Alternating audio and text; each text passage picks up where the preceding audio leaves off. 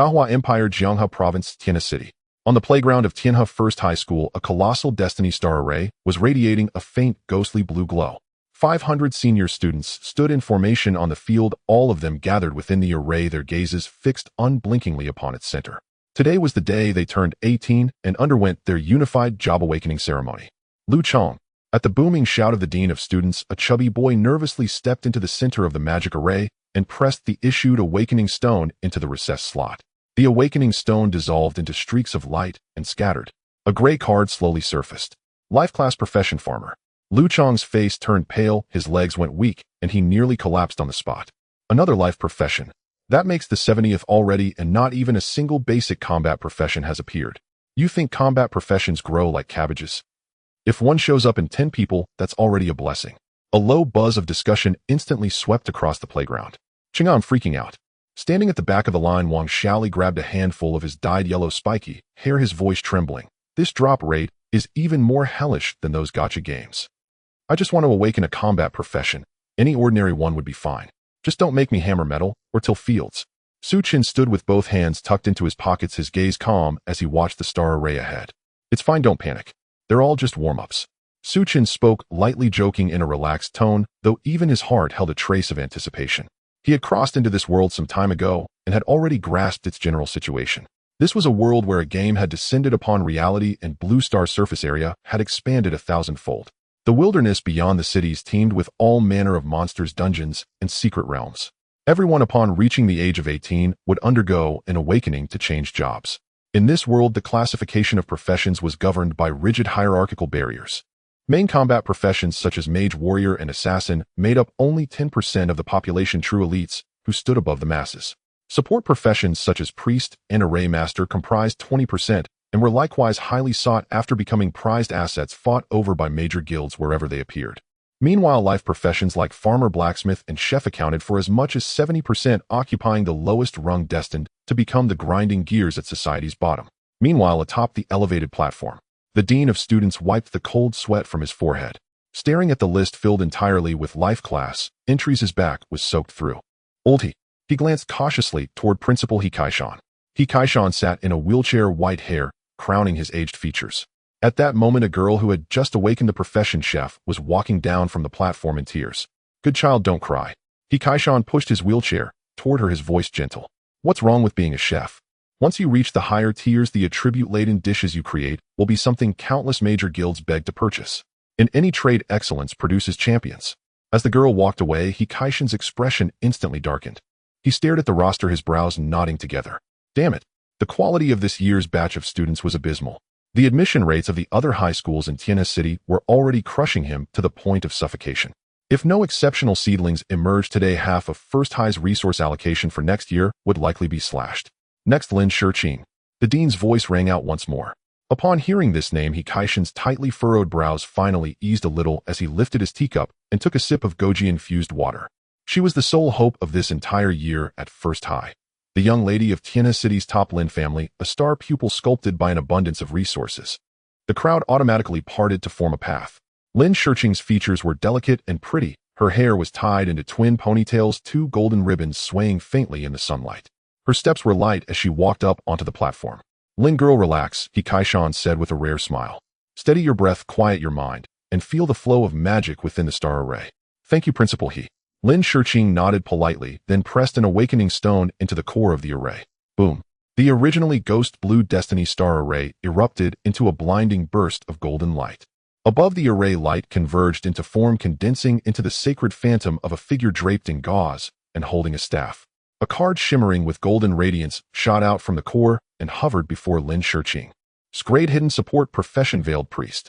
The entire field fell silent for a heartbeat. Holy. On the platform, Hikaishan spat out a mouthful of water.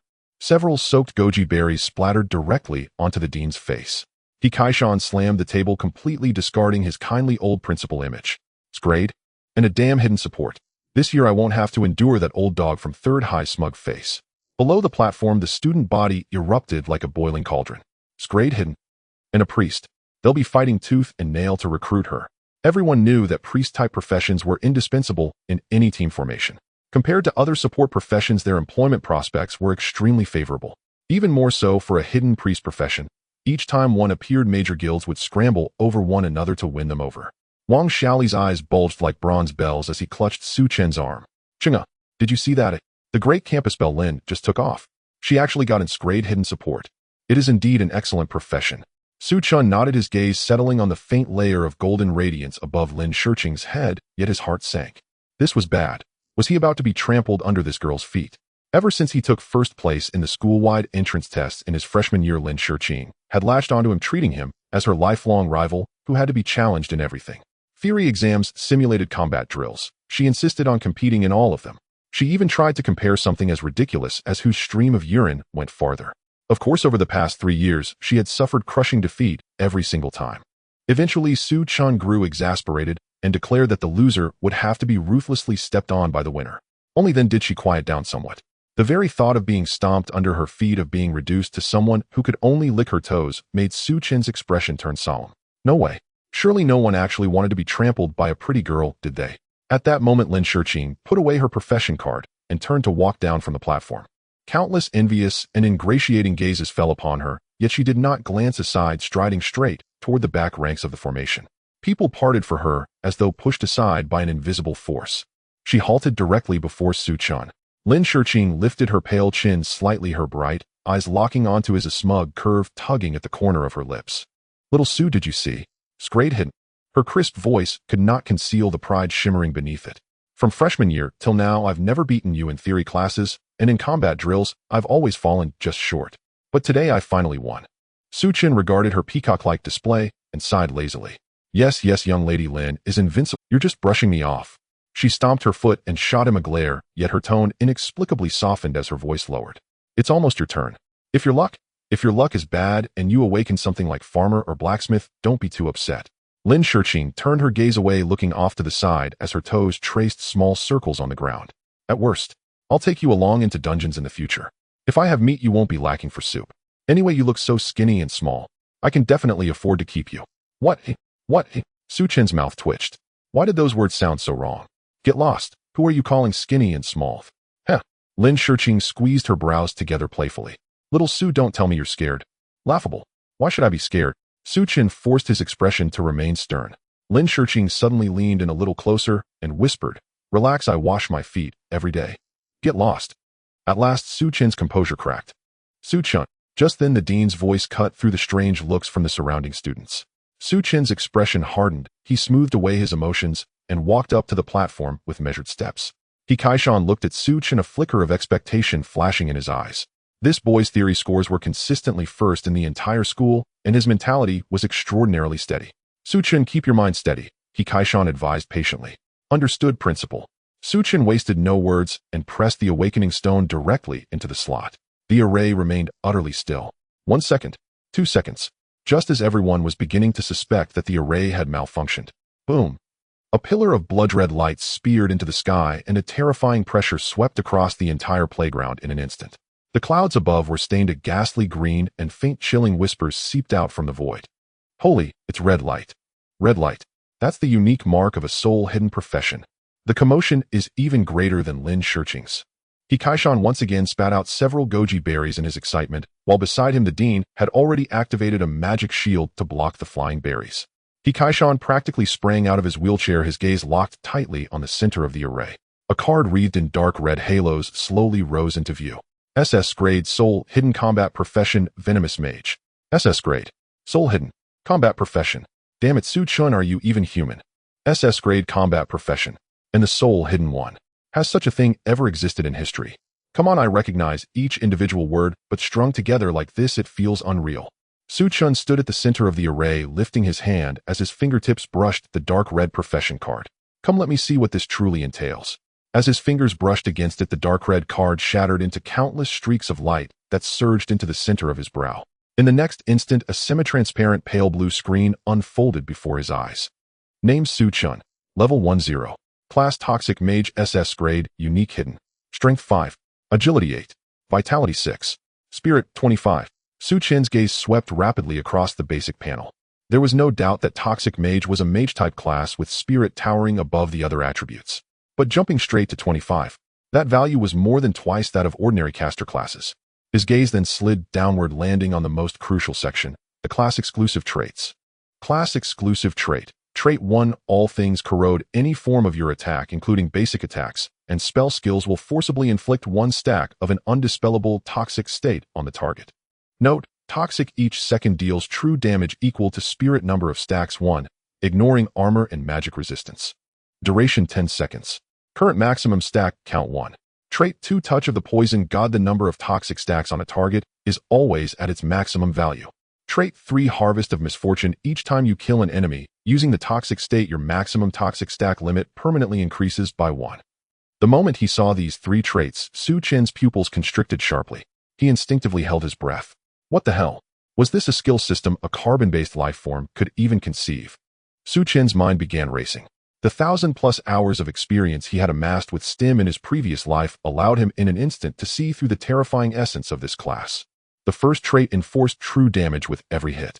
With his current spirit of 25, a single stack of toxic over 10 seconds would deal 250 points of true damage that completely ignored defenses. In this novice phase where even level 1 mobs only had 1 to 200 health, it meant that as long as he so much as scraped their skin, the target could simply wait to die. Yet that was not even the most broken part. What truly made Su Chen's scalp prickle were the second and third traits. Toxic stacks forcibly maxed and kills increasing the stack limit. Kill a single monster, and the cap rises by 1. If he slaughtered 1,000 monsters, the limit would become 1,001 stacks. 1,000 stacks fully loaded would mean true damage of spirit 1,000 per second. Su Chen drew in a deep breath. There was no doubt that the mechanics of this class were powerful. It was widely known that true damage was the most authentic form of damage in this world. To wield true damage was already to stand among the gods of mechanics. Yet the numbers were even more terrifying. Unlimited growth gave rise to nightmarish values. If he was both a mechanics monster and a numbers monster, who in the late game could possibly withstand even a single basic attack from him? Was this not pure unadulterated cheating? In reality, there were quite a few professions that played with poison. For instance, the standard combat class assassin could also inflict a toxic state on enemies. Yet poison-based builds had never truly been strong. Their damage came too slowly. Typically, poison path assassins had to keep striking their foes again and again to build up stacks of the toxic state. They might throw a dagger to inflict 1 stack of poison, then follow with a backflip to add another. Moreover, the number of toxic stacks was strictly limited. On top of that, monsters generally possessed high resistance to poison, so the final damage was at best barely acceptable. With his own absurd kit, how miserable would those assassins feel if they saw it? Su Chen drew in a long breath, forcibly pressing down the wild upward curl at the corners of his mouth as he closed the panel. He turned around to face the elevated platform. The entire training field was still as silent as the grave. Everyone was staring at him, eyes filled with either envy or jealousy, each gaze clearly saying, "You must be the system's favorite." They all understood what an SS-grade unique hidden class represented. On the high platform, Principal He Kaishan was standing in an exceptionally awkward posture. Moments ago, in his excitement, he had literally launched himself out of his wheelchair. Their gazes met. The air grew oddly quiet. He Kaishan's old face flushed red as he coughed twice, then bent his knees, attempting to quietly and inconspicuously sit back down in the wheelchair. "Ah, these old legs of mine," He Kaishan said, theatrically rubbing his knee. Principal He. Su Chen strolled leisurely to the base of the platform, a benign smile on his face. A medical miracle, truly. If the officials at the City Education Bureau were to witness your vigorous posture, I imagine they'd be quick to transfer you to the front lines next month for inspection and guidance work. The motion of He Kaishan sitting down froze midway. To avoid the city's burdensome administrative assignments, he had been feigning paraplegia for years. And just now he had blown his cover in a burst of excitement. "You little rascal." He Kaishan glared at Su Chen and simply abandoned the act, lowering his voice to curse. "I've shielded you for 3 years, and you dare light the fuse on me. How could I possibly?" Su Chen rubbed his fingers together, smiling pleasantly. "It's just that having only just changed class, I don't even have a decent piece of equipment or starting capital. If one day I faint by the roadside from hunger and start babbling nonsense." Enough. Shut up." With ill-humored resignation, He Kaishan pulled out a silver glowing card from his storage ring and flung it straight at Su Chen. "A bank card from the Professional Association. There are 10,000 gold coins in it, enough to get you started right. Now get lost, stop being an eyesore." "Oh my, how could I possibly accept?" Su Chen quickly snatched the card and slipped it into his pocket. In this world, the value of gold coins was roughly equivalent to the soft currency of his previous life. An ordinary worker's monthly salary hovered around 3,000. To him, 10,000 gold coins was already a fortune. "Principal, your generosity is unmatched. May your legs forever remain uncooperative. Get out, get out." Su Chen waved his hand cheerfully and returned to the line of students. At that moment, Lin Shiqing was looking at him with an exceedingly complex expression. Her expression practically had the word, "What a pity," written all over it. Su Chen's forehead darkened with figurative black lines. "What exactly are you pitying, girl? Are you some kind of maniac? If you're such a big blockhead." Lin Shiqing bit her lip, glared at him in a charming way, and said, "Little Su, what exactly does your class do? It's not like those thieves who just throw toxic daggers, is it? Poison builds are always slow to deal damage. Yours is an SS grade unique hidden class. It should be different, right?" "Yeah, Brother Chen, show us," Wang Xiaoli chimed in. "Hold on, I'll go bring over a wooden training post," Wang Xiaoli said. He quickly lugged over a reinforced ironwood training dummy. Su Chen himself wanted to test the effects of his class traits, so he raised his hand, aiming at the training dummy. A sharp whoosh cut through the air. A dark green orb of light shot out and struck the wooden figure. There was a soft crack. The sound was not loud. A gray damage number floated up above the dummy's head. 25. The students craning their necks around were stunned. One after another, their eyes widened. "What the 25 damage? How high is your spirit, man? Damn, this is just a basic attack, right?" And without even using a weapon, their voices trailed off, collectively struck dumb by Su Chen's single basic attack. 25 attack points at level 1 was already an extremely high figure. Yet before their exclamations could even fade, the surface of the ironwood dummy suddenly shimmered with a strange dark green sheen. A chilling hissing sound rose, and the iron hardwood began to dissolve rapidly like ice and snow meeting molten rock. Scarlet damage numbers started frantically popping up above the dummy's head. 25, 25, 25.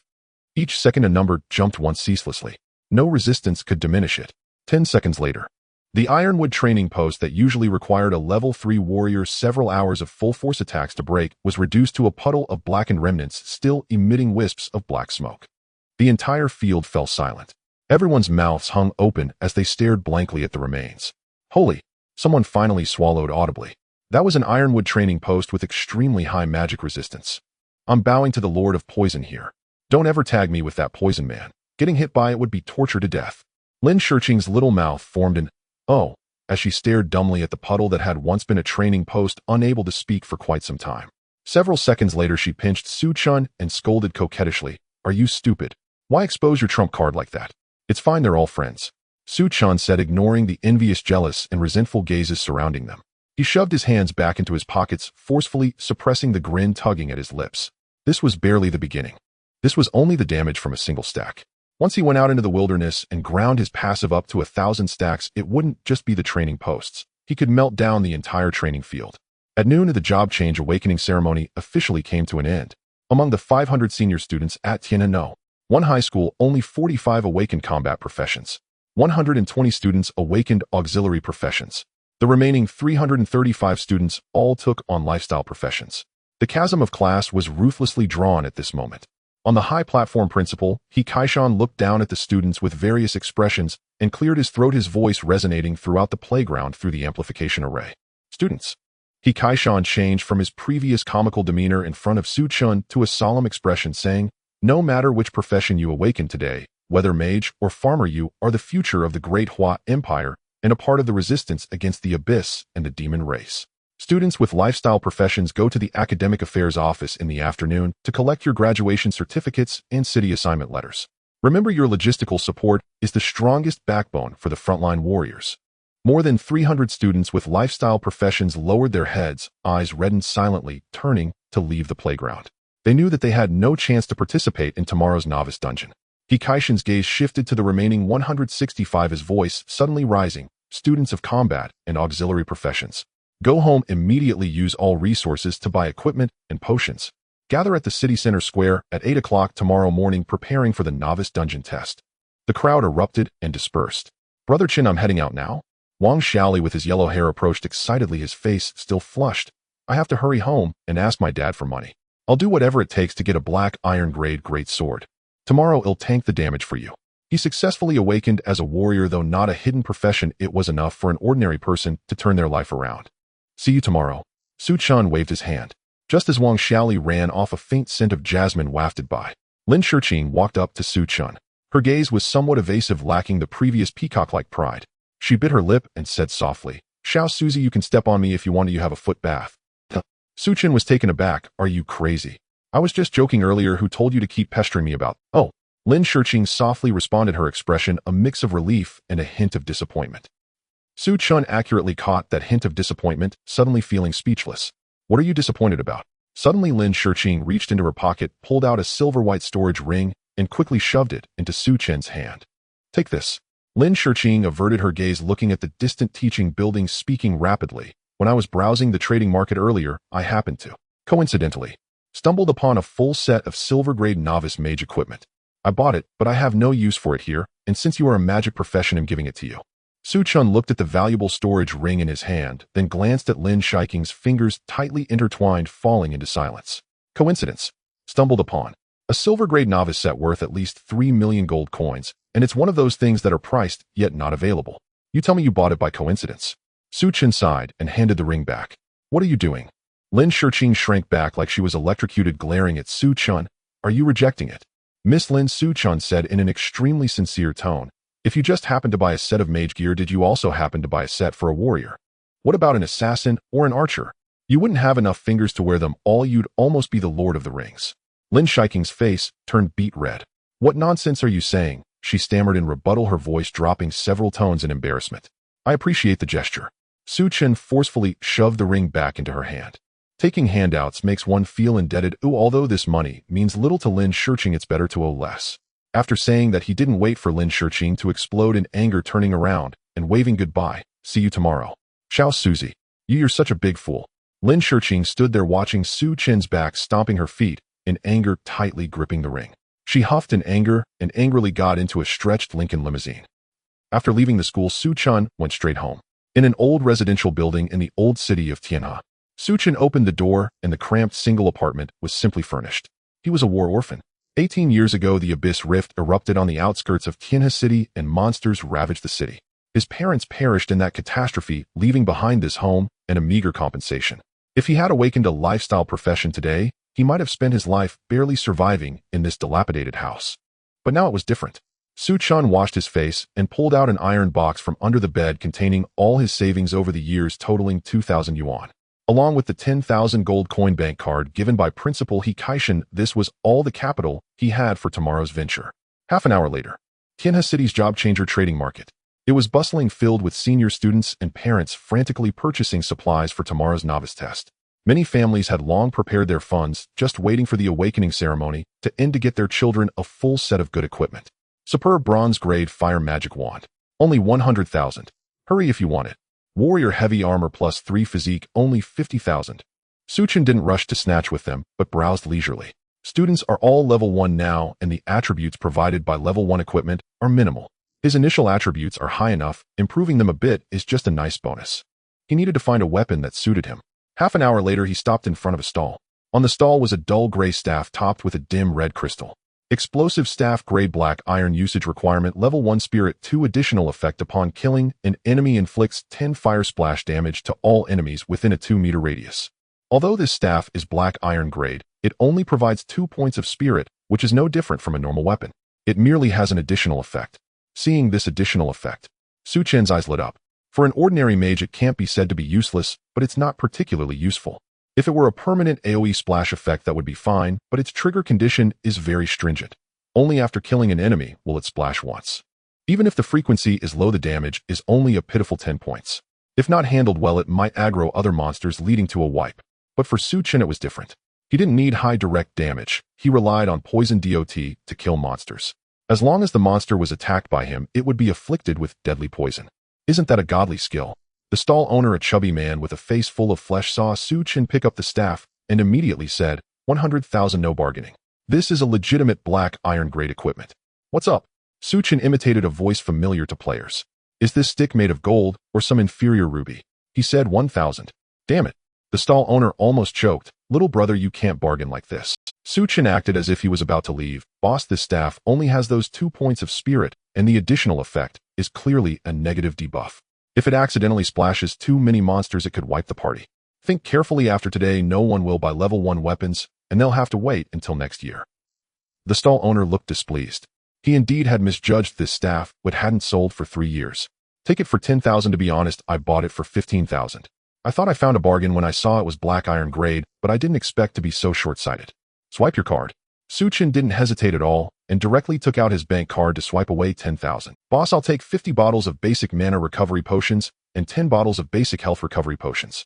Alright, today we have a special event, buy 10 get 1 free, so you'll receive 5 bottles of each. Compared to the mixed bag of equipment, the prices of potions were relatively transparent, costing Chen a total of 600. He was left with a pitiful 1,400 in his account. Chen exited the trading market, found an empty alley, and equipped the explosive staff. Notice equipment successful spirit 2. He opened his panel looking at his high spirit attribute of 27, feeling elated. Never before have I had such a wonderful start, please cheer for me. If this were a game, the planners would probably have been overwhelmed by the players by now. Unfortunately, this is the real world, not a game. There's no such thing as wall hacking. This is all hard work and sweat. Chen put away his staff, already looking forward to the novice dungeon tomorrow. The next morning, the central square of Tianhe City was abuzz with voices. New students from over a dozen high schools specializing in combat and support classes stood in formations at the center of the square, led by their respective teachers. At the forefront of the square stood a massive 10-meter-tall teleportation gate, its inner swirling blue vortex, slowly rotating, emitting a spine-chilling spatial fluctuation. This is the entrance to the dungeon. Such a strong sense of oppression. I only bought a set of ordinary grade equipment, I wonder how many monsters I can kill. Whispers began to ripple through the crowd. Quiet. A powerful low shout drowned out the noise. The one speaking was Shen, the principal of Tianhe No. One high school. Today he had specifically donned a faded dark gold old-style robe. Although worn, the residual high-level magical aura still made the students below feel suffocated. Students. Shen's usual kind demeanor shifted to a stern expression. Today is your first real encounter with monsters. Put away the childish mindset you had during school simulations. The monsters in the novice dungeon are endless. There are countless of them, and elite monsters may even appear. Remember my words, act according to your capabilities. Shen struck the podium heavily. This is not a simulation test, you can genuinely die inside. Every year students lose their lives because they are greedy for a few more kills, unable to retreat in time, and getting killed by monsters. Remember, if you encounter irresistible danger, leave the dungeon immediately. Survival is always the top priority. The atmosphere in the audience instantly became tense. Many students who had previously been joking around now gripped their low-tier weapons tightly, their palms beginning to sweat. As the speech concluded, students from various schools began to form teams, freely preparing to enter the dungeon. Chen, I bargained with my dad all night. I secretly sold his fishing rod and got a black iron-grade greatsword. Wang Xiaoli squeezed beside Chen, carrying a greatsword almost half his height, thumping his chest as he said, "We'll take the lead. You can safely throw poison balls from behind. By the way, I also recruited a priestess who knows basic healing. Our trio is solid." Just as he finished speaking, Lin Shiqing also came over. Today she wore an elegant priest robe in moonlight white, holding a staff inlaid with white crystals. "Go away, you fatso. Chen isn't teaming up with you. Join my team, and you'll get to choose your gear first." Upon hearing this, Wang Xiaoli immediately fell silent. The team Lin's family arranged was undoubtedly of high quality. There was no need to form a wild team. "Join my team, and you'll get to choose your gear first." Upon hearing this, Wang Xiaoli immediately fell silent. The team Lin's family arranged was undoubtedly of high quality. There was no need to form a wild team. Chen looked at the two in front of him and shook his head. "Thanks, but I plan to go solo." "Solo?" Wang Xiaoli and Lin Shiqing exclaimed in unison. "Are you crazy?" Lin Shiqing stomped her foot anxiously. "Even if you are an SS level, you're still a fragile mage. Without a front line to take damage, a few small monsters could tear you apart." "Don't worry, I know what I'm doing." Chen shook his head, understanding in his heart. In this world, the experience acquisition mechanism for dungeon teams is extremely harsh. If it's a full 5-member team, the total experience from killing a monster is divided into 5 parts. Only by going solo can one gain 100 complete experience. Of course, rewards and drops are also exclusively for the solo player.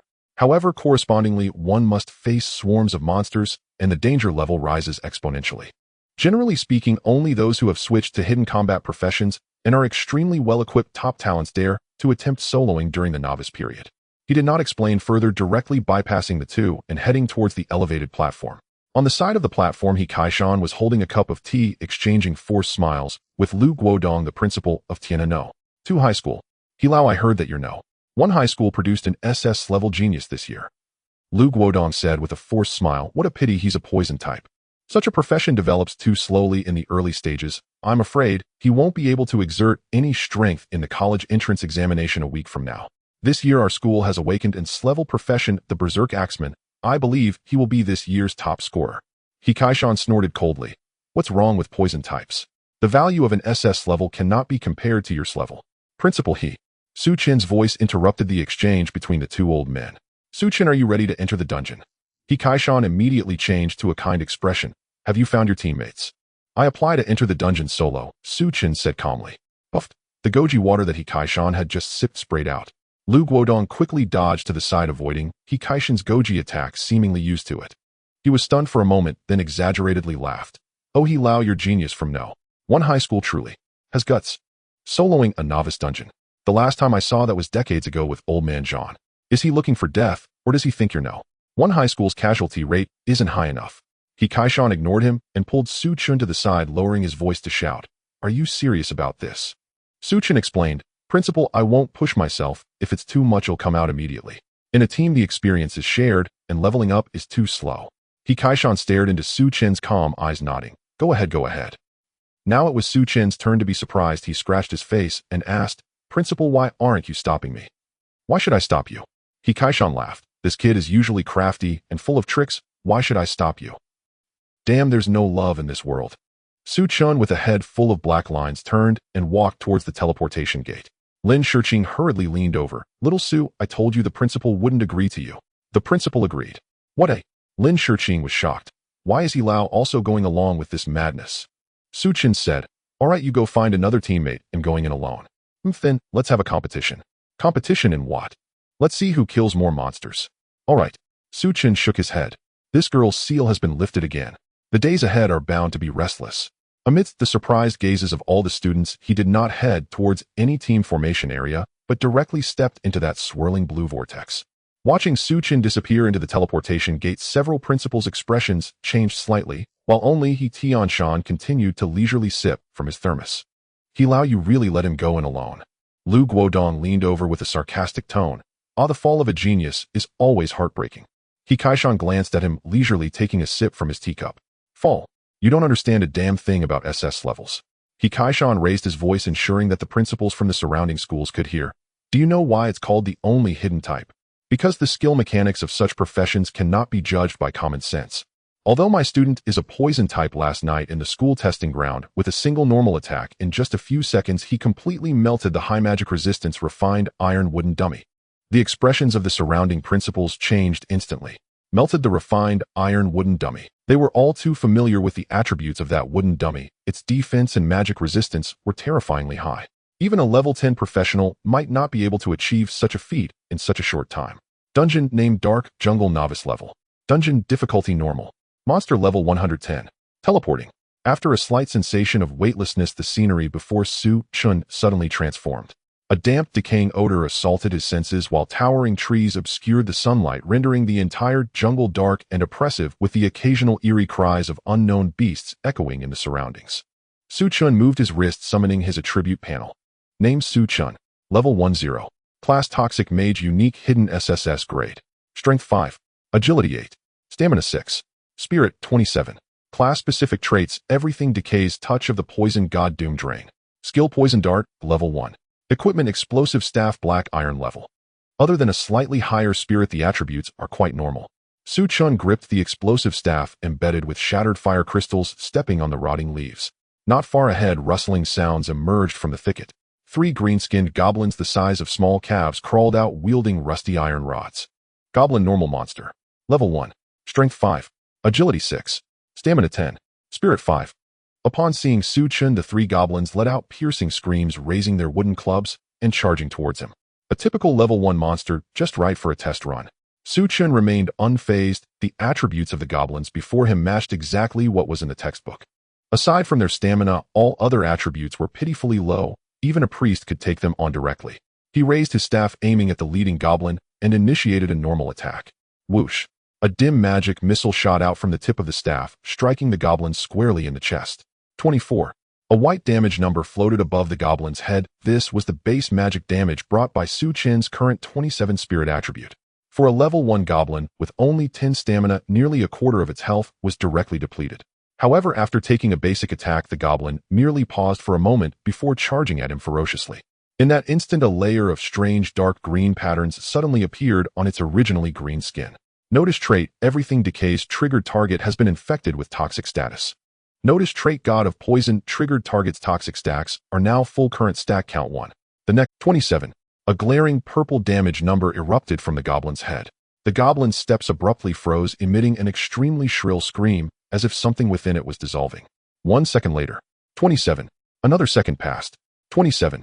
After just 4 hits of poison, that goblin didn't even touch the hem of Su Chen's clothing before it convulsed and collapsed into a puddle of dark green pus. Successfully killed toxic goblin experience 10. Notice trait Doom Drain triggered toxin stack limit permanently increased by 1. Current stack limit 2.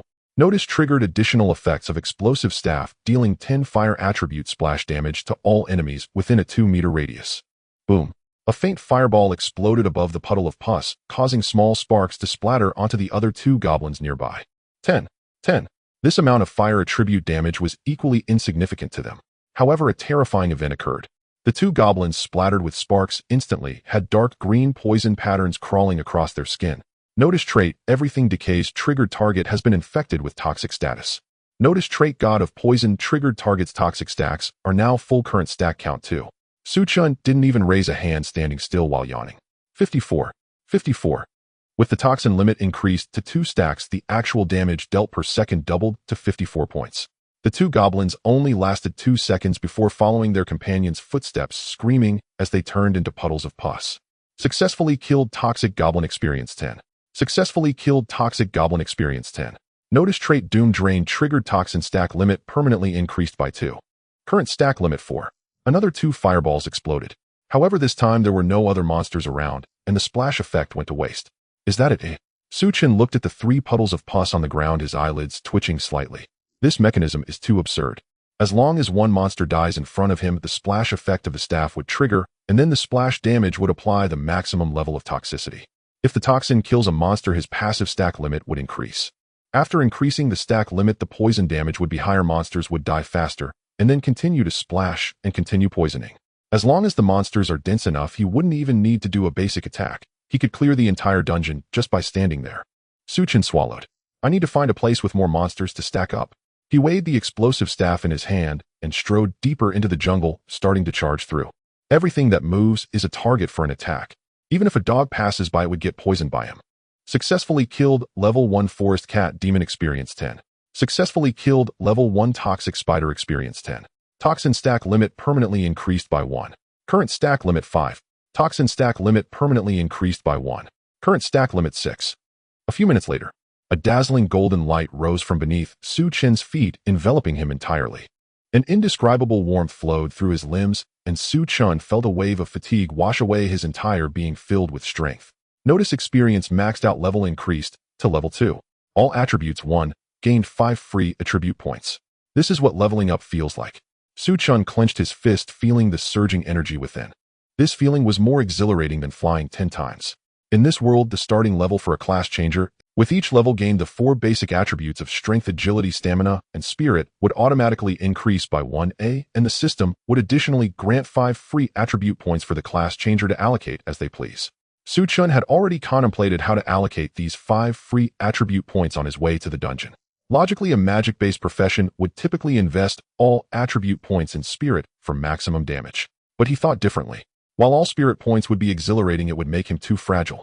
In this real world, being touched by a monster could mean death. This isn't a game, it's the real world where you can't respawn. His profession mechanism relies on passive toxin stacking. As long as he can apply poison, the damage would definitely overflow. There's no need to sacrifice survivability for a few points of spirit. Staying alive means he can output damage. With a thought, Su Chen opened his panel and allocated the 5 free attribute points in a 3-2 ratio, putting 3 points into spirit and 2 points into stamina. Allocation complete. His spirit became 31 points, and his stamina became 10 points. Name Su Chen. Level 2-1. Class Toxic Mage, unique hidden SSS grade. Strength 6. Agility 9. Stamina 10. Spirit 31. Class-specific traits, Everything Decays, Touch of the Poison God, Doom Drain, current stack limit, 21 stacks. Equipment, Explosive Staff, Black Iron level. After a series of battles, the stack limit was increased to 21 stacks. This means that each jump of damage becomes 312,1651 points. Hiss! Su Chen gasped in shock. Is this the damage a level 2 class changer should produce? So shameless. Closing the panel, Su Chen walked over to the 2 puddles of pus left by the wild cats. There lay a coin glimmering faintly. He bent down to pick it up. Gained gold coin 1. The drop rate is truly touching. Su Chen tossed the gold coin and put it into his storage space. He had killed 20 monsters to obtain this one gold coin. In Tianhe City, an ordinary person's normal monthly salary is around 3,000 gold coins. If he relied on farming these low-level monsters at the dungeon's periphery, even after a day of exhausting work killing hundreds of monsters, he would only earn 100 or so gold coins. After deducting rent and other expenses, he would hardly save any money, not enough to buy a decent piece of black iron equipment. It's no wonder that those lower-tier class changers without connections are still struggling to survive, risking their lives daily. To make money, they need to hunt high-level monsters and tackle high-level dungeons. Su Chen did not linger any longer and continued pushing deeper into the jungle. The next stretch of road became completely one-sided, a total overpowering. Level 2 Toxic Goblin, Level 3 Goblin Archer, Level 3 Jungle Poison Snake. Regardless of whether they hid in the trees or lurked in the mud, as long as Su Chen spotted them, he would raise his hand for a basic attack.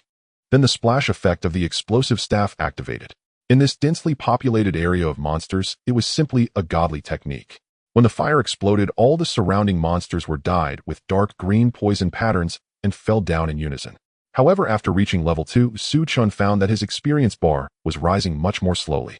Leveling up is indeed difficult, no wonder it takes a week until the college entrance exam, and why they say you can only participate after reaching level 10. If I'm leveling up this slowly, solo others in a group would have to split the experience 5 ways, making it even harder to level up. Su Chen murmured, feeling somewhat dissatisfied with his leveling speed. Half an hour later, golden light flickered again. Notice experience maxed out level increased to level 3. All attributes 1, gained 5 free attribute points. Su Chen skillfully allocated his points again in a 3-2 ratio, reaching 35 points in spirit and 13 points in stamina. He glanced at his current status. The toxin stacking limit had unknowingly skyrocketed to 98 layers. Let's calculate the current damage. Su Chen silently thought.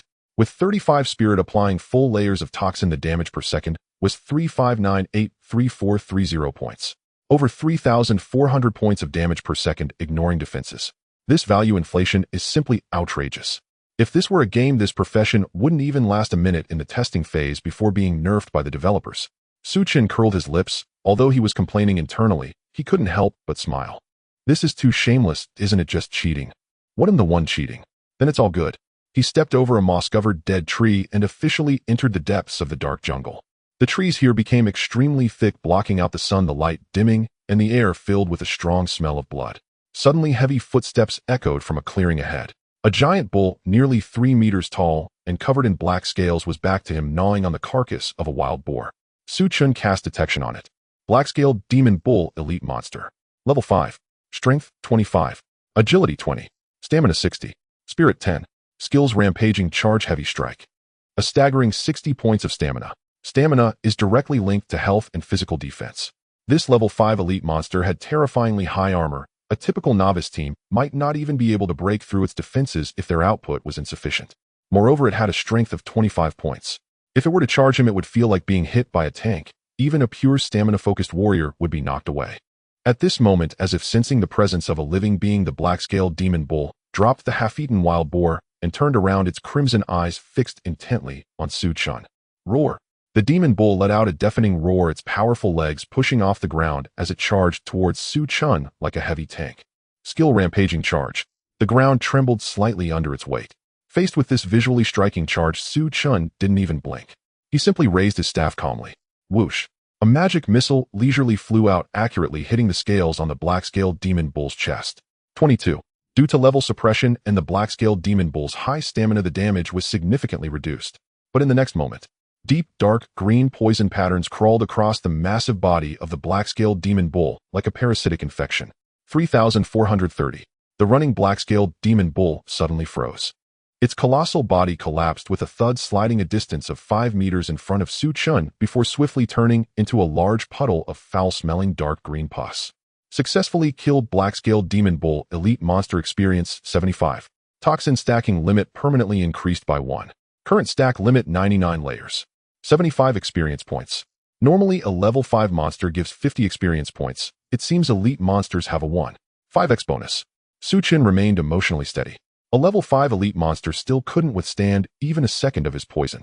He continued moving forward. No need to delve deeper. Oh, let's farm here for a while. Hey bulls, your poison grandpa is here. Meanwhile, outside the entrance of the dark forest dungeon, the square was bustling. Principals and leading teachers from various universities gathered in small groups, enjoying tea and chatting. Lu Guodong laughed and remarked, "If we calculate the time, those little brats have been inside for over half an hour now. The top students in the first batch should have almost reached the edge of level 2 monsters, right?" Level 2 monsters. Old Lu, you're too optimistic. The female principal from the 6th High shook her head. This year's dungeon was personally arranged by the Education Bureau. The monsters inside have been caught from various wild areas, and they are fierce. Even level 1 jungle cat demons and goblins are enough to give those freshmen who have just picked up their weapons a real challenge. Level 2 monsters. It would take at least 2 or 3 main combat professions working together, and there needs to be a priest keeping an eye on them before they dare to engage. Another plump teacher chimed in, "Everyone, I've heard that to prevent freshmen from being overly ambitious, the Education Bureau specifically placed a batch of highly agile goblin archers at the boundary between level 2 and level 3 monsters. As soon as those students step into the level 3 area, if they get hit by 2 arrows, they should know to retreat and stick to grinding level 1 monsters." Hikaishin, sitting in a wheelchair, held his stainless steel thermos cup and took a sip of the goji berry water inside. Knowing when to back off is a good thing. Hikaishin said, "Leisurely young people are most prone to being headstrong. Being able to recognize one's own strength and steadily grind to level 2 on the edge is already passing. As for level 3 monsters, those are meant for teams ranked in the top 10 to challenge." Lu Guodong glanced at Hikaishin and joked, "Old, you seem pretty laid back. What do you think about that kid just now?" Mentioning Su Chen, Hikaishin's sparse white hair seemed to perk up a bit. This kid was even able to merge that fine iron wooden stake. Perhaps he could create a miracle. But he still pretended to be calm, waving his hand. Hey, an SS level is still an SS level, but this time the Education Bureau is quite ruthless, placing several elite monsters in the level 5 area.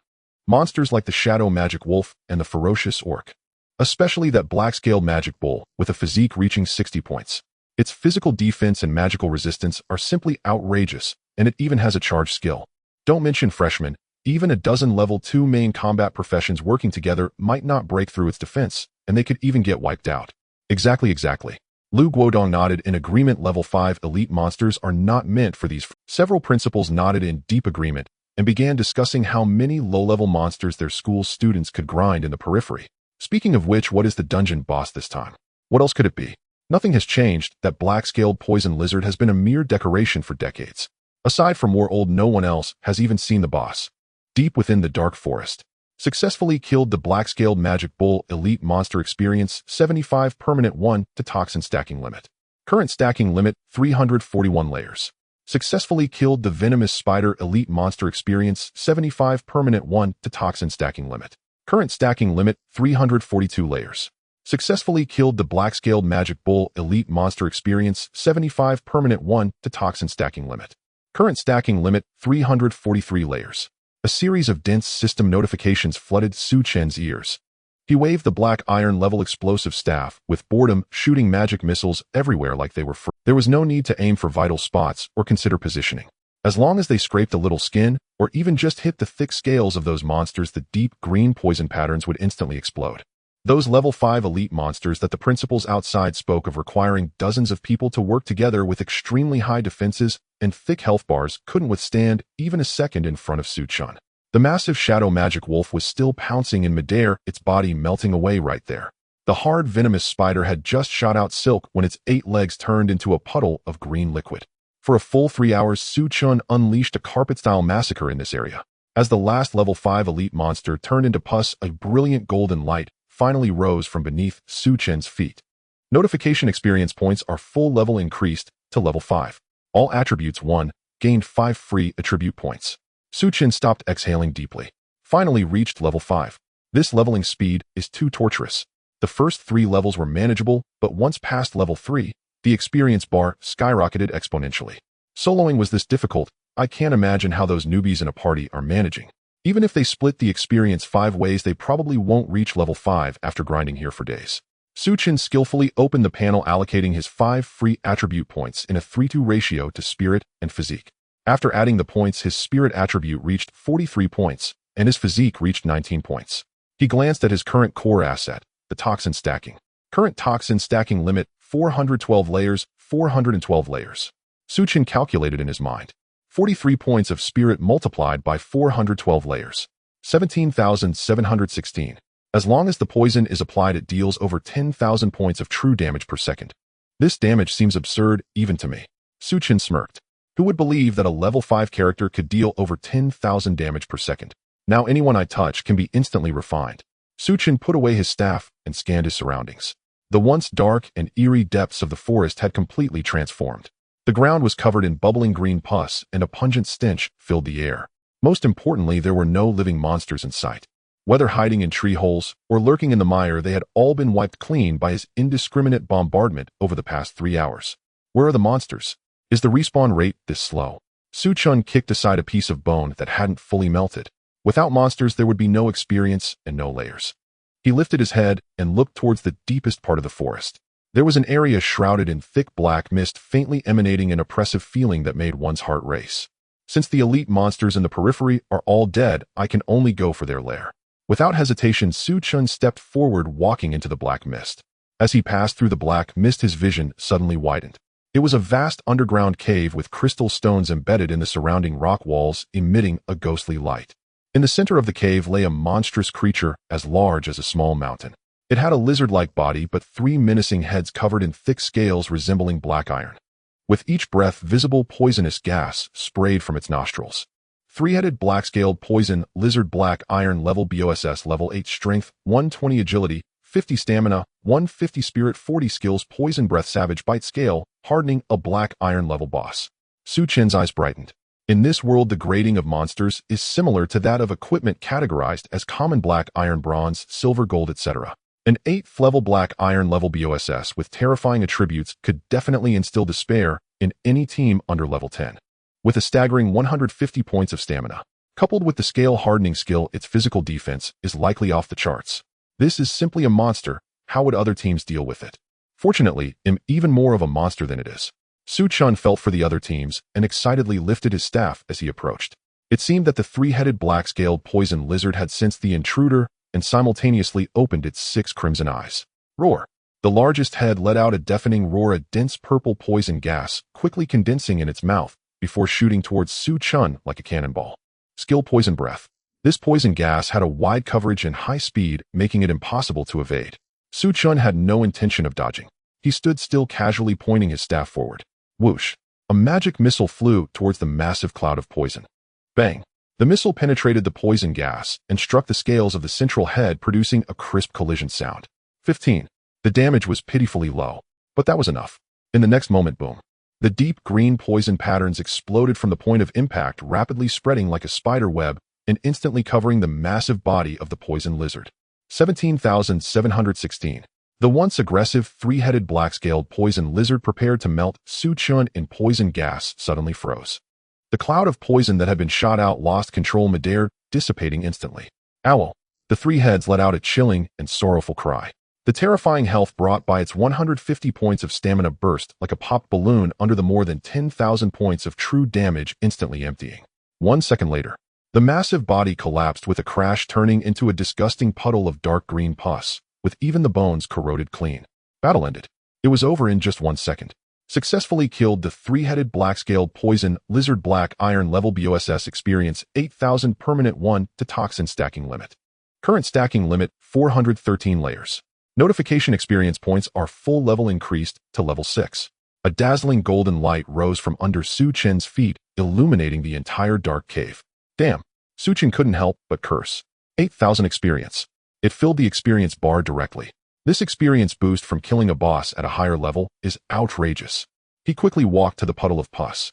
At that moment, 3 glowing items were floating above the pus. 2 pieces of equipment and a stone radiating a strange aura. Great loot. Chen immediately scooped them up and cast an identification spell on them. Black Iron Poison Fong Dagger, grade black iron, level usage requirement level 5 agility, 15 strength, 10 additional effect, 5 chance to poison the target when attacking, dealing 20 points of damage per second for 5 seconds. Heavy Black Iron Chestplate, grade black iron, level usage requirement level 5 stamina, 20 strength, 5 additional effect, reduces 15 points of damage from physical attacks. 2 pieces of black iron equipment. At this early stage of universal job changes, even elite teams from major guilds would be lucky to gather a full set of black iron equipment. Black iron equipment around level 5 could sell for a fortune in the marketplace. Especially that dagger with the poison effect, it was definitely a dream artifact for the assassin profession. Although Chen couldn't use the dagger, he immediately equipped the heavy black iron chestplate. Instantly his stamina surged by 20 points, and the additional 5 points of strength were of little use. This feels great. Chen touched the cold material of the chest plate, and then turned his gaze to the last. Career skill stone grade black iron usage requirement level 10 effect has a chance to learn a career skill. Chen gasped. A skill stone, and it's of black iron grade. As the name suggests, this thing is used to learn new skills. Every 10 levels a practitioner can use a skill stone to learn a new skill, most likely related to their own profession. Moreover, these items have an extremely low drop rate. Therefore, they are always in high demand in the market, and each one can sell for a high price. It's a pity I can't use it until level 10. Chen reluctantly put the skill advanced stone into his storage space. He glanced around the empty cave.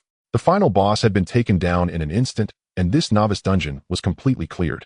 He summoned the system panel to review his current attributes. Name Chen level 6-1.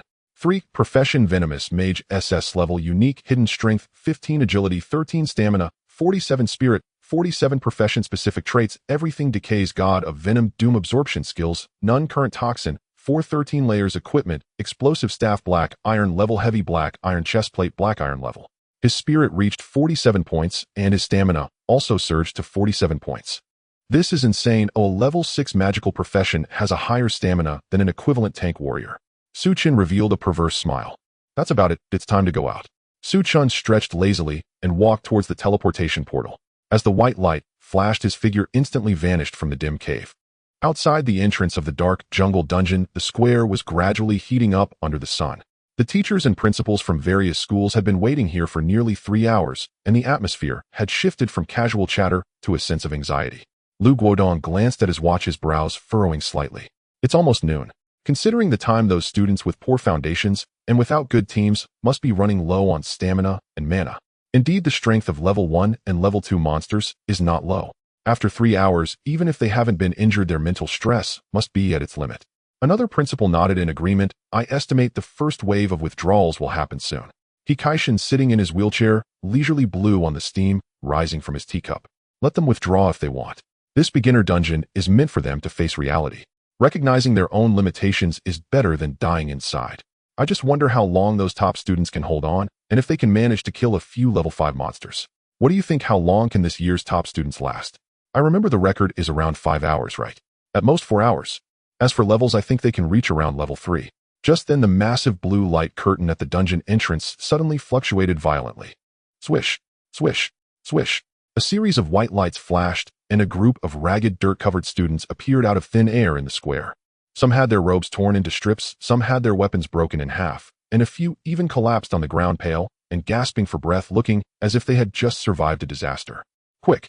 Medical team, go assist them. Lu Guodong shouted immediately, and several prepared priests and potion masters rushed up, casting healing spells and distributing basic mana recovery potions. The square was instantly thrown into chaos. A warrior student with a bandaged arm, while drinking a potion, complained to the teacher with a mournful face, "Teacher, this dungeon is too damn difficult. Our standard team of 5 barely managed to bring a level 1 rampaging wildcat to low health, and then another one jumped out from the nearby bushes. With 2 of them attacking at once, they completely shattered our knight's shield. If it weren't for our understanding of kiting, we would have been finished in there." Exactly. This is not meant for humans to grind.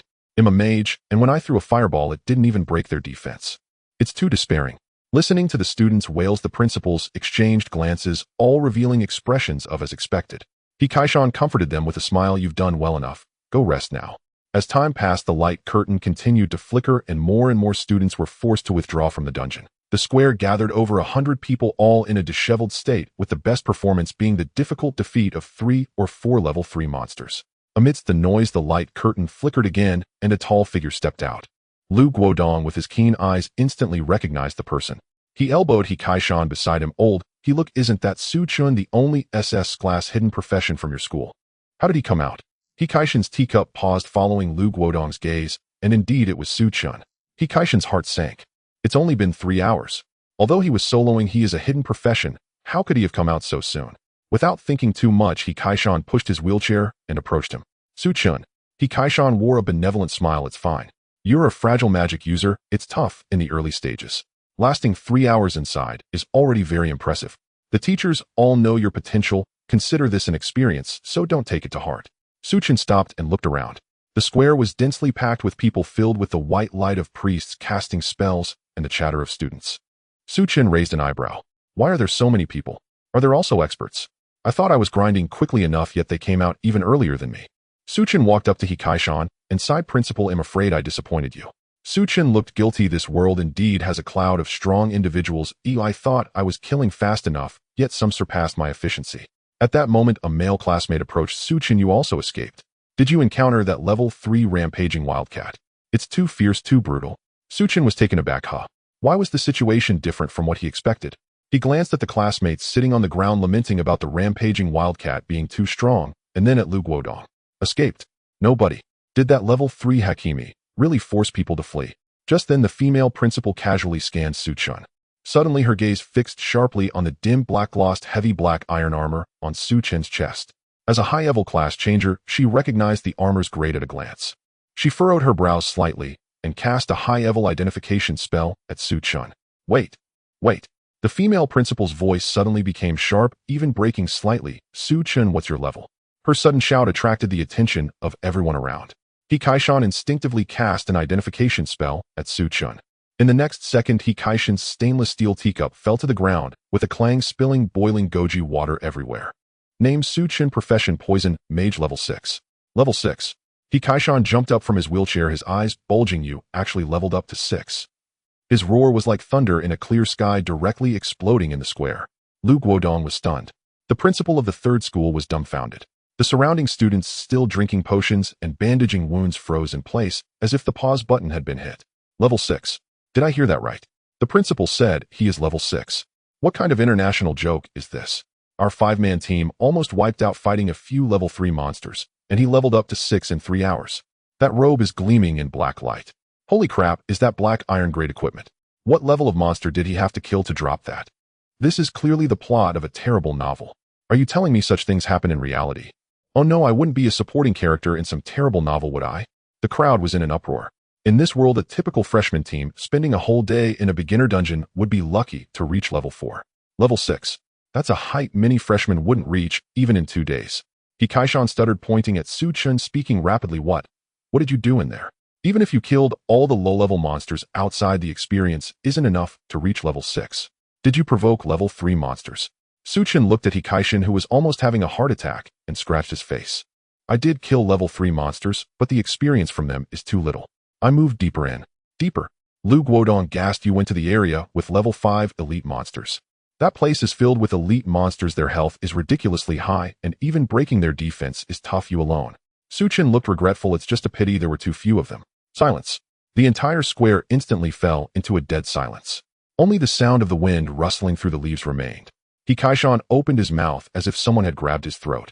Lu Guodong's jaw almost dropped to the ground. Everyone's minds echoed with Chen's words. It's just a pity there were too few. Listen, is that even human language? Do you still have any shame? Chen chuckled awkwardly. Actually, it's not that bad.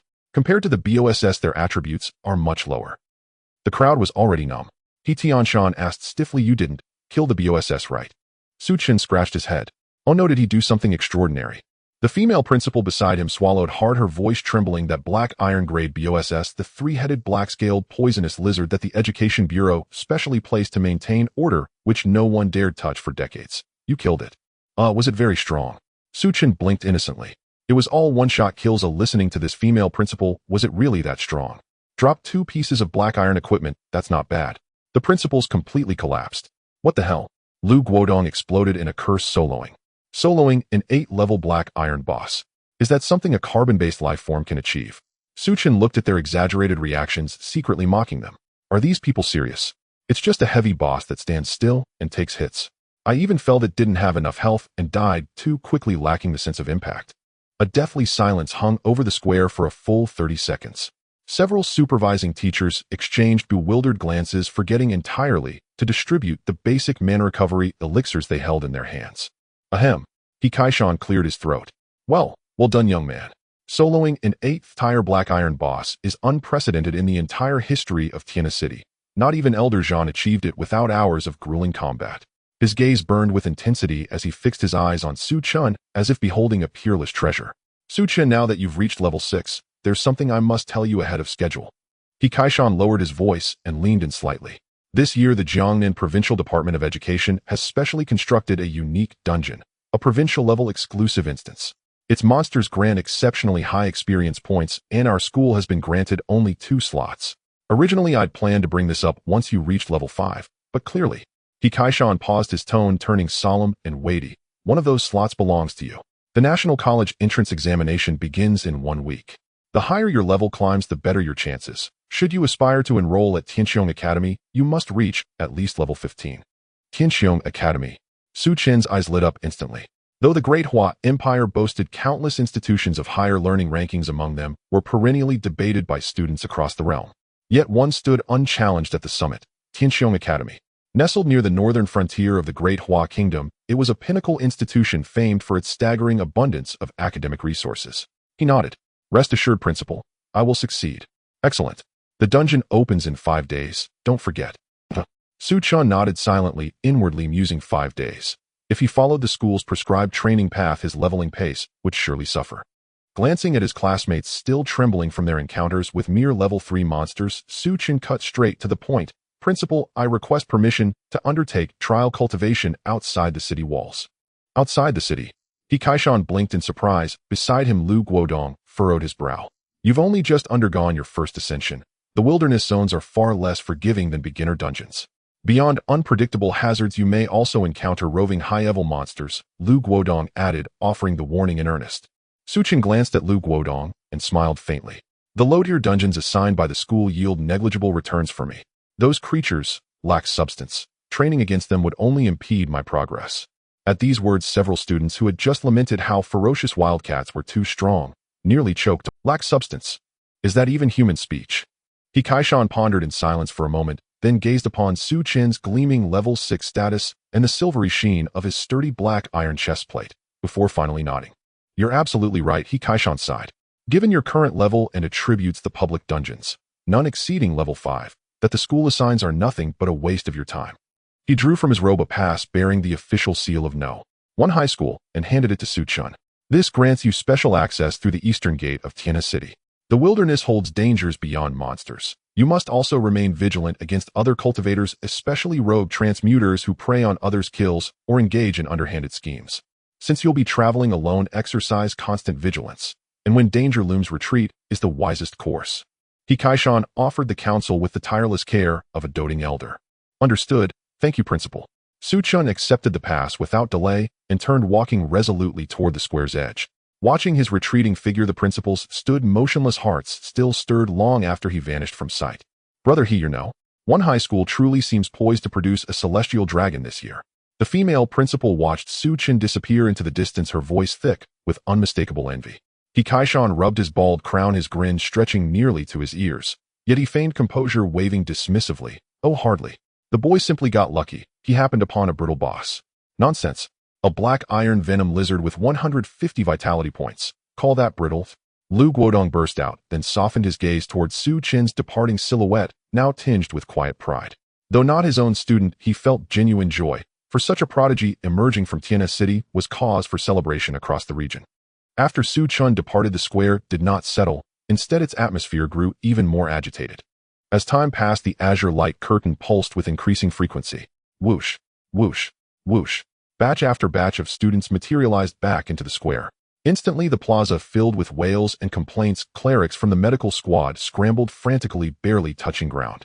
Damn it, this is impossible to fight. Those damned poison spiders swarmed the grass. Each bite slashed my health bar in half, and even the cleric's healing couldn't keep up. A warrior hurled his shattered shield onto the ground, gasping for breath. Don't get me started. We ran into a level 2 treant. Its physical defense was absurdly high. Our 3 melee DPS struck it repeatedly, dealing single-digit damage, and it regenerated health mid-combat. After 30 minutes, it healed faster than we could wound it, until our mana reserves were utterly drained. It's insane. Even these outer zone monsters are brutal. Rumor says elite foes at level 5 dwell deeper in. What stats could those possibly have? Level 5 elites. Don't dream. Anyone who survives a level 3 monster intact is already considered a legend. Students collapsed in clusters across the ground, exchanging harrowing tales of dungeon trials, haunted by monsters' preposterous defenses and devastating strikes. Just then, the azure light curtain before the square, never ceasing its pulse, suddenly flared with violent radiant energy, brighter than ever before. 5 figures slowly emerged from the luminous rift. The previously raucous square fell noticeably hushed. Countless eyes turned toward them. Leading the group was Lin Shurching, her high ponytail impeccably neat, though her once lavish priestess robes were now splattered with mud, and a jagged tear marred the hem of her skirt. Behind her trailed 4 teammates, 2 warriors, a mage, and an assassin. Each in far worse condition. The shield warrior's armor bore deep savage claw marks. The mage leaned heavily against the assassin, clearly drained of every last drop of mana.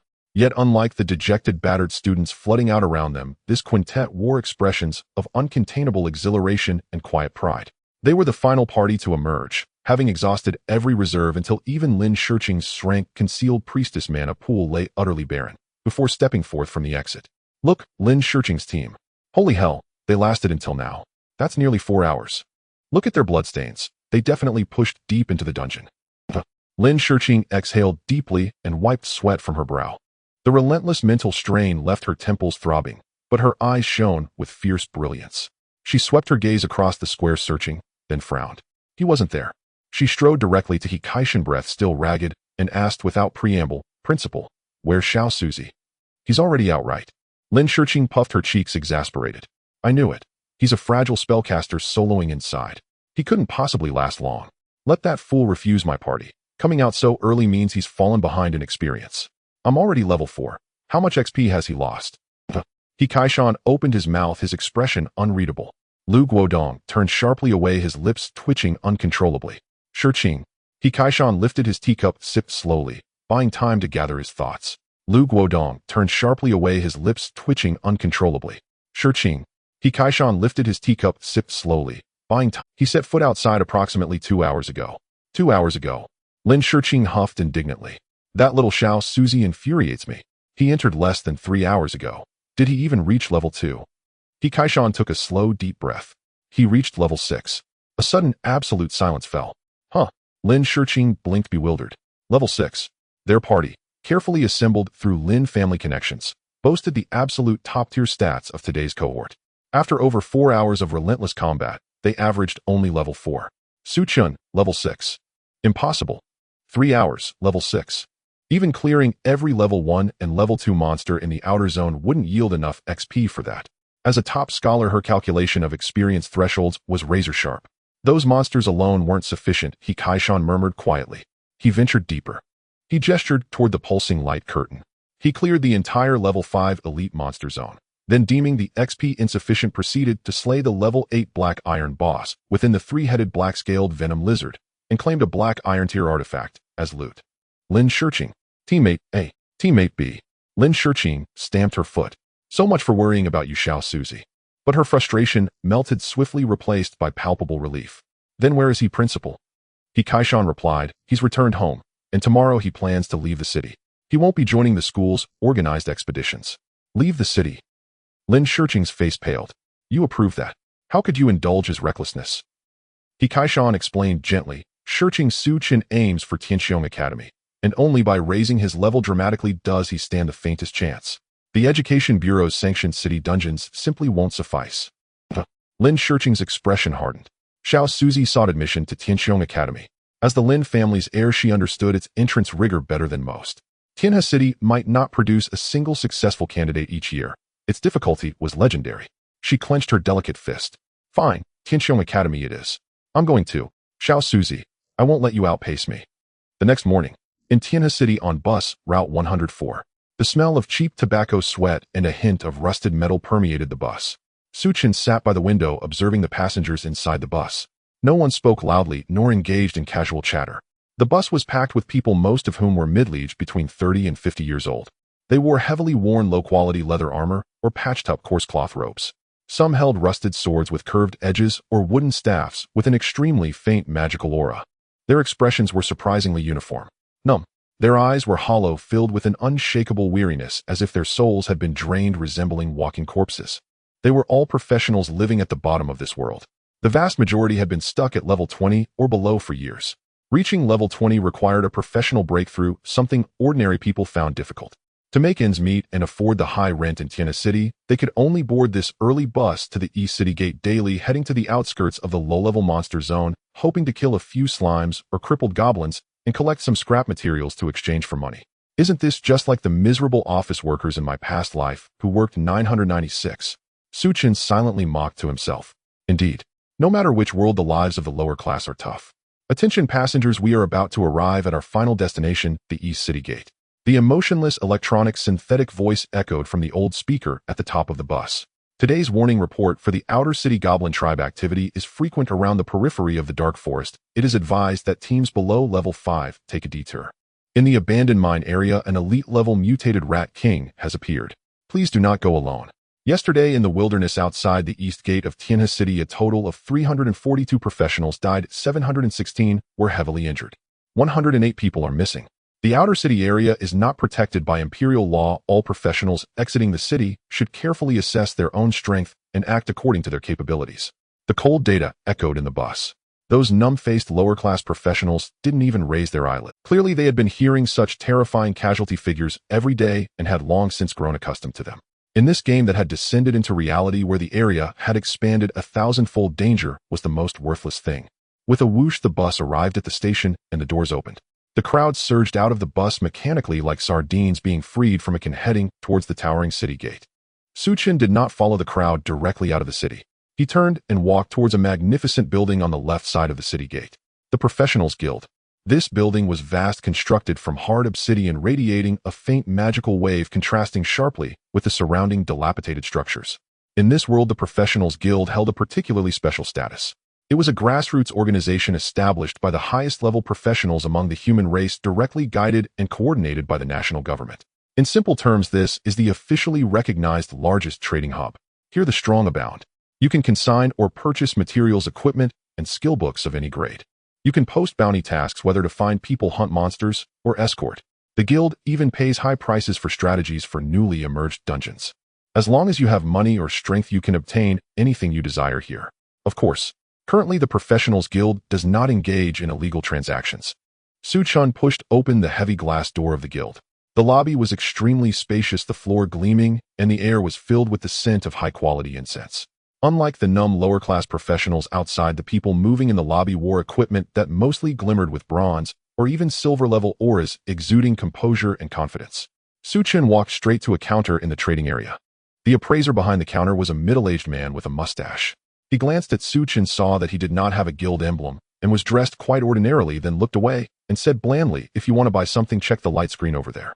If you want to sell something, take it out." Without further ado, Chen took out a short dagger from his backpack and slapped it on the counter. Black iron, venomous dagger, grade black iron. The appraiser casually glanced at the attribute panel. A level 5 black iron grade item with decent attributes. It's very practical. Right now, students are rushing to prepare for exams, making it a good time to sell. The appraiser spoke in a business-like tone. "If you sell it outright, I can give you 10,000 coins after tax, or you can choose to consign it."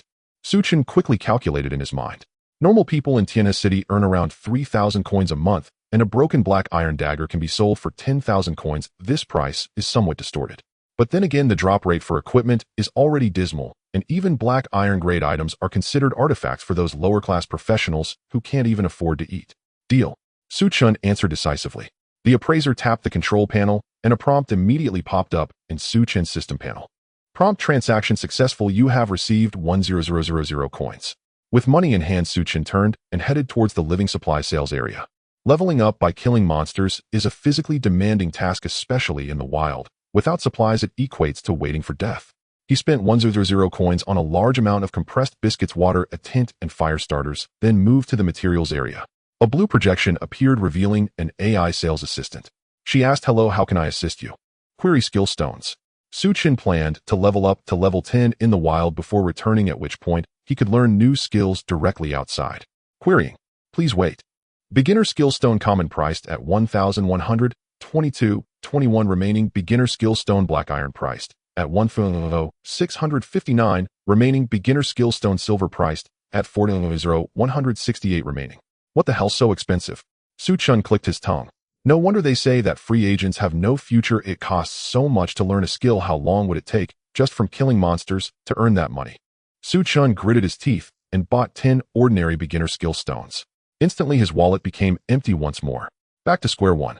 He stuffed the skill stones into his system backpack, then walked to the gigantic mission light screen in the center of the lobby. Hundreds and thousands of mission details scrolled rapidly across the screen. The clients varied greatly, including the military, the Professionals Guild, various major guilds, and some individuals. The font color indicated the mission grade. White is the lowest level F, while red is the highest S. Chen filtered out missions related to dungeon teams and convoy escorts, focusing on several white missions for collecting materials. Unlimited collection of goblin eyeballs, 10 coins, each instant payment. Unlimited collection of mutated toxic frog skins, 20 coins, each morning light, guild directly purchases never on credit. Collection of enraged wild boar tusks starting at 1000 highest price in the market, welcome to compare. Goblin populations are abundant, mutated toxic frogs are found in the eastern wetlands, and enraged wild boars are located on the outskirts of the sunset plains, while bleeding herbs are everywhere in the dense forest. After memorizing the areas where these monsters are distributed, Chen turned and exited the Professionals Guild. The sunlight was blinding. Chen raised a hand to shield his eyes from the sun, gazing towards the distant East City Gate. Beyond the city gate lies a true lawless land of paradise for monsters. In Tianhe City at the East City Gate, the towering alloy city walls radiate a cold metallic sheen. At the city gate, several guards clad in silver-level armor are conducting routine checks on those leaving the city. Chen stands in line, moving forward slowly with the crowd. Next, a square-faced guard impatiently taps the table. Chen steps forward and hands over his identity card. The guard takes the card and swipes it on the device. Name Chen, level 6, occupation poison mage. Upon seeing the information displayed on the device, the square-faced guard's brows immediately furrow. Level 6. Alone outside the city. The guard looks Chen up and down, his gaze landing on the pitch-black explosive staff in Chen's hand, his eyes flashing with undisguised contempt. In this world, dangers lurk in the wild. Not to mention a level 6 novice. Even seasoned players around level 20, who frequently go outside, typically team up. A lone novice like Chen running out of the city is no different in their eyes than seeking death. You can leave the city, but if you die, the city defense army won't be responsible for collecting the corpses. The guard coldly says this and tosses the identity card back to Chen. Thank you for the reminder, Chen replies calmly as he puts away the identity card and steps out of the alloy city gate. Watching Chen's retreating figure, another guard nearby can't help but snicker. Oldly, why do you care? Every year after the awakening ceremony, there are plenty of students who don't know their own limits. The square-faced guard curls his lip. Level 6 dares to go outside the city. The level isn't low, but he's inexperienced, thinking that after killing a few monsters in the novice dungeon, he is invincible. At most half an hour, the other guard raises 3 fingers. After half an hour, he'll either come back begging for help or become fodder for the wild dogs outside the city. The two exchange a knowing smile, no longer paying attention to this incident, and continue to check the next person leaving the city. Outside the city, the scene is starkly different from the prosperity within. Not even a kilometer beyond the city gate's warning zone, the surroundings transform into dilapidated ruins and overgrown wilderness. A faint scent of blood and decay permeates the air. This is the true paradise of monsters. The safety zone within the city is protected by formations, but here only the bare laws of the jungle prevail. A few professionals nearby stare at Chen for a moment before silently leaving in pairs. Chen does not linger at the edge of the wilderness and directly plunges into the forest ahead. Not long after entering the forest, a rustling sound comes from the bushes ahead. 3 small green-skinned monsters wielding broken wooden sticks jump out. Goblin common monster. Level 3 strength, 8 agility, 10 stamina, 15 spirit 2. The level is too low. Chen doesn't even consider stopping. The 3 goblins let out shrill screams and charge at Chen, swinging their wooden sticks. Chen raises his explosive staff, not even using any skills, just casually waving it. A weak magic projectile flies out, hitting the chest of the foremost goblin. 38. This is just the weak basic attack damage from the staff, barely scratching the goblin's skin. However, the moment the magic projectile makes contact with the goblin, a sickly green skull mark suddenly appears above its head. Tip triggered the trait All Things Decay, forcibly adding 1 layer of poison status. Tip triggered the trait God of Poison, poison layers instantly maxed out. Current target poison layers, 413 layers. The next second, an incredibly exaggerated damage number floats above the goblin's head. 19,411. The goblin didn't even have time to scream, its entire body instantly dissolving into a puddle of green goo. And moreover, Tip triggered the additional effect of the explosive staff, dealing 10 points of fire attribute splash damage to all enemies within a 2-meter radius. Boom. A small fireball explodes above the goo, splashing onto the other 2 goblins nearby. 10. Immediately after, the same system prompt echoes again. Tip triggered the trait All Things Decay. Tip triggered the trait God of Poison. 19,411. 19,000. The 2 goblins meet the same fate as their companion, instantly turning into goo. Tip killed a level 3 goblin, gained 15 experience points, reduced by 50 due to level suppression. Tip killed a level 3 goblin. Tip triggered the trait Doom Drain, increasing the maximum poison layer limit by 3. Current poison layer limit, 416 layers. Among the 3 puddles of goo, nothing remains. Chen walks over, glancing at the dark green-stained barren ground, shaking his head slightly. As expected, the drop rate is as pitiful as in the novice dungeon. If he only kills these low-level monsters, making a living will be very difficult. He didn't even bother to bend down. What frustrated him the most was the experience points. Monsters lower than my level yield reduced experience. These level 3 goblins have already been halved. Chen looks at the experience bar on the panel, which has barely increased a tiny bit. Grinding here is fine, but at this rate, how long will it take to level up? This world's leveling rules are extremely strict. Relying on slaughtering low-level monsters to level up is simply impossible. I need to find some higher-level goods. Without hesitation, Chen abandons the surrounding low-level monster area and quickens his pace towards the deeper parts of the forest. As he goes deeper, the surroundings grow darker, and the sense of oppression in the air gradually intensifies. The trees become extremely thick, and the humus on the ground is soft and squishy. An hour later, Chen, in front of him, an open space holds a giant wild boar the size of a small truck, feasting on the corpse of an unknown monster. The giant wild boar is covered in black steel-like bristles, its 2 tusks sharp, like curved knives, stained with dried blood. Furious black armored boar elite monster. Level 10 strength, 45 agility, 20 stamina, 80 spirit, 10 skills, charging bull hardened armor, with a staggering 80 points of stamina. This monster has an extremely thick health pool and high physical defense.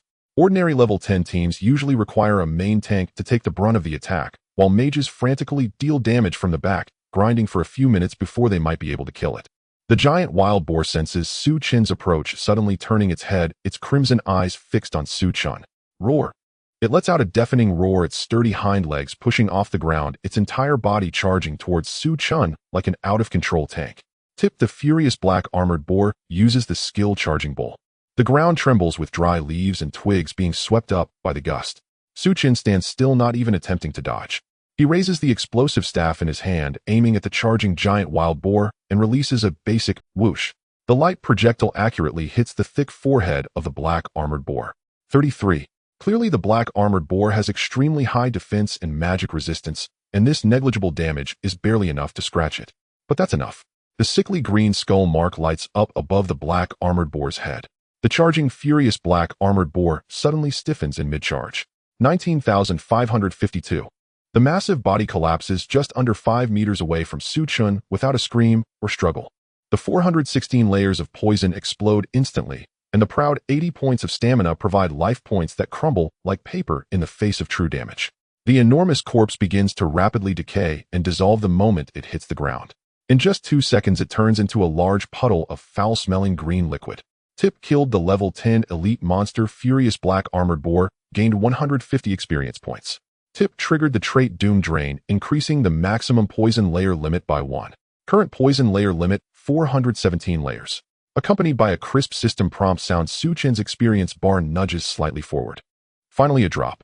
Chen looks at the glimmering items in the large puddle of liquid, a satisfied smile finally appearing on his face. This is what grinding monsters is all about. Killing monsters above his level, gaining experience bonuses, and even one-shotting them. He steps forward and uses a branch to poke at the liquid, pulling out the dropped item. Obtained Black Armored Boar Skin 1. The rewards are quite decent. Black Armored Boar Skin is considered a rare material only dropped by level 10 elite monsters. Ordinary Black Armored Boars do not drop this, making it relatively high in price. A single piece can sell for 100 gold coins. Chen glances into the dark depths of the forest, listening to the distant sounds of monsters growling. He'll grind here, but better to be cautious. He'll level up to level 10 first and learn some skills before anything else. This is not a game, but the real world. Those bosses do not play fair, taking turns to attack. Encountering a legendary boss right after stepping out and getting kicked to death is not uncommon. The areas ahead can be explored later. At the same time, in the west district of Tianhe City, a luxurious bus emblazoned with the words Tianhe No. One high school was cruising down the wide street. Inside the bus, the senior students who had just completed their awakening ceremony were excitedly discussing the upcoming entry into the junior dungeon, the Slime Plains. This was a unified grinding event organized by the school, led by teachers, to help the freshmen safely navigate the most challenging levels 2 to 5. In the back row of the bus, Wang Xiaoli, sporting a spiky yellow hairstyle, was anxiously dialing his communicator. Beep, beep, beep. Damn it, where did Chen go? He didn't even show up for the gathering. Is he really going to pass up the free experience offered by the school? Wang Xiaoli looked at the word son on his communicator, his brows furrowing into a knot. As Su Chen's close friend, he was well aware of Su Chen's family background. Although Su Chen had an SS-level profession, this world placed great importance on family connections. Without the support of a large family, if he didn't team up with the school's group for experience, a common player would struggle to make any progress in the early stages. After half a minute of the communicator ringing, it was finally answered. "Son, what's up?" Su Chen's somewhat laid-back voice came through the communicator, mixed with a dull rumbling sound in the background, like something heavy falling. Wang Xiaoli immediately lowered his voice and urgently exclaimed, "Chen, where have you been? The bus has been driving for 10 minutes. If you don't come soon, you'll miss the ride to the slime plains." "Me?" Su Chen paused for a moment on the other end of the communicator. "I'm outside the city." "Outside the city?" Wang Xiaoli's voice shot up, causing several classmates in front to turn and look. He quickly covered his mouth and whispered urgently, "Are you crazy? You're a freshly awakened newbie. What are you doing outside the city? Feeding wild dogs. Come back quickly. I'm waiting for you at the dungeon entrance. I'll ask the teacher to make an exception and let you join the team." "No need." Su Chen's voice remained calm. "Fighting monsters like slimes that only give a few experience points is too slow." Wang Xiaoli was taken aback. A few experience points. Just then, a news flash from a local forum in Tianhe City that had gone viral that morning suddenly crossed his mind. He swallowed hard, his voice trembling slightly. "Holy crap. Chen, you need to tell me the truth. Last night, the Education Bureau issued an urgent notice saying that the decades-old black iron-level boss, three-headed black-scale poison lizard which no one dared to challenge, was killed." Wang Xiaoli gripped the communicator tightly, feeling his heart racing. "That person. It can't be you, right?" A brief silence fell on the other end of the communicator. Only the sound of wind and rustling leaves could be heard. "Hello. Hello. Say something." Wang Xiaoli was anxious. "You're not speaking just to play cool, are you?" No, how could I possibly take down such a powerful boss?" Wang Xiaoli was left dumbfounded. The bus jostled slightly, but he felt as if he had been struck by lightning, frozen in his seat. This is bad. In front of acquaintances, this guy always pretended to be strong. If Su Chen claimed he killed it, Wang Xiaoli would have questioned it, but now he was certain Su Chen was the one who did it. A black iron-level boss. No one had defeated it in decades. "What level are you now?" Wang Xiaoli felt his voice drifting away. "Just reached level 7. "What?" Wang Xiaoli completely lost it, suddenly standing up and banging his head against the luggage rack of the bus. He didn't even bother to rub his head and shouted into the communicator, "Level 7. You just awakened yesterday, and now you're level 7. I woke up this morning still worrying about how to reach level 3, and you're already at level 7. Are you cheating, or what?" Faced with his friend's barrage of questions, Su Chen simply replied, casually, "Basic skills, don't overthink it. Gotta go now, I have a few level 10 elite monsters waiting for me." Beep, beep, beep. The communicator was hung up. Wang Xiaoli stood in the aisle of the bus, still holding the communicator in a daze. Level 10. Elite Mon. He looked down at his pitiful status panel, showing level 232, then glanced outside the bus at his classmates who were all excited and ready to showcase their skills in the slime plains. A strong sense of absurdity surged within him. Is there still fairness in this world? They really have no shame. Wang Xiaoli muttered to himself. Right, they really have no shame. His classmates on the bus expressed their disdain for those who were lagging behind. As time passed, deep in the dark forest, the smell of blood was so thick, it was almost suffocating. On the ground lay over 100 corpses of raging black armored boars, or rather over 100 pools of pungent green liquid. For a whole day, Su Chen had been like an indomitable bulldozer, wiping out the wild boars in this area clean. Tip killed level 10 elite monster raging black armored boar, gained 150 experience points. Tip triggered featured Doom Drain Poison Stack Limit 1. A golden light shone brightly from beneath Su Chen's feet. Tip level up to level 9. Gained 5 free attribute points. Su Chen skillfully opened his panel and allocated the attribute points in a ratio of 3 to spirit and 2 to constitution. He glanced at his current status. Current poison stack limit 732 layers. Efficiency is still too low. Su Chen kicked aside a stone blocking his path. A day of grinding had brought him to level 9, with the poison stacks reaching 732 layers. However, he noticed that as his level increased while the experience gained from killing level 10 monsters remained unchanged, the speed at which the experience bar filled had slowed to a crawl. Just as he was considering whether to switch to a different map to find higher level monsters, a heavy thud suddenly echoed from deep within the woods. Following that, the ground began to tremble violently. The towering trees around seemed to be crushed by a heavy roller collapsing in large groups. A colossal creature slowly emerged from the shadows. It was a terrifying beast that was more than 3 times the size of the raging black armored boar. Its body was covered in thick armor resembling bronze casting, with 2 tusks 3 meters long gleaming in dark gold. With each breath, it expelled scalding gusts of air from its nostrils. Its eyes were fixated on Chen, and on the ground around it lay pools of green liquid belonging to its kin, emitting a soul-shaking roar. Bloodthirsty Steel Armored Boar King, Bronze level BOSS, level 15 Strength, 150 Agility, 50 Stamina, 400 Spirit, 30 Skills, War Trample, Bronze Body, Wild Frenzy, Absolute Charge. Chen cursed directly. 400 points of stamina. This meant that the life points of this bronze level boss reached an extremely terrifying value. Its defense could almost be described as impenetrable. For anyone else, even assembling a well-coordinated team of 20 would not dare to provoke a level 15 bronze level boss lightly. The numerical suppression was often lethal. Roar. The bloodthirsty Steel Armored Boar King didn't give Chen any time to react and directly activated Absolute Charge. Its enormous body transformed into a bronze-colored shadow, instantly crashing through trees along the way, sending wood chips flying. Why do all the monsters I encounter just charge at me? Do they really love to rush? Chen stood his ground, not even taking a step back. He raised his explosive staff and flicked his fingers. A basic magic missile was launched. Bang! The magic missile struck the Boar King's thick bronze armor, leaving no mark whatsoever. 36. Roar. The Boar King's eyes flashed with a hint of human-like mockery, and its charging speed surged again. However, in the next instant, a sickly green skull mark suddenly illuminated above its massive head. Tip triggered feature All Things Decay, forcibly adding one layer of toxic status. Tip triggered feature God of Poison, instantly filling toxic layers. Current target toxic layers 732 layers. The bloodthirsty Steel Armored Boar King, charging at high speed, suddenly halted. 43,188. A terrifying damage number floated above its head. Based on Chen's current spirit attribute of 59, multiplied by 732 layers of toxin, the real damage dealt per second amounted to over 4,300 points. However, this bronze-level boss did not dissolve into goo like the previous monsters.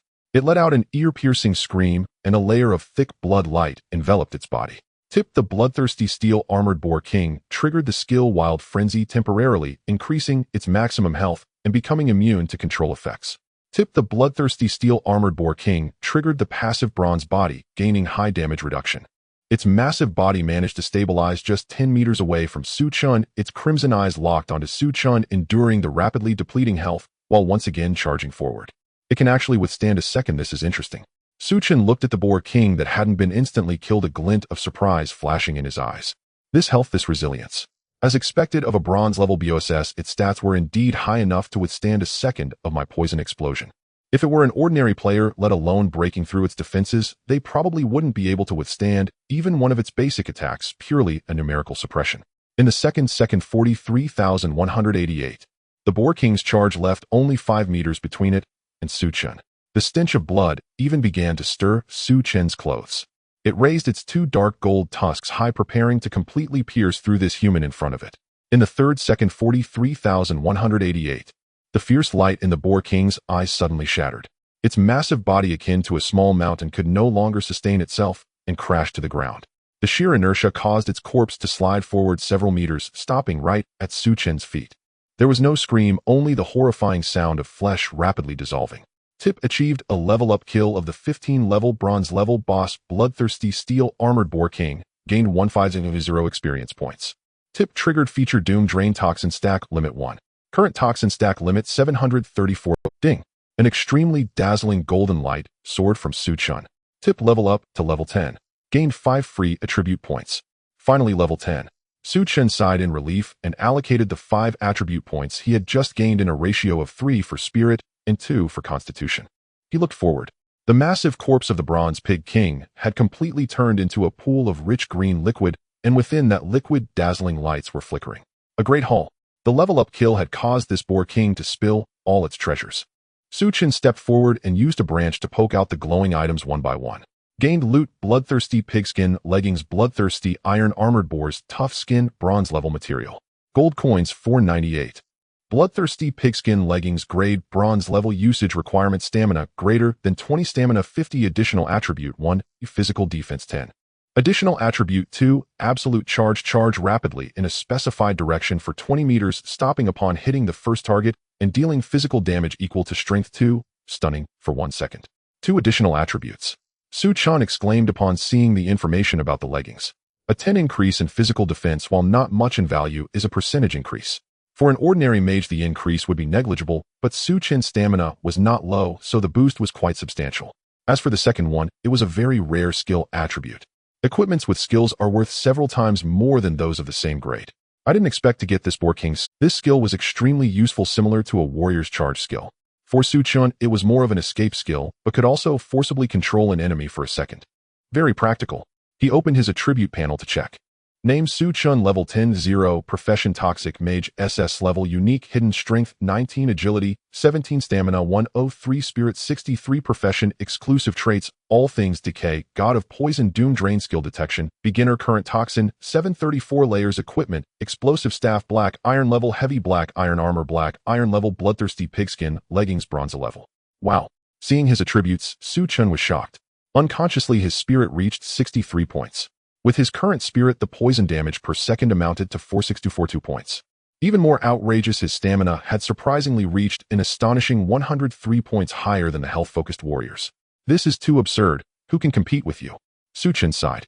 The loneliness of being OP no one understands. Closing the panel, Su Chen excitedly rubbed his hands. Finally, level 10, let's see what skills I can awaken. Taking a deep breath, Su Chen began to crush the beginner skill stone in his bag. Used beginner skill stone, normal level 1, awakening failed, did not learn a new skill this time. Crack. The skill stone shattered into pieces.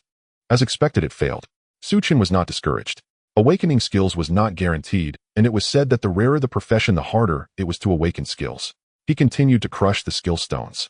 Used beginner skill stone, normal level 1, awakening failed, did not learn a new skill this time. Used beginner skill stone, normal level 1, awakening failed, did not learn a new skill this time. After crushing 10 ordinary skill stones in a row, all failures. Damn it. Su Chen couldn't help but curse. Is this probability even right? He took out the black iron level skill stone obtained in the beginner dungeon, gritted his teeth, and crushed it hard. Corrosive Serpent Guards. And isn't this just the serpent stakes? Su Chen opened the skill details and scrutinized them closely. In Corrosive Serpent Guards and mana cost 10 points per stake. Cooldown 15 seconds. In Summoning Mechanism, instantly summon up to X Corrosive Serpent Guards, where X equals your current maximum toxicity stacks. Each stake possesses Constitution 0, 2 hit points and lasts for 30 seconds. In Attack Pattern, the stakes function as stationary turrets, automatically targeting a single enemy within 15 meters, prioritizing whichever target you have locked. They attack once per second, dealing Spirit 0, 8 poison damage. In Maximum Summon Limit, the total number of Serpent Guards summoned by this skill is permanently capped at your maximum toxicity stack count. When that cap increases, the number summoned per activation increases accordingly. And what the hell? Su Chen exploded with an expletive. Knees gaze locked rigidly onto the final line of the skill description in. Maximum Summon Limit permanently equal to your maximum toxicity stacks. Su Chen's eyes instantly darted to his status panel in. Current toxicity 734 stacks. In which meant that with a single press of the skill, he could instantly erect 734 Corrosive Serpent Guards right where he stood. 734. In this world, even a seasoned level 10 summoner, spending every last coin on mana potions, could barely sustain 3 fragile skeletal soldiers simultaneously. And he with one gesture deployed the firepower of an entire reinforced battalion. And instinctively, as a veteran player, Su Chen's mind began calculating at lightning speed. His current spirit attribute stood at 63 points. In each Serpent Guard dealt Spirit 0, 8 damage per strike, exactly 50 for points. If all 734 guards focused fire on a single target, in their theoretical 1-second burst damage totaled 36993 points. And bear in mind, he was only level 10. Even a level 40 mage after 10 seconds of incantation would struggle to exceed 10,000 damage with a single target spell. Yet Su Chen required no casting time, only a 15-second cooldown, and deployed his battlefield instantly. Wait. Su Chen suddenly grasped a far more terrifying synergy. Ni's class trait, All Things Rot Read. All forms of your attacks inflict mandatory venomous affliction. The Serpent Guards being his summons unequivocally counted as extensions of his own damage source. And if the trait activated, in holy hell, that's absurdly overpowered. A chill prickled across Su Chen's scalp. In with all stakes deployed, wouldn't he be applying venom to over 700 targets every single second? Even more staggering, the skill's upper limit scaled directly with his toxicity stacks. And those stacks could be infinitely amplified via misfortune drain. Others advanced in late game by upgrading gear or swapping skills. And he merely needed to slay monsters, mindlessly, relentlessly. 1,000 stacks, 10,000, 100,000. And by then even a god-tier boss stepping into his range would be instantly submerged beneath a torrent of venom spewed by 10,000 Serpent Guards. However, each stake consumes 10 mana points. With my current spirit stat, I likely can't afford many. Chen murmured quietly, keenly identifying the weakness. Fortunately, he hadn't invested solely in strength. Spirit remained his most vital stat as a mage. Shush, shush, and suddenly, the crisp rustle of footsteps treading upon fallen leaves shattered the recently settled silence. Chen's eyes sharpened instantly, and he closed all interface panels. 5 figures emerged from the dense thicket ahead, fanning out in a loose arc to subtly encircle Su Chen and the vast pool of emerald green liquid that had once been the bronze tier boar sovereign. At their forefront strode a bald, burly man clad in chainmail caked with mud and blood, gripping a massive two-handed greatsword. Behind him trailed 4 similarly mismatched class-awakened individuals, a mage, 2 archers, and a rogue. Zhang Gang, level 13 warrior, Li Peng, level 11 Rogan Wang Feng, level 12 Megan Zhang Tian Gang, level 12 Archer Zhang Tianshuan, level 12 Archer, young friend. Bald Zhang Gang suddenly flashed a warm, affable smile and strode forward eagerly. We were clearing mobs nearby when we sensed the aura of a bronze tier boss, so we rushed over to help. And are you alright? Injured? The gaunt mage Wang Feng chimed in sardonically from behind. Indeed, young student. This deep within the umbral forest is no place for fledgling awakeners like yourselves. Was that boss just obliterated by some passing high-tier master? Where is he? They naturally assumed the level 15 bronze-tier boss had fallen to some elite powerhouse. NAS for this high schooler before them. Most likely tagging along with a senior for experience, or stumbling upon loot by sheer luck. Su Chen stood motionless, observing their clumsy theatrics, too unimpressed even to feign cooperation. No need for help. Su Chen brushed dust from his palms, voice calm. I killed the boss. I claimed the loot. If you've nothing else to do, perhaps you'd best clear elsewhere. The moment those words left his lips, the forest air seemed to freeze, just for a heartbeat. Zhang Gang's smile vanished, replaced by a savage, predatory gleam. You killed it. He laughed as if hearing the most ludicrous joke imaginable, then slammed his great sword into the earth with a heavy, resonant clang. Boy, you'd rather drink poison than wine. Zhang Gang dropped all pretense, his mask fully shattered. Look at your gear. I'm supposed to believe you killed it. Hand over everything you looted, gear and materials alike, and maybe I'll spare your dog's life. If I'm feeling generous. No sooner had the words fallen than Li Peng, the rogue, had already circled behind Su Chen, twin daggers spinning lazily between his fingers, emitting a serpentine mocking hiss. Both archers drew their bows, arrowheads aimed squarely at Su Chen's forehead. Kid, don't test our patience, Wang Feng intoned, flame flaring atop his staff. We're 5 veterans, all above level 10. 5 versus 1. What chance do you think you stand? Drop your pack. Don't force us to take it ourselves. 5 versus 1. 5 professionals, averaging level 12, confronting what appeared to be an unawakened novice. To any rational observer, this was an inescapable death sentence. Chen listened to the gaunt mage's words, and abruptly lowered his head, shoulders trembling faintly.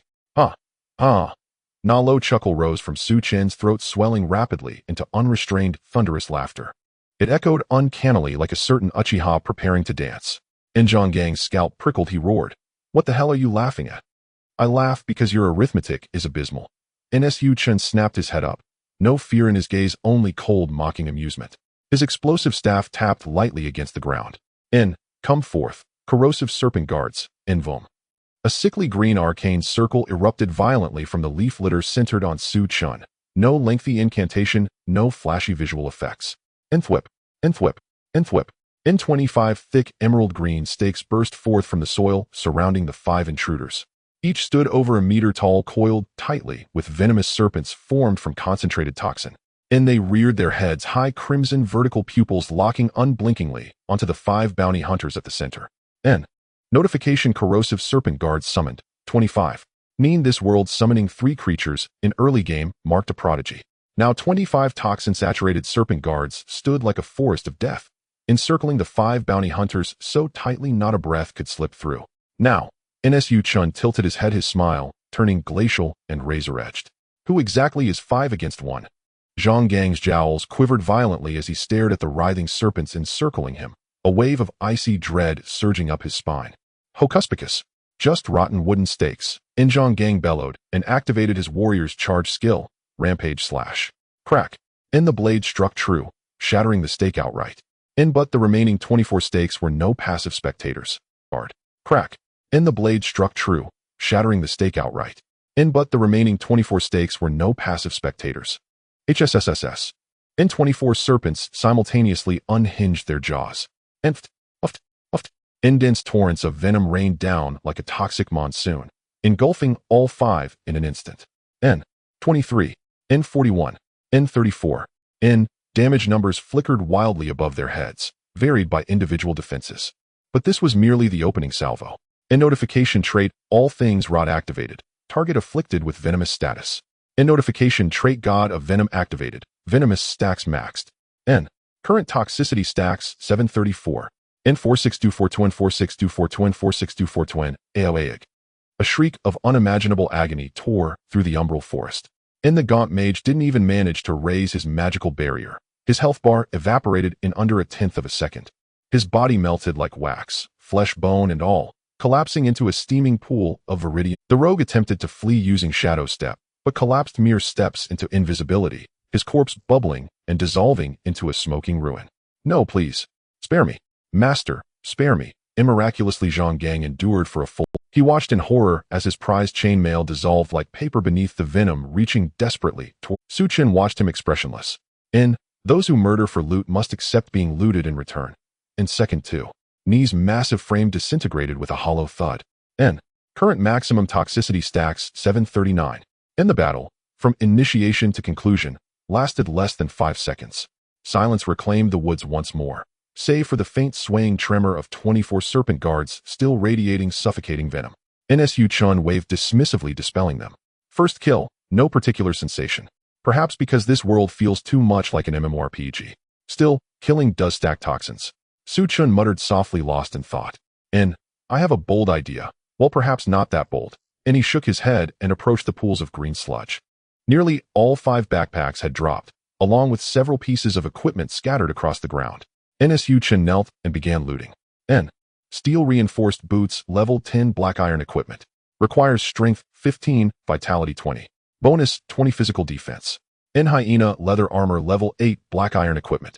Requires agility 13. Bonus 2 attack speed. Summoner's ring level 10 black iron equipment. 10 spirit. Requires spirit 30. Bonus 100 hit points for summons. Only 3 black iron items held value.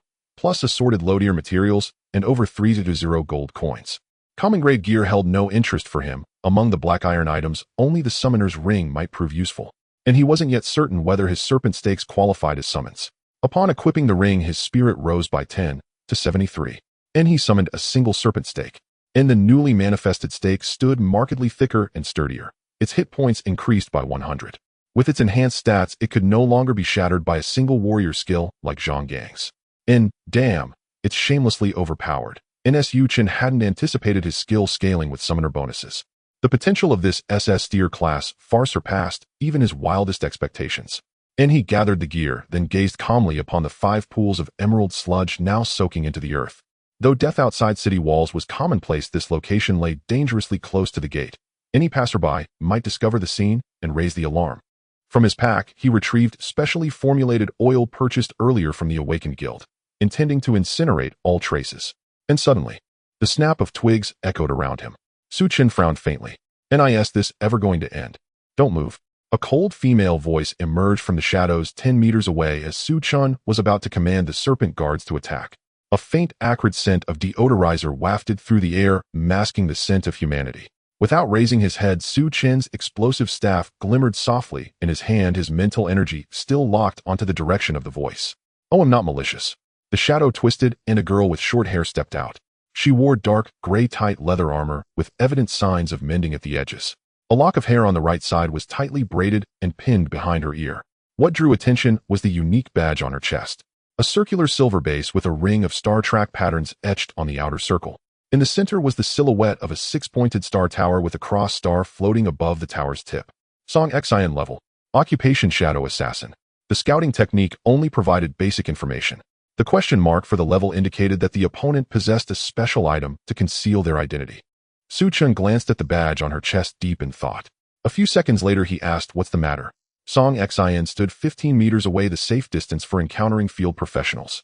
Approaching directly like the previous 5 was no different from declaring war. Her gaze passed over Su Chen and fell upon the several puddles of green water that had once been human corpses, her throat involuntarily tightening. What kind of poison is this that can directly poison the bodies? Classmate, can we discuss something? Song Xin pointed to the puddles of green water on the ground indistinguishable from human traits. These people are on the wanted list, and together they can be exchanged for 3,000 gold coins. You killed them, but you are not a registered bounty hunter, so you can't claim the reward. Sell the corpses to me, and I will give you 500 gold coins. Chen glanced at the 3 puddles of dark green poison on the ground, and then at Song Xin. Are you sure they can still be recovered? Don't worry, I have my ways. Chen fell into contemplation. 3,000 gold coins for the bounty and 500 for the buyout. The middleman is making too much profit. I want sell. Chen refused decisively. Although he indeed couldn't claim the bounty, who knows what she specifically intends to do. Song Xin bit her lip, seeming somewhat pained. 800. I can't go any higher. The guild behind these people is troublesome, and I have to bear the risk of handling the corpses. Not interested. Chen twirled the staff in his hand. If you want to force a grab, feel free to try. The tip of the explosive staff glowed with a ghostly green light, causing the air temperature around them to plummet. Song Xin's eyes sharpened, and her hands instinctively moved towards the dagger at her waist. She took a deep breath, relaxed her grip on the dagger, raised it to her chest, and made a gesture of surrender. Although this man before her was only level 10, he could kill several higher-level professionals without injury, indicating something peculiar. That faint sense of danger made her reluctant to act rashly. Fine, if you want sell, then no hard feelings over. Song Xin shrugged. Since the corpse business can't be done, how about we trade some other information? Chen remained silent, merely observing her. A location of a secret realm. Song Xin threw out her offer, a difficult level secret realm for levels 10 to 15. I discovered it the day before yesterday while passing by, but unfortunately my level exceeds the limit, so I can't enter. This information could easily fetch at least 2,000 gold coins from the major guilds. Since I find you agreeable combined with these corpses, let's be friends, what do you say? Chen raised an eyebrow slightly. In this world, dungeons and secret realms are 2 fundamentally distinct concepts. A dungeon is a fixed spatial fold, accessible at any time so long as one meets the required level and party size, with standardized monsters and loot that respawn on a predictable cycle. A secret realm, however, is different. It manifests as a randomly generated temporary spatial rift, its duration inherently unstable. Most critically, each secret realm is uniquely singular.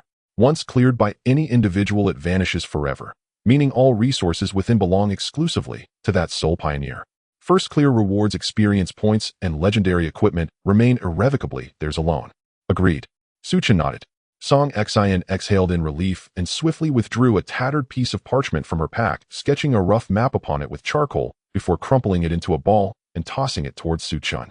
Chen caught the crumpled parchment, unfurled it, and glanced over it briefly. System alert acquired special map item, Duanfeng Valley Secret Realm coordinates. It's yours.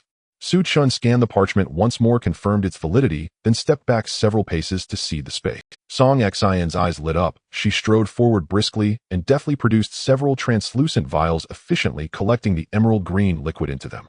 Her movements flowed seamlessly, evidently no novice to such tasks. Having gathered the spoils, Song Xion sighed deeply and settled onto a nearby boulder, retrieving a dense leathery ration from her waist pouch and biting into it with force. This work is truly inhuman, she muttered indistinctly. Chen seated himself beside a gnarled tree root on the opposite side, maintaining a distance that allowed him to act instantly if needed. He drew water and rations from his pack and took several bites. You're a student of Tianxiong Academy, an elite institution, yet here you are scavenging corpses deep into the night. Chen gazed at the academy insignia pinned to her chest and asked despite himself. This was also one reason he'd agreed to the exchange. The Tianxiong Academy emblem bore no forgeries. Song Xion rolled her eyes, swallowed her mouthful, and washed it down with a swig of water. Elite student. At Tianxiong Academy, penniless outsiders must calculate every breath they draw. She tapped the vials at her waist. At Tianxiong Academy, everything is governed by academic credits. Skill manuals, height, ear gear, even access time to cultivation chambers, all demand credits. Without credits, you're barred, even from the 3rd floor of the cafeteria. Academic credits. Chen paused, startled. So you've become a bounty hunter? Don't even mention it. Song Xion sighed, her voice heavy with resignation and irritation. Our mentor is utterly unhinged, calling his methods tailored instruction no less. He claimed that an assassin like me, lacking familial backing, could only evolve rapidly by dancing along the razor's edge of life and death. So he simply dumped a stack of bounty warrants before me and declared them my final examination. She gestured toward the freshly sealed corpse bag. These individuals were part of my exam roster. Who knew you'd beat me to them? Had I stood a chance against you, I'd have seized them outright. Song Xion spoke with unvarnished candor, a signal of safety in the wilds where honesty often served as mutual insurance. After all, everyone pursued self-interest, as long as interests did not collide, coexistence remained peaceful. Chen chewed another bite of rations. Their mentor was indeed extraordinary, tasking freshmen with murder and plunder. Yet Tianxiong Academy possessed a certain allure. Its ruthless application of the law of the jungle explained why it ranked among the world's most prestigious institutions. That secret realm. Chen gestured toward the map in his hand. What lies within it? I don't know. Song Xian shook her head. I merely cast a detection technique at the entrance. Rated difficult, level restricted between 10 and 15. Its entrance lies beneath a cliff in Duanfeng Valley, guarded by several elite beasts of level 14. I didn't approach too closely. Then farewell. Without another word, Chen brushed his hands clean and vanished into the night, striding resolutely toward Duanfeng Valley, as marked on the map. A secret realm. I hope it yields something worthy. Beside the crackling fire, Song Xian chewed silently on her ration, utterly speechless. Is this truly a high school student? He extracted intelligence and departed without hesitation, slick, decisive, and seasoned beyond his. Are today's high schoolers really this shrewd? He even disposed of the bodies. Originally, I'd planned to wait until he left, then claim the corpses myself and reap the spoils quietly. Still, he's green yet. After leaving, Chen stopped in a sheltered spot and casually started a campfire. The night breeze rustled through the trees, and the fire crackled softly. Sitting beside the fire, Chen held a bottle of beginner mana recovery potion and tilted his head to drink it down. Hint: using beginner mana recovery potion restores 50 mana points. The light blue liquid flowed down his throat, dissipating a hint of fatigue in his mind. He waved his hand casually. Surrounding him stood numerous dark purple totem pillars, corrosive serpent guardian. The serpent head flicked its tongue, exuding a heart-pounding toxic gas. There were a full 120 of them. Chen rubbed his forehead, feeling a strong wave of dizziness wash over him. His body felt weak, as if it had been hollowed out, as if he had been gaming for 3 days and nights straight, with multiple flights in between. This consumption is just outrageous. He glanced at his attribute panel. His mental power reached 73 points, which was definitely not low for his level. However, summoning each corrosive serpent guardian required 10 mana points. Given his current mana limit and recovery speed, maintaining 140 guardians simultaneously was already the utmost limit. The blue bar instantly hit the bottom, leaving not a drop. He felt completely drained. Chen silently complained. The skill was powerful, but who could withstand this rate of mana consumption? It seems that in the next phase, I must get some equipment with mana recovery or reduced mana consumption attributes. Chen drained another bottle of blue potion, munching on dry rations as he began to contemplate. The Serpent Guardians benefit from summoning enhancements. Or I could go get a set of top-notch summoner gear to wear. A poisonous one going after summoner gear. The thought was bizarre in itself. However, in this world, as long as the panel values were strong, it was reasonable even to go around hitting people with a staff. Chen leaned against a tree trunk, closing his eyes to rest. A few hours later, the sky began to lighten. Chen extinguished the campfire and set off in the direction of the secret realm according to the coordinates provided by Song Xian. 2 hours later, in Broken Wind Valley, Chen stood on a high slope looking at the scene below, unable to suppress a twitch of his lips. Is this what they call a secret realm? Looking around, the entire valley was overflowing with people. The outskirts were filled with all kinds of off-road vehicles and supply trucks. Merchants set up stalls loudly advertising recovery potions, repair hammers, and low-level materials. Dozens of burly men in uniform guild attire even set up a long security line at the entrance. The level of commotion was comparable to that of a highway service area during the holidays. What a secret realm! Chen took a deep breath, amused. He immediately understood what was going on. That woman Song Xian had used a piece of common public information to snag his loot, and perhaps even hoped to see him perish in the wild. What a clever scheme. Tianxiong Academy, huh?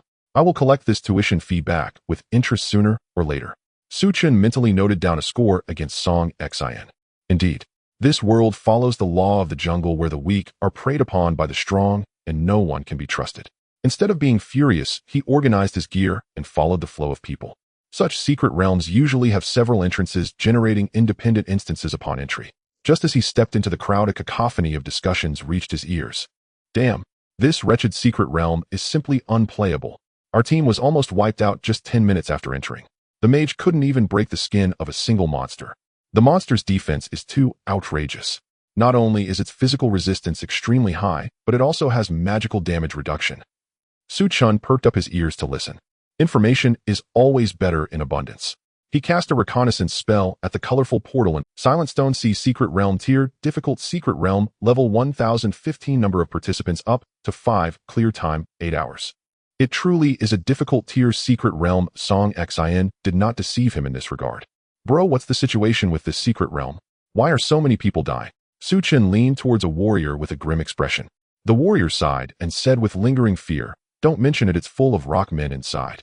Their defense is ridiculously high, we can't break through their defenses, and they use a swarm tactic overwhelming us. The priest's healing can't keep up, we simply can't endure. High defense monster swarm. Is this something a human could conceive for a secret realm?" Exactly. Chen outwardly sighed while inwardly he was overjoyed. High dual resistance. Monster swarm. Isn't this just perfect for me to stack toxin layers? His true damage loves these tough, robust ironhead fools. No matter how high your defense is in front of true damage, what difference is there from being fragile? Make way. Make way. The Berserk Battle Guild is forming a team. Suddenly a rough shout came from ahead. A few people in Berserk Battle Guild uniforms swaggered over. The leading burly man shouted with a loudspeaker, "We need 2 thick-skinned warriors as main tanks, priority to level 15 with black iron gear. We have a level 15 elite mage as the main damage dealer. Each person will receive 1,000 gold coins after clearing." Chen clicked his tongue. For a difficult tier secret realm, the rewards were naturally quite generous. Yet they only offered 1,000 gold coins to each person. It seems that no matter the world, the greed of capital remains the same. The burly man's gaze scanned the crowd and finally landed on Chen. Chen's profession prominently displayed the words toxic mage. The burly man had never seen this profession before and asked, "Hey kid, what skills does this toxic sorcerer have?" Chen replied, "Oh, just throwing toxins. TCH, go away." The burly man immediately lost interest and continued to recruit level 15 warriors. Throwing toxins? How amusing. Those rock men have high magical resistance, and the secret realm has a time limit needing to be cleared within 8 hours. How long would it take to rely on toxins? Chen ignored them, raised his staff, and stepped directly into the secret realm portal. The people around were startled. Holy crap, did this kid just walk in by himself?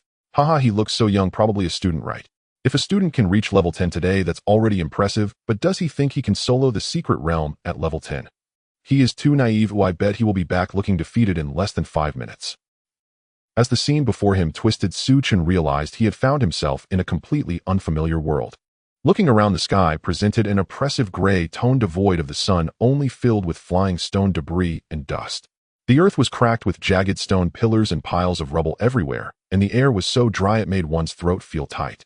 A dull grinding noise of stones scraping echoed from ahead. Chen focused his gaze. Among the piles of rubble, a dozen humanoid monsters made of gray-brown rocks were swaying their heavy bodies, slowly turning their heads towards him. Their eyes were in the shape of zero, flickering with a dark red ferocity, and their bodies were covered with a thick layer of rock armor. Chen casually cast a scouting technique. Hardened Stone Man. Level 10. Strength 80. Agility 15. Stamina 350. Spirit 10. Skill Rock Armor passive reduces physical and magical damage taken by 60. Chen looked at the system panel before him, unable to suppress a gasp. What the hell? Is this a level 10 ordinary monster? These stats. Stamina shot directly up to 350 points. Strength is also a solid 80 points. To be clear, level 10 wild monsters outside might only have 50 or 60 points in stamina at best. Even the elite monsters he had previously slain had only 80 points in physique. The attributes of this hardened stone man are simply higher than those of the level 10 elite monsters outside. What's even more disgusting is that passive skill rock armor, which directly reduces damage by 60. No wonder it said that secret realms are harder than dungeons. With these monster stats, can anyone at level 15 even break through their defenses? Chen murmured softly. With such high resistance and health, if an ordinary physical or magical class were to enter, their skills would probably barely scratch them, merely a superficial tickle. Even a fully staffed elite team would likely be drained of resources facing monsters of this caliber. However, a smile crept onto Chen's lips. He raised the explosive staff in his hand, feeling the surge of magic within him. Corrosive Serpent Guard. Tip consumes 10 mana, summons 1 Corrosive Serpent Guard. A dark green totemic pillar abruptly shot up from the ground before Chen. The serpent's head emerged, dark green venom coalescing between its fangs. Whooshed. A jet of poison accurately struck one of the hardened stone men. 15. A pitiful damage number floated above the stone man's head. Chen's spirit was as high as 73 points, and the Corrosive Serpent Guard single attack should have dealt nearly 58 points of poison damage, yet it was reduced to just a few points against this stone man. This resistance is indeed outrageous. Chen shook his head. Ordinary attacks and magical damage were practically useless here. However, as that weak damage number floated up, a green light shone on the stone man. Tip triggered trait all things corrode target has been inflicted with poison status. Tip triggered trait god of poison target's poison layers are now maxed. In an instant, the once ferocious hardened stone man's surface turned a strange dark green. The next second, 53,947. A terrifying blood-red number gushed from the top of the stone man's head like a waterfall. Ignoring armor.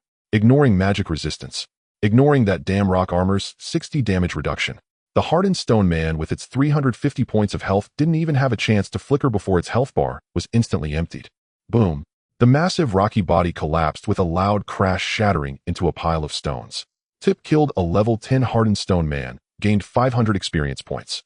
Tip triggered trait Doom Drain Poison Layer limit permanently increased by 1. Tip obtained item Hard Rock, Core 1 rare material. Chen looked at the flashing system prompt in front of him, his eyes immediately lit up. 500 points of experience that directly multiplied the experience by 5. Oh, and the drop rate is so high. Level 10 monsters outside give only about 100 points of experience at most, but the monsters in this secret realm directly give 500 points. Moreover, the drop rate was impressive, having just killed one yielded a rare material. This material seems to sell for $500 each. Chen instantly became invigorated, waving his staff again. Corrosive Serpent Guard. 2 more totemic pillars rose from the ground. The 3 serpent guards arranged in a triangular formation began to unleash their venom at the approaching group of stone men. 15. 54020. 14. 54093. Boom. A large number of stone men fell like cut wheat. Just a drop of venom meant an explosive damage of over 50,000. There was no reasoning involved. Tip experience points 500. Tip experience points 500. Tip poison limit permanently 1. Tip poison limit permanently 1. Chen stood still, watching the rapidly fluctuating experience bar and the continuously increasing poison limit, feeling ecstatic. This unimpeded slaughter is the proper way to play this game. As he walked, he collected the materials scattered on the ground into his backpack. Murphy is indeed a good-natured person. Under the dim gray sky, a flurry of stone chips danced in the air. Boom, boom. The muffled sounds of collapses echoed on the cracked earth. Chen strolled leisurely through the pile of rubble, too lazy to even lift his staff, relying solely on the corroding serpent guardian beside him to automatically seek out enemies. Whooshed. A dark green venom sprayed out from the serpent's mouth atop the totem pillar, accurately landing on a newly spawned stone golem several dozen meters away. Tip triggered trait all things corrode target has been afflicted with poison status. Tip triggered trait god of poison target's poison stacks are now full. A layer of deadly dark green appeared on the stone golem's heavy rock armor. The next second, 54,750. A ridiculously large white number rose like a nuclear explosion from above the stone golem's head. There was no gradual decrease in health. So disgusting. Chen's smile grew increasingly deranged. These stone golems moved slowly and were all melee monsters, posing even less of a threat to him than those level 1 goblins. A perfect sandbag. Tip killed a level 10 hardened stone golem, gained experience 500. Tip triggered trait Doom Drain Toxin stack limit permanently 1. Tip obtained items gold 24, Hard Rock, Core 1 rare material. This monster spawn efficiency, this experience. Chen looked at the increasingly piled up materials and gold in his backpack and couldn't help but smack his lips. He calculated roughly. In this secret realm, grinding for an hour yielded enough experience to compare to several days of hard work in the wild, not to mention the ridiculously high drop rate. No wonder those large guilds are willing to spend so much gold for information about a secret realm. This reward is indeed a bit over the top. Chen sighed, while summoning the Serpent Guardian to continue. The duration of the Serpent Guardian is 30 seconds. While the cooldown is only 15 seconds, not summoning too many at once to deplete the blue bar allows for seamless transitions. As he delved deeper, the surrounding mist thickened, and the dry, oppressive feeling in the air grew stronger. After circling around a massive circular stone pit, Chen came to a halt. In the open space ahead, a dense mass of stone golems crowded together. There were at least 100 in number, like a silent army blocking the path ahead. Chen casually tossed a scout spell over. Monster name: Enhanced Rock Armored Golem Elite Monster, level 13 Strength, 130 Agility, 35 Stamina, 500 Spirit, 20 Status. Absolute Rock Guard reduces all physical and magical damage taken by 90. Chen's eyelids twitched violently as he looked at the status entry on the panel. 500 points of stamina is one thing. 90 damage reduction. Is this a joke? His gaze scanned past the horde of monsters looking towards their rear. In the densest center of those stone golems stood a 10-meter-tall black stone pillar. The surface of the pillar was engraved with complex runes continuously emitting concentric circles of gray-brown light. The range of the aura was vast, almost enveloping an area of 500 meters. He tossed a scout spell. Monster name Oblivion Soul Pillar Black Iron Level BOSS Level 15 Strength 1 Agility 1 Stamina 2000 Spirit 1 Soul Guard Aura provides all stone-type monsters within a 500-meter radius with absolute rock guard status, increasing damage reduction to 90. So disgusting. Chen muttered as he looked at the attributes of the pillar. He finally understood why the elite teams from the large guilds outside couldn't push through. This mechanism is purely an unreasonable deadlock. With 90 hard damage reduction, who can break through that? To kill these stone golems, one must first destroy the Oblivion Soul Pillar that provides the aura. However, that pillar not only had a full 2,000 points of health, but was also surrounded by layers of over 100 level 13 elite monsters. For an ordinary team to come in and try to break through this sea of monsters with 90 damage reduction to reach the pillar is utterly impossible.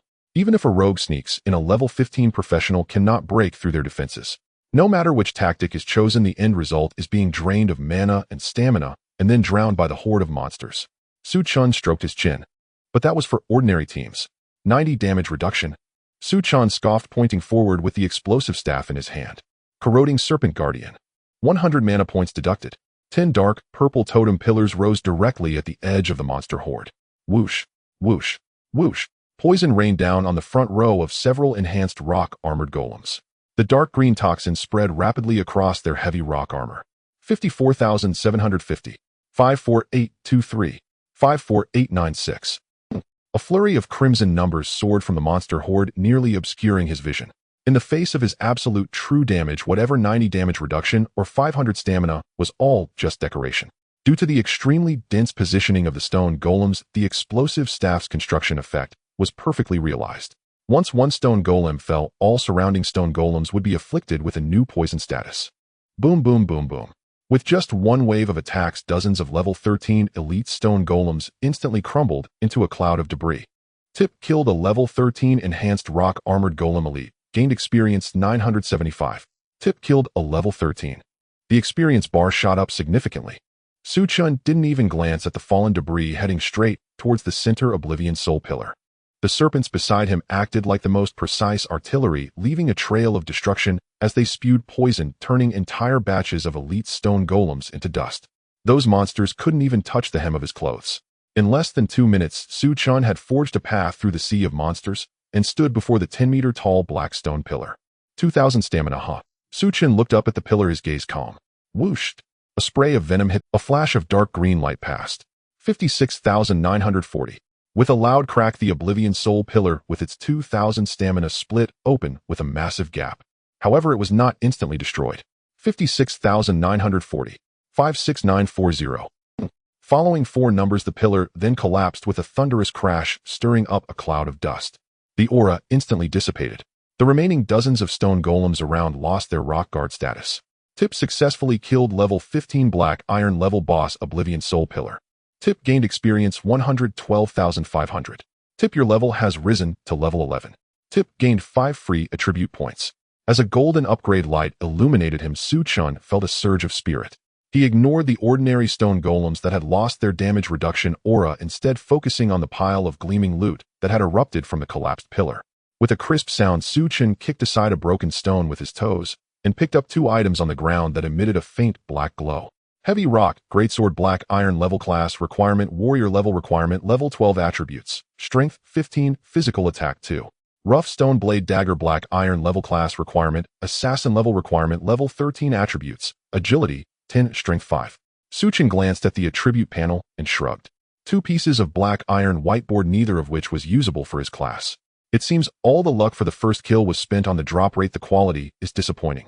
He casually tossed the 2 pieces of equipment into his backpack, planning to give them to the Vocational Trade Association for some gold after going out.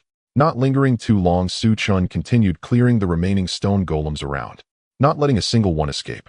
This all counts as experience. After clearing them, he pushed deeper into the secret realm. Boom, boom, boom, boom, boom. On this journey, he encountered 3 more of the same soul banishment pillars, along with a large number of elite stone golems.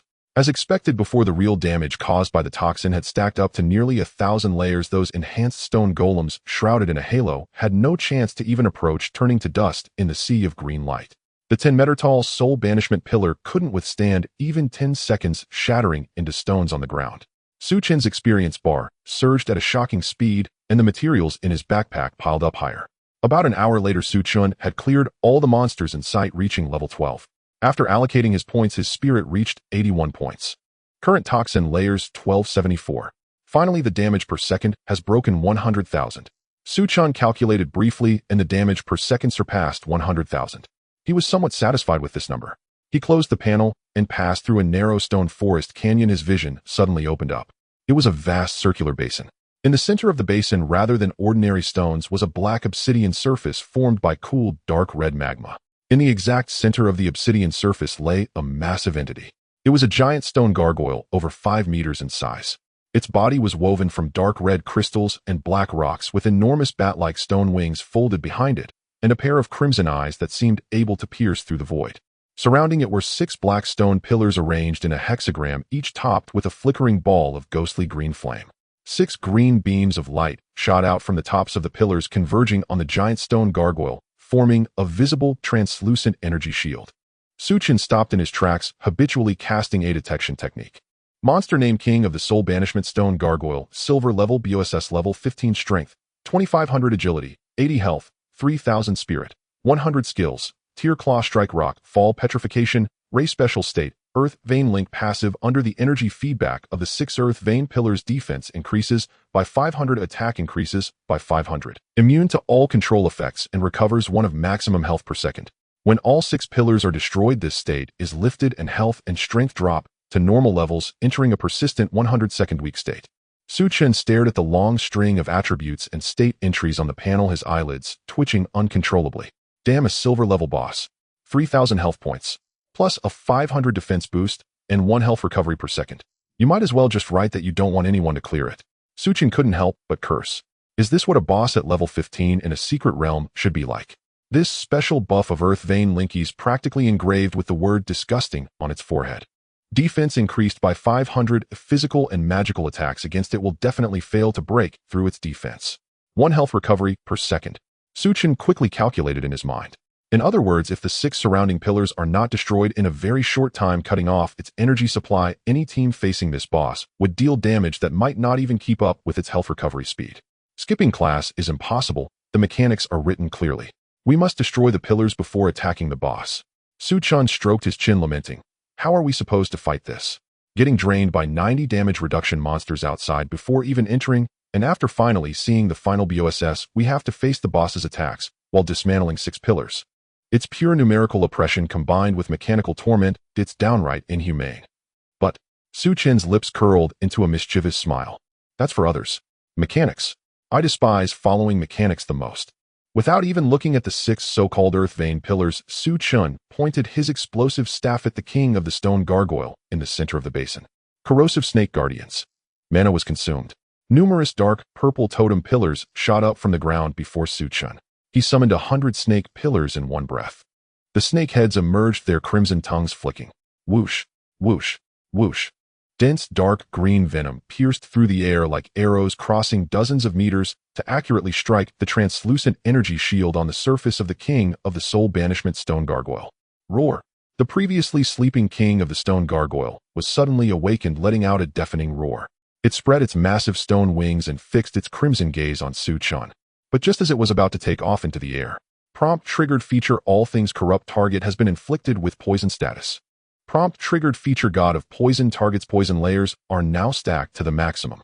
The dark green toxin ignored the energy shield said to boost defense by 500, directly penetrating into its dark red rocky body. 103,194. A massive white number enough to make one's heart skip a beat erupted above the King of the Stone Gargoyle's head. Su Chen's current spirit is 81 points, and the toxin layer limit has reached 1274 layers. The real damage burst in 1 second was over 100,000. Crack, crack, crack. The massive body of the King of the Stone Gargoyle stiffened suddenly, with its rocky surface starting to crack extensively, and the dark red glow quickly dulling. In that instant, its health bar evaporated by a small segment. However, after all, a silver-level boss is still a silver-level BOSS, and with a health of 3,000, it forcefully endured this terrifying blow that could kill everything. Roar! The King of the Stone Gargoyle let out a mournful scream. It did not die. Prompt target triggered passive recovery health 4,000. Damn, 4,000 health recovery per second. Su Chen was startled. This means that this stone gargoyle currently has a total of 4000 health. For different creatures, the health provided by vitality varies. This creature provides 1000 health points for each vitality. Warriors were crying with envy upon seeing this. At this moment, the king of the stone gargoyle, enduring the venom's damage, flapped its wings and violently charged towards Chen. Chen looked at the air where the already bloodied but still fierce giant stone gargoyle was and showed a hint of an appreciative smile. No wonder it's a silver-level boss. Its health is quite thick. I, Chen, shall call you the strongest. Just as he finished speaking, time reached the second. 103,194. Another terrifying blood-red number rose. The king of the stone gargoyle's health bar dropped sharply once again, but it had already plunged into the swarm of snake guardians. 28,947, 26,785. Terrifying numbers appeared. Several snake guardians were instantly slain. The attack is quite high. Chen had already hidden far away. The king of the stone gargoyle was indeed powerful, but it seemed not very intelligent. Did it share its brain with the other merfolks? He silently counted the seconds. Third second. 103,194. Damage numbers kept appearing. The king of the stone gargoyle's health bar reached the bottom in the blink of an eye. Roar. It let out a sharp roar, and its entire body soared into the air again, its blood-red eyes crossing over the snake guardians and directly locking onto Chen. It no longer hesitated and dove straight towards Chen. The speed was incredibly fast, and in the blink of an eye it was above Chen. Oh no, I'm not afraid of the merfolks, but I'm afraid if they have intelligence. Chen's eyelids twitched. Sure enough, hiding behind the snake pillars to output comfortably and easily grinding the boss to death was not that simple. In this world, the more powerful beings are naturally the higher their intelligence. But well, I also have my countermeasures. Chen's heart tightened, his legs exerted force, activating the leg skill absolute charge. His body transformed into a dark stream, suddenly soaring into the sky. The description of this skill allows for rapid charges in any direction. Charging skyward also seems reasonable, right? After all, in this world, even the coffin lid of the old bull can't cover it anymore. Bang! Chen need the somewhat bewildered king of the stone gargoyle. 9. A pitiful, but for that brief moment the king of the stone gargoyle was stunned. It had clearly entered a dazed state. The next second, Chen landed steadily. At the same time, 103,194. Bang! Just as the king of the stone gargoyle had regained its senses while floating in the air, its entire body exploded in midair. Dark red crystals and black rubble rained down like a storm, crashing onto the obsidian surface with a crisp sound. The 6 earth vein pillars that provided the shield also lost their glow and collapsed with the death of the boss. Prompt successfully killed the 15-level king of the soul banishment stone gargoyle, silver level BOS. Prompt gained experience 825,000 level up. Kill bonus prompt triggered feature, doom absorption toxin, stacking limit permanently 1. Accompanied by the frenzied system notification sound, a dazzling golden light shot up from Chen. Prompt, your level has risen to level 13. Prompt gained free attribute points 5. Awesome. What a refreshing battle. Chen casually allocated his points and sighed in relief. The experience was like riding a rocket. In less than 2 hours in this secret realm, he directly leveled up 3.5 levels, reaching 13 and 46. If this level up speed were shared in the school group, it would probably give old his legs a second medical miracle. But what he looked forward to more was the place where the boss died. Their several dazzling beams of light were flashing. Huge loot. As a silver level BOSS, the drops were definitely not bad.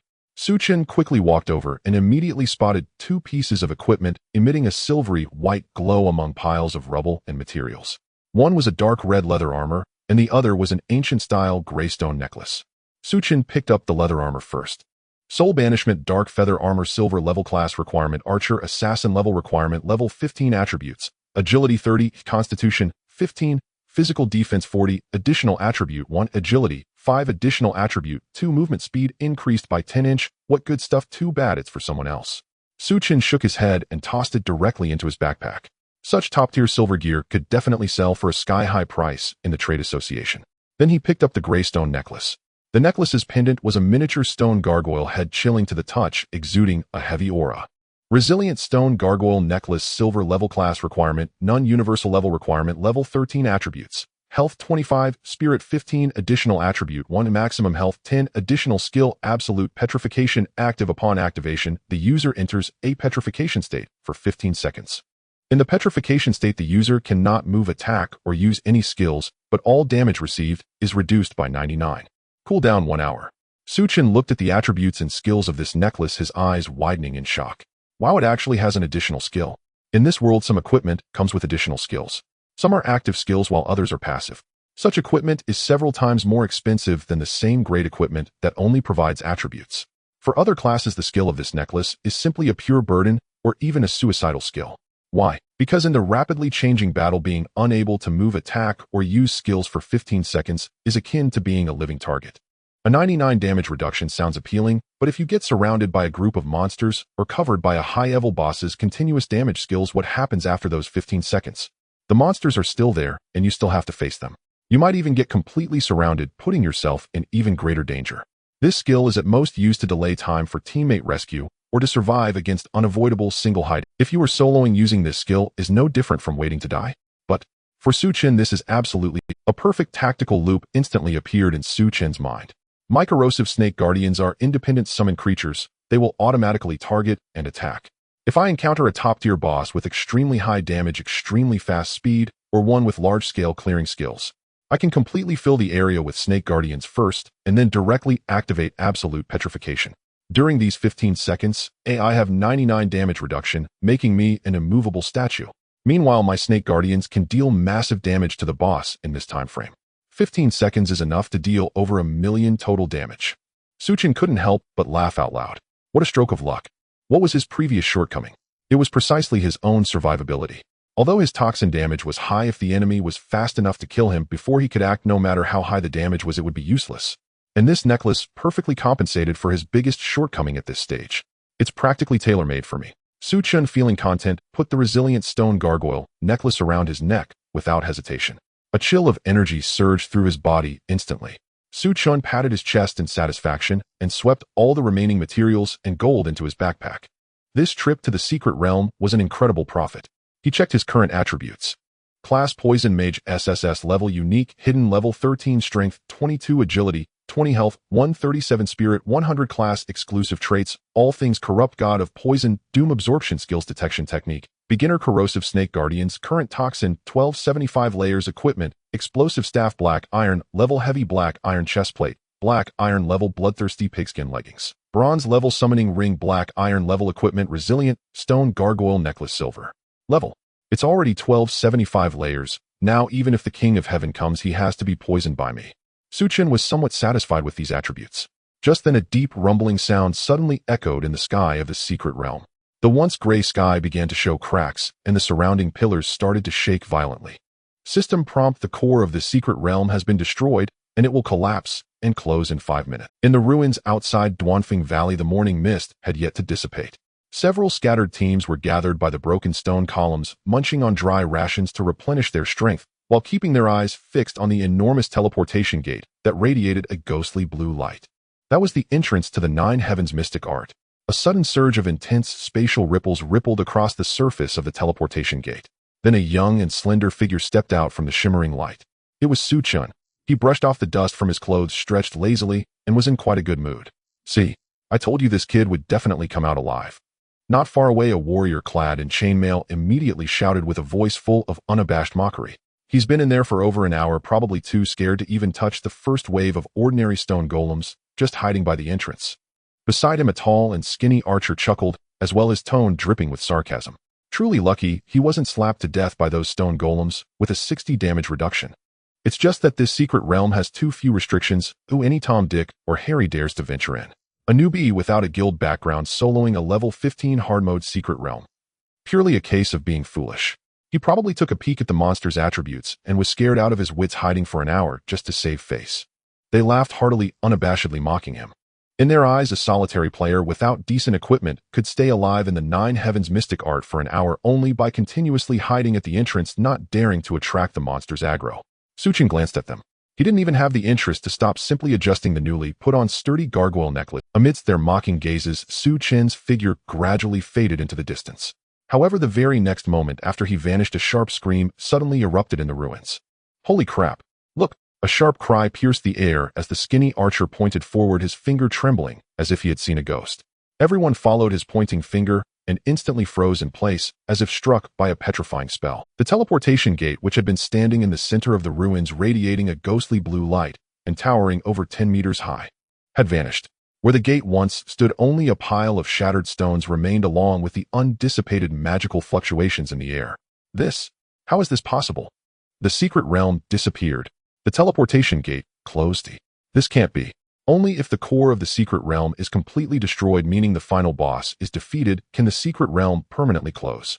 The warrior's eyes widened like saucers, his voice cracking. Could it be? Someone cleared the nine heavens mystic art. As this thought emerged, the entire ruins erupted into chaos. It must have been those big guilds. I remember the elite team of the Mad Warrior Guild went in over an hour ago. Yes. The team leader was a level 15 hidden profession shield warrior. They must have achieved the first clearance. Damn it, big guilds have their foundations. They can push through these disgusting mechanisms. Now the first clearance reward belongs entirely to them. The crowd was filled with jealousy and envy. Buzz.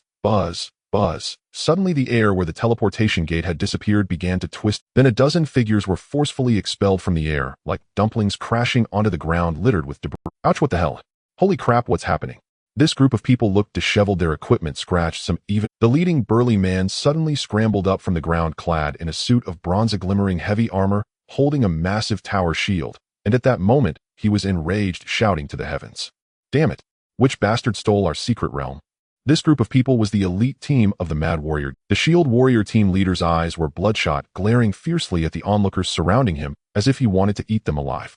I painstakingly led my team to whittle down the surrounding elite monsters. We were so close to touching the Nine Heavens Town Soul Pillar, but we didn't even see the BOSS. Just a little more. Suddenly, we were notified that the core of the secret realm had been destroyed, and we were forcefully ejected. Who did this? Who did it? The shield warrior captain's furious roar echoed across the ruins. The entire ruins fell into a deathly silence. The onlookers who had just been mocking Chen and praising the big guild's strength now stood with their mouths agape, staring blankly at the furious elite team. A cold wind blew by. The warrior who had shouted the loudest earlier suddenly shivered. He turned stiffly to look at the tall, skinny archer beside him. The archer's face was now paler than that of a corpse. The two exchanged glances, seeing extreme fear and incredulity reflected in each other's eyes. The elite team of the Mad Warrior Guild did not clear it. They had not even laid eyes on the final boss. So, who destroyed the core of the secret realm? Just a few minutes ago in this very ruins, the only person who had stepped out from the teleportation gate. Gulp. The warrior struggled to swallow. Could it be? His voice trembled like tattered cloth floating in the wind. Is it? That soloing kid. The expressions of several people turned grim. What on earth was this kid? After leaving Chen couldn't help but yawn widely. I can't go on anymore. If I keep grinding like this, I might just drop dead in the wild, and the whole village will have to feast on my demise. Chen muttered quietly. The blue energy can be replenished with potions, but mental energy cannot. The high-intensity battles, the constantly tense nerves coupled with the ongoing command of the corrosive serpent guards to scout for enemies led to a soul-deep fatigue akin to having stayed up 3 consecutive nights, and then being forced to take off, as if a broken fan was buzzing in his head. Putting in effort is basic, but grinding to the point of death is not worth it. After all, this is reality, not a game. Once you're dead, you can't come back. He abandoned the thought of continuing to grind monsters and walked along the main road towards Tiana City. By 8 in the morning, the city gates of Tiana City were already bustling.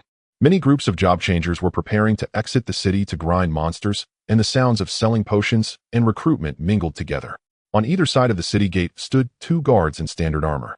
They were idly checking the badges of incoming and outgoing personnel. As Chen slowly approached the city gate, the younger guard on the left, who had a scar on his face, froze for a moment. He rubbed his eyes, seemingly unable to believe what he was seeing. Hey, old one, look at that kid. The scarred guard nudged the veteran beside him. Isn't that the little mage who left the city alone yesterday? The veteran turned to follow his gaze, his expression also changing. It really is him. This kid actually survived out there. In this world, a newly awakened level 1 beginner without a guild or elder's guidance running into the monster zone outside the city to spend the night has almost no chance of survival. They had already sentenced Chen to death in their minds when they saw him leave the city alone yesterday. What a lucky guy, he probably found a tree hollow to hide in for the night. The scarred guard smirked and habitually cast a basic reconnaissance spell. The city guards had checked countless people daily, and this skill had long been mastered. However, in the next moment, the scarred guard's expression froze. His eyes widened, nearly bulging out of their sockets, and his mouth dropped open wide enough to fit an apple. Oh, Old Wong. What? Have you seen a ghost? Old Wong turned impatiently. He. The scarred guard pointed at Chen, his finger trembling, level 13. What? Old Wong thought he misheard, and quickly cast a reconnaissance spell as well. Name Su Chun level 13 profession poison mage. Holy shit. Old Wong swore, directly almost dropping the spear in his hand. Level 13. It's important to know that in this world it takes at least 2 days for a beginner to level up from level 1 to level 10, even for those geniuses with top family resources and daily monster grinding sessions. Moreover, after level 10A the experience requirement doubles, and the leveling speed slows significantly. Yet this seemingly destitute kid was only level 6 when he left the city yesterday evening.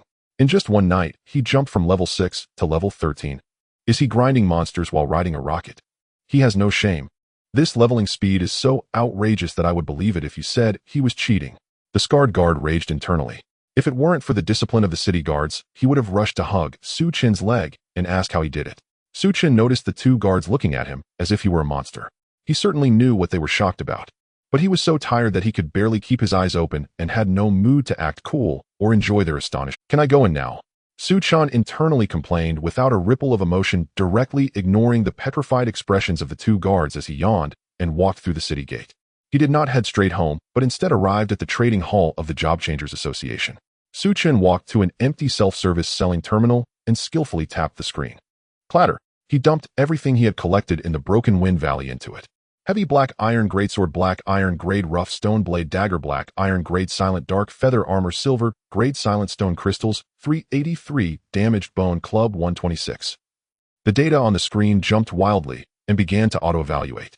For those 2 black iron pieces, Su Chen directly posted them slightly below the market average price for quick sales. However, for the silver grade leather armor, he glanced at the market trends. Agility 30, a movement speed 10. This stat is practically god tier for assassins and archers in the early stages. Those second-generation heirs of the big guilds are definitely going to want it. Without hesitation, Su Chen prepared to auction it. He set the starting price at 100 gold coins and initiated the bidding mode with a time limit of 24 hours. As for those low-level materials, the major guilds were buying them directly, so Su Chen chose to recycle them, instantly earning over 700 gold coins. And the rare materials dropped by the Moffat didn't even have comparable prices, so he put them up at high prices, waiting for merchants to contact him. After completing everything, Su Chen took out his business card and turned to leave. The morning sun was somewhat glaring. Su Chen hailed a magic-powered taxi and provided the address. Once home, as soon as his head hit the pillow, Su Chen's breathing became steady and long. Buzz, buzz, buzz. The cheap bedside table's phone buzzed like an unrelenting motor, causing the water cup to tremble. Su Chen turned over, grabbed a pillow to cover his ears, trying to continue sleeping. But the vibrating sound was like a death knell threatening to explode if he didn't answer. He suddenly threw off the covers, his hair a mess like a chicken's nest, half opening his eyes to grab the phone. The screen flashed with the words, "Miss Lin." Su Chen let out a massive yawn and slid to answer the call. "Hello, little Su. Where on earth have you been? Why are you only picking up now?" As soon as the call connected, Lin Shiking's frantic voice exploded from the receiver. The volume was so loud that Su Chen instinctively pulled the phone away from his ear. "Miss, it's 3:30 in the afternoon, the legal nap time. I stayed up all night yesterday. Just woke up." Su Chen rubbed his sore eyes. "Sleep, sleep, sleep. All you do is sleep. Do you know there's a major incident outside?" Lin Shiking's voice carried a hint of urgency. In the background, muffled explosions could be faintly heard, as if she was in some wild area. "The Tianhe City Defense Army just issued an emergency announcement. There are signs of an abyssal presence in the Broken Wind Valley. The military's high-level teams have already gone in." Abyssal presence. Su Chen's sleepiness slightly dissipated. Could it be that the secret realm of the Silent Stone Sea was breached by me and some strange things came out? That shouldn't be the case. There was nothing unusual when I cleared the secret realm yesterday. "Did you hear that?" Seeing that he was silent, Lin Shiking's tone became more severe.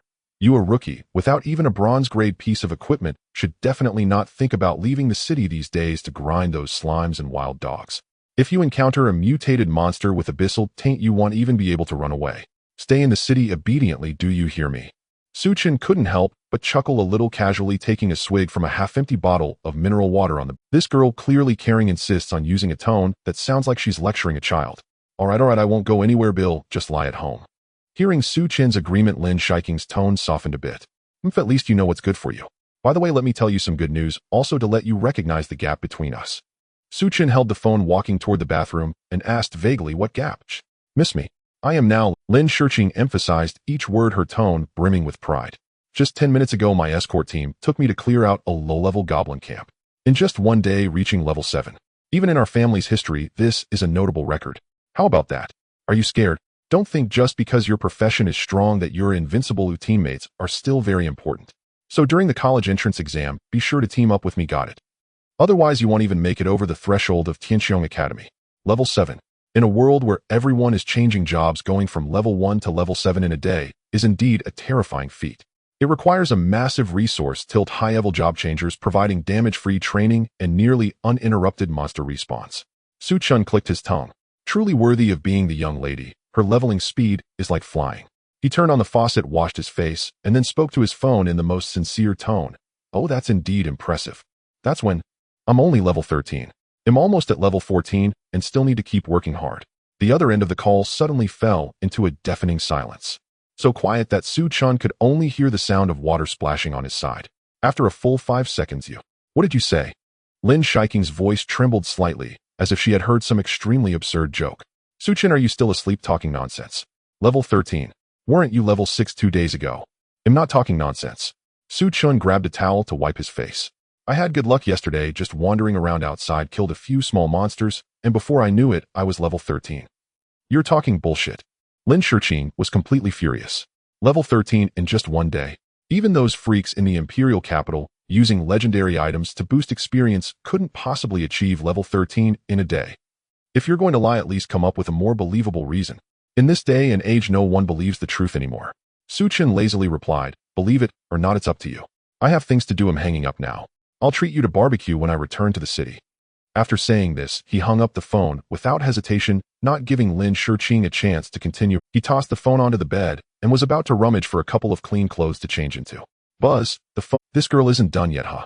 Su Chen sighed, helplessly walked over to pick up the phone only to find that the screen displayed an unfamiliar landline number and the prefix bore the special symbol of Tianhe City's official designation.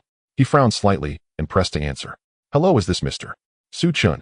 A very professional, gentle, and somewhat respectful female voice came from the other end. Yes, it is. Who is this? Su Chen's voice returned to calmness. Hello, Mr. Su. This is the headquarters of the Tianhe City Job Changers Association. I am a senior manager by Ji. The Job Changers Association. Su Chen immediately recalled the items he had listed for sale at the association earlier that morning. There shouldn't be an issue with the others, but the focus is on that silver-grade silent dark feather armor and a large quantity of silent stone crystals. What's the matter? Su Chen asked succinctly. It's like this, Mr. Su. Our backend noticed the items you listed for sale at the association this morning. After confirmation by our appraisers, the attributes of that silver-grade leather armor are extremely rare. Bai Shi paused, seemingly weighing her words. Most importantly, we learned from the City Defense Army's records that your current level is an astonishing level 13. Their intelligence network is quite efficient. Moreover, it's a bit unusual for a newbie at level 13 to suddenly throw out a silver armor that can only be obtained from high-difficulty dungeons at level 15. So what? Su Chen leaned against the wardrobe, speaking casually. Our president is very interested in you. That piece of armor you listed along with those rare materials, we are willing to purchase it at a price higher than the market rate directly. Our manager would like to discuss this with you in person. Would Mr. Su be available to come to the association headquarters this afternoon? Buying equipment. Su Chen stroked his chin. He indeed needed money. Although he had recycled a batch of junk materials in the morning, he needed to go to Tianqiong Academy, and future expenses would undoubtedly be a bottomless pit. Sure, Su Chen said, give me an address. Half an hour later, in the center of Tianhe City, the headquarters of the Tianhe City Adventurers Guild loomed with an oppressive presence, a massive fortress constructed from dark unknown minerals, with 2 rows of fully armed guards standing at the entrance, all above level 40. Led by a female guide dressed in professional attire, Su Chen crossed the resplendent hall and ascended directly to the top floor. Mr. Su, the president is waiting for you inside. The female guide stopped before a heavy redwood door, bowing respectfully. Su Chen pushed the door open. The office was vast, carpeted with soft magical beast pelts and adorned with several items of equipment glowing faintly. Behind a large desk sat a slightly plump middle-aged man. Dressed in an exquisite silk robe, he wore a warm smile resembling a friendly neighbor. As soon as Su Chen entered, he habitually scanned the room. Name Zhang, Zhe, level 45, occupation, mage, second transition. A level 45 veteran. Even in the entirety of Tianhe City, such a level was not considered low. Little brother Su Chen, I've long admired your name. Zhang Zhe stood up, smiling as he gestured to the leather sofa opposite. Please have a seat, don't be shy. I am the vice president of the Tianhe City Adventurers Guild, Zhang Zhe. Su Chen was not timid, casually sitting down on the sofa and taking a sip from a teacup on the desk. You're too kind, President Zhang. Just tell me what you need. I'm not one for beating around the bush. Zhang Ze's smile widened as he retrieved a black card edged in gold from his drawer, pushing it towards Su Chen. Little brother, you're straightforward. This morning the items you consigned at our guild have a total value exceeding 500,000 gold coins, all loaded onto this card. 500,000. The silver-grade equipment you consigned will soon be auctioned, expected to sell for over 300,000. As for your rare materials, what is the price too high? Chen blinked innocently. I think the price I said is quite reasonable. Zhang Ze's mouth twitched slightly. Your materials based on past prices would sell for around 500 each. Setting 1,000,000 each, no one would buy them. Oh, Zhang Ze was left speechless. He took a sip of tea and said, additionally, according to our guild's regulations, this transaction amount qualifies you to become a VIP level 1 client of our guild. VIP level 1. Chen raised an eyebrow looking at the black card. What benefits does it provide? Zhang Ze smiled, his tone finally carrying a hint of pride. This is not an ordinary membership card. With it, all your purchases at guild-affiliated stores and auction service fees will be at a 20% discount. More importantly, you will have priority access to rare materials and items not circulated on the market. Furthermore, at times the guild can provide you with intelligence support and a certain level of protection. This privilege was indeed enticing. For someone needing vast resources to enhance attributes, the 20% discount and internal purchasing channels could save a lot of hassle. However, Chen toyed with the card without accepting it directly. He lifted his gaze to Zhang Ze. President Zhang, for a simple VIP level 1 service, any lobby manager could handle it. There's no need for you, a level 45 vice president, to personally intervene. Zhang Ze's smile froze momentarily. He hadn't expected this seemingly 18-year-old kid to have such sharp. Moreover, facing a level 45 high-ranking professional, there was not a shred of fear or timidity. The look in this kid's eyes did not resemble that of a newly awakened high school student, or rather it was akin to someone who had been through the grind for over a decade. Zhang Ze retracted some of his casual demeanor, leaning slightly forward, his hands crossed on the table.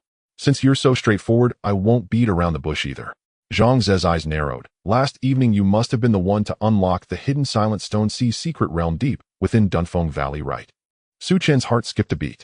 Here it comes, the inquiry. The Adventurers Guild indeed had its means. They could monitor even the unlocking of low-level secret realms. Though he internally cursed, Chen maintained a calm facade, even showing a hint of appropriate bewilderment. What Silent Stone Sea? I don't know what you're talking about. I just went to the outskirts of Dunfeng Valley to hunt a few windblade wolves and found a tree hole to nap before returning this morning. Oh, Zhang Ze's smile grew cunning. But the silent stone crystals and that silent dark feather armor you consigned today are indeed products from a secret realm. As far as I know, materials and equipment with the silent prefix can only drop from stone people monsters. There are no dungeons around Tianhe City, only the Silent Stone Sea secret realm has stone people. I bought them. Chen retorted without hesitation. Bought them? Zhang Ze was taken aback. Yes, when I was napping in the tree hole, I encountered an injured assassin who was about to die, and he sold these things to me at a bargain. I thought the attributes were good, so I bought them. What's wrong? Does the guild check on purchases? Chen lied, without changing his expression, making it up on the spot, without even drafting. Zhang Ze was left speechless. He stared intently into Chen's eyes, trying to find a trace of panic but there was none, absolutely nothing. The calmness in this kid's eyes resembled a still pond, even carrying a hint of impatience, as if saying, why is this strange uncle meddling so much in my affairs? The two stared at each other across the desk for a full half a minute. Ultimately, Zhang Ze conceded, rubbing his temples helplessly. All right, little brother, consider me intimidated by you. Zhang Ze sighed, forced a smile. Your slippery nature is harder to deal with than those seasoned merchants in our guild. Regardless of whether you were the one who unlocked that secret realm, your rapid rise from level 6 to 13 overnight is undeniable. Zhang Ze stood up, walked to the floor-to-ceiling window, and gazed out at the gradually darkening sky, his tone becoming serious. The reason I sought you out is that something major has happened in Tianhe City. An abyss dungeon. Chen replied casually. Zhang Ze abruptly turned his head, a hint of surprise flashing in his eyes. You know. I just heard someone mention it. Chen shrugged. Zhang Ze took a deep breath, his expression solemn. Since you've heard, I'll speak plainly. The city defense forces discovered an emerging abyss dungeon in the abandoned mine area east of Dunfeng Valley. The system rating is extremely high, with a danger level far exceeding that of ordinary dungeons. Unlike ordinary dungeons, if you cannot clear an abyss dungeon and destroy its core before it fully forms and stabilizes, the abyss creatures will continuously pour out, ultimately leading to a monster siege. For a small city like Tianhe, if it suffers a siege from abyss creatures, the consequences would be unimaginable. Millions of civilians, how many would survive is a mystery. Zhang Ze fixed his gaze on Chen and threw out the final objective. The military has begun organizing high-level teams for containment, but the abyss dungeon has level restrictions. Currently, the determined entry level for this dungeon is below level 20. Our guild is prepared to fully cooperate with the military to conquer the dungeon and destroy the core. Su Chen, on behalf of the Tianhe City Adventurers Guild, I formally invite you to join our dungeon raid group. Together we shall officially challenge this abyss dungeon and save the lives of millions in Tianhe City. Zhang Ze's expression was extremely serious, and his words were delivered with a striking force. If it were an ordinary 18-year-old boy hearing terms like monsters attacking the city and millions of people, he would likely be boiling with excitement, eagerly agreeing and itching to grab a weapon and join the battle. But Su Chen was not that type. He chuckled, having had enough motivational speeches in his past life. He had paid his patriotic taxes countless times and was now immune to such sentiments. He leaned back on the leather sofa, still toying with the black and gold VIP card in his hand, barely lifting his eyelids. Sounds quite frightening. However, President Zhang, I have a question. Go ahead. What exactly does your guild's dungeon strategy team do? Don't tell me it's just a reckless suicide squad. In a place like a guild, no one works for free. I don't believe you would engage in a losing venture. Zhang Ze's eyes twitched slightly. This kid really doesn't show his hand until he sees the rabbit. Of course we are not a suicide squad. Zhang Ze explained the primary goal of our team is to understand the mechanics of a dungeon and to clear it as quickly. After clearing, we will sell the detailed strategy we compiled at a high price to elite teams from major families or the army's reserve troops. Zhang Ze paused for a moment, throwing out bait. As the official exploration team of the guild before entering the dungeon, we will provide top-tier potion support. After the profits from clearing, the guild will not take any cut and will purchase the strategy at a high price. The team will also receive a substantial commission from the sale. The conditions were indeed quite generous. Su Chen calculated in his mind.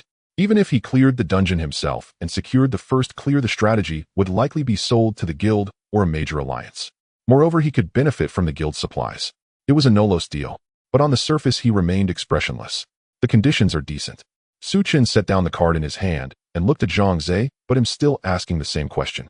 What does your guild want with the Abyss dungeon strategies? As long as someone clears the Abyss dungeon, the characteristics of the Abyss will disappear, making the so-called strategies irrelevant. Zhang Ze sighed, rubbing his temples in frustration. Su Chen, your logic is quite sharp, Zhang Ze replied with a hint of helplessness. As the largest guild in Huagua, we have various agreements with the authorities. When an Abyss dungeon appears, we must respond immediately. Seeing Su Chen still doubtful, he added helplessly, this is not hard to understand, young brother. If a monster siege forms, even if the city remains intact, how much would our guild lose? In comparison, providing some material support and strategizing for the dungeon is actually more cost-effective. What you say does make sense. Su Chen nodded. That made it somewhat credible. Zhang Ze quickly clarified, Su Chen, you have a misunderstanding of our guild. We earn money for Huagua and support Huagua's people. When the country needs us, we will spare no effort. Oh, Zhang Ze's mouth twitched. This little brat. Su Chen obviously didn't believe a word of it and continued to ask, your guild is quite large and should have experts of all levels, right? Of course we do, but this time the Abyss dungeon has a strict requirement. Only one person can enter. Zhang Ze stared intently at Su Chen. There are indeed many experts below level 20 in Tianhe City, but according to our guild's big data analysis, you are the only one who can clear this Abyss dungeon. Su Chen suddenly understood. No wonder this old fox was treating him so nicely. In the level 20 or below Abyss dungeon, high-level professionals couldn't enter, and low-level professionals would just be food for the monsters. Moreover, it could only be soloed.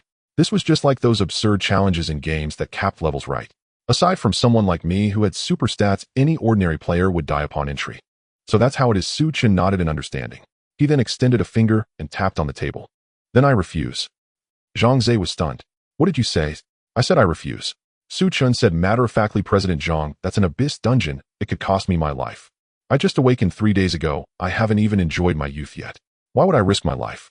Besides, isn't there a city defense army for monster sieges? If the sky falls, there are tall people to hold it up.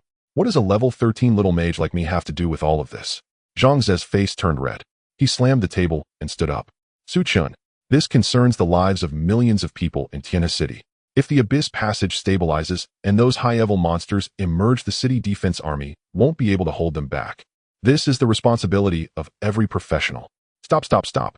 Su Chen quickly waved his hands, digging into his ears. President Zhang, don't try to morally bind me, who I won't fall for it. Zhang Ze was rendered speechless by Su Chen's retort. He looked at the clear-eyed youth before him, who even carried a hint of mockery. He helplessly realized that the tactics he used on ordinary passionate newcomers were completely ineffective on Su Chen. This was a sly fox dressed as a student, a slippery little rascal. Zhang Ze's expression quickly changed. The previous anger had completely vanished as he resumed his seat. He leisurely took a sip of tea and said, now tell me, what conditions do you want? Su Chen smiled. The speed of this transformation was truly worthy of a guild president. Very simple. Chen sat back on the sofa first a coward. Before entering the dungeon, give me a life-saving item of at least epic quality, who just handed over no returns or exchanges. You must be dreaming. Do you know what epic quality means?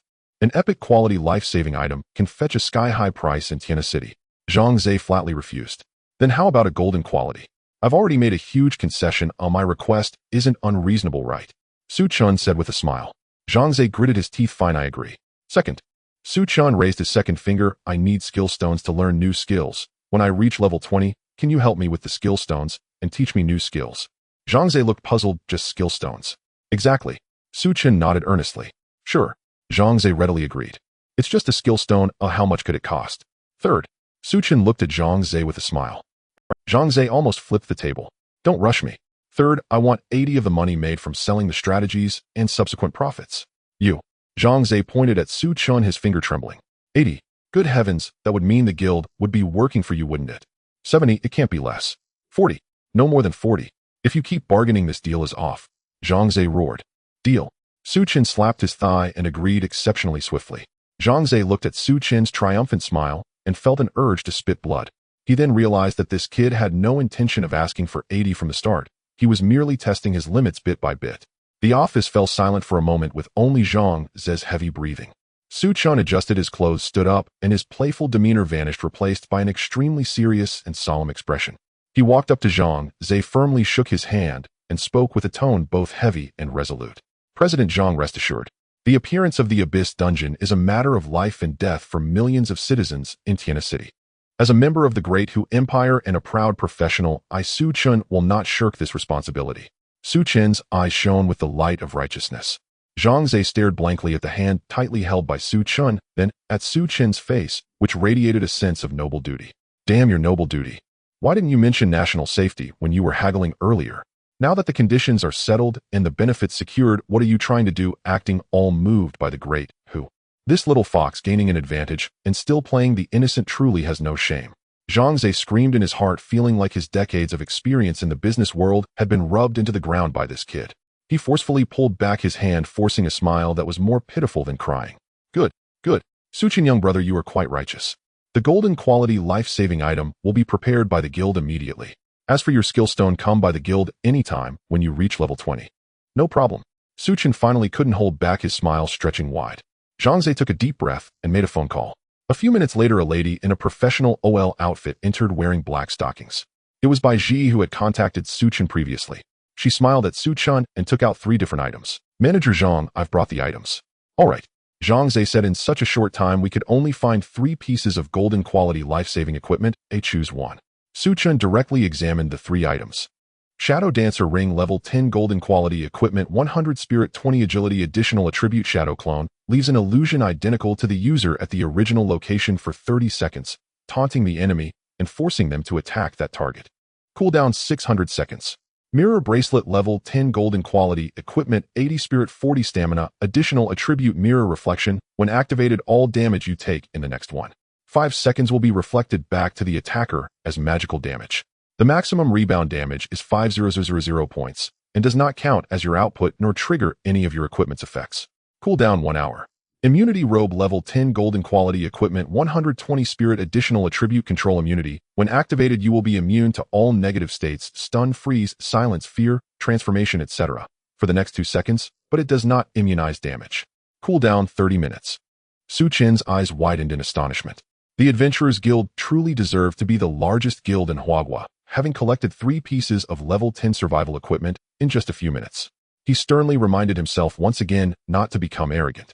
In this world, there are countless prodigies. If a branch president holds such great power, wouldn't the young scions of the great families in the imperial capital be equipped with legendary gear right after changing jobs? Chen refocused and began analyzing the 3 pieces of equipment before him. They were indeed all related to survival, but their methods of ensuring safety varied. The Shadow Dancer's Ring creates a decoy, seemingly inheriting all attributes, and it will forcibly taunt enemies. It not only ensures survival, but also has a control effect. The Mirror Bracelet is straightforward and brutal. All damage taken in the next 5 seconds is reflected back to the attacker. The Immunity Robe is for avoiding control effects. Chen felt a bit disgruntled. Can't I have them all? He looked at Zhang Zhe about to speak, but Zhang Zhe scoffed. Su Chen, if you want them all, sure. But level 10 golden equipment costs several million gold coins each, and these survival items are worth tens of millions. Su Chen felt a wave of annoyance. This old fox. He actually predicted what I was about to say. After a moment's hesitation, he decided to choose the Shadow Dancer's ring. The immunity robe was ruled out first. It provides immunity to control, but not to damage, and if he dies, he'll still be dead. It doesn't have the survival effects of the other two. Although the mirror bracelet is powerful, its duration is too short, only 5 seconds. The Shadow Dancer's ring has a phantom duration of a full 30 seconds. This means Su Chen can completely control the enemy for 30 seconds. That 30 seconds is enough for him to deal millions in damage. Without further ado, he directly took the Shadow Dancer's ring and put it on. Each adventurer has 2 ring slots, so now his slots were filled. Su Chen, I wish you great success. Zhang Zhe stood up, finally showing a hint of sincerity on his face. The safety of Tianhe City is entrusted to you. Don't worry. Su Chen nodded and said, do we have potion supplies? Bring me some legendary potions. Zhang Zhe's mouth twitched. This little brat is really taking all the advantages. Golden potions are the most I can give you. You won't benefit from higher level potions. A single gulp will completely restore you and the effects will be wasted. All right then. Su Chen waved his hand as if magnanimously. Zhang Zhe said helplessly, Manager, go fetch 20 bottles of golden potions. Soon Su Chen had 40 potions added to his backpack. Advanced Life Recovery Potion Golden Level restores 5,000 health points, cooldown 60 seconds. Advanced Magic Recovery Potion Golden Level restores 5,000 mana points, cooldown 60 seconds. Golden Level Blue and Red Potions are very rare, each can sell for several thousand. With everything prepared, Su Chen bid farewell to the two and left the guild headquarters. On the bus, he checked Su Chen Profession Poison Mage, only hidden SSS level 13 Strength, 22 Agility, 40 Stamina, 137 Spirit, 200 Profession-specific traits, all things Decay, God of Poison, Doom Absorption, Skills Detection, Beginner Corrosive Serpent Guard, Current Toxin, 1275 Layers Equipment, Explosive Staff, Black Iron, Level Heavy Black Iron Chest Plate, Black Iron Level Bloodthirsty Pigskin, Leggings Bronze Level Summoning Ring, Black Iron Level Equipment, Resilient Gargoyle Necklace Silver. Level Shadow Dancer's Ring Golden Level. A golden ring directly provides 100 spirit. His spirit smoothly reached 200 points. This value is enough to make other students envious. I wonder how many levels I can gain from the Abyss Dungeon. Su Chen closed the panel, feeling somewhat eager. On the east side of Duanfeng Valley, the abandoned mine. The once desolate mine is now surrounded by adventurers who rushed over upon hearing the news. In the center of the mine, a dark red vortex over 10 meters in diameter is slowly spinning. Beside the vortex stands a temporary military warning sign written in bright red letters: warning, Abyss-level dungeon. Ahead, unauthorized personnel must not approach. Outside the blockade line stand scouts from various guild, school teachers, and several adventurers who came to watch the excitement. But at this moment no one spoke. The atmosphere was extremely oppressive. Several high-ranking adventurers in military uniforms frowned, their faces pale. Not far away, several medical personnel are lifting covered stretchers onto military vehicles. The dark red blood seeping from under the white cloth leaves a shocking trail on the morning ground. A commotion arises among the crowd. Damn, that's the elite of the Mad Lion Guild and the new elite of the City Defense Army. They went in last night. In less than half an hour they couldn't even come out, and these few are the remains spat out by the vortex. In front of the dungeon portal. Failed again. A middle-aged officer in military uniform closed his eyes in pain as he looked at the corpses spat out by the dungeon. Captain Zhang, how many is this now? Asked a nearby aide, his voice dry. The 37th. Captain Zhang gritted his teeth, his eyes red. All experienced combat adventurers at level 20, and they couldn't even hold on for 5 minutes after entering. The monsters in this Abyss dungeon possess attributes and mechanisms that completely exceed our understanding. The crowd around stirred at this statement, a cloud of gloom enveloping every heart. The restriction of entering solo completely shuts down the possibility of using a swarm strategy. And attempting to solo the Abyss dungeon at the same level is nearly an impossible task. At that moment, light footsteps echoed from the back of the crowd. Captain Zhang raised his head and saw a young student crossing the blockade line, heading straight for the black vortex. Stop! The aide immediately stepped forward to block him. This is the entrance to the Abyss dungeon. Unauthorized personnel are forbidden to approach. Su Chen halted, glanced at the aide, and casually pointed at the vortex. I'm here to enter the dungeon. You... Captain Zhang stepped forward, his gaze sweeping over Su Chen's youthful face, noticing the Tianhe City's first high school emblem on his chest. This level 52 second-class berserker stared fixedly at Su Chen, then sighed deeply.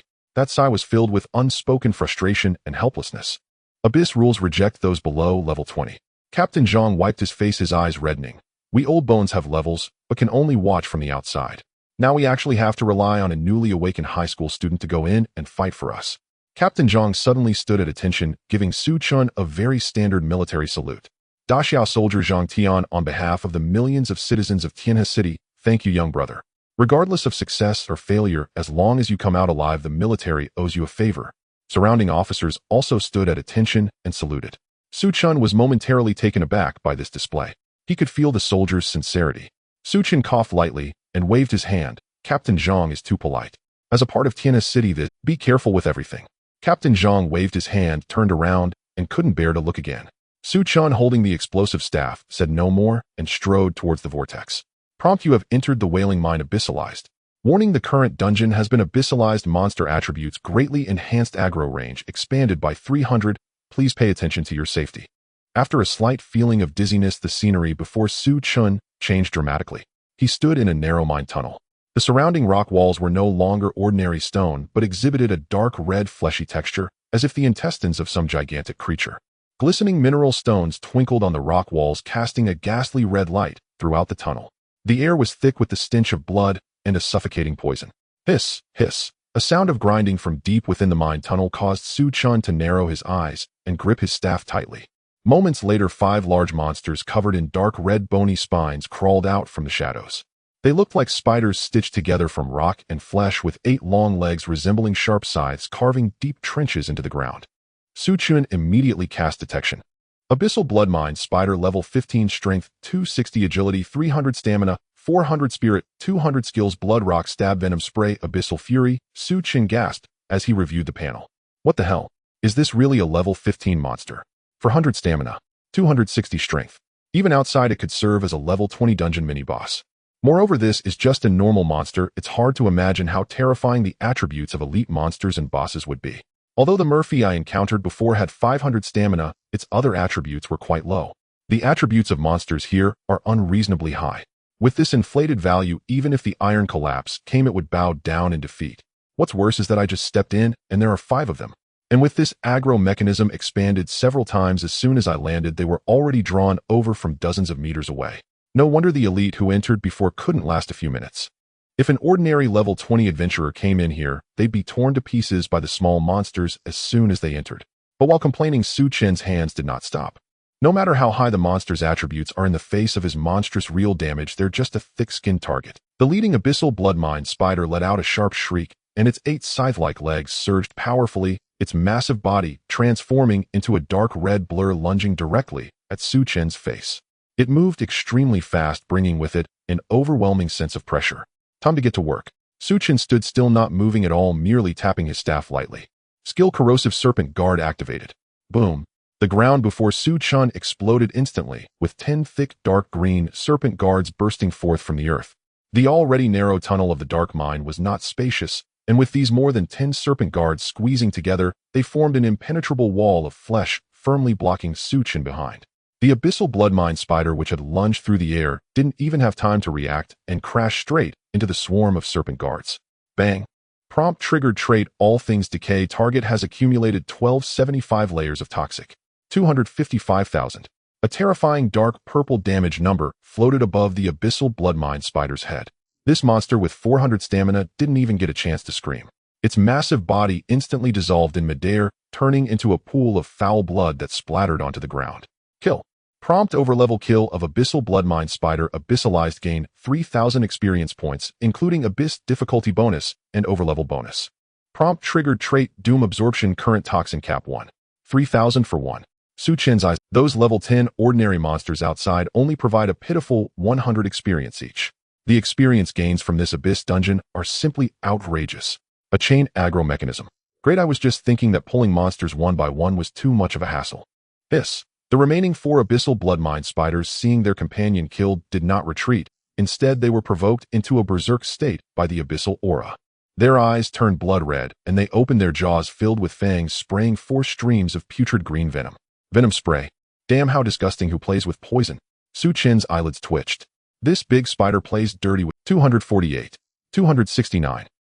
Several damage numbers jumped out from the serpent guards. This damage isn't low at all. The Serpent Guards are losing over a third of their health every second. In the blink of an eye, 4 of the Serpent Guards had their health bars emptied. However, the remaining 6 corrosive Serpent Guards simultaneously turned their weapons towards the remaining 4 spiders. Puff, puff, puff. A barrage of venomous projectiles poured out like a torrential rain. 255,200, 255,400, 255,600, 255,800. 4 terrifying real damage numbers appeared in succession. The 4 Abyssal Elite monsters were instantly dissolved.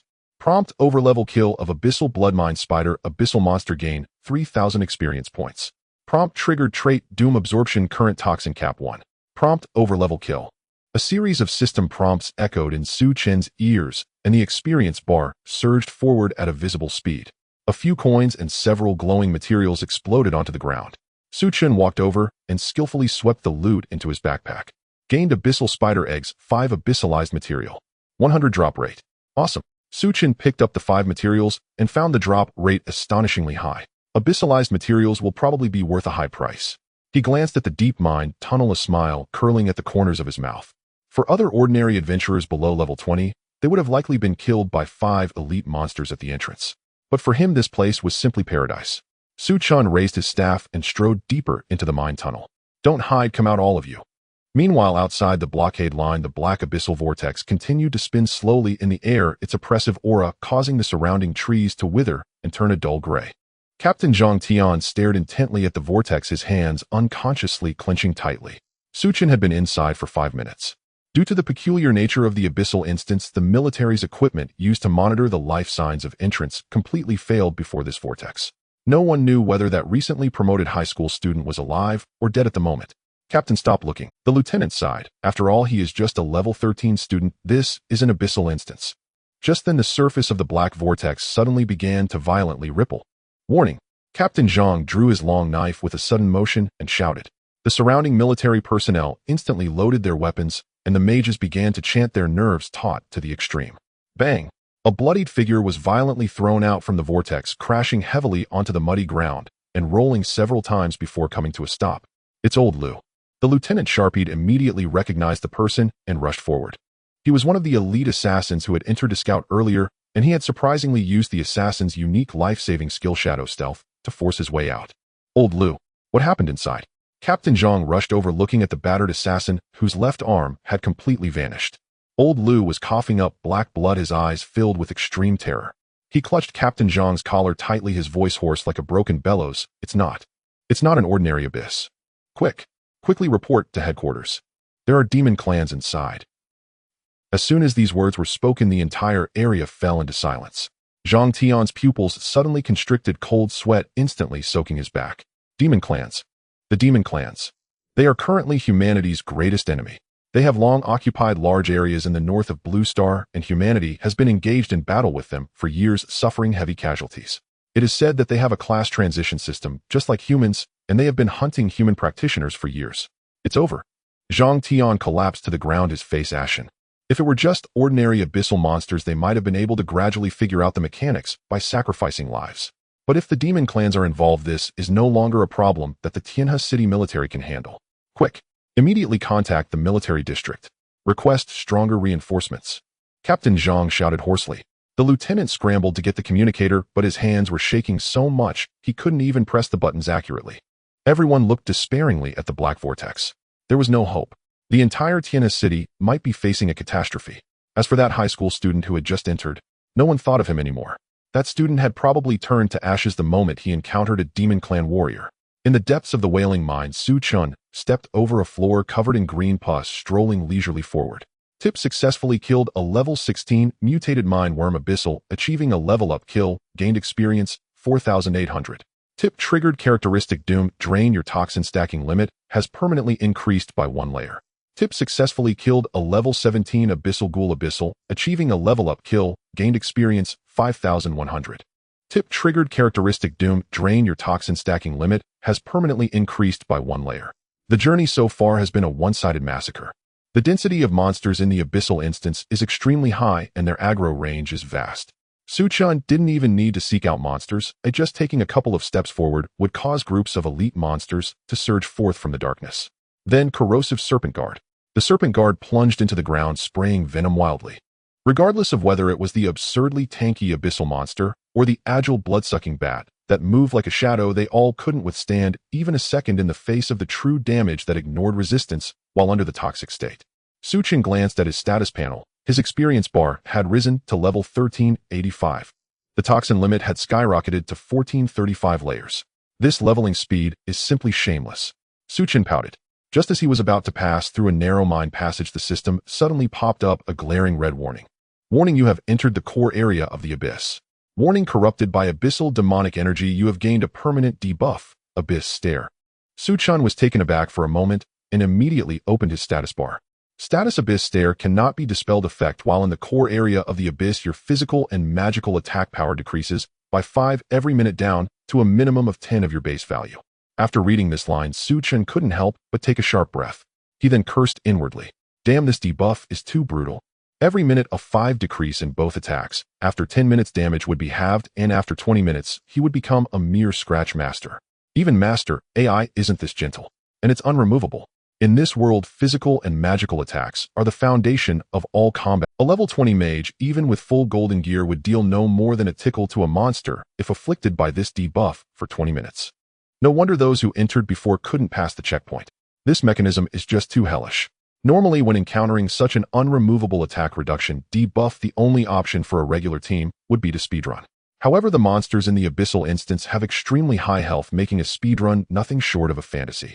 But Chen looked at the toxic mage profession characteristic on his panel. A shameless smile crept across his face. Toxic causes real damage equivalent to spirit level 1 every second, ignoring armor and magical resistance. Real damage. It is only linked to the spirit attribute and does not rely on the so-called magical attack power at all. Even if his magical attack power drops to 0, as long as he applies the poison to a monster, it will still deal the expected damage of several thousand health points. This profession is so unbalanced. Chen shook his head, sighing. Fortunately, this is the only profession, and I alone can bear such unfairness. If other mages knew, they would probably explode with rage on the spot. The Abyss Stare, a terrifying debuff that could wipe out elite troops of the entire Daxiao Empire, was on Chen like a meaningless icon, no different at all. He was even too lazy to glance at the status bar again and continued to stride forward. Outside the dungeon, a military jeep equipped with a magic energy cannon slowly came to a stop. A burly man in military uniform stepped out and strode over. The man had a stern, square face with a conspicuous dark purple magic pattern burned across his left cheek down to his neck, exuding an intimidating aura. Commander, Captain Zhang and the adjutant immediately approached, executing a standard military salute. Lei Jun did not return the salute, his gaze fixed intently on the dark red abyss vortex suspended in midair. Situation. Lei Jun's voice was deep, carrying an undeniable sense of pressure. Captain Zhang took a deep breath, his voice trembling slightly. A reconnaissance soldier just barely escaped from the dungeon, bringing out the final intel. Inside, it is not just a simple abyss-level monster. Deep within the dungeon, he saw a shadow dressed in a black robe with the surrounding space continuously warping. The black robe. Space distortion. Lei Jun's dark purple magic pattern on his left cheek instantly brightened, as if filled with blood. He enunciated each word with difficulty, squeezing them out between his teeth, the veins on the back of his hand bulging, almost bursting through his skin. Is it a demon? Captain Zhang asked cautiously. Rift demon shadow. Lei Jun closed his eyes, took a deep breath, and when he opened them again, they were filled with bloodshot veins. 10 years ago in Donghai City. Hearing the words Donghai City, the faces of several veteran officers around turned pale instantly. The tragedy of Donghai City 10 years ago remains an everlasting pain for the entire Great Hua Empire's military. A third-tier city with a population of over 1 million turned into a dead zone overnight. Commander, do you mean? The demon inside is the mastermind behind the Donghai City tragedy. The adjutant's voice had completely changed in tone. There is no mistake. Lei Jun suddenly drew his sword from his waist, and with a clang the blade plunged deeply into the ground before him. I would recognize that beast's aura even if it turned to ash. Lei Jun took a deep breath, looking at his terrified subordinates, and coldly stated, Do you think this abyss dungeon descended naturally? Nonsense. That was Rift Demon Shadow, deliberately guided out. He continued, Demons like us have careers and can change jobs. For some reason, a portion of them possesses the ability to guide abyss dungeons through the portal into reality. And this Rift Demon Shadow has an exceedingly unique profession. Ordinary adventurers or demons entering the secret realm can only exist in a specific plane. But he is different. He can utilize the rules of the Abyss to hide his true form in the void, and then create thousands of clones. Lei Jun pointed at the vortex in midair. Right now the vortex is not connected to a single dungeon, but to countless parallel planes. Its clones have forcibly invaded every single plane. Captain Zhang asked, "What is it doing?" Lei Jun replied, "It is using the power of its clones to forcibly breach the barriers between the planes." Lei Jun pulled the knife from the ground. The number of abyss monsters in each plane might not be many, but if thousands upon thousands of monsters guided by it simultaneously break through the limits and descend upon Tianhe City. The venue fell into a deathly silence. Everyone understood what that meant. Even the most lowly abyss monsters once forming a tidal wave of countless millions would cause the defense system of Tianhe City to collapse in an instant. "Commander, what should we do? Should we use the forbidden spell level combat readiness?" the adjutant asked urgently. Ordinary forbidden spell level combat readiness cannot break through the abyss barriers. Lei Jun gritted his teeth. The only method is to enter the dungeon and kill any one of its clones before it completely opens the planar channel. As long as one clone is killed, the planar balance it maintains will be shattered, triggering a chain reaction causing all clones, including the main body, to suffer backlash from the rules. But Captain Zhang's face was filled with bitterness. This is a solo dungeon. Moreover, the brother who just came out said that it is filled with an extremely disgusting environmental debuff. Once entering the interior, both physical and magical damage will continuously decrease over time. Adding to the inherently perverse defensive capabilities of abyss monsters, even 100 people in a team would struggle to deal damage, let alone just one person going in. No one can solo it. Lei Jun's voice carried a deep sense of helplessness. He, a level 140 powerhouse, could only watch helplessly due to the dungeon's level restrictions. And Captain Zhang lowered his head, his voice even quieter. "A student who just changed jobs entered a few minutes ago." Lei Jun suddenly turned his head, locking his gaze onto Captain Zhang. "A student?" "Yes, a student from Tianhe City now. One high school holding a black iron level staff." Lei Jun was stunned for a full 3 seconds, then slammed his fist onto the hood of the jeep. Boom. The heavy alloy hood instantly caved in, and the whole vehicle shook violently. "Nonsense. This is absolute nonsense." Lei Jun roared angrily. "Are you just watching a newly transitioned child go to his death? With the Abyss debuff and elite monsters, he won't last even 10 seconds. A sense of despair spread beyond the lockdown line. No one believed that student could come out alive. It seemed Tianhe City was destined to replay the tragedy of 10 years ago. Meanwhile, in the depths of the wailing mine, puff. Accompanied by a splash of disgusting green pus, a massive abyssal burrower elite crashed to the ground. Hint successfully killed level 18 abyssal burrower, abyssal defeating it beyond level, gaining experience 5,400. Hint your level has increased to level 14. Hint you have gained 5 free attribute points. The experience from abyss monsters is extremely high. In less than an hour, Su Chen's experience bar was filled. Su Chen casually allocated the 5 attribute points in a 3:2 ratio to spirit and stamina. Allocation complete. His spirit reached 204 points and stamina reached 140 points. Looking at the puddle of green liquid, Su Chen stepped over the monster's corpse and couldn't help but shake his head. He had lost count of how many abyss monsters he had killed along the way. The most intuitive feeling was that these monsters' attributes, especially armor and magical resistance, were absurd. Just now, that level 18 burrower had a stamina attribute that even broke the 800 barrier, meaning it not only had thick blood, but also rock-solid physical defense. Coupled with the abyssal gaze debuff that reduced both physical and magical attack by 5 per minute, ordinary level 20 elites likely couldn't even scratch the monster's skin, let alone him going in solo. This abyss dungeon is truly something, a pure accumulation of numerical monsters. If it weren't for his profession relying entirely on true damage, ignoring defense and magic resistance, he probably could only stand by and watch. With this kind of dungeon released, who besides him shamelessly leeching off could possibly compete? Su Chen continued to push forward, mentally ranting. He really didn't need to lift a finger. With each kill, the Doom Drain trait was triggering wildly. The limit reached 2,194 layers. At this moment, as the passage widened, the surrounding rock walls transformed from dark red to a profound purple-black, and the air was thick with the heavy scent of sulfur. Su Chen knew he was nearing the end of the level. He crossed the last stone door, and before him was a vast underground cavern. In the center of the cavern lay a terrifying giant beast the size of a small truck. It had 3 fierce wolf heads, its entire body covered in hard purple-black scales with dark red magma flowing between the scales. With each breath, it exhaled scalding toxic smoke. As Su Chen stepped into the cavern, all 3 wolf heads opened their eyes simultaneously, their 6 blood-red eyes locking onto Su Chen. Roar! The deafening roar echoed throughout the cavern. Without hesitation, Su Chen cast a detection spell. Abyssal 3-headed hellhound golden boss. Level 20 Strength, 2000 Agility, 1670 Stamina, 3600 Spirit, 1200 Skill, 1 Abyssal Fire C spits out abyssal flames covering a 50-meter range, causing high magical damage and adding a burning effect. Skill 2 Absolute Barrier, Abyssal Exclusive, fixed reduction of 80 for all physical and magic. Skill 3 Frenzied Bloodlust, when health drops below 30, attack speed increases by 100, gaining a 5 lifesteal effect. Chen inhaled sharply at the absurdly luxurious panel statistics. 3600 Stamina, 2000 Strength. These values must have rolled off the keyboard. Most dangerously, that Absolute Barrier skill reducing damage by 80 across the board. To be clear, the external Abyssal Gaze environmental debuff had already squeezed the player's attack power to the maximum.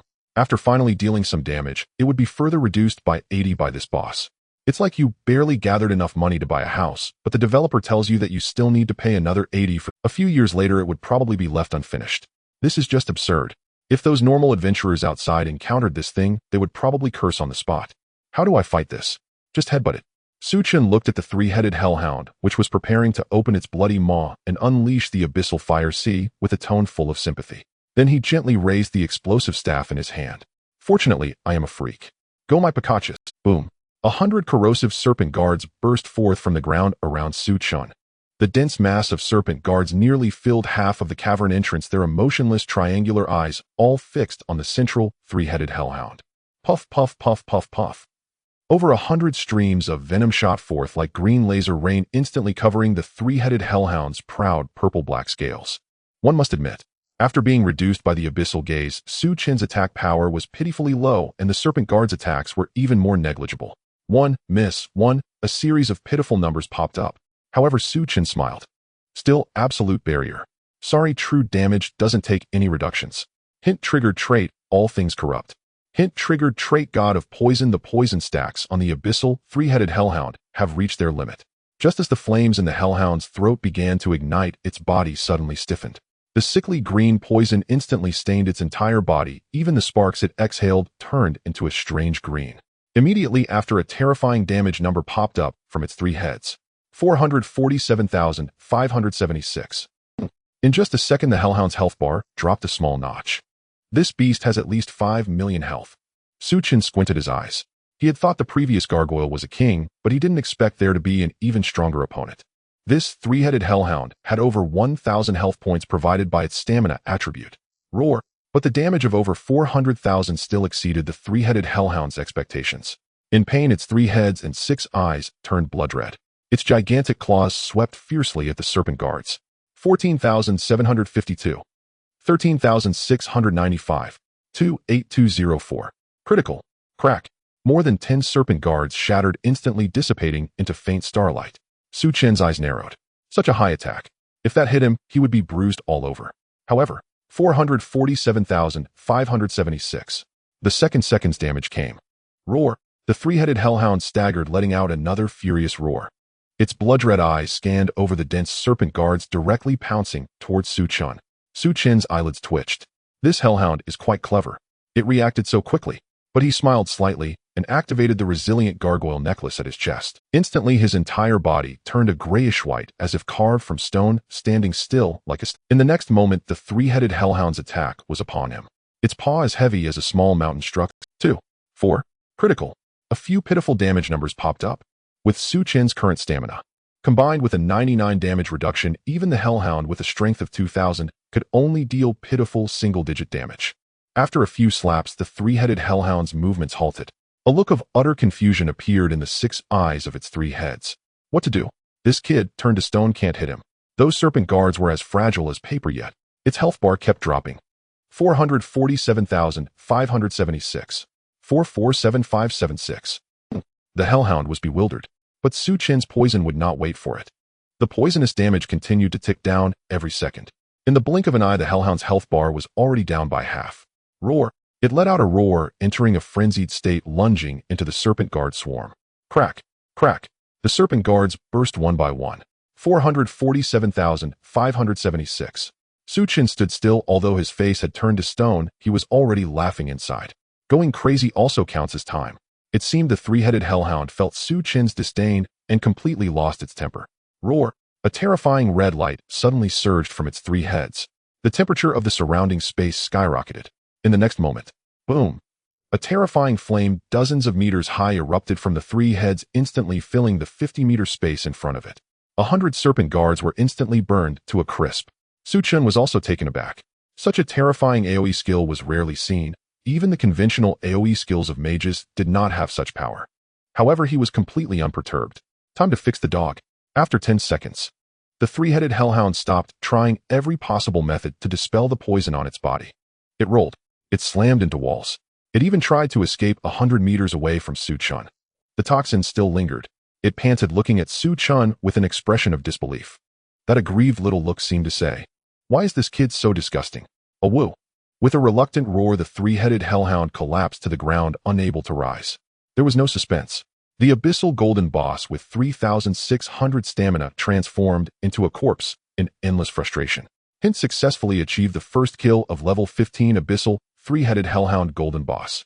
Hint defeated beyond level, gaining experience 11500000.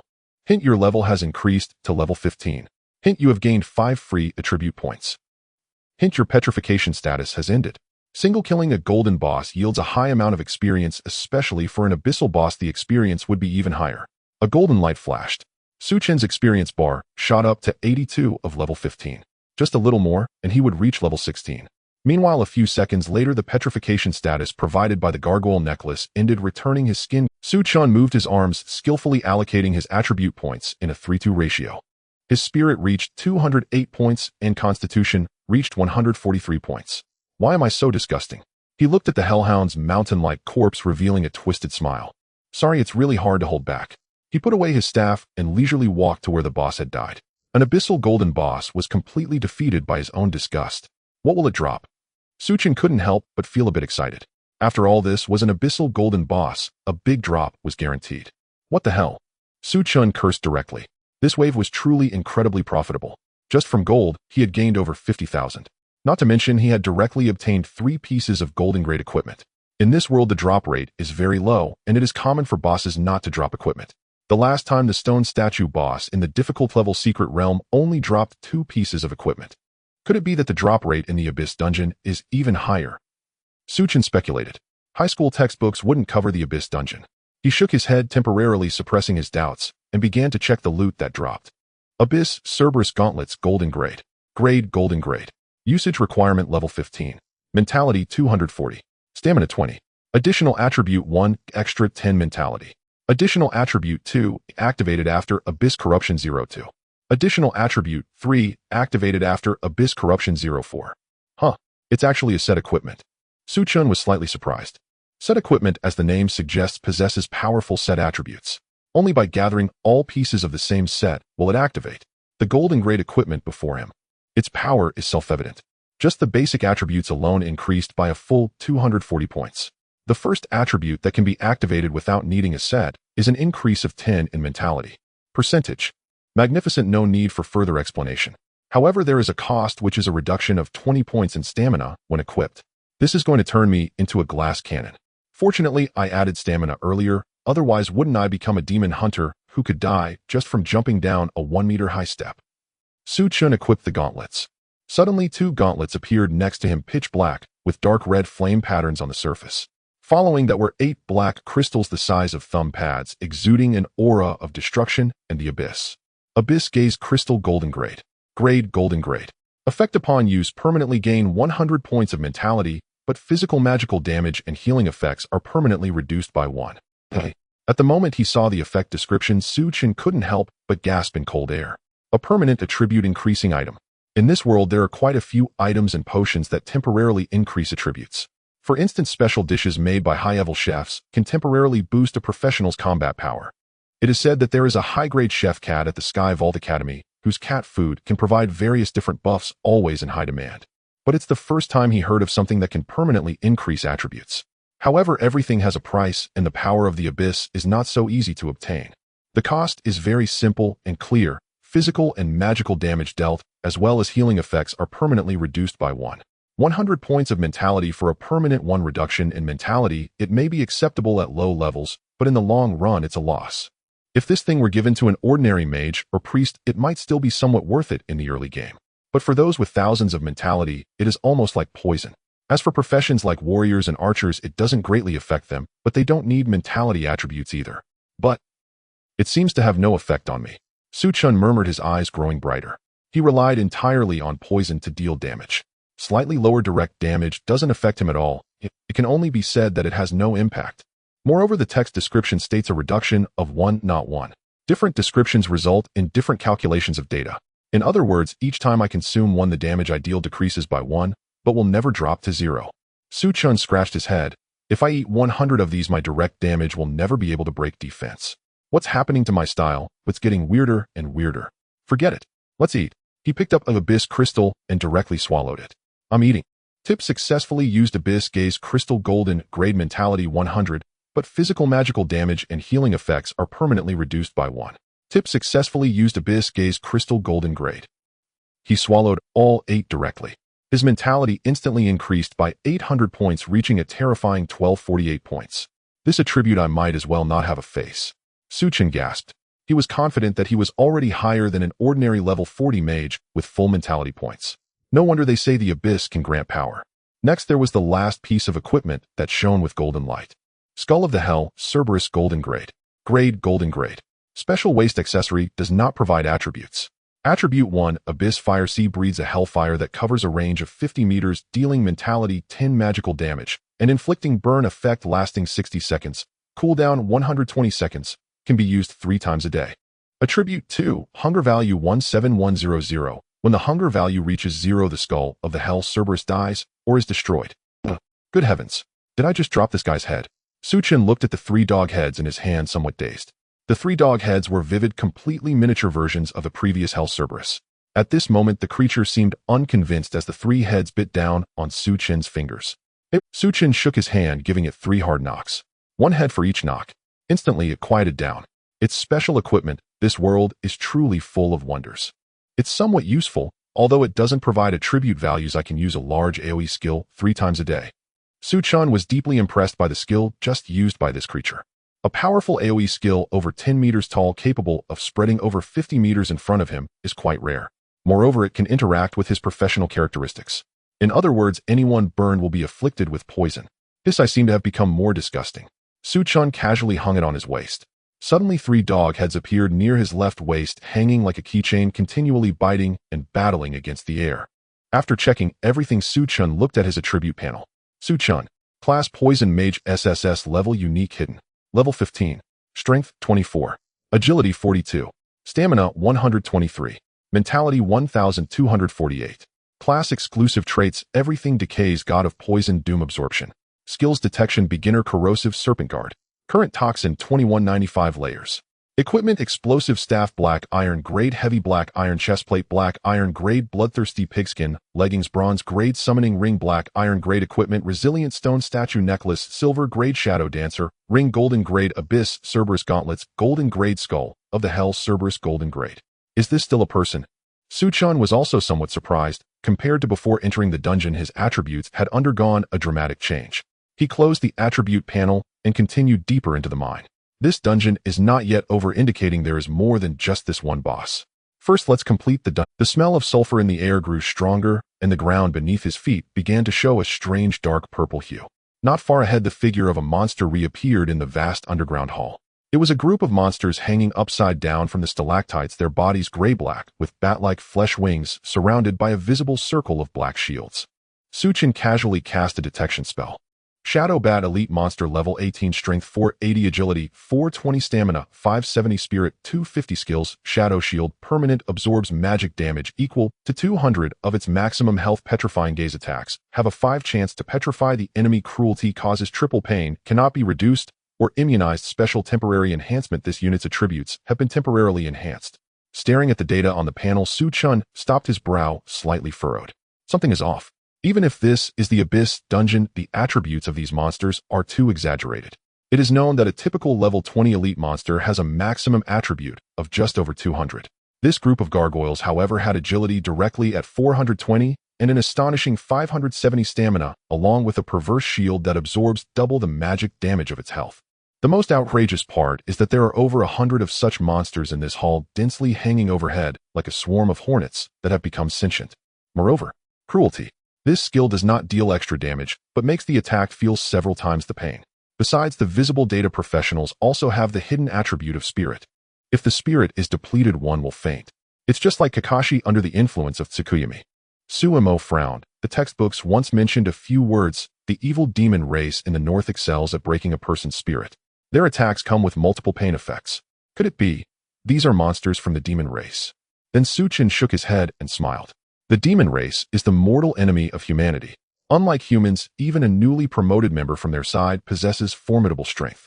How could demons appear in this level 20 dungeon? Scaring myself. Chen patted the dog head at his waist, shaking his head with a chuckle. No matter what shield you have, I'm not dealing magic damage anyway. Chen yawned and casually pointed his brawn. Clear the area. Boom. 100 corrupted serpent guards instantly rose from the ground. With the surge of his spirit, he could now summon over 2,000 serpent guards simultaneously. This means that his attribute growth has finally caught up with the growth of the serpent guards. Those days of living frugally calculating mana for summoning serpent guards are long gone. At this moment, 100 heads raised simultaneously. Dense streams of sickly green venom shot up, like anti-aircraft artillery, instantly covering the space above the hall. Hiss! The shadow bats let out sharp cries as their proud high agility meant nothing under the absolute cover of fire. The moment the venom touched them, the shadow shield didn't even have the right to flicker. It was completely ignored. Hint triggered the trait, All Things Corrupt. Hint triggered the trait, God of Poison. A series of dazzling red numbers exploded at the top of the hall. 273, 9360. 273, 9360. Instant kill. 270,000 points of damage per second. Even the abyssified elite monsters couldn't withstand it for a second. With a crackle, over 100 high-tier elite monsters fell from the stalactites like dumplings, turning into pools of green pus midair before they even landed. Hint successfully killed an 18-level shadow bat. Abyssified elite monster over-level kill, gained experience 10,800. Hint successfully killed. The experience bar surged dramatically. The experience value of elite monsters is higher. At this rate, I'll be level 16 soon. One will not be spared. Chen, wielding his staff, continued to clear the shadow bats while delving deeper. The cave was deep, soon filled with oddly shaped stalactites. Suddenly, Chen abruptly halted, frowning slightly. The hairs on his neck stood on end. With a higher attribute, especially spirit professionals can sense danger instinctively.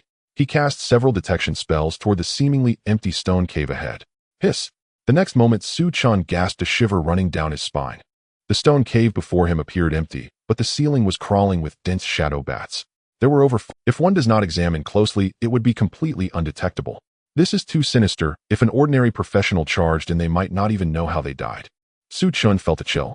This abyss dungeon is too bizarre. The hatred of these bats seems to be connected, meaning that one careless move could face the assault of 500 shadow bats. Little fellow, it's time to work. Chen patted the hellhound at his waist and raised it in front of him. Awoo! The hellhound reluctantly howled. The next moment, a dark red, terrifying glow surged from its 3 abyssal mouths. Boom! A terrifying firewall over 10 meters high surged forth, covering a range of 50 meters in front of him. Gah! The bats were caught off guard. Over 500 bats struggled and flapped their wings wildly. However, the sea of fire instantly engulfed them. 12,480, 11694, 24362, critical hit. A few 5-digit numbers popped up. Once turned into a pendant, the hellhound's skill damage became linked to Chen's spirit attribute. At this moment, clearly, just over 10,000 damage could not kill the shadow bats. They screeched and charged towards Chen. Yet Chen smiled slightly. The damage from before has already been poisoned. 274, 5600, 274, 6848. Terrifying damage numbers kept popping up. The bats fell from the sky like raindrops. Chen's experience bar surged forward rapidly, as if on a rocket. Hint successfully killed an 18-level shadow bat. Abyssified elite monster over-level kill, gained experience 10,800. Hint successfully killed. Hint obtained shadow bat wings rare material. Hint obtained. System notifications flooded the screen. 1 second later, a bright golden light flashed. Chen's level rose to 16, the experience bar barely resting at 3. This is exhilarating. A single skill can clear the screen. Now this is what monster farming is about. However, after level 15, the experience bar doesn't play fair anymore. Chen sighed. He thought he could level up a few more times. He continued to allocate his attributes at a 3-to ratio, then picked up several shadow bat corpses and tossed them into the hellhound's mouth. This little fellow is not picky, crunching through the food. Though the 3 heads had a bit of a fight over uneven food distribution. Guarding your food, huh? Be careful, or I might send you to Panhong Garden. Su Chen gave each of them a solid slap. Finally, they quieted down. Soon their fullness reached 100. What a divine skill. It doesn't occupy equipment slots, and the gains from the Abyss dungeon are truly considerable. Su Chen stepped through the pools of green water, continuing deeper. All along the way, he did not encounter any more monsters. He gradually arrived at the deepest part of the cave, where it opened up the ground flat, resembling an artificially constructed hall. There a throne made of countless bones and black, stood. On the throne sat a terrifying giant nearly 5 meters tall. The giant was covered in sharp purple-black crystals, wielding a gigantic sword nearly as wide as a door. With each breath, the surrounding air distorted. Abyssified Mind Tyrant, Dark Gold level BOSS, Grade Dark Gold level 20 Strength, 17,000 Agility, 12800 Constitution, 28,000 Spirit, 50-60 Skills, Earthquake, Abyss, / Unyielding Demon Body. When health is below 50, enters a berserk state, immune to all control, physical defense, increased by 300, advanced cruelty. Special temporary enhancement. This unit's attributes have been temporarily enhanced. 28,000 stamina. Su Chen stared at the exaggerated panel, completely lacking the strength to complain. Let them write whatever they want. Though he felt powerless to complain, as an elite student his combat prowess was still intact. He silently calculated in his mind. And Dark Gold level boss provides higher health per stamina point. Even if calculated at 1,000 points, that would amount to a staggering 28 million health. The actual health is probably even higher. Su Chen clicked his tongue, glancing at the Hellhound at his waist. No wonder you can only be the first, your attributes are so inferior. The Hellhound grumbled in annoyance, snapping at the air. Fortunately, I ate those 8 Abyss crystals, though otherwise even I would have to become a scraping master. Su Chen was grateful for his previous decision. At this moment, he gulped down a golden level blue potion extorted from Zhang, Zhe no longer hesitating, and sharply tapped his staff on the ground. Suddenly, with a rustling sound. This time he did not skimp on his mana, directly summoning the maximum number of serpent guards, calling forth 2,748 of them. Close to 3,000 serpent guards densely filled the entire hall. With Su Chen's spiritual enhancement, they were now over half a meter thick and more than 3 meters tall, looking even more lifelike. The tyrant on the throne seemed startled as well. Anyone would feel their scalp tingle upon suddenly finding themselves surrounded by close to 3,000 green stick-like figures. Attack! Before Su Chen's voice fell, the 2,748 serpent guards had already automatically locked onto the tyrant on the throne. Damn human! The Mind Tyrant suddenly stood up, raising its giant sword to charge forward. PFF, PFF, PFF, PFF, PFF. A rain of venom splattered all over it. Refraction. The next moment, a ghastly green light exploded around the tyrant. 345, 1488, 1256, 2748. The massive body of the Mind Tyrant suddenly froze, its health bar instantly dropping by 1/10. The health... Su Chen clicked his tongue in amazement. Ah! The tyrant instantly became furious. The giant sword in its hand swung forward, transforming into a whirlwind. Crack! Dozens of serpent guards were instantly shattered and dissipated. The summoning ring can no longer keep up with this level of combat. The 100 health points it provides are insignificant. Su Chen complained, his eyelids twitching. This tyrant clearly had a decent combat IQ. After slicing through a few serpent guards, it charged straight at Su Chen, just like the previous Hellhound. Can't you just play honestly with the serpent guards? Su Chen's mouth twitched, but he was not the least bit flustered. The cooldown of the gargoyle necklace was an hour, and it had long since reset. Boom. The tyrant was incredibly fast, covering the dozens of meters in a second. The several meter-wide giant sword ruthlessly swung down towards the top of Su Chen's head. Bang! Su Chen's body was violently sent flying by the sword. His entire body crashed hard against the stone wall. 1.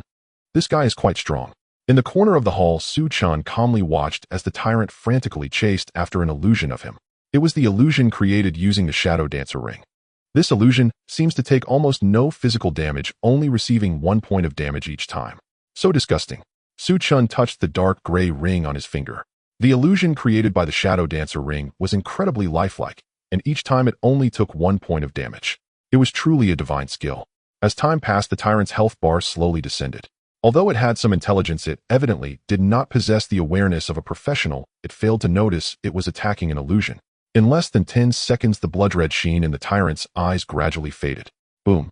The 5-meter giant toppled over, smashing the skeletal throne, transforming into a large pool of foul-smelling green liquid. Tip successfully killed the level 20 Abyssal Mind Tyrant Dark Gold level, achieving a level-up kill, gaining experience 27500. Tip, your level has risen to level 17. Tip, you have gained 5 free attribute points. Su Chen let out a breath, touching the gargoyle necklace around his neck. He casually allocated his attribute points and turned his gaze towards the position of the tyrant's corpse. There were several dazzling dark gold glows flickering there. Dark gold equipment. Not bad. Su Chen's eyes lit up, and he lifted his leg to walk over to collect the gear. Just then an unexpected change occurred. The space in the center of the hall suddenly sounded like it was being sliced open by some kind of blade, producing a piercing, tearing sound. A dark red spatial crack appeared out of nowhere. Following that, a shadow clad in tattered black robes slowly drifted out from the crack. Under the black robe, there was no solid form, only a swirling mass of black mist exuding a chilling pressure. Rift Demon Shadow Special Avatar Level. Occupation. Su Chen halted his steps, raising an eyebrow. The black-robed shadow hovered in midair, looking down at Su Chen with a low, hoarse laugh akin to the sound of metal scraping. Hee, what a surprise. I used legendary-grade items on those bats, and this tyrant BOSS, enhancing their attributes dozens of times, yet I was defeated by an ant who just switched jobs. The Rift Demon Shadow's voice echoed throughout the hall, carrying an air of arrogance. A genius like you has emerged among humans. Although I don't know what clever means you used to kill my empowered servant, that's no longer important. Your existence is a variable, and variables must be erased. Su Chen was stunned. No way is there really a demon clan behind this. No wonder the previous shadow bats and this dark gold level boss had such outrageous attributes. It seems their temporary enhancement state was caused by this demon clan in front of him. Su Chen raised an eyebrow and asked, "Are you from the demon clan?" "That's right." The Rift Demon Shadow nodded proudly. Su Chen furrowed his brow and asked, "How did you enter someone else's dungeon?" "I remember that each person's dungeon space is independent, right? Villains die from too much talk. I want chat with you." As soon as he finished speaking, the Rift Demon Shadow stretched out an arm made of condensed black mist, pointing a finger at Su Chen. "To die at my hands is your honor. Die." A gray-white beam shot towards Su Chen's chest at an unimaginable speed. Su Chen, no way. Why isn't this guy following the script? He had no time to think further, directly summoning hundreds of serpent guards before him. 124877015. A terrifying number appeared. The first few serpent guards were instantly killed, turning into specks of pale green stardust. Su Chen's eyelids twitched. What the hell? 10 million damage. If that hit him, wouldn't he be bruised? Decent adaptability. The Rift Demon Shadow sneered. This kid was actually able to summon serpent guards precisely to block his attacks. Not only was he skilled, but his combat intelligence and on-the-spot reactions were also extremely high. He couldn't let him live. He sneered, "I've been observing you for a long time. Your serpent guards have a cooldown of 15 seconds, right? Also, you just used your life-saving method, right? Let's see what else you can do." Su Chen's eyelids twitched. These demons were indeed not mindless dungeon monsters and bosses. He was probably just waiting to see how he fought the tyrant boss for a while, anticipating that he would use his life-saving method before making his move. Fortunately, he had more than one life-saving method. Whoosh! Another gray-white beam rushed towards him. Just as the Rift Demon Shadow had said, although Su Chen could summon serpent guards to block attacks in front, the cooldown was 15 seconds. He had nowhere to escape and directly activated the gargoyle necklace. Crack! A layer of gray-white rock instantly covered Su Chen's entire body, firmly freezing him in place, even his expressionless face turning into a stone statue. 18. A two-digit damage popped up. Foolish human. The Rift Demon Shadow sneered, the mist beneath the black robe swirling. "Petrifying yourself? I've seen that technique many times. How long can you last? It's just a futile struggle." However, his mocking smile only lasted for less than half a second, because he suddenly realized that although Su Chen had been petrified, the more than 2,000-odd green pillars behind him had not turned to stone. Not only had they not turned to stone, but the inverted triangular eyes on those pillars were all staring at him in unison. The corrosive serpent guards were fixed turrets. They recognized only distance and enmity, regardless of whether their master had turned to stone. As soon as the Rift Demon Shadow appeared and attacked Su Chen, it had firmly drawn the enmity of all the serpent guards in the area. PFF, PFF, PFF, PFF, PFF. In response, 2,000 streams of pale green venom shot up into the air. The venom enveloped the floating demon clan strongman completely, like a tightly woven green net. The resistance of an ant. The demon clan strongman's words had yet to finish before his voice abruptly stopped. "What is this?" The Rift Demon Shadow was stunned, because the venom hitting his black mist body didn't inflict any damage. Tip triggered the property God of Poison. The ghastly green poison instantly stained the noble black mist. Immediately after, a terrifying red number floated up above the demon clan strongman's head. 346-3740. Ah! The piercing scream instantly shattered the silence of the mine. The black mist of the Rift Demon Shadow thrashed violently, as if a snowball had been thrown into boiling water, visibly starting to dissolve. True damage. This is impossible. How can it be true damage? The Demon Clan strongman was thoroughly panicked, his voice no longer containing the arrogance and flair from before, only endless fear and despair. In just 1 second of toxin activation, the health of this avatar had already bottomed out. He could feel that if he stayed any longer, this avatar would completely collapse. And the backlash caused by the collapse of the avatar would lead to all the nodes he had set in other planes collapsing. Even his main body would suffer backlash. Damn, what the hell is this monster? The Rift Demon Shadow screamed, even skipping the part of making threats, desperately urging the remaining power. Swish! The spatial crack behind him suddenly opened wide, and the Demon Clan strongman transformed into a green flash, scrambling into the crack. The crack closed instantly, as if he had never appeared. The entire hall returned to a dead silence once more. Another second passed. What the hell is this disgusting skill? Why can't I dispel it? Why are you so disgusting? Hanging poison and then petrifying yourself, huh? What a private placement. The roar of the Rift Demon Shadow echoed throughout the hall. Fortunately, Chen had turned to stone. Otherwise, he would be laughing his head off. He's done for. This kid has broken through. The poisonous state he inflicted cannot be dispelled even by a Demon Clan strongman. After a few more seconds, the air became deathly silent. Until the system notification sounded. Tip: you have killed the Rift Demon Shadow Special Avatar Toxin Limit 1. The system notification rang out. Only 1 layer of poison was stacked, no experience points gained. Chen furrowed his brows slightly. It seemed that killing the demon race was the same as killing other practitioners. It only stacked poison and did not provide experience points. The petrification soon ended, and Chen's skin color returned to normal. He moved his arms and stepped forward, picking up the loot dropped by the tyrant boss. Notification: obtained Abyssal Eternal Hood Dark Gold Grade. Notification: obtained Abyssal Gaze Crystal Dark Gold Grade 2. Notification: obtained Abyssal Giant Bone Rare Material 8. Notification: obtained Water of the Demon River Legendary Grade 2. Notification: obtained Gold Coins 1, 2, 7, 5, 3, 6. The first item was a piece of equipment entirely black, drifting like a ghost shrouded in black mist. Abyssal Eternal Hood Dark Gold Grade Rarity Dark Gold Grade. Level requirement 18.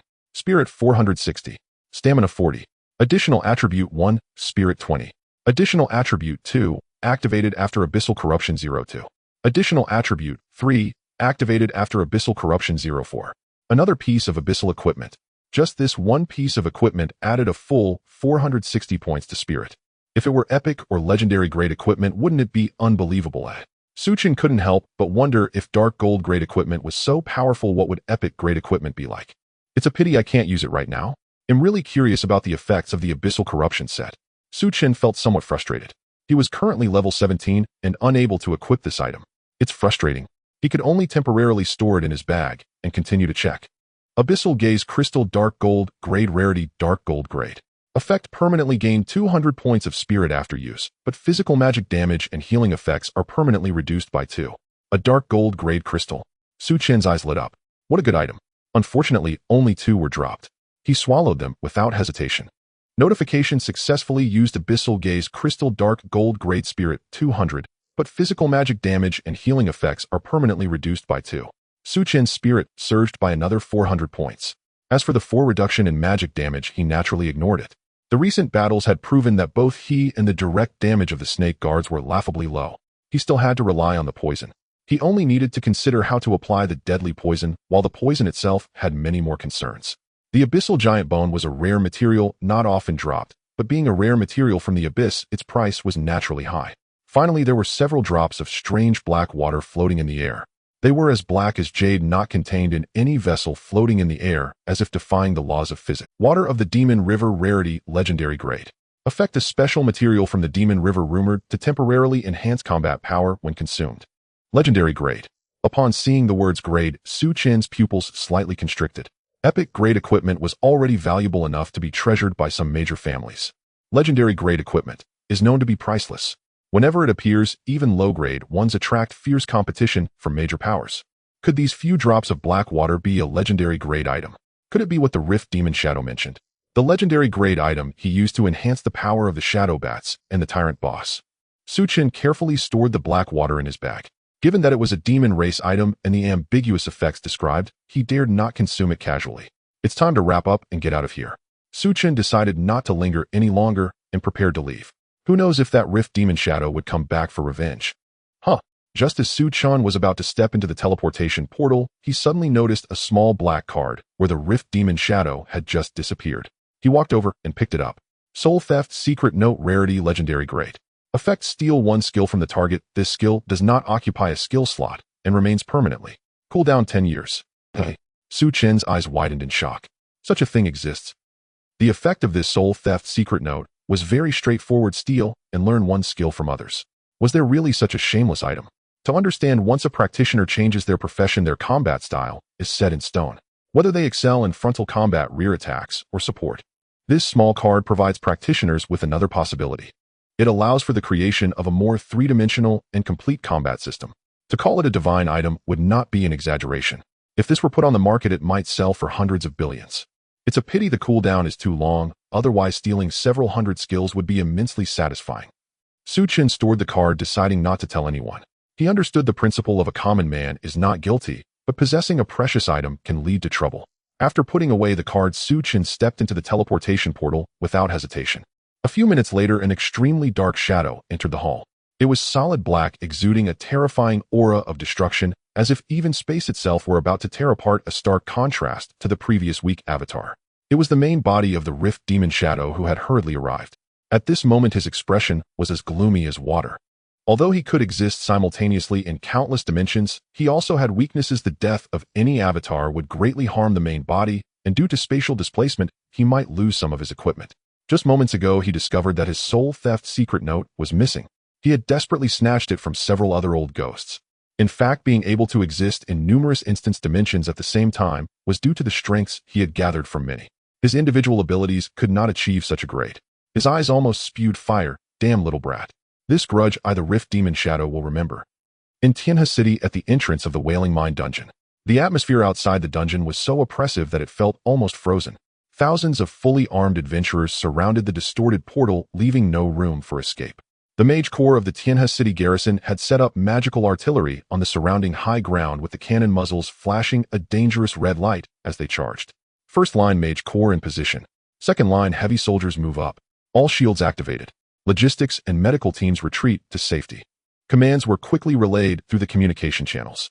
Lei Jun stood at the forefront, wielding a giant sword that crackled with violent lightning. His left face, scarred by dark purple magical runes, twitched uncontrollably at that moment. The military's monitoring instruments detected terrifying fluctuations of abyssal energy erupting from within the Wailing Mine, even mixed with the unique demonic frequency of the Rift Demon Shadow. Others did not understand what this meant, but Lei Jun was all too aware. It meant that the Rift Demon Shadow's plan was nearing completion. 10 years ago in Donghai City, it happened just like this. The scars on his face and the level he was stuck at, unable to progress past level 140, constantly reminded him of that nightmare. Commander, an officer rushed over pale-faced. The Formation Mage reported that the spatial structure inside the dungeon is on the verge of collapse, and the energy readings have exceeded the maximum value of the instruments. Monsters inside will probably break out any moment now. Lei Jun's gaze was fixed on the portal, his voice as cold as ice. Seal all city gates of Tianhe City. Activate the teleportation array at maximum power. Prepare to evacuate the civilians. The Mage Corps is preparing for indiscriminate bombardment. If the Rift Demon Shadow comes out, it'll hold him off. You all bombard with me. But Commander, there may still be adventurers inside. I said bombard with me. Lei Jun suddenly turned, roaring like a wounded beast. At that moment, the distorted portal flickered. It's coming. Everyone prepare. Thousands of adventurers simultaneously tightened their grips on their weapons. Countless enhancement skills illuminated the crowd, and colorful magical elements surged wildly in the air. Lei Jun took a deep breath. The lightning on his giant sword surged violently, his entire being coiling like a bowstring pulled taut, ready to charge into battle at any moment. A beam of white light erupted from the dungeon portal, landing in the center of the encirclement. Everyone's breath halted at that moment as the Mage Corps reached the final stage of their spellcasting. As the light faded, a young figure clad in black armor, holding a black iron-level staff, leisurely appeared. Silence. Outside the dungeon, the battlefield of over 1,000 people suddenly fell into a bizarre stillness. Su Chen retained the posture of just exiting the dungeon, staring blankly at the densely packed army, their cannons aimed menacingly at him, feeling utterly dumbfounded. What the hell? What's going on? I just cleared a dungeon. Did they really mobilize the army to block the exit? That cannon, if I'm not mistaken, was dismantled from the city wall of Tianhe City, an epic-level cannon, right? If that thing misfires, wouldn't I be physically annihilated on the spot? Su Chen swallowed hard. I haven't broken any laws, right? What's happening?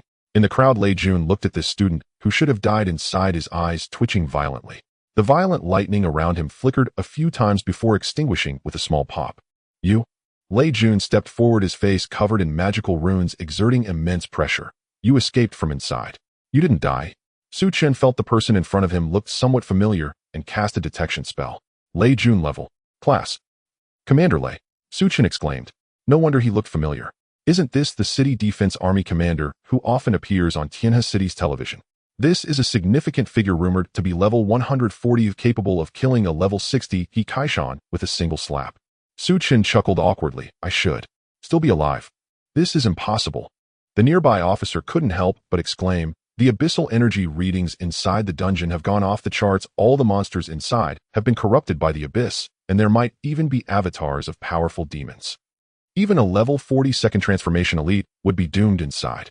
You just awakened. Wait 17. The officer's words were cut short as he noticed Su Chen's level, his eyes nearly popping out. The people around him, disregarding politeness, rapidly cast detection spells on Su Chen. 17th level. What the hell? Didn't he just change jobs a few days ago? This leveling speed is outrageous. I remember he was only level 13 before he went in right. Damn it, leveling up 4 levels in an abyss dungeon. How did he manage that? The surrounding adventurers erupted in astonishment, looking at Su Chen as if he were a monster. An ordinary examinee might not even reach level 13 before the college entrance examination. Reaching level 15 would be considered a genius. And this kid with a few days left is already at level 17. Commander.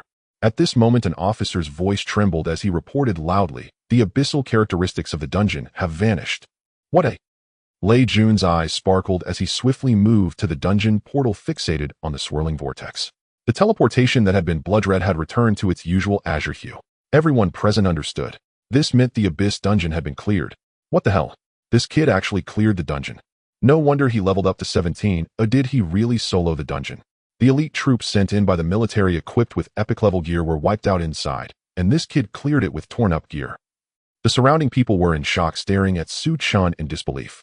Lei Jun raised his hand, signaling. He stared intensely at Su Chen, trying to discern any flaws in this young man. Kid, Lei Jun's voice was low. Tell me, what did you encounter inside? Were the monsters inside excessively powerful? Was there a black figure in the final area of the dungeon? Su Chen paused for a moment. Listening to Lei Jun, it seemed they already knew there were demons inside. It was pretty ridiculous, Su Chen continued. The attributes were simply not something a human could contend with. And that black figure seemed to be an avatar of a powerful demon. You indeed encountered the avatar of the Rift Demon Shadow. Lei Jun's pupils constricted sharply, his muscles tensing again. He grasped Su Chen's shoulder tightly. How did you survive? That guy's attack power is outrageous. Even just an avatar, a level 80 warrior with full strength wouldn't withstand it. Lei Jun's grip was incredibly strong, causing Su Chen's shoulder to ache. Su Chen winced, quickly calculating his response. He couldn't just say he used his lethal poison to break the Rift Demon Shadow's defense, could he? I don't know. At that time, I had just pushed to the final boss, and that black-robed demon came out not playing by the rules, launched a sneak attack on me. I thought I was dead, but then... Su Chen shrugged innocently. It suddenly screamed in pain for some reason, and then just died on its own. Su Chen spoke half-truthfully with the most sincere tone. He indeed was attacked, and the opponent did indeed die. Just that he omitted a small part about the poison that caused the sudden defeat. Died on its own. Lei Jun frowned, clearly skeptical of this explanation. But looking at Su Chen's mere level 17 status, he had no choice but to believe it. How could a level 17 newbie possibly contend with the avatar of the Rift Demon Shadow? Did that guy make a mistake and was rejected by the dungeon's rules? Lei Jun internally formulated the most reasonable explanation. He released Su Chen's shoulder, exhaling a long breath. In any case, the worst outcome had not occurred, and the tragedy of Donghai City had not repeated itself in Tianhe City. You kid really have luck on your side. Lei Jun looked at Su Chen, his gaze holding a complex mixture of shocked scrutiny and a hint of barely perceptible admiration. To have soloed to level 17 in an abyssal dungeon and to survive under the hand of a powerful demon's avatar, no matter if it was luck or something else, this young man named Su Chen was definitely not simple. All right, I declare that the crisis in Tianhe City is resolved. Lift the blockade. Lei Jun turned and waved at the officer. As the orders were given, the tense soldiers around breathed a sigh of relief, the taut strings finally loosening. They had prepared for the worst, ready to live or die with Tianhe City. The military began to withdraw in an orderly manner. Lei Jun turned back and pulled Su Chen aside. So Su Chen, today's events will be kept under wraps by the military. The matter of demons is not something you can interfere with right now. Lei Jun's tone regained its military sternness. However, that demon, the Rift Demon Shadow, holds a grudge. You disrupted his plan and survived in front of him. He most likely has remembered your aura. Lei Jun pointed to the magical runes on his own left cheek. 10 years ago, I was just a private marked by him in Donghai City. This thing can never be washed away in a lifetime. Su Chen looked at the horrifying burn and felt a chill inside. It seemed he would have to be cautious in the future. If this guy doesn't follow common sense and holds a grudge, he's just like a venomous snake ready to strike at any moment. However, whether the Rift Demon Shadow remembered him, Su Chen didn't know, but he was undoubtedly disgusted by his own poison. I will be careful, Commander Lei. Su Chen nodded obediently. Just being cautious isn't enough, you need absolute strength. Lei Jun looked at Su Chen. With your current leveling speed, the ordinary college entrance examination is meaningless to you. Have you heard of Tianqiong Academy? Su Chen nodded. The highest institution of the Great Hua Empire. I'm preparing to apply there. Good. Inside there's a sky tower, the place where the resources of the entire Tianqiong Academy are concentrated. But to enter the sky tower, the threshold is extremely high. Lei Jun paused, staring into Su Chen's eyes. You must be the top scorer in the provincial college entrance examination. With your hidden profession and current level, getting the city top scorer shouldn't be a problem. But I hope you can strive for the provincial top scorer to secure a spot in the sky tower. Su Chen nodded. Provincial top scorer. I'll do my best. This world is too exciting with too many adventures. Who knows if there are even more monstrous individuals than oneself. Also, you are now level 17 and not far from the level 21st transition threshold. Lei Jun lowered his voice. Do not go to an ordinary transition shrine or use those regular transition stones. That would ruin your potential. There is a special secret realm located 20 kilometers south of Tianhe City. Clearing that secret realm allows for a special transition, greatly enhancing the unique attributes of your profession and further strengthening your class. However, that secret realm is extremely dangerous. No one has cleared it in decades. I hope you can give it a try. After you reach level 20, come find me, and I'll give you the coordinates. Su Chen was slightly shocked. Special transition. In this world, every 20 levels requires a transition, otherwise the level cap will be hit. There are two paths for transition. One is to go to a transition shrine to clear a dungeon, and the other is to use transition stones directly. Both are quite difficult for ordinary people. The transition shrine dungeon is not simple. Without someone to guide you, you can't possibly win. Usually you need to spend a fortune to hire others for help. Transition stones are even more exorbitantly priced. Ordinary people cannot afford them. As a result, many people spend their whole lives stuck at level 20. Most of those who go out of the city to gather materials to support their families fall into this category. And the transition secret realm mentioned by Commander Lei. Can it actually further enhance class characteristics? Su Chen's eyes lit up. This sounds interesting. His current skills, God of Poison and Doom Drain, were already quite overpowered. If they could be enhanced, how powerful would that be? Thank you, Commander Lei. Su Chen hurriedly said. Lei Jun nodded, not saying more, but waved his hand, signaling for the officer to bring a delicate little box. Then he stood at attention and gave Su Chen a very standard military salute. Today, Tianhe City was saved thanks to your efforts. On behalf of the Tianhe City Defense Army and the military of Hua Country, I express the highest respect to you. Take this, it is a reward for resolving the crisis in Tianhe City. Commander Lei, you are too polite. This is what I should do. How can I accept this? Su Chen was quick to respond, decisively taking the box and opening it eagerly. Inside was a small badge radiating purple light, featuring a square national emblem and military emblem on the front, while the back bore 4 specially crafted characters from the military. Identifying badge, dark gold level, grade dark gold level, usage requirement none, attributes, identifying block detection spells from adventurers below level 100. What a good item. Su Chen had been troubled before. In this world, everyone had a detection spell, making him feel exposed like a fruit being hunted. Now with this badge, adventurers below level 100 would not be able to casually check his information. Lei Jun maintained the motion of handing out the box, the corner of his mouth twitching slightly. This kid doesn't seem as honest as he appears. There's no need to worry too much about him. He patted Su Chen's shoulder, speaking in a low voice. You're too outstanding, and now that demons are eyeing you, you must act with utmost caution from now on. Rest assured, Commander Lei, I have noted that. Su Chen wore a face of earnest understanding. Lei Jun suddenly recalled something and asked, by the way, the Abyss dungeon will explode with Abyss crystals. You didn't use any, right? He warned, the Abyss excels at luring with power. Pursuing abyssal strength is like drinking poison to quench thirst. You will eventually lose yourself and become a lapdog of the Abyss. Su Chen chuckled awkwardly. How could that be? That stuff is black and scary looking. I just threw it away. Lei Jun's expression softened considerably. What can it be sold? How much? Lei Jun's mouth twitched slightly. Abyss crystals are the highest grade contraband in Hua Country, even more so than various drugs. If there are people buying and selling, the police will be at your door in less than 10 minutes. Su Chen felt slightly disappointed. What a shame. He thought it could be sold. Otherwise, wouldn't chewing a few thousand of them make him feel amazing? Lei Jun said no more and left in a jeep. Su Chen blended into the crowd and quietly departed. In a secluded corner, he checked his attributes. Su Chen class Poison Mage SS level unique hidden level 17 strength 26 agility 44 stamina 129 spirit 1660 class specific traits all things rot god of poison doom drain skills detection spell basic corrosive serpent guard current toxins 2750 layers equipment explosive staff black iron level heavy black iron chest armor black iron level bloodthirsty pigskin leggings bronze level summoning ring black iron level equipment resilient gargoyle necklace silver level shadow Dancer Ring Gold Level Abyss, Three-Headed Hound Gauntlets Gold Level Hell, Three-Headed Hound Skull Gold Level, Identifying Badge Dark Gold Level. This attribute is simply incredible. Su Chen was also taken aback by his own attributes. 1660 points of mental power. Even a violent mage fully focused on mental attributes would probably fall short of this number. This Abyss dungeon has been immensely profitable. Oh, I need to run it more often in the future. Closing his interface, Su Chen felt quite good about his state.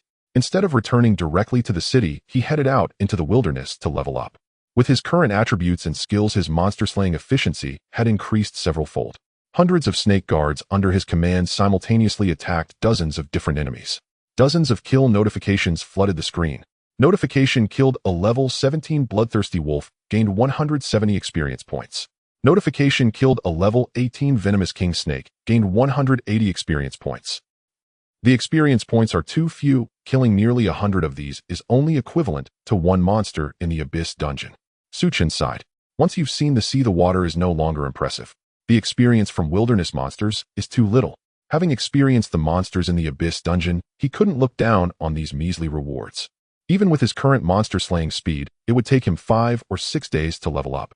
However, aside from experience, he could also increase the level of toxic. This is the beauty of infinite growth. Even without leveling up, just grinding against level 1 slimes, he was still continuously growing. After several hours, his experience had barely increased by a few percentage points, but the level of toxic had reached a terrifying 4,000 levels. This feels good. Seeing a nice round number is satisfying. It's truly torturous for someone with OCD. All done. I'll drop the equipment and materials at the trading hall and then head home to sleep. This feels good. Seeing a nice round number is satisfying. It's truly torturous for someone with OCD. All done. I'll drop the equipment and materials at the next morning. Bang, bang, bang. The dull knocking echoed through the entire room. Su Chen yawned, rubbing his sleepy eyes as he opened the old security door of his house. As soon as the door was cracked open, smack, a pale hand slapped directly on his forehead. Not hard, but little Su. You silly boy, did you sleep through everything again? Outside the door, Lin Shurching, dressed in an exquisite silver robe, had her high ponytail swaying with her movements. With her hands on her hips, she glared at Su Chen in anger.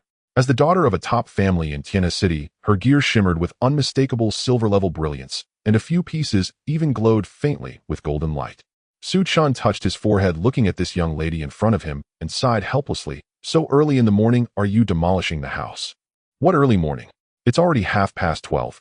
Lin Shurching squeezed through the door without courtesy. That slot for the Dark Forest dungeon, reserved by principal, he for you, opened at midnight today. Did you forget all about it? Oh, that one. Su Chen paused, remembering what he Tianshan had mentioned that day about the special dungeon constructed by the Provincial Education Department. He turned to the sink to wash his face. Is the experience good? If it's low, I might skip it. I'm already at a sufficient level. Sufficient? The college entrance examination starts tomorrow. Don't think being level 13 is something impressive. Lin Shurching walked behind him, stamping her foot anxiously. Let me tell you, those heirs from prominent families in the province, which one of them isn't relying on family resources to reach level 14 and above? You. Wait a second. Lin Shiking's words suddenly got stuck in her throat. She stared at Su Chen's back, her eyes widening. After Su Chen finished washing up, he had already changed into his combat gear, not bothering to hide the visual effects of his equipment. The golden light flowing from the Abyss Cerberus gauntlets was particularly dazzling in this cramped rental. What was even more absurd was that Lin Shurching couldn't see Su Chen's level. This little Su has gotten all mysterious. She puffed her cheeks and kept using her detection skill. Notification: Lin Shiking's detection skill has been blocked by your discerning badge dark gold grade. Su Chen. Su Chen's mouth twitched. Do you realize how rude that is? He rolled his eyes and temporarily removed the discerning badge. Instantly, Su Chen's information appeared in her retina. Su Chen, profession Toxic Mage, level 17. Lin Shiking's voice suddenly shot up 8 octaves, jumping up like a cat whose tail had been stepped on. You must be cheating, right? Yesterday you were just level 13. how did you jump to 17 today? Chen pulled a towel to wipe his face. I grinded all night, so it's normal speed, and it was quite simple. Simple, eh? Lin Shiking's eyes widened, feeling her worldview had been severely impacted. To be clear, she had reached only level 13 with countless experienced scrolls and high-level players from the Lin family. After the shock, Lin Shiking seemed to remember something, her face suddenly going pale. She rushed forward, grabbing Chen's arm, tightly staring at him intently. I heard from my family that yesterday the military sealed off the site near the Wailing Mines. Commander Lei Jun even personally went there, saying a powerful Demon Clan warrior's avatar had descended. Lin Shiking's voice trembled slightly, her grip on Chen's arm tightening unconsciously. At that time, were you inside? Chen felt the pressure on his arm and looked at the trace of unhidden fear in Lin Shiking's eyes, feeling a slight stir in his heart. This girl, though fierce in words, truly cares about him. However, Commander Lei Jun said that the news of the Demon Clan's appearance had been strictly sealed, yet this young lady knew all about it. The Lin family's influence is even greater than he imagined. I encountered one, but that demon was quite weak and ran away by itself. Chen said casually. You can still laugh about it. Lin Shiking's eyes turned slightly red, abruptly letting go of his arm, but then grabbing his clothes again. Do you have any idea how dangerous the Demon Clan is? As a newly transitioned little mage, if you encounter those old monsters, there won't be any bones left. She bit her lip, her eyes shimmering with moisture, but her tone remained firm. I don't care. From now until the college entrance examination ends, you must stay with me. You can't go anywhere. Saying that, she magically pulled out a small pill emitting a strong golden light from her backpack and directly slapped it into Chen's hand. Double experience pill, dark gold grade. After use, all experience gained within 24 hours will be doubled. Crafted by the alchemy master Jin Buhuan of Huagua, can only be consumed once in a lifetime. See this? I borrowed it from old Jin's storage. Cough, I took it out. Lin Shiking lifted her chin. They'll take you down to the dungeon to level up. If you dare not go today, he'll be mad at you. Chen's eyes narrowed. This was actually a pill personally crafted by the alchemy master Jin Buhuan. Jin Buhuan is the most renowned alchemy master in Huagua. The pills he creates are priceless with unpredictable powers. Some are said to dramatically increase attributes, while others can bring people back from the brink of death. At the same time, he had another identity, the current president of the Traders Association. Chen looked at the invaluable double experience pill in his hand, and then at Lin Shiking, who looked like a protective hen. He couldn't help but laugh. This young lady certainly has a unique way of caring for others. However, with this, it wouldn't be a problem to level up a few more times before the entrance exams. Once he reaches level 18, he can equip the dark gold gear that dropped yesterday. Perhaps he might even make it to reaching level 20. Before the entrance exams, Commander Lei Jun mentioned the transition secret realm might be too late to conquer, but every 10 levels he can learn a new skill. The level 10 snake guards had already allowed him to experience the abnormality of this profession, but what would the level 20 skill be? Alright, since Lady Lin has graciously invited me, I shall reluctantly join you on this ride. Chen shrugged. At least you know how to be sensible. Lin Shiking huffed, but the corners of her mouth secretly lifted in a smile. She pulled Chen along. Hurry up, that dungeon is set up by the education department located in the suburbs of the provincial city. It's quite far, we need to take the teleportation array there. In this world, there are large teleportation arrays set up between major cities. A ticket to the provincial city costs $1,000. Ordinary people might not be willing to spend that. During the teleportation, Lin Shiking chattered away, explaining the details of the dungeon to Chen. This dungeon is different from others. In addition to obtaining experience points from killing monsters and bosses, there will also be a high experience reward upon clearing the dungeon. Therefore, we need to clear the dungeon in the shortest time possible and try to run it multiple times. Clearing the dungeon also gives experience. Chen nodded in understanding.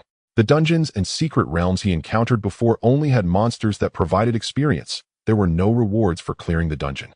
This world is vast and truly full of wonders.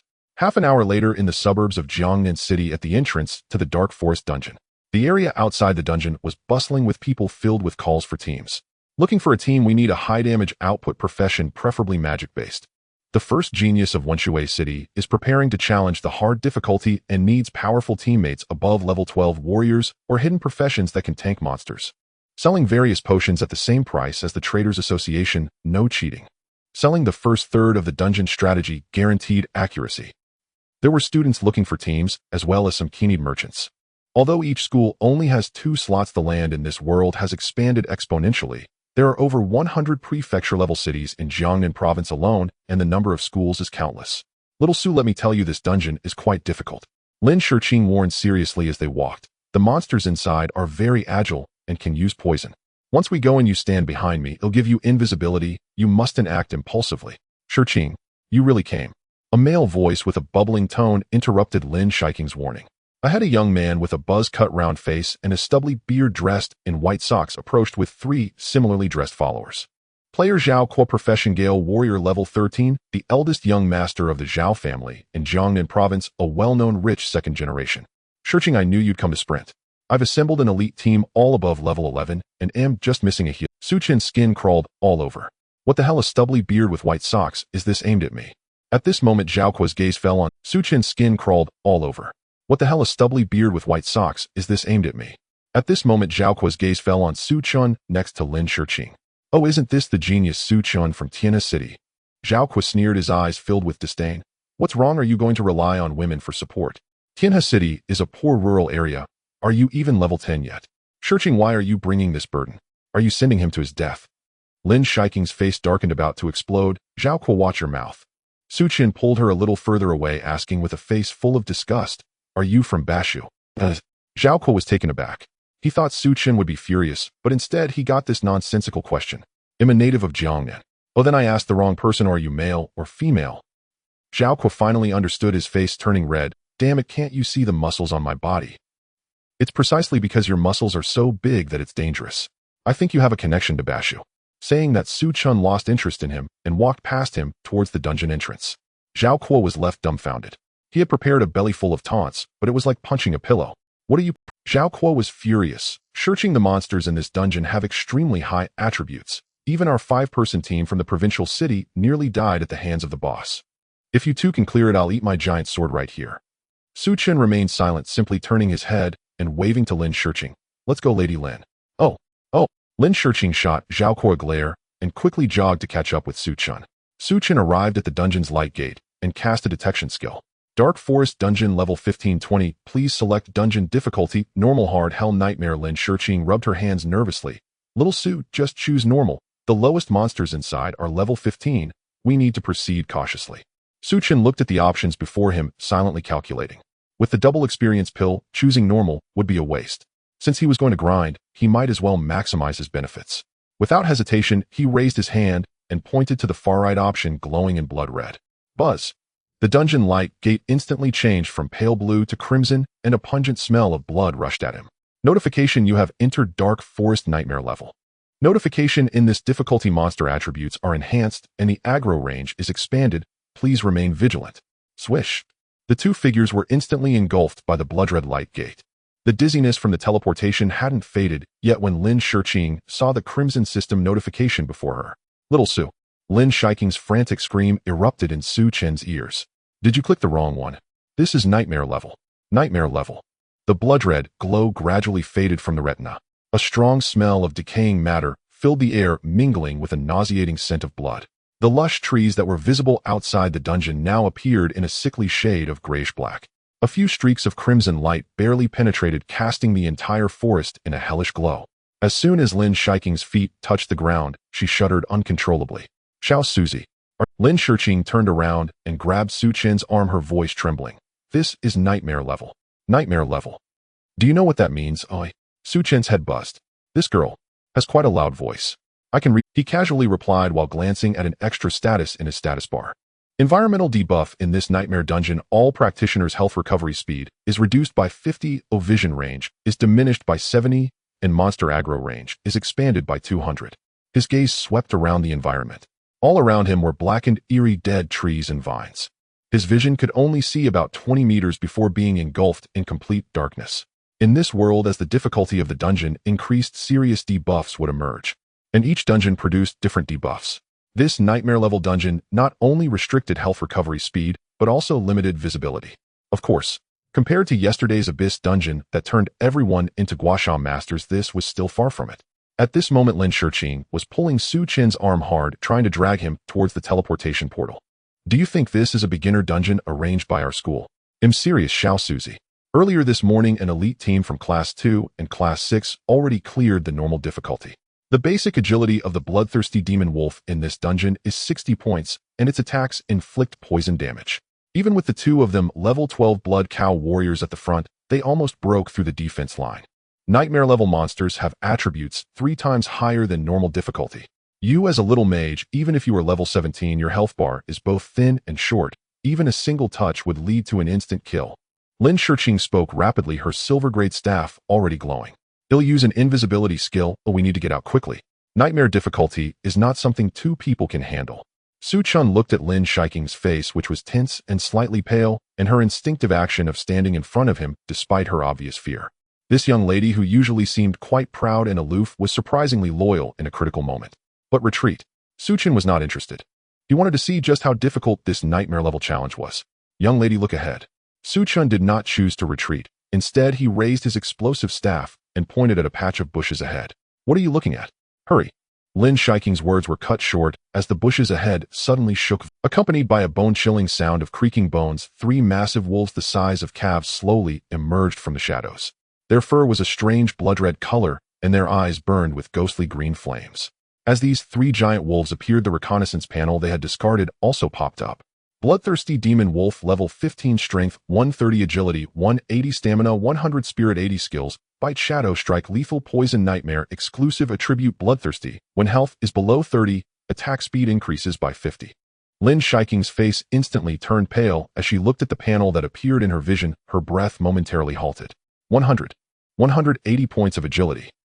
Her voice was extremely dry. The bloodthirsty demon wolf at normal difficulty had agility of only about 60 points, barely manageable.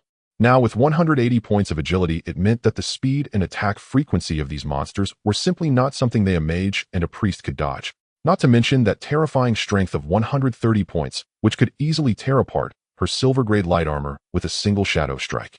Lin Shiqing's heart sank to the bottom. 3 nightmare-level shadow demon wolves against the 2 of them, who were so fragile, would likely last less than a minute. Xiao Suzy, run to the teleportation portal. Lin Shiqing gritted her teeth and suddenly raised her staff. Invisibility light. A soft silver light cascaded down from the tip of her staff, instantly enveloping her and Su Chen. Tip: Lin Shiqing has used the skill Invisibility Light on you. Invisibility Light. Enter the highest level of invisibility state. Duration is infinite. Attacking or casting spells will immediately break the invisibility state. Su Chen watched as his body gradually became transparent, his eyes widening in astonishment. What the heck? What a freakish skill. An invisibility skill with infinite duration. If this was given to the neighboring little devils, wouldn't they be able to film all kinds of action blockbusters? Su Chen couldn't help but complain in his mind. Truly worthy of being in class profession, the only class support profession in Tianhe City, it's understandable that it would be somewhat overpowered. Wait a minute. Su Chen suddenly realized something and looked carefully at the skill description again. Attacking or casting spells will immediately break the invisibility state. I wonder, will my snake guard's attacks break the invisibility? If not, then wouldn't he be able to summon the snake guards first, let them cast poison, and then hide himself beautifully? Hiss! How disgusting of me. At this moment, the 3 shadow demon wolves that had just locked onto them flashed a hint of human-like confusion in their eyes as the invisibility light descended. They growled low, their noses frantically sniffing, turning in circles on the spot, having lost their target. What are you dawdling for? Run! Lin Shiqing grabbed Su Chen's wrist, trying to pull him back. However, she couldn't budge him. Su Chen stood rooted to the spot, as if he had taken root in the ground. What? Su Chen looked at the 3 bloodthirsty demon wolves that were spinning around, not feeling afraid, but rather a bit disappointed. Their attributes were impressive. The highest attribute of the level 10 elite black-armored pig he encountered in the wild was only 80 points. Their base attributes were already 180 points, which was quite high. However, compared to the shadow bats he encountered yesterday with average attributes reaching 500 points, they were far behind. Are you crazy? Those are monsters with 180 points of agility. You. Lin Shiqing's words were cut off. Su Chen had already raised his explosive staff. Tip: you have actively broken the invisibility state. Corrosive snake guards. As Su Chen's calm voice fell, boom, the ground in front of him exploded. Not 1, not 10, but a full 100. 100 corrosive snake guards covered in dark green slime and poison spikes instantly filled the narrow clearing ahead. Hiss! The dense, spine-chilling hissing sounds converged as if they could pierce through human eardrums. The fairly spacious clearing was now completely submerged in a sea of green. The originally fierce-looking bloodthirsty demon wolves appeared as small as 3 chihuahuas in front of this terrifying jungle of snakes. Lin Shiqing was stunned. She kept her posture of pulling Su Chen, her mouth slightly agape. What? What is this? The 3 bloodthirsty demon wolves were also startled by this sudden change, their fur bristling. They instinctively sensed extreme danger, whimpering and turning to run. But it was too late. Chen easily commanded the snake guards to attack the 3 bloodthirsty demon wolves, averaging over 30 attacks per wolf. The 100 corrosive snake guards began their assault. Hiss, hiss, hiss. The dense poison poured out like a torrential rain. 1072, 1034, 1212. The densely packed damage numbers floated above the 3 bloodthirsty demon wolves, forming a massive red cloud. With a physique of 270 points, their health was probably just a few thousand points. Chen currently had 1660 points of spirit, and each snake guard dealt a base direct damage of 1328 points. Even with the damage diluted by the abyss crystal, it could still deal over 1,000 damage. The 3 bloodthirsty demon wolves were instantly covered in thick, dark green poison. They didn't even have time to scream before turning into 3 puddles of steaming black pus. Instant kill. A true instant kill. From the moment Chen attacked to the moment the monsters melted, the entire process took less than a second, not even giving the poisonous lord time to act. Tip killed a level 15 bloodthirsty demon wolf, gained 900 experience points. Tip double experience pill, activated experience points doubled. Tip gained 1800 experience points. Tip triggered profession feature doom, drain your toxin limit increased permanently by 3. Current limit 4003 layers. A pleasant system notification rang in Chen's ears several times. Chen nodded in satisfaction. After forming a team, we can still split 1800 for each. The experience gain is quite generous. Double experience pill plus nightmare level boost, although not as good as the abyss dungeon, it's still quite decent. On the ground, several silver coins and a piece of equipment emitting a faint glow dropped. Chen walked over and picked up the loot. Cursed bracer, normal level agility 12, required level 15. Even small monsters drop equipment. The drop rate in this nightmare dungeon is indeed impressive. Chen casually tossed the bracer into his backpack and turned to look at Lin Shurching, who was still frozen in place. He waved his hand in front of her. Young lady, what are you dawdling for? We're leaving. There's a heap of experience waiting for us ahead. Lin Shurching turned her head stiffly to look at Chen. Xiao Suzy, what? What did you just do? Clearing small monsters, that's all. Chen replied nonchalantly. Just a few Haji wolves. Is that really clearing small monsters? Lin Shurching finally came to her senses and, puffing her cheeks, muttered, what Haji wolves? Also, how many tubes did you just summon? Dozens. As a level 17 little mage, where did you get so much mana? And that damage? If I'm not mistaken, that was over 1,000 points, right? Lin Shurching felt like her little head was insufficient. The theories about profession advancement her family had instilled in her, the common knowledge taught by the expensive high-level tutor, were crushed by Chen in an instant. She had seen some summoners, but which summoner could deal over 1,000 damage when they were level 17? Even more outrageous was the fact that Chen had summoned a full 100. That total damage must have reached 100,000 points. Seeing Lin Shurching's almost collapsing expression, Chen scratched his face. This was just the beginning. No need to make a fuss. If she saw the 6 million damage the poisonous lord dealt per second, wouldn't she faint on the spot? It's just a profession feature, nothing to worry about. He didn't elaborate further, but asked, young lady, how long is the cooldown for your invisibility skill? Off. Lin Shurching was taken aback, taking a few seconds before responding, it takes 10 minutes. Then 10 minutes later, after I summon the snake guards, use your skill on me again. Oh, okay. Let's go, we need to hurry up and continue grinding monsters.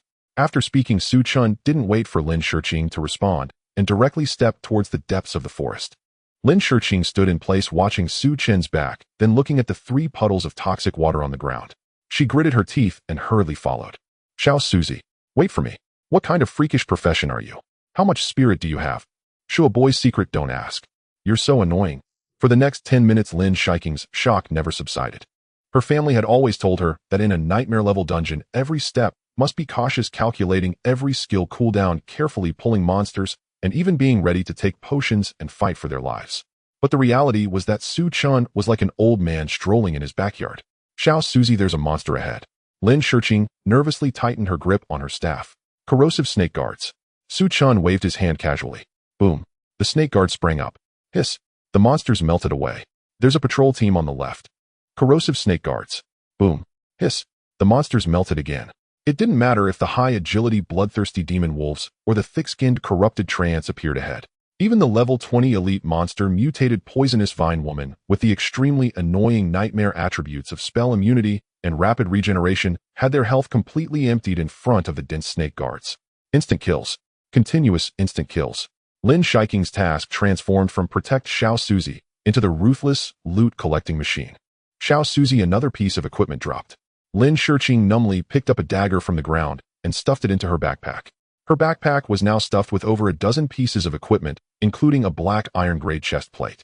These items, which could have caused a scramble among major guilds outside, were now being swept away by Su Chen as casually as if they were cabbages by the roadside. This leveling speed is truly. They don't even care about their faces anymore. Lin Shiqing looked at her experience bar, which was skyrocketing like a rocket, muttering to herself. She finally understood why Su Chen's level was so high. In just 10 minutes, her experience bar had surged by 7. It should be noted that after level 10, the experience required for each level was immense. She had originally thought that this double experience pill would allow her to barely reach level 15 before the college entrance examination. But if this pace continues, she could definitely reach even higher. Freak. Lin Shiqing muttered softly at Su Chen's back.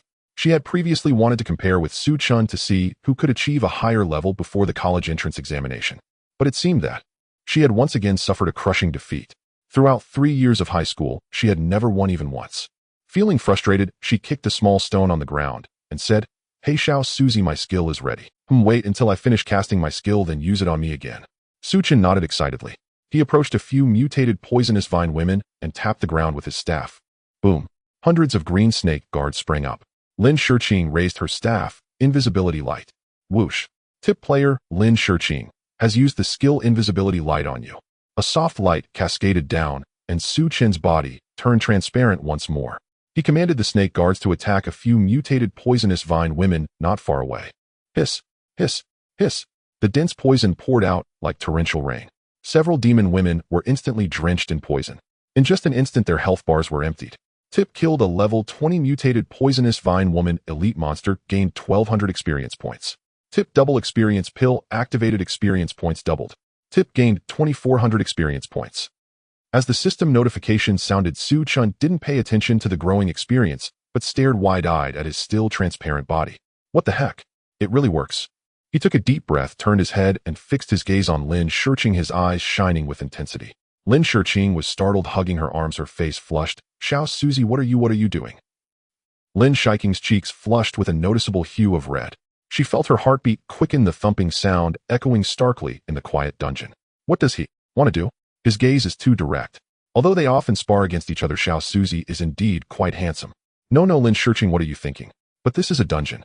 Even though they are both adults now in this eerie forest with monster corpses nearby, isn't this a bit too wild? Lin Shiqing tightly gripped her staff, her pale neck flushed red. She bit her lip, her large watery eyes staring at Su Chen, stammering as she spoke. Xiao Suzy, I warn you, don't mess around. Although we are both 18 now, this place is just not right. Moreover, there are so many students outside the dungeon. If you dare to. Lin Shiqing's voice grew softer as she spoke, eventually becoming as faint as a mosquito's buzz. Her eyes darted elsewhere, not daring to meet Su Chen's gaze. Su Chen, his expression was filled with bewilderment. What kind of nonsense is filling this girl's head? He was merely hesitating whether to use the soul theft secret note, yet she looked so shy and flustered. Girl, can't you be a little more innocent? This is a dungeon fraught with danger, with so many monsters watching.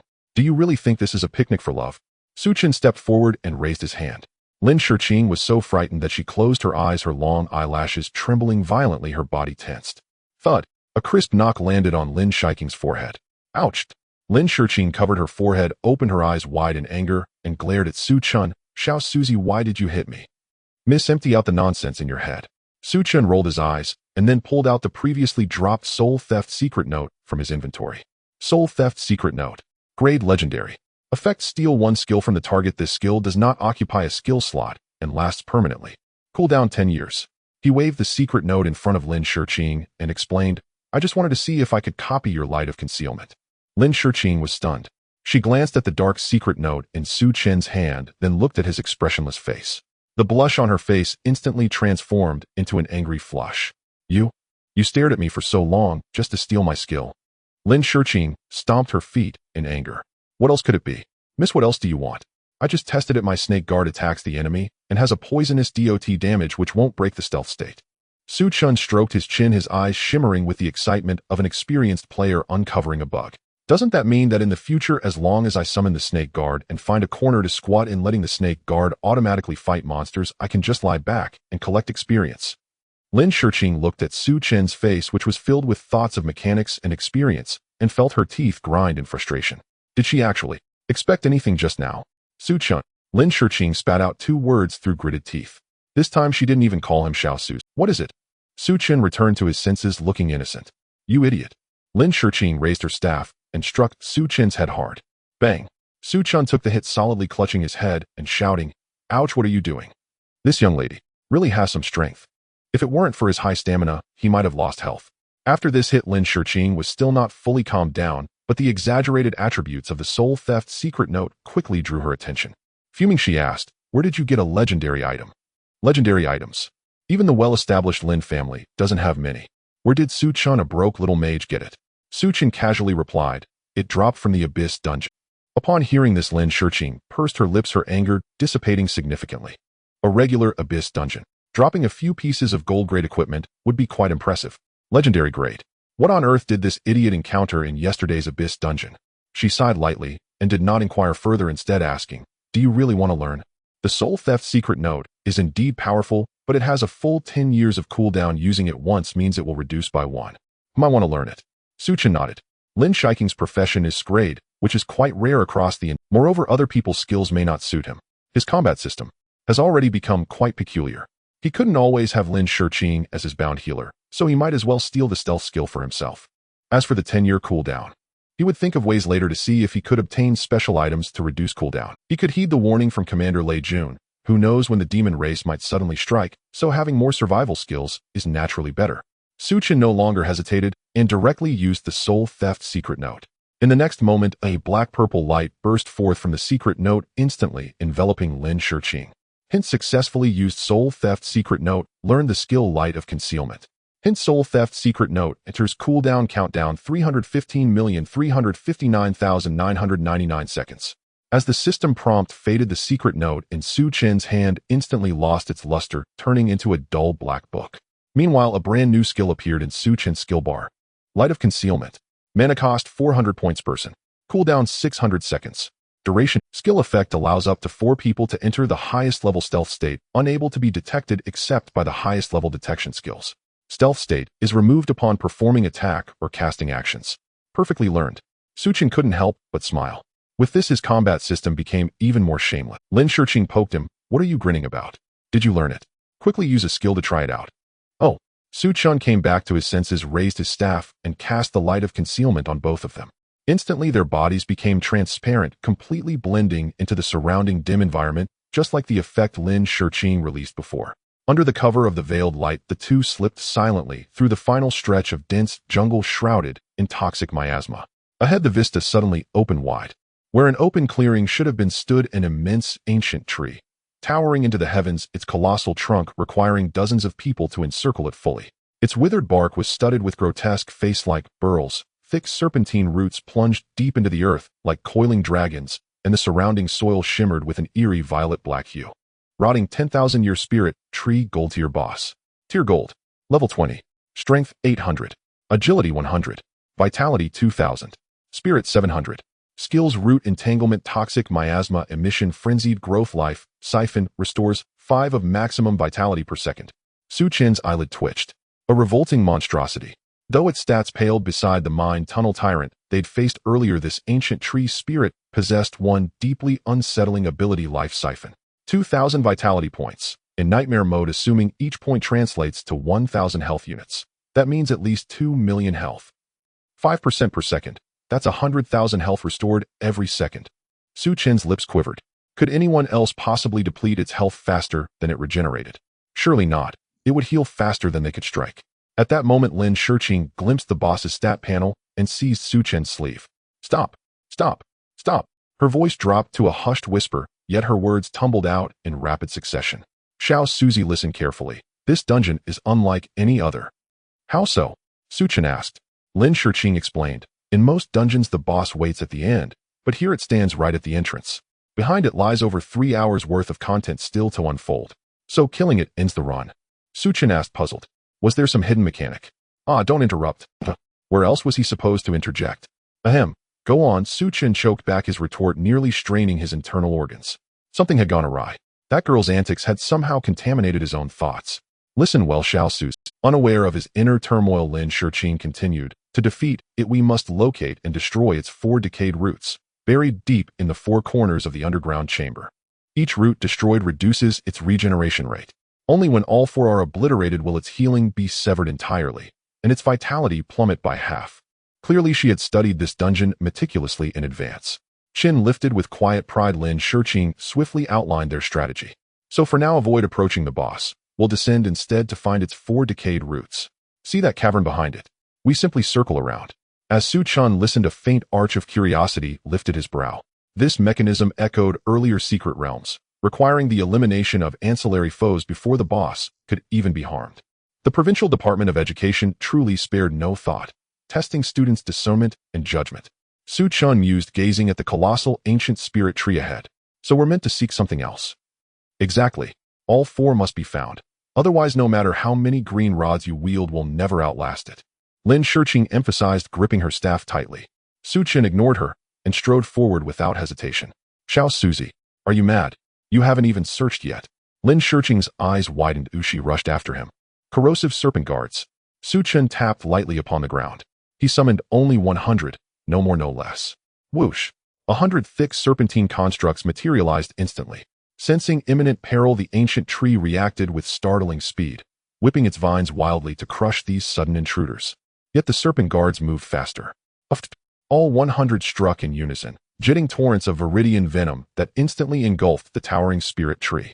720, 748, 1464 critical. A dense cascade of damage numbers bloomed across its form. With Su Chen's current spirit stat of 1660, his attacks still pierced the boss's defenses, albeit partially mitigated. Lin Shiqing's mouth parted slightly.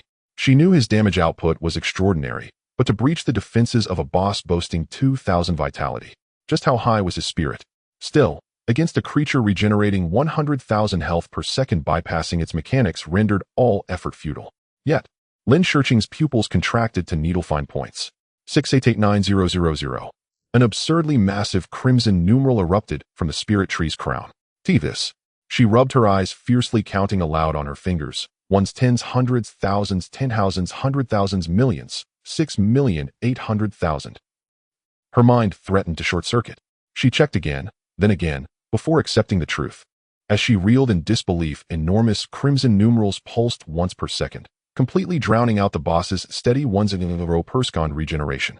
6889000. 6889000. 6889000. Just 4 seconds elapsed. Then, a deafening, agonized shriek tore from the ancient tree. Its massive trunk blackened and crumbled instantly, the face-like burls dissolved as if doused in sulfuric acid. With a thunderous collapse, it shattered into a ruin of charred timber and viscous, oozing sludge. Notification: defeated level 20 rotting 10,000-year spirit tree gold tier boss. Gained 10,000 experience points. Notification: your party has cleared the gloomy jungle nightmare difficulty dungeon. Gained 2,000 experience points. The entire dungeon space fell into absolute, suffocating silence. Only the acrid, steaming pools of venom on the ground bubbled softly. Glug glug glug. Lin Shiqing stood frozen, mouth agape, staff suspended midair. Her mind had utterly crashed. Xiao Suzy, how did you deal 6,800,000 damage? Her expression was pure, unadulterated shock. Even her family's 100-level mage would struggle to match such a figure. And Su Chun, how many levels did he hadn't even undergone his first ascension? Su Chun sighed, exasperated. Have you forgotten? I specialize in poison. In this entire nightmare tier dungeon, not a single foe could withstand the direct corrosion of his serpent guards. Only this boss endured, for a few seconds. Barely 4. This was the first time Lin Shiqing had ever witnessed the full might of the Lord of Venom. Her eyes widened as memory flashed. The wooden post dragged laboriously onto the schoolyard by Wang Xiaoli, then effortlessly dissolved by Su Chen's touch. Xiao Suzy, you mean your damage over time is already over 6 million per tick? Precisely. Su Chen shrugged nonchalantly. Lin Shiqing stared at him, not with awe but with bewildered fascination. After a pause, she murmured, "You're terrifyingly abnormal." "Excuse me. This is pure dedication and sweat." Su Chen rolled his eyes. "Snap out of it." The boss dropped loot. Indeed, atop the steaming viscous remains gleamed several radiant items. Su Chen stepped forward and collected them effortlessly. Notification: acquired rotted spirit tree scale armor gold tier. Notification: acquired decayed root rare material 6. Notification: acquired 24310 gold coins. 1 gold tier armor, several rare materials, and over 20,000 gold. Modest compared to the Abyssal Dungeon or the previous Mephit Secret Realm, yet still highly commendable. Su Chen glanced at the armor. It was tailored for assassins unusable by either of them. He stowed the spoils in his pack. Neither of us can use it. Let's sell it. Split proceeds, 50-50. Lin Shiqing responded with indifferent disinterest. Wealth clearly held little appeal for her. She pointed toward the cavern entrance ahead. Xiao Suzy, shall we proceed deeper? Well, shall we? Su Chen paused, startled. A fair question indeed. Conventionally, this dungeon demanded thorough subterranean exploration before confronting the boss. Now the boss lay dead, dungeon cleared, yet the underground denizens remained untouched. You mentioned earlier, over 3 hours content remained beyond this point. Yes, I calculated based on your relentless instant kill pace.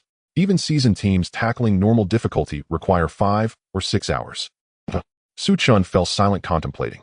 The remaining monsters were undoubtedly numerous, but would efficiency justify continuing? Each yielded barely over 1,000 experience points.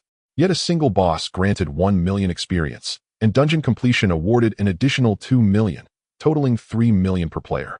Even Su Chen's vast experience bar advanced a perceptible fraction. His gaze sharpened, igniting with a bold, audacious idea. Not a chance. I'm done fighting.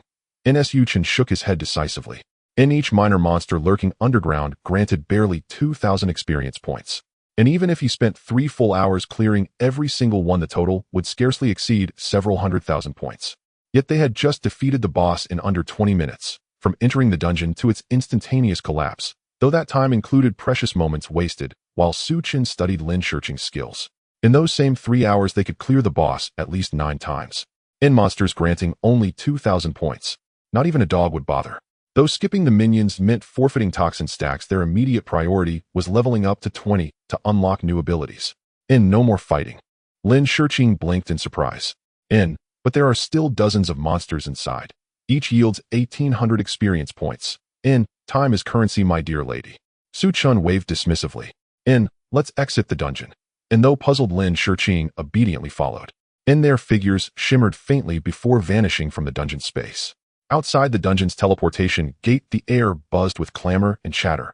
In the moment Su Chen and Lin Shiqing emerged, they collided head-on with a group of people, led unsurprisingly by Zhao Kuo and his entourage from earlier.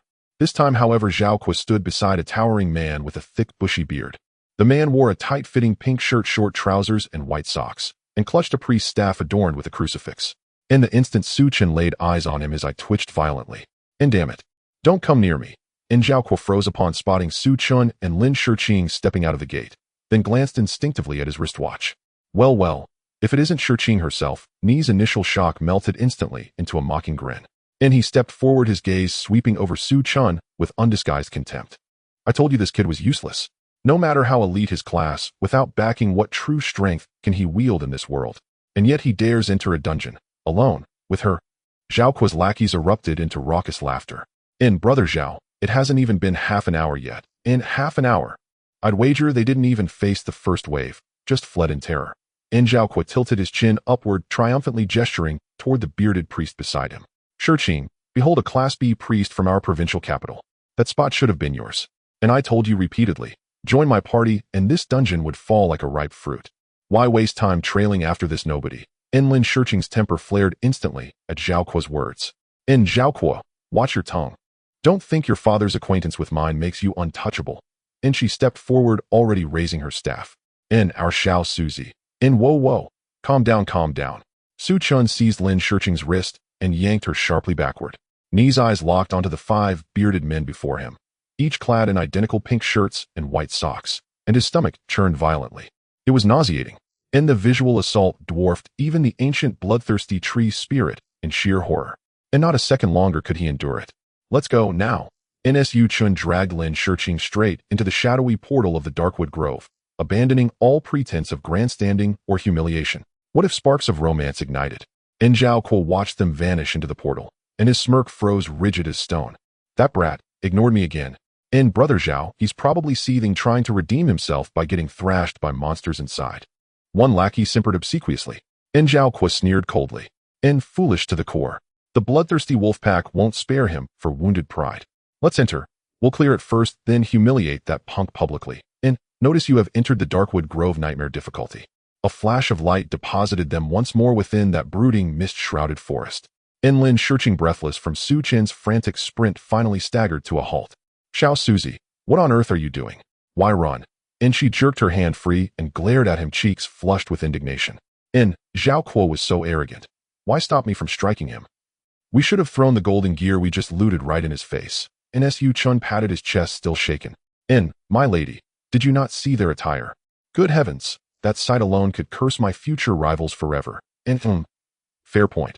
Lin Shiqing paused, recalling their garish ensemble, and shuddered involuntarily. Then abruptly her face flushed crimson, smoldering as if ablaze. You must never mention that again. That day off. Just never speak of it. Enough. Let's forget those fools. Su Chun adjusted his staff and gazed ahead. Let's continue. Oh, shall we follow last time's path and grind through all the mobs? Lin Shiqing asked. Who said we're grinding mobs at all? Su Chun smiled faintly, lifting a finger to waggle it before her. Think we spent nearly 20 minutes clearing minions just to reach the boss, correct? Lin Shiqing nodded. Then defeating that ancient tree spirit took precisely 5 seconds, right? She nodded again.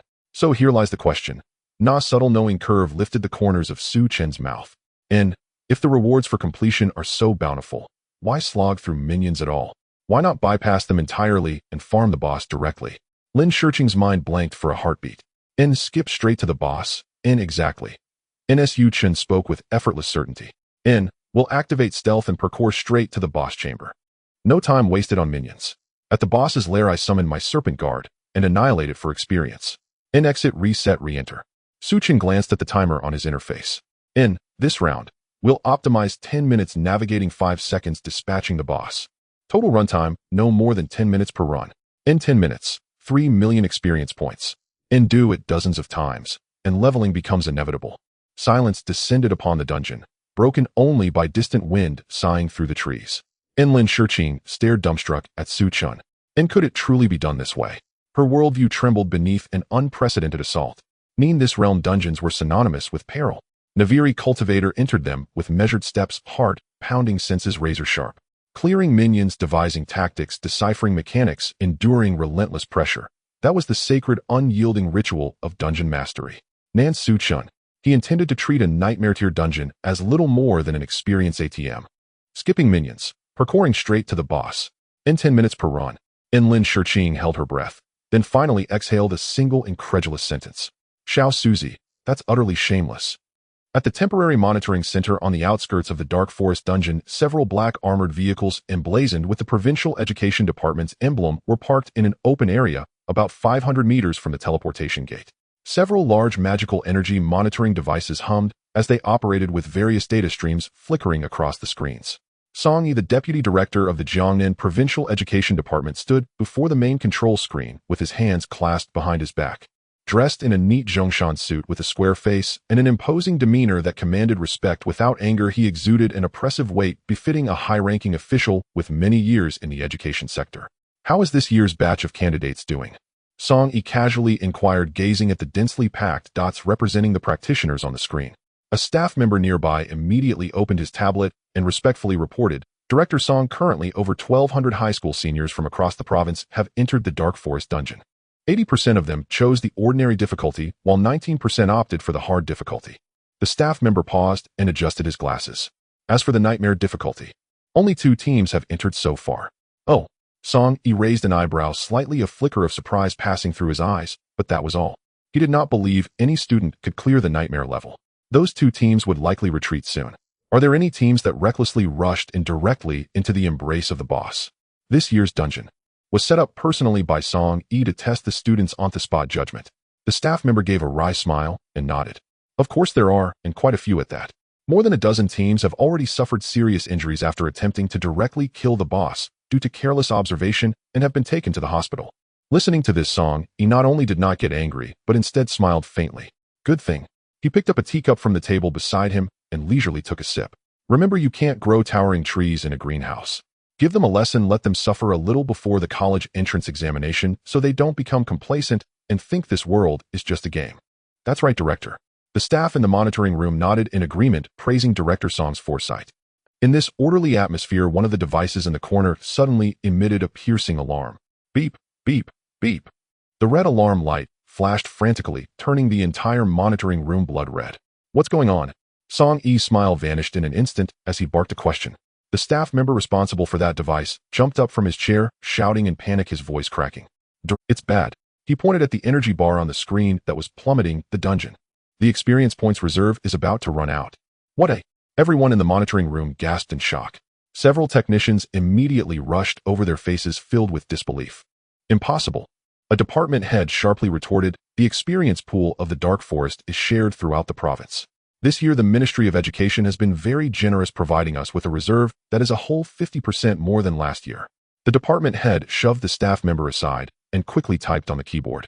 "This experience pool's reserve can easily support over 1,000 students through to tomorrow's college entrance examination. Even if they keep grinding for another 2 days, it would be more than sufficient. How could it possibly run out?" Song Yi's expression darkened as he stepped forward, staring at the screen. "Is there something wrong with the equipment? Or is the magical energy conduction pipe leaking?" "No, it's not leaking." The department head's gaze was fixed on the rolling data log on the screen, and cold sweat suddenly broke out. He swallowed hard, his voice trembling. "Director Song, please check the extraction records." Song Yi followed the department head's finger and looked. 1730 extracted 6000 experience points. 1741 extracted 6000 experience points. 1750 extracted 6000 experience points. Each extraction was a staggering amount, occurring precisely every 10 minutes.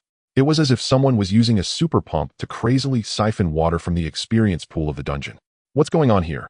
Song Yi's eyes widened. 6 million can be extracted every 10 minutes. A student only gets around 200 to 300,000 experience points for completing an ordinary dungeon once. 6 million is equivalent to 100 people clearing an ordinary dungeon at once. Moreover, each extraction is an integer, not a fraction. Logically, the number of monsters that spawn in the dungeon varies within a range. How could the experience points possibly be a whole number? Investigate. Immediately find out which coordinates are making the extractions. Song Yi shouted angrily. "Yes, Director, I'll check right away." The department head's fingers flew over the keyboard, panic evident on his face. Just then, the green experience bar on the screen suddenly plummeted. It hit rock bottom. In the center of the screen, several glaring red warnings appeared. Warning: the experience pool of the Dark Forest dungeon is about to be depleted. Warning: after the experience pool is depleted, all practitioners present will be forcibly ejected according to protocol. Meanwhile, inside the dungeon, the gigantic ancient treant hadn't even had time to swing its vines before being bombarded by dozens of suddenly appearing corrosive snake guardians. Its health bar plummeted like a waterfall, emptied in mere seconds. Notice: defeated level 20 corrupted 10,000 year treant golden BOSS, gained 100 experience points. Notice: your team cleared Dark Forest Nightmare level, gained 200 experience points. In just 4 seconds, the unfortunate ancient treant once again transformed into a massive amount of experience points. Swish! A dazzling golden beam of light descended from the sky, enveloping Su Chen completely. Immediately after, the crisp sound of system notifications flooded Su Chen's ears. Notice: experience points are full level up to level 20. All attributes 1, gained 5 free. Notice you have reached the current level cap. The experience pool is locked. Notice any experience points acquired afterward will be automatically stored in a backup experience pool and can only be unlocked after a promotion. The golden light dissipated and Su Chen stretched comfortably, casually closing the virtual panel in front of him. The provincial department is indeed generous. 3 million experience points per person, just like that, without batting an eyelid. "Xiao Suzy, you've reached level 20. Lin Shiking's excited voice came from beside him. She bounced over to Su Chen, her originally fair face flushing slightly with excitement. Her ponytail swayed with her movements. "At this rate, if we grind once more, I can reach level 18 right away." Lin Shiking's eyes sparkled. Su Chen glanced at his grayed-out experience bar and nodded. "Yes, let's keep grinding. Once this opportunity is missed, it won't come again. 3 million experience points every 10 minutes. Who wouldn't grind?" After saying that, he walked over to the green sludge left behind by the ancient Trent, preparing to loot the body. Just as his hand was about to touch the glowing orb on the ground, the entire dungeon space suddenly shook violently. A deafening alarm blared from every corner of the dungeon simultaneously. Warning detected that the current dungeon experience pool is depleted. Warning: the magical energy reserves maintaining the dungeon operation are below 1. Notice: the dungeon protection mechanism has been activated. All difficulty levels will soon be closed, and all practitioners present will be forcibly ejected.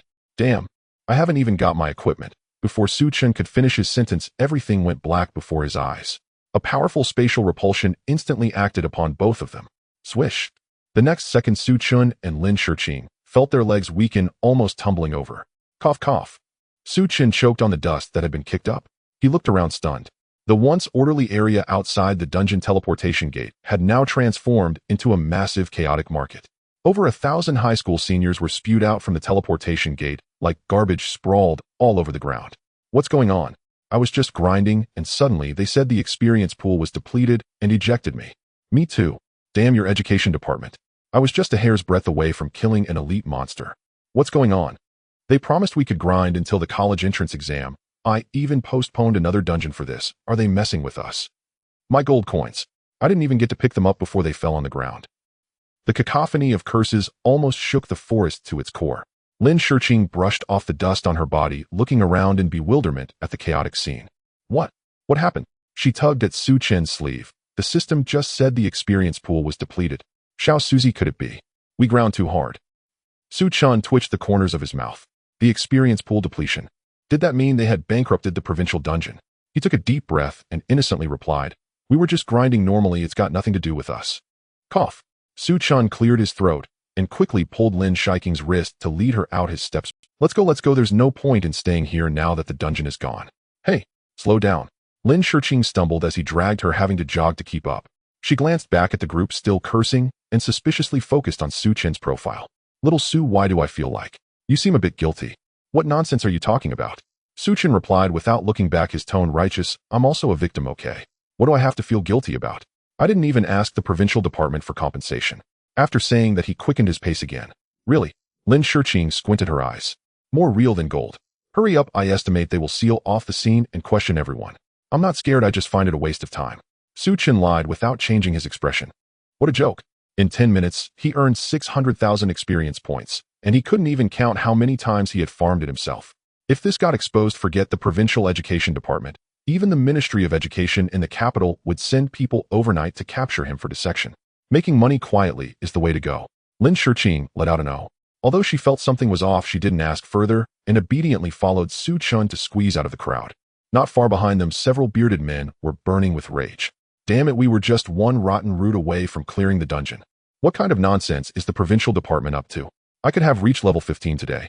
Suddenly, one of the lackeys caught sight of two hurriedly leaving figures at the edge of the crowd. Holy crap!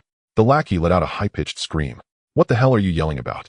Zhao Kuo, annoyed, slapped the back of the lackey's head. Are you resurrecting? No, it's not that. Brother Zhao, look. The lackey covered his head, his voice trembling. The girl you were flirting with earlier. Lin Shiqing. What about her? Zhao Kuo said impatiently. Isn't she just pretty, relying on her family? What the hell? Zhao Kuo's eyes widened suddenly, his eyeballs nearly popping out. He saw the panel shared by the lackey. Lin Shiqing. Level 17. Class Stealth Priest. Zhao Kuo gasped in disbelief. Around him, several people turned to look. Zhao Kuo rubbed his eyes vigorously, repeatedly confirming it several times. The data still showed no change. Level 17. This is impossible. Several bearded lackeys also gathered around, gasping in shock. I clearly remember she was only level 13 when she entered the dungeon. Zhao Kuo felt a buzzing in his head. In just a few hours, she had jumped from level 13 to level 17. What the hell does this mean? Even if they were 2 people farming with 3 less people sharing the experience, it wouldn't be this much. Could it be that they cleared a nightmare level? Wait. Zhao Kuo suddenly recalled something, his face turning pale. Even if they cleared a nightmare level, it wouldn't be possible to level up 4 levels. Unless... He turned abruptly to look at the several completely extinguished dungeon portals. An absurd thought, yet the only one that could explain everything before him, exploded in his mind. Could it be that the experience pool of this dungeon? Zhao Kuo swallowed, feeling a chill run down his back. He didn't dare to think further. The image of Su Chen involuntarily floated in his mind. One lackey suddenly remembered something and said, Brother Zhao, I heard before that there's a difficult level secret realm in Tianhe City called Silent Stone Sea, which was cleared by a level 10 student. Could it be? Zhao Kuo tensed up. To be able to have a priest level up 4 levels in a few hours and to turn a specially set dungeon of the provincial department into a dried corpse, what the hell kind of monster is Su Chen? After leaving, Su Chen and Lin Shiqing boarded the teleportation array, heading to Tianhe City again. As the white light flashed, the two stepped out of the teleportation hall. It was already evening, and the streets of Tianhe City were beginning to light up. Although it couldn't compare to the prosperity of the provincial capital, the air was devoid of that oppressive magical energy fluctuation, replaced by a hint of the liveliness typical of a small city. Oh, Tianhe City is still comfortable. Lin Shiqing stretched lazily, her high ponytail swaying behind her. She turned to look at Su Chen, unusually putting away her playful demeanor. Little Su, let's call it a day. Her tone was serious. Tomorrow is the college entrance examination. Your level is already stuck at level 20. It's meaningless to farm anymore. You should rest well tonight and gather your energy. Sure, you should also head back and rest early. Su Chen nodded. The class-changed secret realm mentioned by Commander Lei Jun was quite far, about 30 kilometers south of Tianhe City. Once out of the city, the road becomes difficult to navigate, and it was indeed too late for today. Then see you at the exam tomorrow. Lin Shiqing waved at him. Don't be late. If you are, I might take first place. Don't worry, I won't lose to you. It's impossible in this lifetime. Su Chen smiled. Cut. Lin Shiqing rolled her eyes and muttered softly, little pervert. Ever since the disastrous defeat in the last urine contest, she had already acknowledged him in her heart. Good. After watching Lin Shiqing get into the extended Lincoln sent by her family and leave, Su Chen turned and walked to the roadside, hailing a taxi. Driver to the headquarters of the Practitioners Association. The taxi drove steadily on the neon-lit streets. Su Chen leaned back in the back seat, summoning the system panel. It was time to equip that level 18 gear obtained from the Abyss dungeon. He opened his backpack, his gaze landing on the hood, radiating a dark purple glow. Abyss Eternal Hood, dark gold level. Grade dark gold level. Usage requirement level 18. Spirit 460. Stamina 40. Additional attribute 1, Spirit 20 extra. Additional attribute 2, activate after Abyssal Corruption 02. Additional attribute 3, activate after Abyssal Corruption 04. Equip. Su Chen focused his thoughts. A faint purple light flickered, and suddenly a soft, heavy black hood with dark purple glimmers at the edges appeared atop his head. The brim was pulled down low, nearly covering half of his face, revealing only the outline of his jaw. At the same time, he felt a slight weakness in his body, as if he had flown several times after several sleepless nights.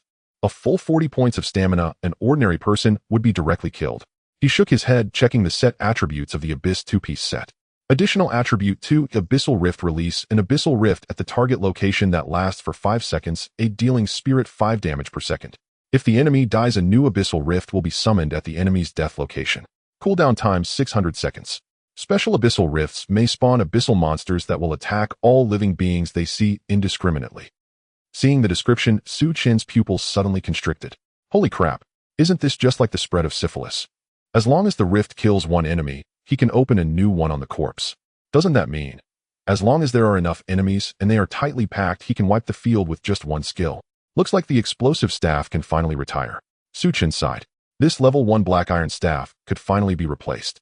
However, he soon noticed the description at the end of the skill, furrowing his brows slightly. No wonder the elders often say that the power of the Abyss is a double-edged sword. After all, this is the real world, not a game.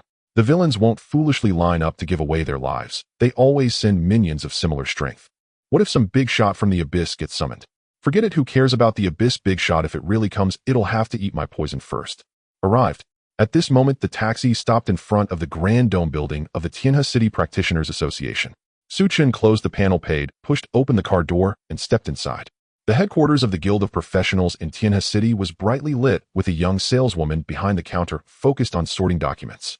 She looked up and saw a boy wearing a black hooded cloak walking towards the counter.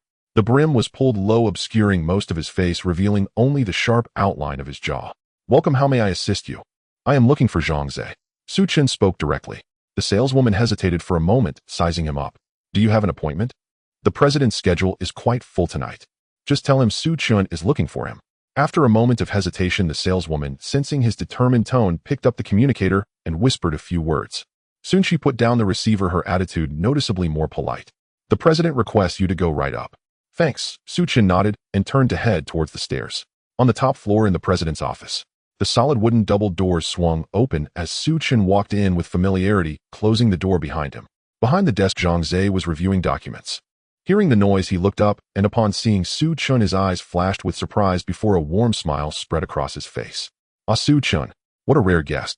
Zhangze put down his pen, stood up, and walked around the desk with large strides. I was just saying I needed to contact you. I heard about the Abyss dungeon incident. I didn't expect the demon race to appear. Thanks to you, the crisis was averted. Otherwise, Tianhe City would have repeated the tragedy of Donghai City. You saved the day. Zhangze gave a thumbs up. Hiding your achievements and not being arrogant, you are truly a model for the contemporary youth of Tianhe City. Faced with such enthusiastic praise, a typical 18-year-old boy would have been flattered. However, Su Chen merely raised his eyelids slightly and replied coolly, "Oh." Zhangze's smile instantly froze. His thumb held aloft in midair was left hanging awkwardly. This kid. Does he understand social niceties? I'm at least the vice president of a municipal branch, and after praising you, you couldn't even humbly reply with a not at all. An O is all I get. He twitched his lips twice, retracted his hand, and the warmth on his face faded significantly as he asked irately, so what do you want? No one comes to the Three Treasure Hall without a reason. What do you need me for? Chen walked over to the sofa next to the coffee table and sat down casually, flipping open his backpack. On the way back to Tianhe City, Lin Shiqing had stuffed several items she found in the dungeon into his bag. Clatter! Along with the crisp sound of metal clashing, a large pile of materials and equipment radiating various colors appeared out of thin air, instantly forming a small mountain on the coffee table. The originally spacious coffee table was completely filled with some equipment, even rolling onto the carpet. Many of the materials were rare, and the equipment ranged from ordinary to golden quality. Among them, the most dazzling were the more than 20 pieces of equipment emitting blinding golden light. Zhang Ze's eyes widened in shock. You little rascal. Zhang Ze pointed at the coffee table, his finger trembling. Did you steal from the Lin family's warehouse? More than 20 pieces of golden equipment. This is no ordinary cabbage. Even the mid-tier guilds in Tianhe City would struggle to gather such a sum. How could a high school senior who hasn't even taken his college entrance exam acquire so many high-level goods? The only explanation he could think of was that this kid was riding on someone else's coattails. What do you mean? Chen immediately panicked.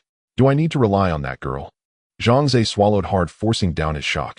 He looked deeply at Chen, realizing that this kid surely had a great secret. However, as the guild president, not asking what shouldn't be asked is basic professional ethics. All right, as long as the acquisition is legitimate. Zhang Ze rubbed his hands, regaining his business acumen. However, regarding this equipment, he paused, glancing at the wall clock. The college entrance exam is tomorrow. After the exam, the prices of lower-tier equipment will plummet. I can expedite the process for these items and ensure they're sold before tomorrow. What are the conditions? Chen asked sharply. An additional 5% handling fee. Zhang Ze smiled as he extended a palm. After all, it's expedited, and the guild has to manage relationships and utilize emergency channels. Chen did not hesitate and nodded directly. Deal. 5% seemed reasonable, not too steep. Very well. Zhang Ze snapped his fingers, clearly in a good mood. Then, along with the items you consigned last time, I will also expedite those for you. After your exam, I will transfer everything to your account. Chen calmly said, for the second matter, I am now level 20 and need to learn new skills as you promised. The office fell silent instantly. Zhang Ze's smile froze again. What level? Zhang Ze shook his head vigorously. Impossible. Absolutely impossible. Even if you spent 24 hours a day in the dungeon, there's no way. His words halted abruptly. Chen raised his hand and took off the badge on his chest. The effect of concealing identity information was instantly lifted. Chen, level 20, occupation, Venomous Mage. Zhang Ze's mouth dropped open. He stared at the data returned from the detection spell for a full 10 seconds. You little rascal. Zhang Ze wiped the cold sweat from his forehead and forced a smile. That's just too outrageous. I've been in the guild for so many years, and I've never seen anyone level up like you. Chen put the badge back on, concealing his level information. What? Chen raised an eyebrow. In such a vast country as Huagua, has no one ever reached level 20 before the college entrance exam? Of course there have been. Zhang Ze took a deep breath to calm himself. Huagua is vast and profound, and there are countless extraordinary talents. Throughout Huagua's long history, there have even been cases of individuals reaching nearly level 30 before the college entrance exam. Zhang Ze paused, looking at Chen with complex eyes.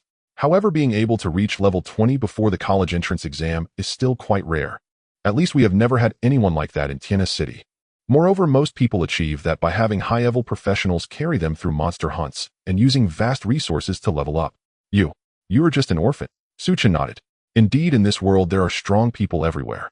If Lin Shiqing could produce a dark gold level experience pill, what about the big families in the Imperial capital and the Demon capital? If they used legendary or even divine grade items, their experience gain would be faster than riding a rocket. Chen regained his focus and did not dwell on that topic. He got straight to the point. Where's the skill stone you promised me? Just a moment. Zhang Ze pressed the communicator on the desk. Baiji, come to my office and bring a silver level skill awakening stone. Not long after, there was a knock at the office door. Baiji, dressed in a professional suit and wearing high heels, walked. She glanced at Chen sitting on the sofa, a flicker of surprise crossing her eyes, but she quickly masked it and respectfully placed a delicate wooden box on the desk. President, here is the silver level skill stone you requested. Just leave it there, you can go now. After Baiji left, Zhang Ze opened the wooden box. Inside lay a diamond-shaped stone emanating a soft silver glow. Silver level skill awakening stone. Zhang Ze pushed the box towards Chen. As agreed, this is for you. This item is not cheap. Moreover, he pointed to the stone. The success rate for a level 20 professional using the silver level skill stone is 70%. As long as you don't get unlucky, you should be able to succeed. Chen picked up the silver stone, feeling its coolness in his hand. A 70% success rate. That was for ordinary professionals. As a professional's level increases, the probability of success with skill stones decreases. Level 20 skills are harder to learn than level 10 skills. His profession is SS grade. When he learned 10 level skills before, he almost exhausted the skill stone. Who knows what the success rate is this time? Without hesitation, Chen crushed the skill stone in his hand. Crack. The silver light instantly transformed into countless specks rushing into his body along his arm. The silver glow circulated within Chen's body for a moment, then, with a soft poof, it dissipated without a trace, as if a damp firecracker had gone off. Used a mid-level skill stone, silver level 1, awakening failed, did not learn a new skill this time. Zhangze looked at the dissipating silver glow, his mouth twitching. Chen looked at him with a grin. Oh dear President Zhang, my luck really isn't great. Shall we try another one? It's fine, the second time we'll definitely succeed. Zhangze was taken aback and said to the communicator, Baiji, bring another silver level skill stone over. Baiji quickly brought another one. Chen took it and crushed it. The silver light flowed again, and once more it dissipated with a soft poof. Chen coughed lightly, cough, cough. 2 failures is normal. 3 times is the charm. I believe the third one will definitely succeed. Zhangze's smile became somewhat stiff and his expression turned blank as he had Baiji bring a few more. The third one. Poof. The fourth one. Poof. Zhangze's face was turning green. 4 silver-level skill stones, the total market value of which had already made him feel pain in his heart. What kind of luck does this kid have? Bring it on. Chen extended his hand confidently. Zhangze gritted his teeth and had Baiji bring the 5th one over. The 5th silver-level skill stone was crushed. Silver light surged into Chen's body, pausing for a moment, then, poof. It dissipated as usual. Zhangze took a deep breath, staring at Chen's harmless smile. Wait. Zhangze slammed the desk and pointed at Chen's nose. You little rascal. I knew something was off that day. Chen looked innocent. President Zhang, what was off? Stop playing dumb with me. Zhangze was so angry that the flesh on his face was twitching. That day you made 3 requests. I thought it was strange that your second request was for only 1 skill stone. So you were waiting for me here. Chen chuckled lightly. President Zhang, you're mistaken. At that time I truly didn't know I would fail so many times. Besides, the Guild of Professionals values integrity above all. You wouldn't tarnish your golden reputation over a few skill stones, would you? Zhangze trembled with rage. You little fox. You planned this from the start. I know nothing. This kid definitely knew how hard it would be to learn skills, and he was deliberately setting him up.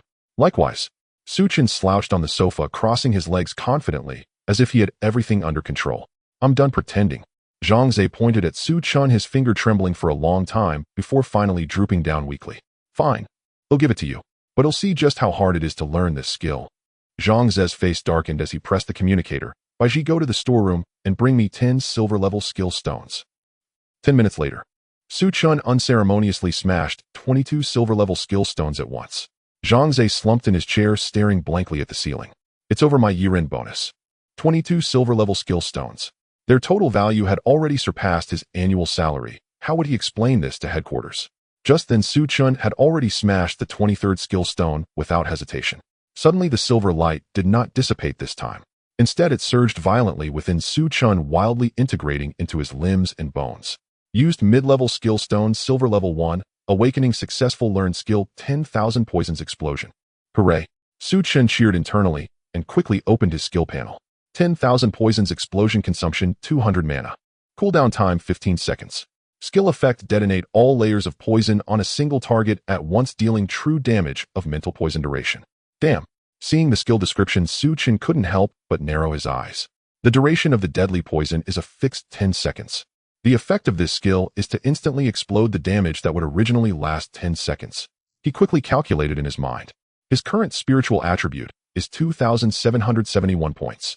The current stack has reached 4,216 layers. This means that as long as he applies the poison, 10,000 poisons explosion starts with a true damage of 116825360 points. Moreover, just like the DOT damage from the deadly poison that jumps every second, it is also true damage. The most outrageous part is that this skill has a cooldown time of only 15 seconds. So every 15 seconds, I can deal over 11 million damage. Chen couldn't help but swallow. Previously, he indeed lacked explosive means. He could only rely on the slowly draining health from the deadly poison that hits every second. But now, If he faced the previous Mind Tyrant again, he could simply crush it. This is not just an explosion, it's practically a nuclear explosion. Chen murmured softly. With over 10 million explosive damage, he wondered if that Rift Demon could withstand it. What nuclear explosion? Zhangze slumped in the office chair, weakly raised his head. What kind of perverse skill? Can it really consume all 23 of my silver-level skill stones? Chen closed the skill panel, hiding his shocked expression and replacing it with a harmless smile. It's nothing, just an ordinary poison skill, barely acceptable. Ordinary. Zhangze snorted, his face written with disbelief. A skill that consumes 23 skill stones is ordinary. He would eat the computer screen right there. Forget it, it's against the business rules to pry into customer privacy. Zhangze sat up straight, rubbing his throbbing temples. All right, you finished everything you needed to do, so hurry up and scram. Seeing you makes me feel bad about my year-end bonus. Chairman Zhang is generous. Chen stood up, patting the 3 dog heads at his waist. This guy was just making a fuss, probably hungry. Please have Chairman Zhang transfer the money for the equipment and materials to my card as soon as possible. I still have the college entrance exam tomorrow, so I'll head back to study. Got it. Zhangze waved his hand impatiently. Hurry up and leave. I wish you good luck tomorrow. Don't embarrass our Tiana City. Thank you for your kind words. Chen turned and opened the office door, walking out. After returning home, Chen just pulled out a piece of bread to nibble on when he noticed the class group was everyone. The teachers had already begun to remind everyone of tomorrow's important notes. Everyone. Tomorrow at 7 a.m., gather at the city center to head to the provincial capital for the exam. Everyone set their alarms well. If anyone oversleeps, your life will be over. Chen obediently set his alarm. The college entrance exam in this world is completely different from Earth. There's no such thing as remedial classes. If you miss it, you will never have a chance to enter college. The exam content isn't the cultural courses like language, math, or English, but real combat. The exam questions vary each year, generally involving monster slaying, dungeon clearing, and even mutual elimination among students. Ultimately, based on provincial rankings, it is decided which higher education institution one can enter. Chen summoned his complete attribute panel. Chen occupation: Deadly Poison Mage, SS grade, unique, hidden, level 20 strength, 29 agility, 47 stamina, 98 spirit, 2771 occupation. Specific traits: all things corrupt, god of deadly poison, doom absorption, skills detection, beginner corrosive snake, guardian light of concealment, 10,000 poisons, explosion, current toxins, 4216 layers, equipment, explosive, staff, black iron, heavy black iron, chestplate, black iron, bloodthirsty pigskin, leggings, bronze, summoning ring, black iron. Equipment: resilient gargoyle necklace, silver shadow dancer ring, gold abyssal, 3-headed hound gauntlets, gold hell, 3-headed hound skull, gold discerning badge, dark gold abyssal day, and night hood, dark gold. Chen leaned back in his chair, admiring the splendid panel. At level 20, according to Zhangze, this is unprecedented in the history of college entrance exams in Tiana City. With 2,771 points in spirit attributes, it is enough to make an ordinary level 40 mage feel ashamed. Of course, the most perverse are the skills. In terms of damage, the perversion of the Deadly Poison Lord needs no further explanation. The damage per second has reached an extremely terrifying number. The explosive skill is 10,000 poisons explosion. The mechanism is Corrosive Snake Guardian. If used well, the Snake Guardian is not just a stationary turret, it can also block movement and skills, making it very practical. And for large AoE, there are the Fire Breath of Hell, 3-headed hound skull 3 times a day, as well as the 2-piece set of Abyssal Rift. It can be considered quite comprehensive. As for survival aspects, let me sort this out. First, the Light of Concealment, learned from Lin Shiqing. After applying deadly poison to the enemy, I can beautifully disappear and hide far away. Second, the sprint skill of the Bloodthirsty Pigskin leggings allows me to charge rapidly in a certain direction, stunning the enemy for 1 second. Using this skill means I need to get close to the enemy, so I prefer to use it sparingly. Oh, I've only used it once before. The most practical are the Resilient Gargoyle Necklace and Shadow Dancer Ring. The former allows me to petrify myself, equivalent to a weaker version of the Golden Body skill. The latter summons a phantom that takes only 1 point of damage each time and taunts for 30 seconds, effectively controlling the enemy. If I summon the phantom first, then conceal myself, the enemy will absolutely not detect me. After sorting it all out, Chen felt goosebumps all over. How disgusting. He casually tossed the piece of bread in his mouth to the 3 dog heads at his waist, a perverse smile on his face. With my attributes, he stroked his chin. Even if placed among the talents of those great families in the imperial capital or magic city, I should be able to rank well right. That night, Chen did not do much else and went to bed early. In the deep of night, 2 indistinct auras quietly converged in the darkness. The nodes are all set. Don't worry, I've set them up 23 times in one breath. It's absolutely foolproof. After a moment of silence, a hoarse voice slowly emerged. Has he not noticed yet? Heh. Zhang Wuji has been famous for a long time, too arrogant to even notice that his skills have been stolen. And that kid, everything is proceeding according to plan. Another silence followed. Then someone let out a very soft laugh. Like dry branches breaking or bones dislocating. Just wait. It's coming soon. The next day, in the central square of Tianhe City, a massive blue six-pointed star formation was slowly rotating. The crystals at the edge of the formation emitted a dazzling light, distorting the surrounding space into rippling waves. This is a temporary intercity teleportation array specially approved by the city's Education Bureau, designed to transport the graduating high school students of Tianhe City to the provincial capital's main examination venue. Everyone stay close and enter the array in order of your classes, no pushing. The lead teacher shouted hoarsely from the front. Chen mixed in at the end of the line, moving forward slowly. A flash of white light passed. The feeling of weightlessness lasted less than 2 seconds, and the scene in front of him changed completely. Provincial Capital First Starry Sky Arena. This is a super-large circular venue capable of accommodating hundreds of thousands of people, with an enormous dome above where a massive defensive formation faintly shimmered. Inside the venue, the sound of people was deafening. Candidates from various prefecture-level cities were converging through different teleportation arrays, and the colorful equipment glimmered together, dazzling the eyes. "Little Su over here." Lin Shiqing waved to him from a distance. Chen looked over, his eyes narrowing slightly. Today she still wore a high ponytail, but her equipment had changed, with several pieces exuding a rich and deep purple hue. Only epic-level equipment can emit such a luster. He shook his head and smiled wryly. Indeed, from a wealthy family with abundant resources and deep foundations. "It seems the position of top support belongs to you," Su Chan said as he approached with a smile. Lin Shiqing gently shook her head. "Our province might be fine. I doubt anyone is stronger than me, but over in the imperial capital it's hard to say.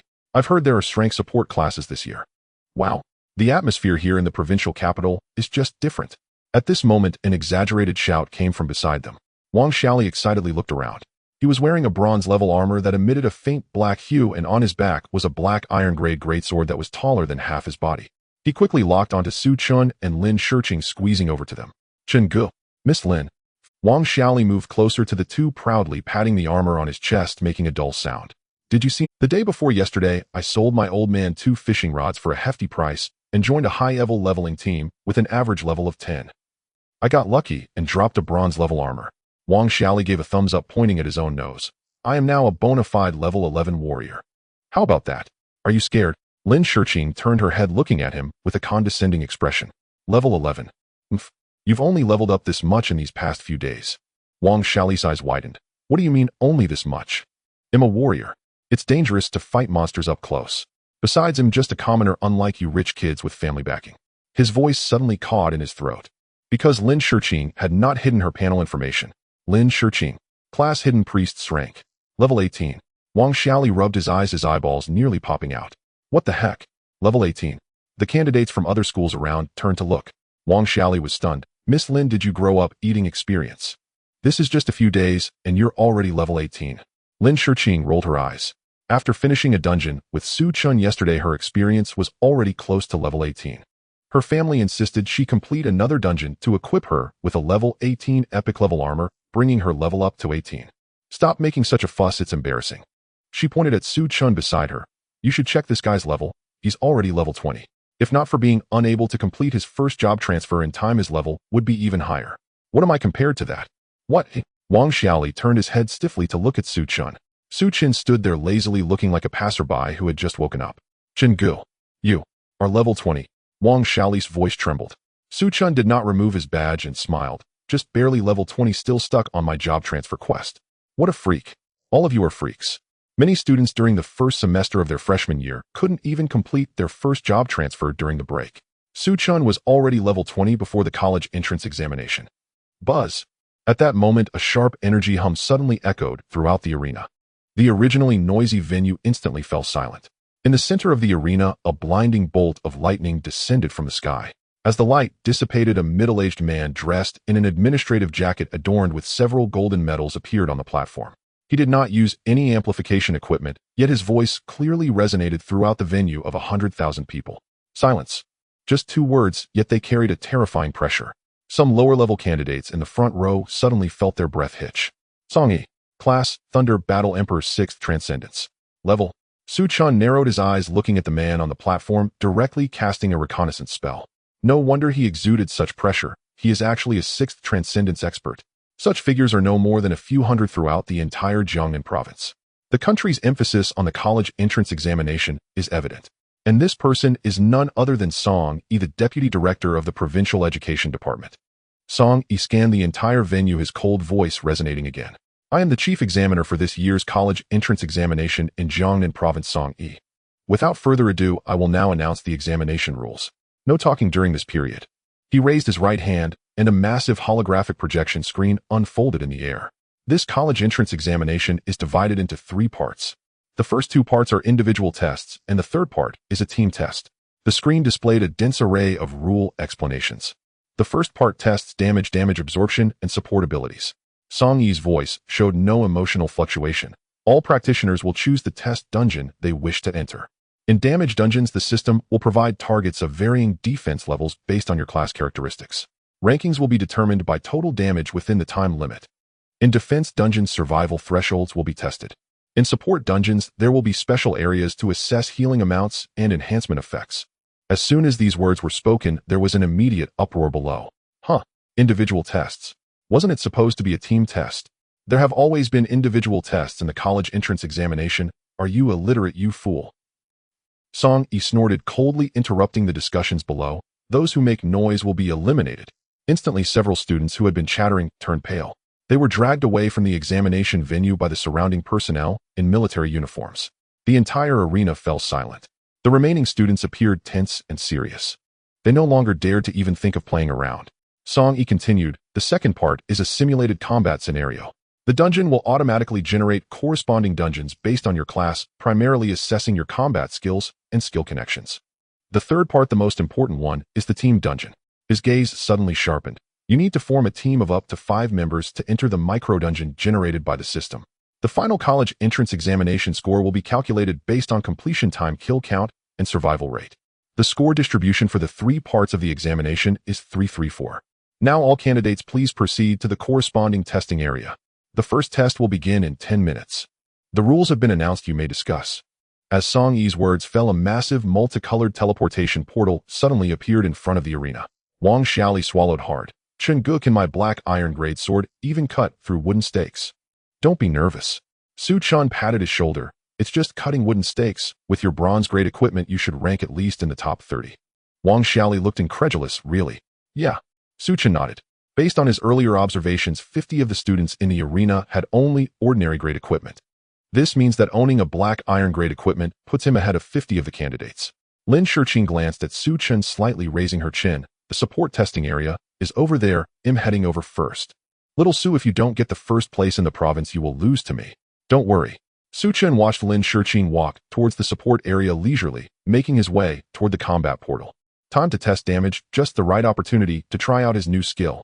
10 minutes later, Su Chen stepped into the teleportation portal of the damage testing arena on time. A flash of white light passed, and the scenery before him suddenly opened up. This is a pure white square space with sides measuring about 50 meters. There are no unnecessary decorations, only standard grid lines drawn on the ground. Ding! The crisp sound of the system prompt echoed in the space. Candidate identity verification successful. Su Chen. First round damage test is about to begin. Generating test target. A bright light illuminated the ground 10 meters ahead. A rough wooden stake rose from the ground, its surface covered with the textures of time's erosion. Solid wood stake, level 10, strength 0, agility 0, stamina 100, spirit 0. With the same stamina, the wooden stake has more health than an ordinary monster. If it were someone else, it would probably take nearly a minute to defeat one. Su Chen looked at the bare wooden stake, raised his staff, and gently waved it. Crack! A number over 2,000 floated out. With Su Chen's current spirit value, even after consuming so many abyss crystals, he could deal over 2,400 damage. The wooden stake was struck with a casual blow, leaving a massive crack, swaying unsteadily. The next second, a ghastly green skull mark suddenly lit up above the wooden stake. Following that, a massive damage number appeared. 11682536. A crisp sound echoed. The wooden stake with 100 points of stamina couldn't even last a second. Instantly, it transformed into a puddle of foul-smelling green pus, leaving no wooden debris behind. Crack! A faint explosion sound resonated. The explosive staff's effect triggered exploding in place. Su Chen, however, suddenly widened his eyes. It wasn't because the damage was incorrect, but rather, there were no system prompts. No experience points, no stacking, nothing. He was a bit displeased. Is this college entrance examination instance so bizarre? Why is there no experience? And no stacking? Also, this wooden stake's attributes are too low to test new skills. New test target has been generated. With a whoosh right above the puddle of the previous wooden stake, another identical wooden stake appeared. Chen did not hesitate and hit it again with a basic attack. After the wooden stake cracked, a new one quickly reappeared. Chen casually melted the wooden stake again. After a few seconds, the 10th poor wooden stake once again turned into pus. This time, no new wooden stake refreshed. It's not refreshing anymore. Chen scratched his head. What should I do? Meanwhile, in the central monitoring room beneath the Jiangnan province's first Starry Sky Arena, hundreds of holographic screens floated in midair monitoring the candidates' situations in real time. Two examiners responsible for Area 0527 sat in front of the screens drinking tea out of boredom. This year's batch of candidates is quite average. After a long time, there are hardly any who can deal over 100 damage in seconds. The Mediterranean examiner shook his head. Take it slow, it's just begun. Before the young examiner could finish his sentence, he suddenly widened his eyes, staring intently at a split screen in the lower left corner. On the screen, the candidate named Chen casually struck, and the wooden stake instantly melted away. The damage data on the system panel did not pop up immediately. Instead, it flickered fiercely twice as if the system had stalled. Finally, a barcode-like number appeared. 11682536. What the hell? The young examiner almost sprayed tea on the control panel. Wanggu, you need to see this. The Mediterranean examiner leaned over to take a look, his eyes nearly popping out. The wooden stake melted. What the heck? 10 million points of output. How is that possible? This is a test wooden stake uniformly distributed by the Ministry of Education with a full 100 points of stamina. Are you telling me he can deal 10 million damage? The young examiner wore a face of despair. Wanggu, this kid has already defeated 10 wooden stakes. What should we do? The Mediterranean examiner pondered for a moment, then decisively said, according to the college entrance examination rules for students with outstanding performance, we can manually intervene. Let's give him a more powerful target directly using a level 20 steel target.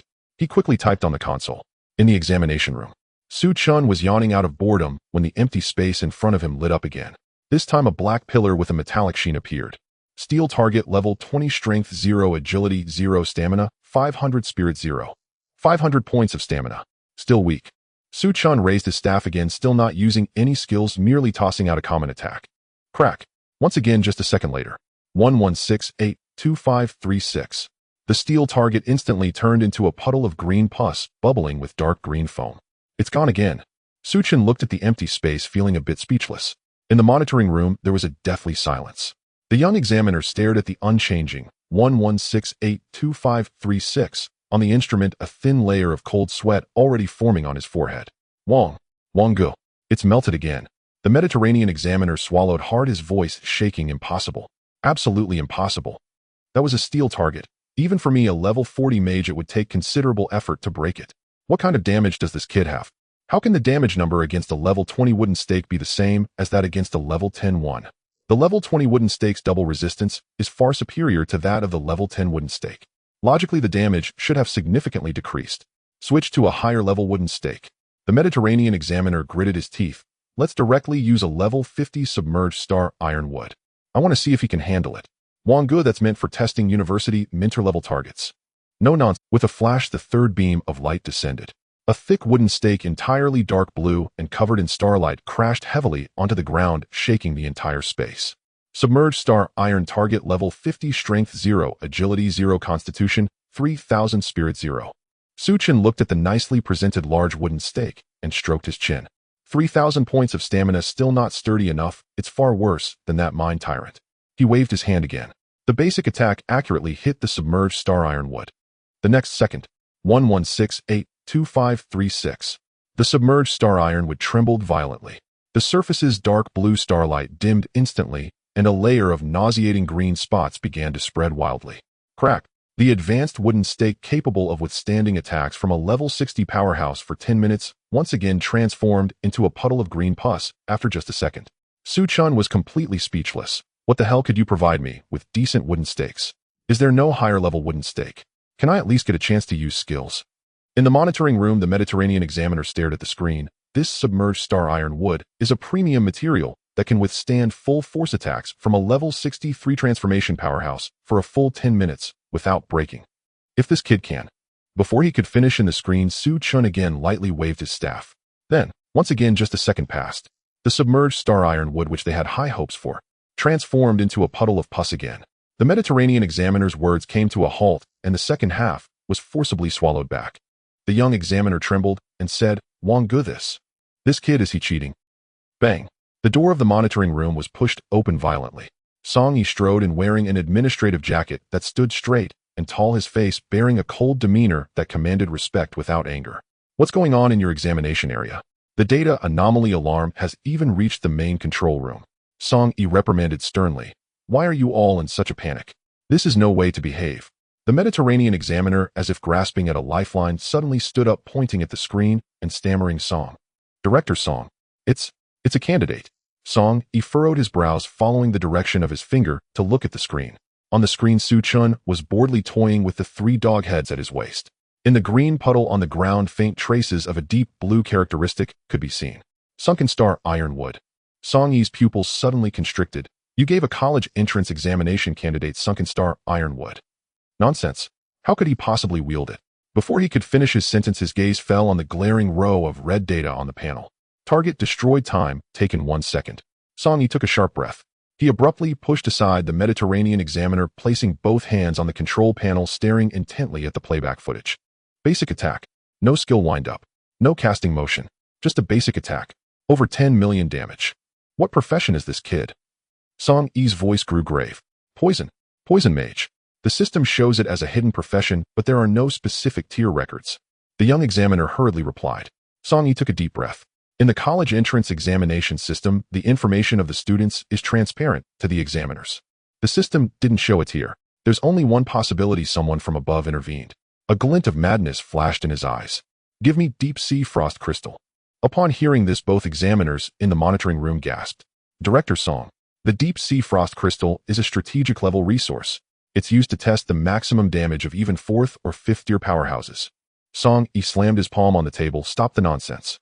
I must see this kid's limits today. Execute immediately." Inside the examination room, Chen waited for a while, noticing that the ground remained still. Just as he was about to wait for time to run out and exit, an unprecedented dazzling light shone directly ahead. The temperature dropped suddenly. A massive translucent crystal prism emanating a bone-chilling aura appeared in the center of the arena. Deep sea frost crystal, level 100, strength 0, agility 0, constitution 50,000, spirit 0. The 2 examiners in the monitoring room held their breath. The deep sea frost crystal not only possesses an incredibly terrifying 500 health points, but it also significantly reduces magical and physical damage. Its molecular structure is at absolute 0, making it extremely difficult to destroy by any external force. The young examiner murmured as he swallowed hard. Song Yi stared fixedly at the screen. "Let's see how he breaks it." Inside the instance, Chen gazed at the enormous ice crystal, feeling a hint of chill. "Is this for real? Can other candidates really fight this thing? Well, at least it's finally something I can hit." He raised his staff and launched another attack. Still a basic attack. The ghostly green light touched the deep sea frost crystal the moment. 1. A light, weightless number popped up. Even with Chen's current spirit value, he couldn't break through its defenses. However, the surface of the deep sea frost crystal was instantly stained a deep green. The poison has been applied. The next moment, 11682536. A gigantic number appeared. The azure ice crystal prism emitted a toothacheing hiss sound under the corrosion of the poison. Following that, the damage ticked every second. 11682536. 11682536. In just 3 seconds, the ice crystal was crazily corroded and melted by the poison, a large amount of green steam rising. However, the ice crystal did not shatter. "Such high health, I, Chen, shall call you the king among wooden targets." Chen's eyes gleamed with excitement. "Then let's use you to test my new skill." He slowly raised his hand and clenched it fiercely towards the ice crystal. 10,000 poisons explosion. The next moment, the dark green toxin surged like a tide into the crystal, condensing into an extremely rich, deep green. Then it exploded outward with a thunderous boom. Boom. 11682536. A terrifying number exploded on his retina. The massive deep sea frost crystal completely collapsed, turning into a ground of shattered ice and green toxic liquid. Chen looked at the mess around him and couldn't help but smirk. 500 health points, just like that. I wonder if there are any higher-level wooden targets. In the monitoring room, the silence was so profound that a pin drop could be heard. Only the cooling fan on the control panel buzzed. They stared intently at the records on the monitoring console. Target destroyed. Time taken 4 seconds. Shattered. This was a level 100 target with a health of 50000. Song. Director Song. The Mediterranean examiner turned his head with difficulty, looking at Song E, whose face had turned pale. Should we refresh? Song E's mouth twitched violently. Even if a 6th-tier person like him went into battle, it wouldn't be shattered in 4 seconds. Refresh a fart. Song E suddenly exploded with a curse. A single deep sea frost crystal costs over 10 million gold coins. My funding for half a year has just been melted down by him. He looked at the screen where the boy appeared, eager to try, his mouth twitching again. It was obvious that Chen had not. This kid. Song Yi sighed deeply, truly formidable for his age. Breaking the deep sea frost crystal. Not to mention Jiangnan province, even the national record has been shattered. Wait. He suddenly remembered something, his gaze fixed firmly on Chen's candidate information. Although the profession level was undetectable, the level field clearly stated 20. Level 20. I haven't heard of this kid's name. He should have no family background. From where did he get the resources to reach level 20? Could it be? Song Yi suddenly recalled the dark forest which had drained him of experience yesterday. This incident had earned him a severe scolding from the provincial education director. Could it be? This kid did it. Ding. Time passed and a long electronic prompt echoed above the first star arena. The first test has ended. All candidates are forcibly teleported out. Hundreds and thousands of white lights flickered in the center of the arena, and the candidates inside the instance were teleported out in batches. As soon as they emerged, the entire venue erupted into chaos, wailing, and complaints rising one after another. What the hell? Are the wooden targets for this college entrance examination solid? They're way too hard. Don't mention it. As a level 12 warrior, I went berserk and hacked for a full 10 minutes. My hands went numb, and I only smashed 2 wooden targets. The wooden targets have a full 100 health points. That's thicker than elite monsters of the same level in the wild. How can we deal high damage per second? Lin Shiqing jogged over and asked, how did you do, little Su? It should be alright. Chen scratched his face in confusion. He wasn't sure either. This college entrance examination was quite strange. They directly stopped using wooden targets. In total, there were only 10 minutes, and he had stood in punishment for over 8 minutes, so he didn't know how the score would be calculated. At this moment, Wang Xiaoli squeezed out of the crowd with a big sword in hand, looking disheveled. He walked while rubbing his sore wrist. Chen Gu. Miss Lin. Wang Xiaoli saw the two and immediately rushed over to vent his frustrations. This test is just inhumane. I chopped for 10 minutes and only smashed 4 wooden targets. Lin Shiqing glanced at him. If your damage is weak, then blame the wooden targets for being hard. I didn't have weak damage. Wang Xiaoli's face turned red. I at least dealt an average of nearly 100 damage per second. Okay. Miss your support, you wouldn't understand the struggles of melee combat. Just then, the holographic screen in the center of the arena began to scroll the results ranking of the first test. The entire venue instantly fell silent, everyone stretching their necks, nervously staring at the screen. To achieve a good ranking, the scores of all 3 tests are crucial. Look, the scores for the combat group are out. Someone exclaimed. The score sheet was prominently displayed on the big screen. First place, Chen score 99.99. Second place, Zhao Xian score 43.96. Third place, Qin Feng score 43.57. Fourth place. All eyes converged sharply on the top position. Their name hung high and the numbers behind it were blinding. The entire arena fell into a silence that lasted 10 seconds. Everyone stared wide-eyed, watching the 4 nines that seemed to be coded incorrectly, their brains momentarily crashing. What? What the hell is this? Wang Xiaoli rubbed his eyes, thinking he was seeing things. Looking again, the string of 9s remained steadfastly in place. 99.99. Wang Xiaoli gasped, turning to Chen. Brother Chen, what? What did you do in there? At this moment, the crowd erupted in incredulous exclamations. No way, brother, are you on fire? The system must be broken. It must be a bug in the score panel. That number is way higher than the second place. Does it even need to be said? How could anyone achieve such a score? It must be a system error. Lin Shiqing also widened her mouth slightly, staring incredulously at the numbers on the screen.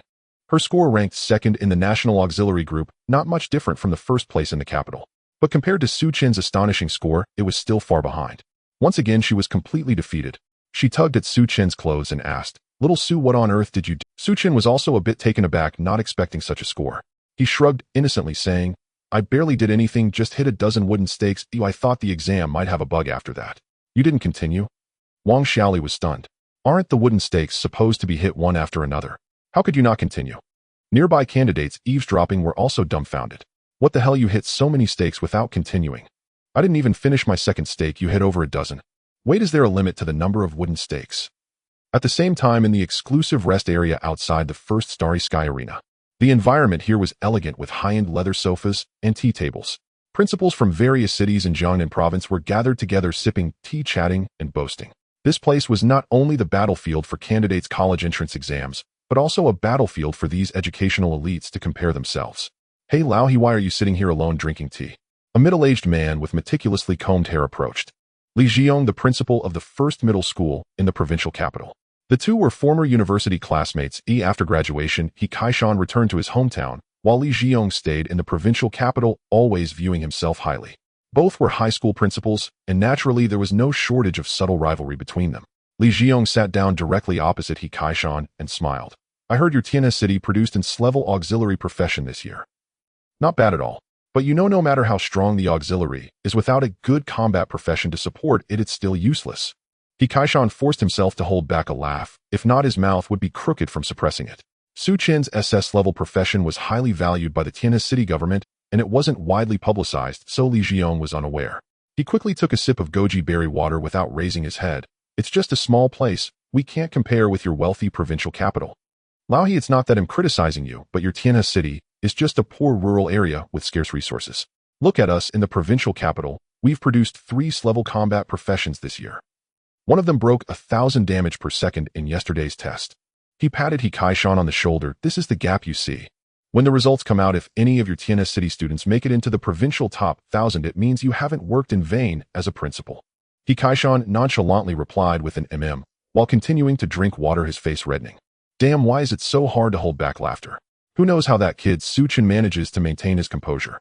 Just then the large screen in front of the rest area lit up, beginning to synchronize the scores from the arena. The previously noisy rest area instantly fell silent. All the principals set down their teacups, turning in unison to look at the screen. Li Jiong pointed at the screen, excitement written all over his face. "Laohe, look. We're about to see the results from my school." His voice suddenly halted. At the top position on the large screen, that name and the exaggerated numbers were too eye-catching. First place, Su Chen score, 9999. The entire rest area fell into a dead silence. Whose student is this? How could they be so formidable? A principal from a city trembled as he stood up. "Su Chen. I've never heard that name. Is he a secret weapon from a prestigious high school in the capital?" Li Jiong nearly dropped his teacup. He stared intently at the screen. Could it be a system error? How could such shameless data appear? A principal shook his head repeatedly. "Principal Li, that's impossible. The college entrance exam instance was personally designed and maintained by World, and it has never made a mistake in decades." He Kaishan's lips twitched a few times. Ultimately, he couldn't hold back anymore and revealed a grin that reached his ears. Several principals could no longer sit still and directly grabbed a passing staff member. "Xiao Lu, what on earth is going on? Is the system malfunctioning? Where did this Su Chen come from?" Hearing the principal's inquiries, Xiao Lu swallowed. "Principals, there's no malfunction." He scanned the surrounding big shots with a hint of excitement in his words. "This Su Chen is a candidate from our province Tianhe city's first middle school." As soon as these words were spoken, all eyes in the room suddenly focused on He Kaishan, who wore a grin reminiscent of a dragon king. Li Jiong stiffly asked, Laohe, is this your student?" He Kaishan no longer pretended. "Oh, this little guy is too impulsive. I told him to hide his talents. Look, this is such a blow to the confidence of other candidates." He's actually a student from Jiangnan province." The principals erupted in chaos. "I thought he was some heir from a major family in the capital. Our Jiangnan province students haven't taken first place nationally in a long time, right? Yeah, and let alone a score like this that crushes everything." Li Jiong looked defeated, grabbing Xiao Lu. "Then tell me, what's the deal with this score?" The principals looked over with curiosity. "Indeed, this score is too strange, right? The second place is only just over 4,000. How did he get 9,999?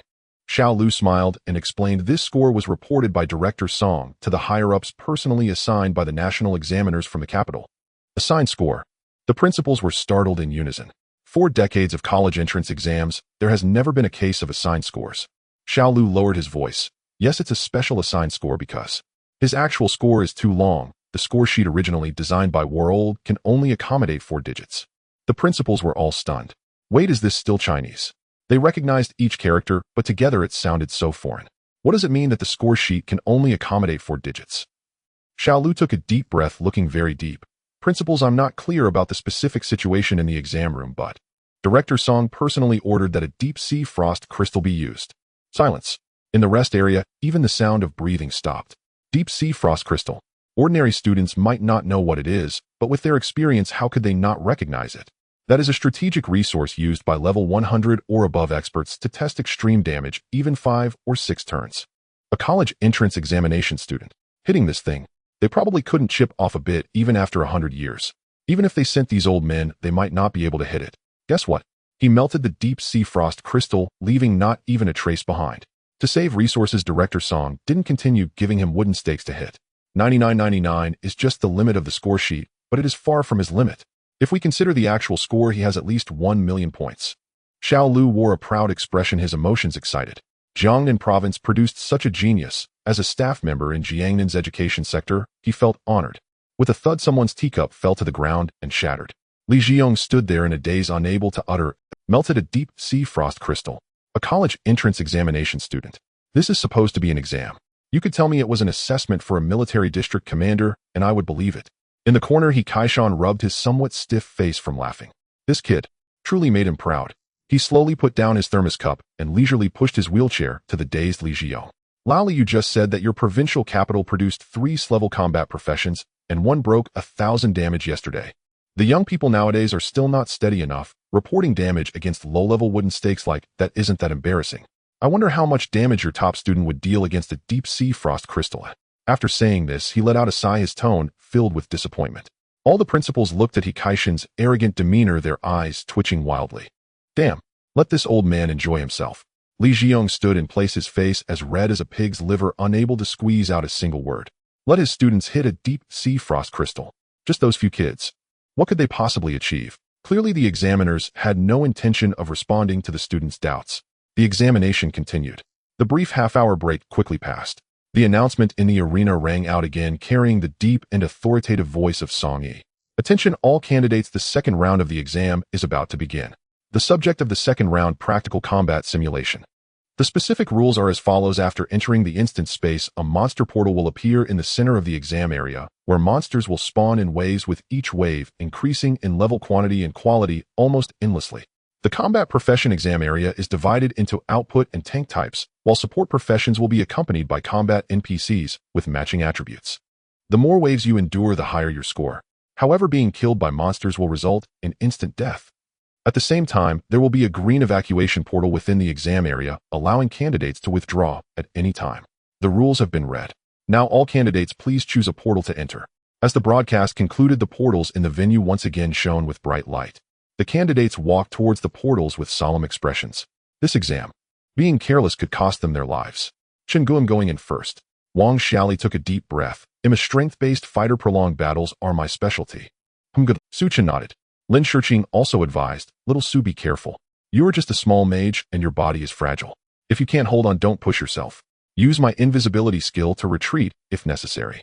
Rest assured, I know my limits. After saying this, Su Chun followed the crowd to the combat output portal. Outside the first Starry Sky Arena, in the resting area. The atmosphere here was completely different from the first round, feeling somewhat eerie.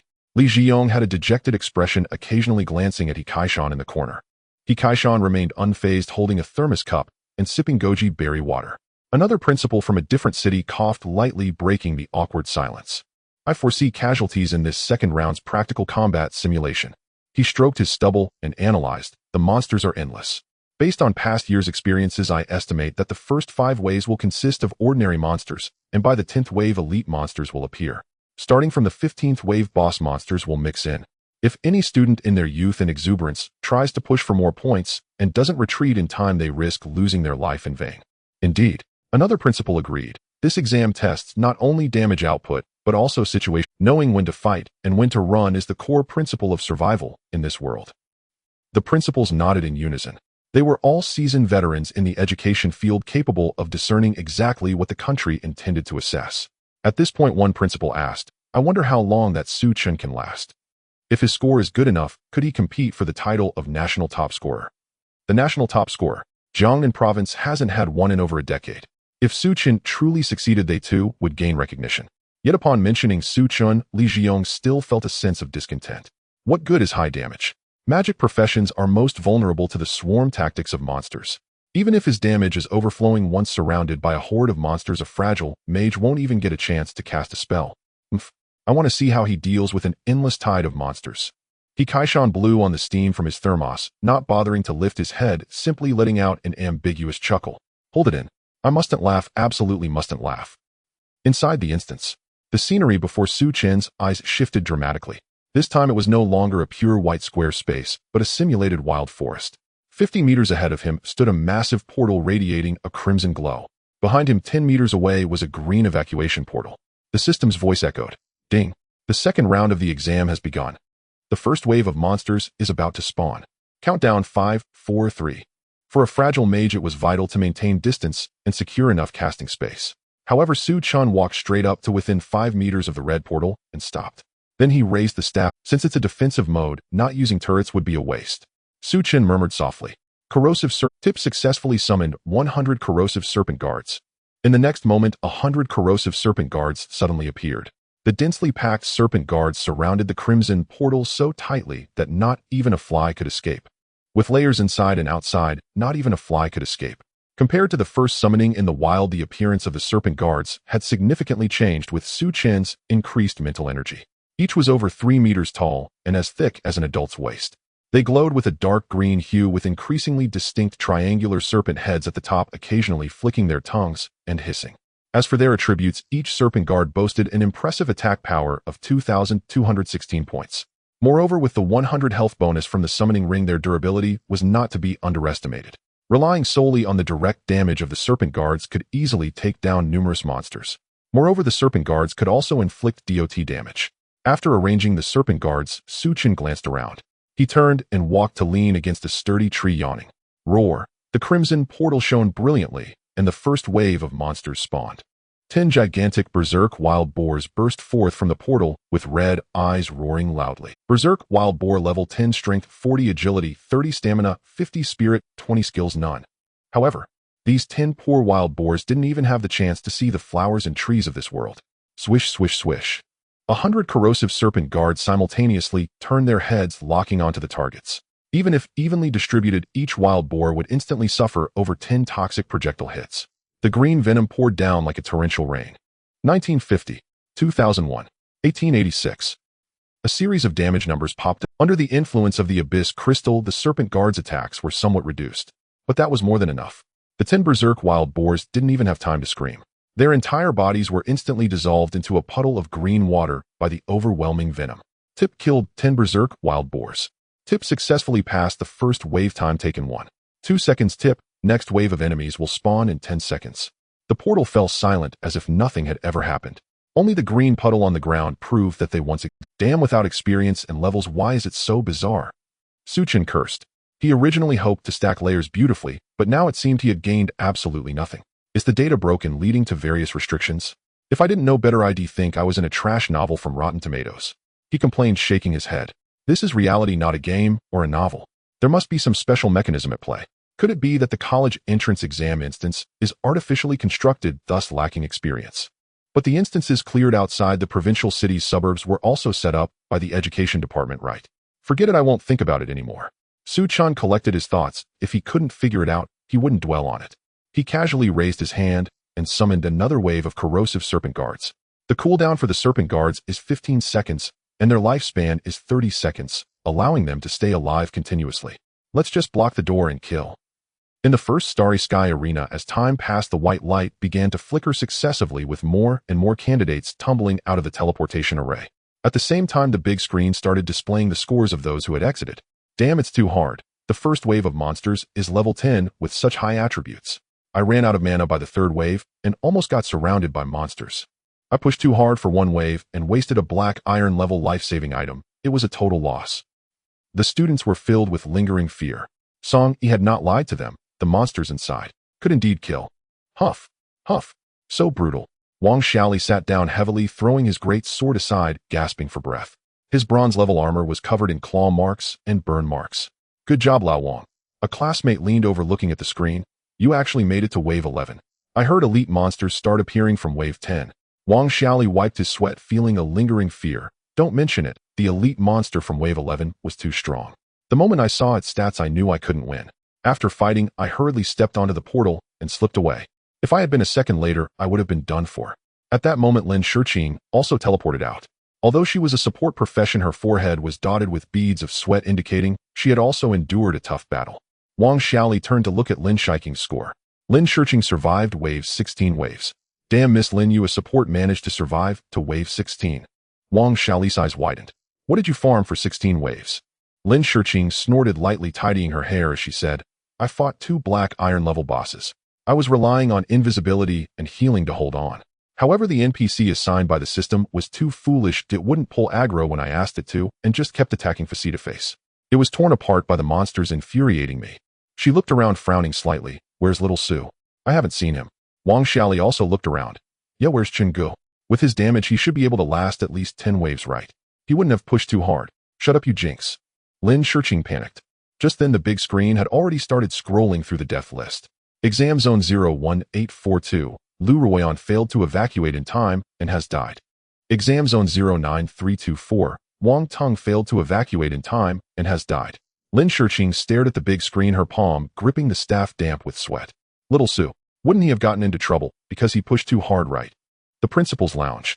Several principals were admiring the continuously appearing score sheets on the big screen, complimenting each other. Oldly, your school is really impressive this year. A tall and thin principal congratulated. That glass fire mage managed to withstand until the 17th wave before exiting. This result guarantees a spot in Tianxiong Academy. Li Jiong leaned back on the sofa, his face full of smiles. It's not bad. We've been strict with the training. Li Jiong waved his hand, pretending to be modest, but his eyes glanced towards Hikaishan. But survival battles are tests of overall abilities. Having high damage alone is not enough.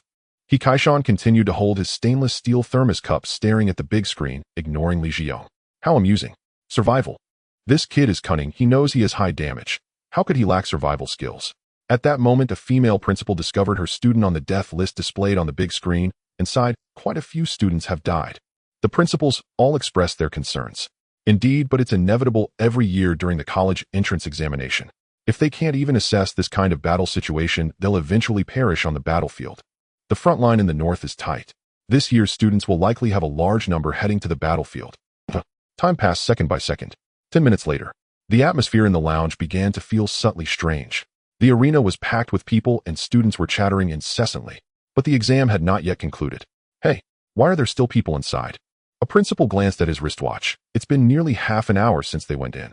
By now, even the top students from the capital should have exhausted their strength and exited after the 20th wave. By the 20th wave, there probably wouldn't even be a single ordinary monster left. It would be all boss monsters. Li Jiong frowned, turning his head just in time to see Xiao Lu passing by. Hey Xiao Lu, wait a minute. Are there still students inside?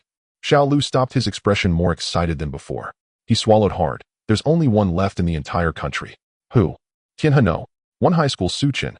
The lounge fell silent for a moment, all heads turning in unison towards Hikaishan. What the hell? How is it this kid again? Ding. Suddenly a loud system prompt echoed throughout the arena and into the lounge. The second exam has concluded and all examinees have been forcibly teleported out. Quick look. The scores are about to be released. A principal exclaimed. In the next moment, the score sheet prominently displayed on the big screen. First place, Su Chen score 30 waves. Second place, Zhao Xian score 20 waves. Third place, Zhang Ling score 20 waves. As soon as the score sheet was released, the entire arena fell into a deathly silence once again. All the examinees looked as if they had been struck by a spell, staring blankly at those few lines of text. 30 waves. Wang Xiaoli's mouth dropped open and the bottle of mineral water he had just picked up fell to the ground with a thud. Lin Shirqing was also frozen in place, her eyes fixated on the screen. That's great. I knew little Su would be so strong and nothing would happen to him. She let out a long breath and then became excited. The second place barely made it to the 20th wave. Su Chen is once again the undisputed first. After the 15th wave, what appeared were elite monsters mixed with bosses. The 30th wave, what kind of monsters appeared? At that moment, the teleportation array flashed with light. Su Chen walked out calmly. He dusted off his clothes and looked around. In the entire arena, tens of thousands of eyes were all focused. Those gazes did not seem to be looking at a human. Su Chen raised an eyebrow in confusion. What's going on? Is it jealousy of my beauty? How did you two perform? Su Chen lowered the hood of his cloak as he approached Wang Xiaoli and Lin Shirqing. Wang Xiaoli didn't answer, but stammered, Brother Chen, did you clear all 30 waves? Yes, I did. Su Chen nodded. Lin Shirqing hurriedly asked, Little Su, what monsters were there in the later waves? They seemed to be silver-level bosses.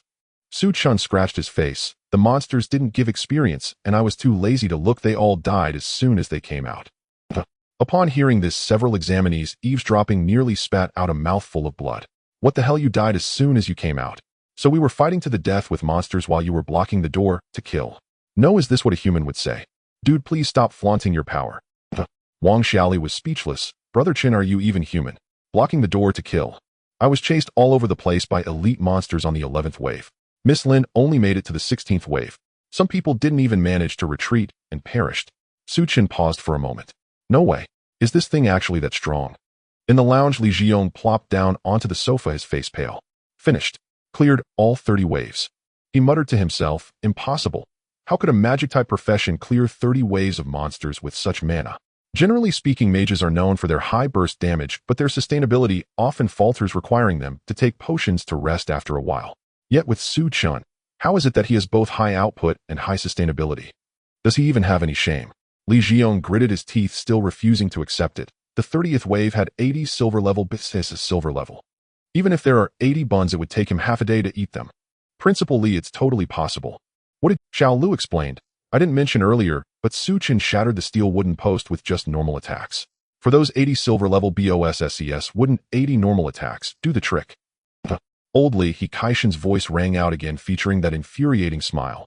Who just said that magic professions have short sustainability and are most afraid of monster C tactics? Li Xiong's face turned red and he stammered for a few seconds. Suddenly he thought of a reasonable explanation. I got it. He must have used some short-term power acquisition skill. There must have been a cost. This world is not short of skills that provide temporary bursts at the expense of stamina. He was certain that Su Chun had used such a skill. The more Li Jiong thought about it, the more plausible it seemed, chuckling. He using a burst skill in the second round, how will he perform in the third round? Stubborn, aren't you? Hikaishan was speechless. How could this person be so obstinate? Old Li, if you don't believe it, why don't we make a bet? What are we betting on? Li Jiong suddenly raised his head. Hikaishan extended a finger, tapping on the table. Let's bet whether he can also take first place in the province in the third round. If you win, Hikaishan will resign on the spot and become your vice principal. Li Jiong. Li Jiong squinted his eyes. What if he wins? Hikaishan's smile became exceedingly bright. I heard that your provincial one high school has extensive connections and secured a special mentor recommendation from Tianxiong Academy this year. Li Jiong's face changed dramatically. How do you know? That was our school's hard-earned effort. Tianxiong Academy is the top institution in the country, and among them the special mentor has the privilege to freely choose students. Even those mentors who have long stopped recruiting students could still accept disciples. Such quotas are only a few available nationwide each year. Stop wasting time. Hikaishan interrupted him. Dare to bet. Li Jiong stared fiercely at Hikaishan, then looked at the glaring score sheet that said 30 waves cleared. He didn't believe it. He couldn't believe that a student from a remote village could clear 30 waves without any cost. All right. He'll bet with you. Li Jiong slammed the table. Going all in. What a bold spirit. Hikaishan laughed like an old fox. In his mind, he was already starting to select a mentor for Su Chun. Su Chun uses poison, perhaps he could apprentice under that one. Before the third examination commenced, an eerie silence hung over the arena. Nearly every examinee's gaze instinctively drifted toward the hooded youth in black, standing alone in the corner. Their eyes brimmed with envy, jealousy, and bitter resentment. Each one sour, as if having swallowed a lemon whole. In both prior examinations, Su Chun had surged far ahead of all competitors. If he performed even averagely in this final test, the national top scorer title would be all but assured. At that moment, the arena's public address system crackled once more, and Song Yi's voice echoed across the chamber. Examinees, the rest period has concluded. The final assessment of the National College Entrance Examination begins now. The third test, Squad Dungeon Assault. Rules are as follows. Examinees may form squads of up to 5 members to enter the simulated dungeon. Final evaluation will be determined solely by your squad's time to defeat the final boss. The shorter the completion time, the higher the score. In cases of identical times, examiners will conduct manual adjudication based on combat footage. All dungeons are perfectly identical. Absolute fairness and impartiality are guaranteed. You now have 10 minutes to assemble your teams freely. Then proceed through the transmission gate. Upon hearing the announcement, the arena erupted into clamor. Most examinees had already formed their squads in advance, yet a few nonchalant ones only began recruiting teammates now, scouring for compatible partners. After all, each year produced its share of legendary absent-minded candidates who forgot their admission tickets, a phenomenon so routine that proctors no longer batted an eyelash. Su Chun turned his head toward Wang Xiaoli, who was guzzling mineral water, and Lin Shiqing, who was methodically checking her gear. Care to form a squad? Su Chen asked casually. I'll carry you both. Wang Xiaoli waved frantically. No, no, no. Brother Chen, you've already ranked first in 2 exams. Take first place here, and the national top scorer title is sealed. This is the national top scorer. Just imagine boasting someday my brother is the national top scorer. What prestige that would bring. But if I tag along as dead weight and slow you down, even by a single second, old Wang could never bear such guilt. You'd do better partnering with Miss Lin instead. Su Chen shook his head wryly.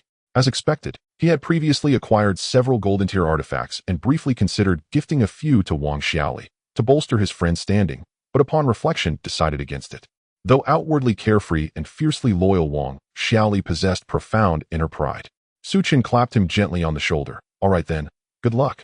Wang Xiaoli's right, Lin Shiqing added, shaking her head. Su Zizi, listen carefully. You're aiming for national top scorer now. Besides, bringing me along wouldn't meaningfully improve your performance. Why not solo run it? Should your time tie with another squad's, the proctors will undoubtedly rank you above them upon seeing you completed it alone. Solo run. Su Chen nodded thoughtfully. He cautioned gently, fine, but watch yourself. Don't fumble and miss your chance at Tianqiong Academy. TCH, don't underestimate me. Lin Shiqing gave a light snort, though the corners of her lips involuntarily lifted. So this Su Zizi truly hopes we'll attend the same university after all. Su Chen turned away and strode alone toward the transmission gate. Fellow examinees instinctively parted like a tide, clearing a path before him. In the observation room, proctors erupted into stunned disbelief. This kid, he isn't bringing any support. This is a 5-person dungeon. You don't understand, he calls it confidence. Bringing others might actually hinder his speed. Solo run. This third test isn't static DPS or stationary defense. The dungeon teems with traps and swarms of monsters. I refuse to believe he'll survive it alone. Alert, entered special dungeon, Umbral Catacombs. Alert, third examination commenced, timer activated. Objective, defeat final boss. After a brief wave of dizziness, Su Chen opened his eyes. Before him stretched a damp, shadow-draped subterranean corridor, its walls studded with flickering torches. From deep within the passageway echoed heavy, grinding footsteps, and the hollow clatter of bone against bone. Su Chen stroked his chin, swiftly scanning his surroundings. The objective is defeating the boss, not clearing every minor foe. And this damned exam dungeon grants no experience, drops no gear, and offers no stacking buffs. Grinding mobs is pure time waste. Then, a subtle curve tugged at Su Chen's lips. Speedrun it is. With a thought, he activated the skill he discreetly borrowed from Lin Shiqing, Veil of Obscurity.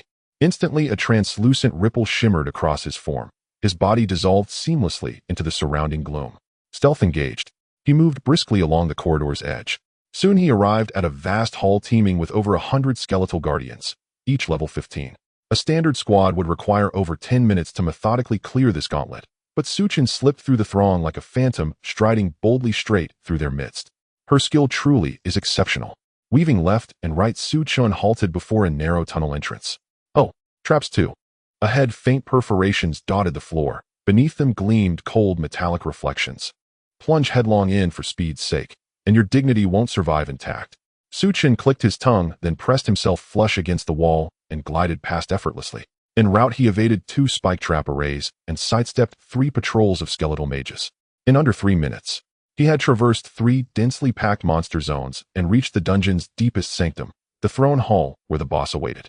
At the hall's center stood a death knight, over 3 meters tall, astride a steed of bleached bone, motionless, ancient, and terrible. Abyssal Knight, Black Iron tier boss, tier Black Iron, level 20 strength, 500 vitality, 600 agility, 400 spirit, 200 abilities, lightning charge, death, aura, phase 2 rampage. Su Chen halted 20 meters from the boss. These stats, neither weak nor overwhelming, will likely bottleneck many squads. Yet any moderately competent team should overcome them easily. Truly a racy against time dungeon.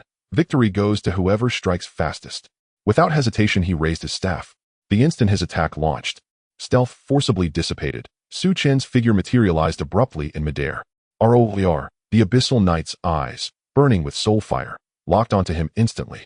It roared a deafening blast of sound and leveled its lance, preparing its lightning charge. Yet Su Chen's strike had already landed. In the next breath, 11682536. A monstrous numeral flashed.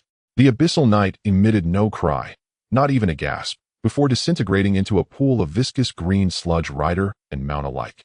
Alert, dungeon cleared, transmission imminent. Result, 3 minutes 12 seconds. A blinding white light flared, Su Chen vanished from the dungeon. In the observation room, Song Yi raised his cup for a sip, intending to hydrate and check on Su Chen. After 2 examinations, Su Chen had become his primary focus. Others remained unaware how Su Chen achieved that impossible second exam score, but Song Yi, watching from the control room, had seen everything. That boy simply leaned against a tree while those serpent guards transformed the monster portal into a slaughterhouse. No creature survived even a single second. He drew a slow breath and asked status on that boy. Director Song Yi entered alone. Appears he intend alone. Song Yi's brow furrowed slightly. This third test measures pure speed. Even solo, if you lag behind another squad, by just 1 second your ranking falls. Solo only matters when he snapped switch to his feed. Now.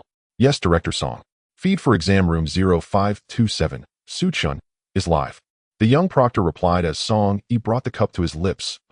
Let's see how far he's gotten.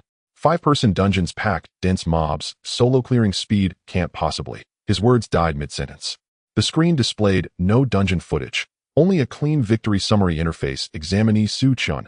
Umbral catacombs cleared. Time elapsed 3 minutes 12 seconds. PFFFD. Song Yi sprayed tea across the console, eyes bulging wide as saucers. Cleared. Already. And 3 minutes 12 seconds. Silence crashed over the observation room like a physical weight. Every proctor stared at the main screen, as if beholding a specter. This third examination had long been the National College Entrance Examination's most grueling centerpiece. Though monster difficulty fluctuated slightly year to year, overall challenge remained consistent. The People's Republic of Dawaxia's all-time national record stood at 12 minutes, a feat accomplished decades ago by Elder Hai, today's revered national guardian. Has this boy shattered another record? Song Yi slammed his palm onto the table, voice low and commanding, immediately retrieve his full combat footage. Yes, sir. Trembling, the junior proctor pulled up Su Chen's run. The playback accelerated to 10. The footage showed Su Chen entering the dungeon, light shimmering across his form, then vanishing entirely into stealth. Thereafter, he navigated the dungeon as if strolling through his own garden, bypassing every mob en route to the boss chamber. Before the boss stealth dropped. Then, a simple unadorned basic attack. Then, a blinding flash of viridian light. The boss was gone. The recording ended. What is this strategy? The junior proctor swallowed hard. Skip mobs, then one-shot the boss. The balding proctor's voice trembled. I've proctored over a decade, and never witnessed such audaciously shameless tactics. Song Yi remained silent, but his eye twitched violently, and awe flickered unmistakably in his gaze. Not only does his damage output defy reason, he possesses an advanced stealth technique. How utterly unnerving. Apply poison, then vanish gracefully. Just imagining it makes one scalp. Damn it. Thank heavens this prodigy belongs to Daxia. He wiped cold sweat from his brow, murmuring, were he an enemy assassin lying in wait in the wilds, one wouldn't even know how, or when, one died. 2 nearby proctors nodded vigorously in grim agreement. Song Yi gazed at the frozen display. 312, a rare spark of exhilaration lighting his eyes. He's broken all 3 examination records. Such achievement is unprecedented. National top scorer is inevitable. Still, the top scorer bonus match remains. I wonder, will he claim first place there as well? With a flash of white light, Su Chen's figure reappeared in the center of the arena. He shook his wrist and glanced at the empty surroundings. There was no one in the hall except for a few examiners maintaining order. The other candidates are probably fighting with the minor monsters in the Dark Palace right now. Su Chen muttered, walking directly towards an examiner standing not far from the teleportation array. Examiner, does this mean I'm done with the test? He pointed at the teleportation door behind him. What do I do next? The examiner, who had been intently staring at the tablet in his hand, was frozen on Su Chen's score. Su Chen completed score 3 minutes and 12 seconds. Hearing Su Chen's voice, he suddenly looked up, nearly dropping the tablet to the ground. He examined Su Chen from head to toe, his expression extremely complicated. The test is over. The examiner's voice was a bit dry. Now all we can do is patiently wait. After all the candidates finish the third test, the system will conduct a unified settlement. Su Chen replied with an "oh," pulling out a bottle of mineral water from his backpack and opening it. Then he'll find a place to sit for a while. Watching Su Chen leisurely walk towards the rest area, the examiner's mouth twitched a couple of times. 3 minutes and 12 seconds. Is that a score that a person can achieve? On the other side, in the principal's rest area, Li Jiong sat on the sofa feeling somewhat depressed. The embarrassment from the first 2 rounds was too intense. Now he even looked at Hikaishan with a murderous gaze. At that moment, he caught a glimpse of movement in the teleportation array at the center of the arena, out of the corner of his eye. He immediately recognized the boy in black. Su Chen. Li Jiong was taken aback for a moment, then glanced at the wall clock. 1038. Less than 4 minutes had passed since the start of the third test. Li Xiong's eyes suddenly lit up and the gloom from earlier vanished. He sprang up from the sofa, as if he had been injected with adrenaline. Hey Laohi. Li Xiong marched over to Hikaishin, ignoring everything else. Quick, take a look. Who is that? Isn't that your school's treasure, Su-chan? Hikaishin, who had been resting with his eyes closed slightly, opened a crack, glanced over, and said nothing. Seeing this, Li Xiong became even more excited. How did he come out so soon? He pointed at Su-chan outside, his face full of disappointment. The 5-person dungeon. It's at the level of a 5-person dungeon. I just said that young people shouldn't be too arrogant insisting on going in alone to solo it. Well, how's that working out? Did he get overwhelmed by the first wave of minor monsters? Li Xiong grew more animated as he spoke, turning to the other principals. You all agree, right? Individual strength is one thing, but in a proper group dungeon it's teamwork that counts. Without a frontliner to take damage and no priest to heal, he's just a fragile mage going in to deliver food. The other principals exchanged glances. Clearly they hadn't expected Su-chan to come out so quickly. He was the first to emerge. Although they didn't voice their agreement, their eyes showed some recognition. To come out in less than 4 minutes, the only explanation is that he fled. Old he am not saying this lightly, but with such good seedlings you need to give them a good lesson. Li Xiong took a sip of tea, speaking earnestly. If he ends up with a 0 in the third test, all his good scores from the first 2 tests will be useless. Forget about being the national champion, even the provincial champion spot might be in jeopardy. And also, you can't back out of our bet. Don't worry, after so many years of friendship, if you come to our provincial one high school, I won't treat you unfairly. Hikaishin finally put down his thermos. He sighed, took a goji berry from the cup, and chewed it a few times. He was completely unperturbed. This kid doesn't play by the rules at all. How could he have escaped in less than 4 minutes? Hikaishin didn't believe it. Loudly, Hikaishin's voice was soft. I know you're anxious, but don't rush. Let the bullets fly for a while. At the same time, a score sheet suddenly appeared on the big screen in the arena. Su-chan completed score 3 minutes and 12 seconds. Crack. Li Xiong's teacup fell to the ground again, shattering into pieces. The entire rest area fell into a dead silence. All the principals gaped, staring blankly at the bright red numbers on the screen. 3 minutes and 12 seconds. What the hell? It turns out this kid didn't escape. He actually completed the dungeon. Not just that he cleared it in 3 minutes. Do you think he just went for a stroll? With so many monsters in the dungeon, how could he kill them so quickly? The principals were all bewildered. 3 minutes. Even if they went in, they couldn't possibly kill them that fast. Even if he killed them in an instant, doesn't attack time count? This is impossible. Li Xiong turned sharply to stare at Hikaishin. How could he possibly clear a 5-person dungeon in just over 3 minutes? Just running the map alone takes more than 3 minutes. Hikaishin leisurely twisted the lid of his thermos. Oh, actually, a 5-person dungeon isn't that hard. As long as one person is stronger than the combined strength of 5, what's the big deal about clearing a 5-person dungeon? 5 little Hakimi, they can't possibly kill a single Northeast Jin Jianshang, right? Hikaishin's mouth curled into a smirk. He turned to look at Su-chan outside, a hint of undisguised pride flashing in his eyes. This little rascal is really giving me face. Li Xiong was completely speechless, sitting slumped on the sofa, dazed. Damn. He felt like crying without tears. The special mentor's nomination spot was supposed to be a reward for the top student of his school. Now all the output went to Su-chan. Lally, remember you said earlier that once we bet we can't back out. That spot. Hee, with so many principals present, you wouldn't dare go back on your word, would you? Li Xiong looked forlornly at the blazing sun. The sunlight is so glaring. Time passed second by second. An hour later, teams began to emerge from the teleportation portal one after another. Most teams came out looking disheveled, some even lost members, with only 2 or 3 people escaping in a sorry state. Damn it, the concentrated fire from those skeleton mages was too fierce, we couldn't withstand it. That last Abyss Knight was simply insane. Once the second phase started, his charge speed was so fast that we couldn't even see it, and our main tank was directly blown away. Woo, our big brother stayed back to protect us while we retreated, and he still hasn't come out. The hall was filled with the complaints and sighs of the candidates.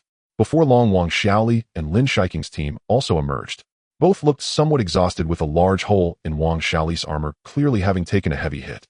Lin Shiqing was also sweating profusely. The 3 rounds of testing had left her mentally drained. I'm exhausted. Wang Xiaoli sat down heavily on the ground. This dungeon is no joke, but it's filled with traps and patrols, and the boss was outrageous. We spent a full 15 minutes just grinding to defeat that boss.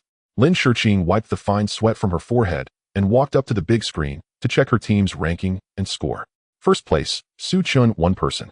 Time taken 3 minutes and 12 seconds. Second place, Zhao Xian's team, 5 people. Time taken 41 minutes and 30 seconds. Third place, Zhang Meng's team, 5 people. Time taken 50 minutes and 15 seconds. Ninth place, Lin Shiking's team, 5 people. Time taken 54 minutes and 29 seconds. Lin Shiqing was stunned. Wang Xiaoli leaned over, took a glance at the screen, and rubbed his eyes vigorously. Did I see that wrong? Wang Xiaoli's fingers trembled. 3 minutes. Other candidates around also noticed the anomaly on the big screen. After a brief silence, the entire arena erupted again. Holy shit. 3 minutes and 12 seconds. What kind of foul play is this? Bug? He definitely exploited a bug. I spent 10 minutes clearing the first hall of minor monsters. Even if I killed them one by one, he couldn't have cleared it in 3 minutes. What the hell? 3 minutes and 12 seconds. I could take a dump in that time and head clear the dungeon. You take a dump in the college entrance examination dungeon. Brother, you're even more divine than he is. What kind of game is this? Where's the Ministry of Education? Aren't they going to explain this? Su Chen's results were simply shameless. A group of people in front of the screen were filled with indignation. Those who had fought hard for over an hour to barely clear the level felt utterly defeated. Lin Shiqing hurriedly jogged to Su Chen's side, excitedly asking, "Little Su, how did you do it?" Su Chen looked up and smiled. "This is all thanks to you." "Me?" Lin Shiqing was a bit confused. "Did you forget how we cleared the dungeon yesterday? I didn't deal with the small monsters. Oi, I just used your stealth skill to go straight and take down the boss. Right?" She was stunned for a moment, and a glimmer of understanding flashed in her eyes. When they first entered the dungeon, she had indeed thought about going directly to attack the boss with stealth. But her current light of concealment could only make 2 people invisible, and with a team of 5 she had obediently progressed with the group. Lin Shiqing excitedly grabbed Su Chen's arm, shaking it wildly. "Little Su, you are the top scholar of the nation. National top scholar. In recent years, top scholars have mostly come from Magic City or the imperial capital, with very few from other provinces. Jiangnan province hadn't had one in decades, and Tianha City had never had one." Su Chen felt a bit dizzy from the shaking. This girl was even more excited than if she had become the top scholar herself. He sighed. "Stop shaking, young lady. Why are you so excited? Is there any reward for being the national top scholar?" Su Chen's goal was just to get into Tianxiong Academy. Lin Shiqing was so excited. Could it be that besides fame there were other special rewards for being the national top scholar?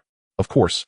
I heard that at Tianxiong Academy, every national top scholar gets special privileges every year. Lin Shiqing rolled her eyes at him and said, "Moreover, Tianxiong Academy implements a mentorship system. As the national top scholar, you'll also have an advantage when choosing a mentor."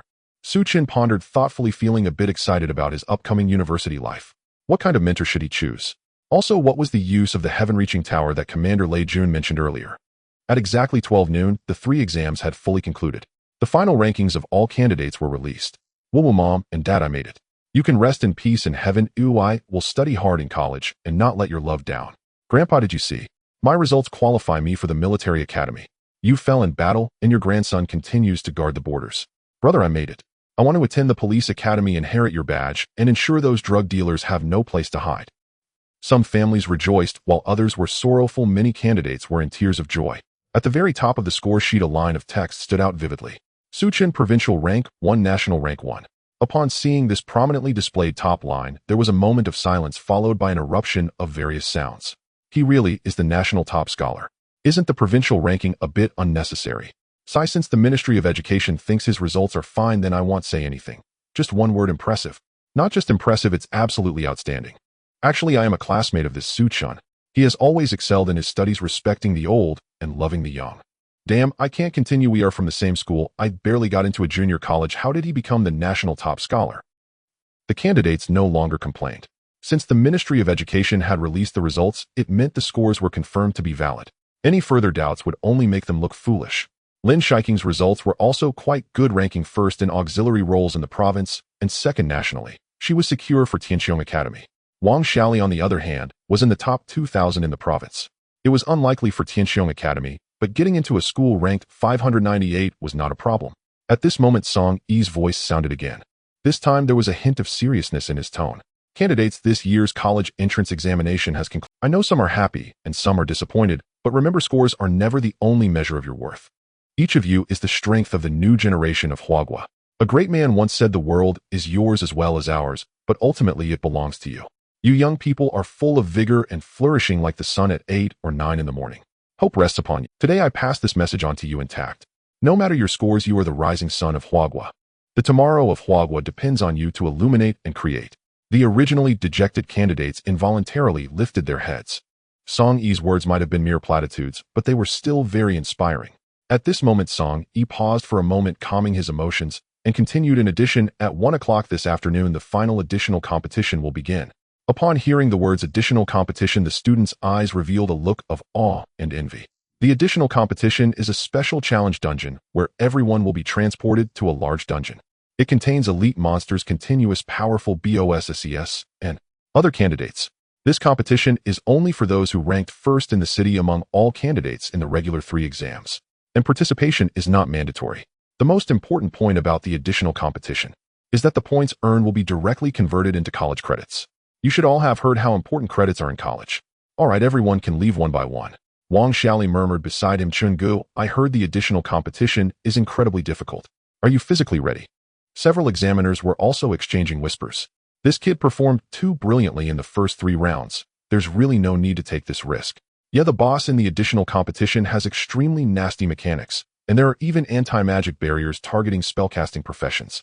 Not only that, but in the additional competition, candidates can attack each other. If he stands out too much, what if other candidates get jealous and gang up on him?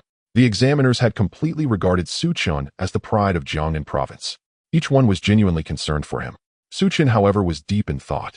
He keenly caught the most valuable information, converted proportionally to credits. He recalled the Song Xin who had previously asked him for a body. At Tianxiong Academy, the importance of credits was self-evident. Lin Shiqing nervously asked, Little Su, are you going? Let's go take a look. Su Chen nodded. With a chance to gain credits for free, there was no reason to decline. As for endurance, he hadn't used many skills in the 3 exams, and it was less tiring than the Abyss dungeon they tackled the day before. If you encounter any overly powerful bosses or get ganged up on by students from other provinces, just run if you can't fight. At worst, use my stealth skill to hide, be smart, and don't act recklessly, understand? Lin Shiqing chattered on. Although her national ranking was high enough as the city's top scholar, Su Chen had the qualification to participate in the additional competition. Got it, are you still worried about me? Su Chen smiled. Running. Who knows who will be running at that time? At 12:30 in the afternoon, all the qualified city top scholars were gathered in a special waiting area in the center of the arena. There were over 100 cities in Jiangnan province, and only a little over 100 stood here. Except for those who were physically unable to continue, most city top scholars chose to participate. Song Yi stood in front of everyone with an unprecedentedly serious expression. Everyone, I will emphasize the rules of the additional competition once again. This is a great world dungeon constructed by the Battle Elder using special abilities, and the final results will be ranked based on scores. Although the ranking from the additional competition will not affect the college entrance examination rankings, some university mentors may actually pay attention to this. Besides normal monster hunting, it also includes various high-value targets, that is, various bosses. Your task is to kill small monsters, hunt BOSSES, and earn points. The stronger the target, the higher the... In this great world, you will encounter city top scholars from all provinces with a total number exceeding 1,000. You can form teams freely and attack students from other provinces. But I must remind you, dying in there means real death. Song Yi scanned the crowd and paused for half a second on Su. Although the exam rules allow attacking other professions without legal consequences, everyone is the future of Dawang. Generally, no one would go all out. It's best to keep it light. Alright, the additional competition will be overseen by the examiners from the imperial capital. I must take my leave. Good luck to you all. Su Chen twitched the corner of his mouth, looking innocent. What? Why are you looking at me? During the lunch break, the waiting area was anything but quiet. More than 100 top scholars from various cities in Jiangnan province gathered together, and the atmosphere was subtly restless. None of the scholars who managed to become city champions were mediocre. They were well aware that in the supplementary competition, there were over 1,000 top talents from all over the country. Fighting alone in such a harsh environment would not only mean facing high-level monsters, but also guarding against ambushes from teams from other provinces, which was certainly not a wise move. The champions from other cities had already started to connect with each other, discussing matters of forming alliances. My profession utilizes light-based spells able to provide group shields and single-target bursts, but we need a frontline who can tank. I'm an assassin. I'll leave scouting and reconnaissance to me. A shield warrior, a priest to support, and 2 damage dealers. That was the most stable configuration. Some approached Su Chen, who was standing alone in a corner. Brother, you are the national champion Su Chen, right? I just looked at your scores. Quite impressive. Cough, very powerful. A warrior with a giant sword probed. Our team happens to lack a strong magical damage dealer. Would you like to join us? It would be mutually beneficial inside the arena. After all, it's a place where PK is allowed. Su Chen glanced at him and casually waved his hand. No need, I prefer to solo. If he teamed up, the points from the supplementary competition would be split among them. This was academic credit. He wanted to maximize his score. The warrior hit a wall, his smile stiffening for a moment as he pouted. Alright then, soloing the supplementary competition, good luck to you. Don't find yourself facing a team of monsters from the capital or Demon City unable to send a distress signal. Su-Chen ignored him and merely looked at the countdown above the arena with boredom.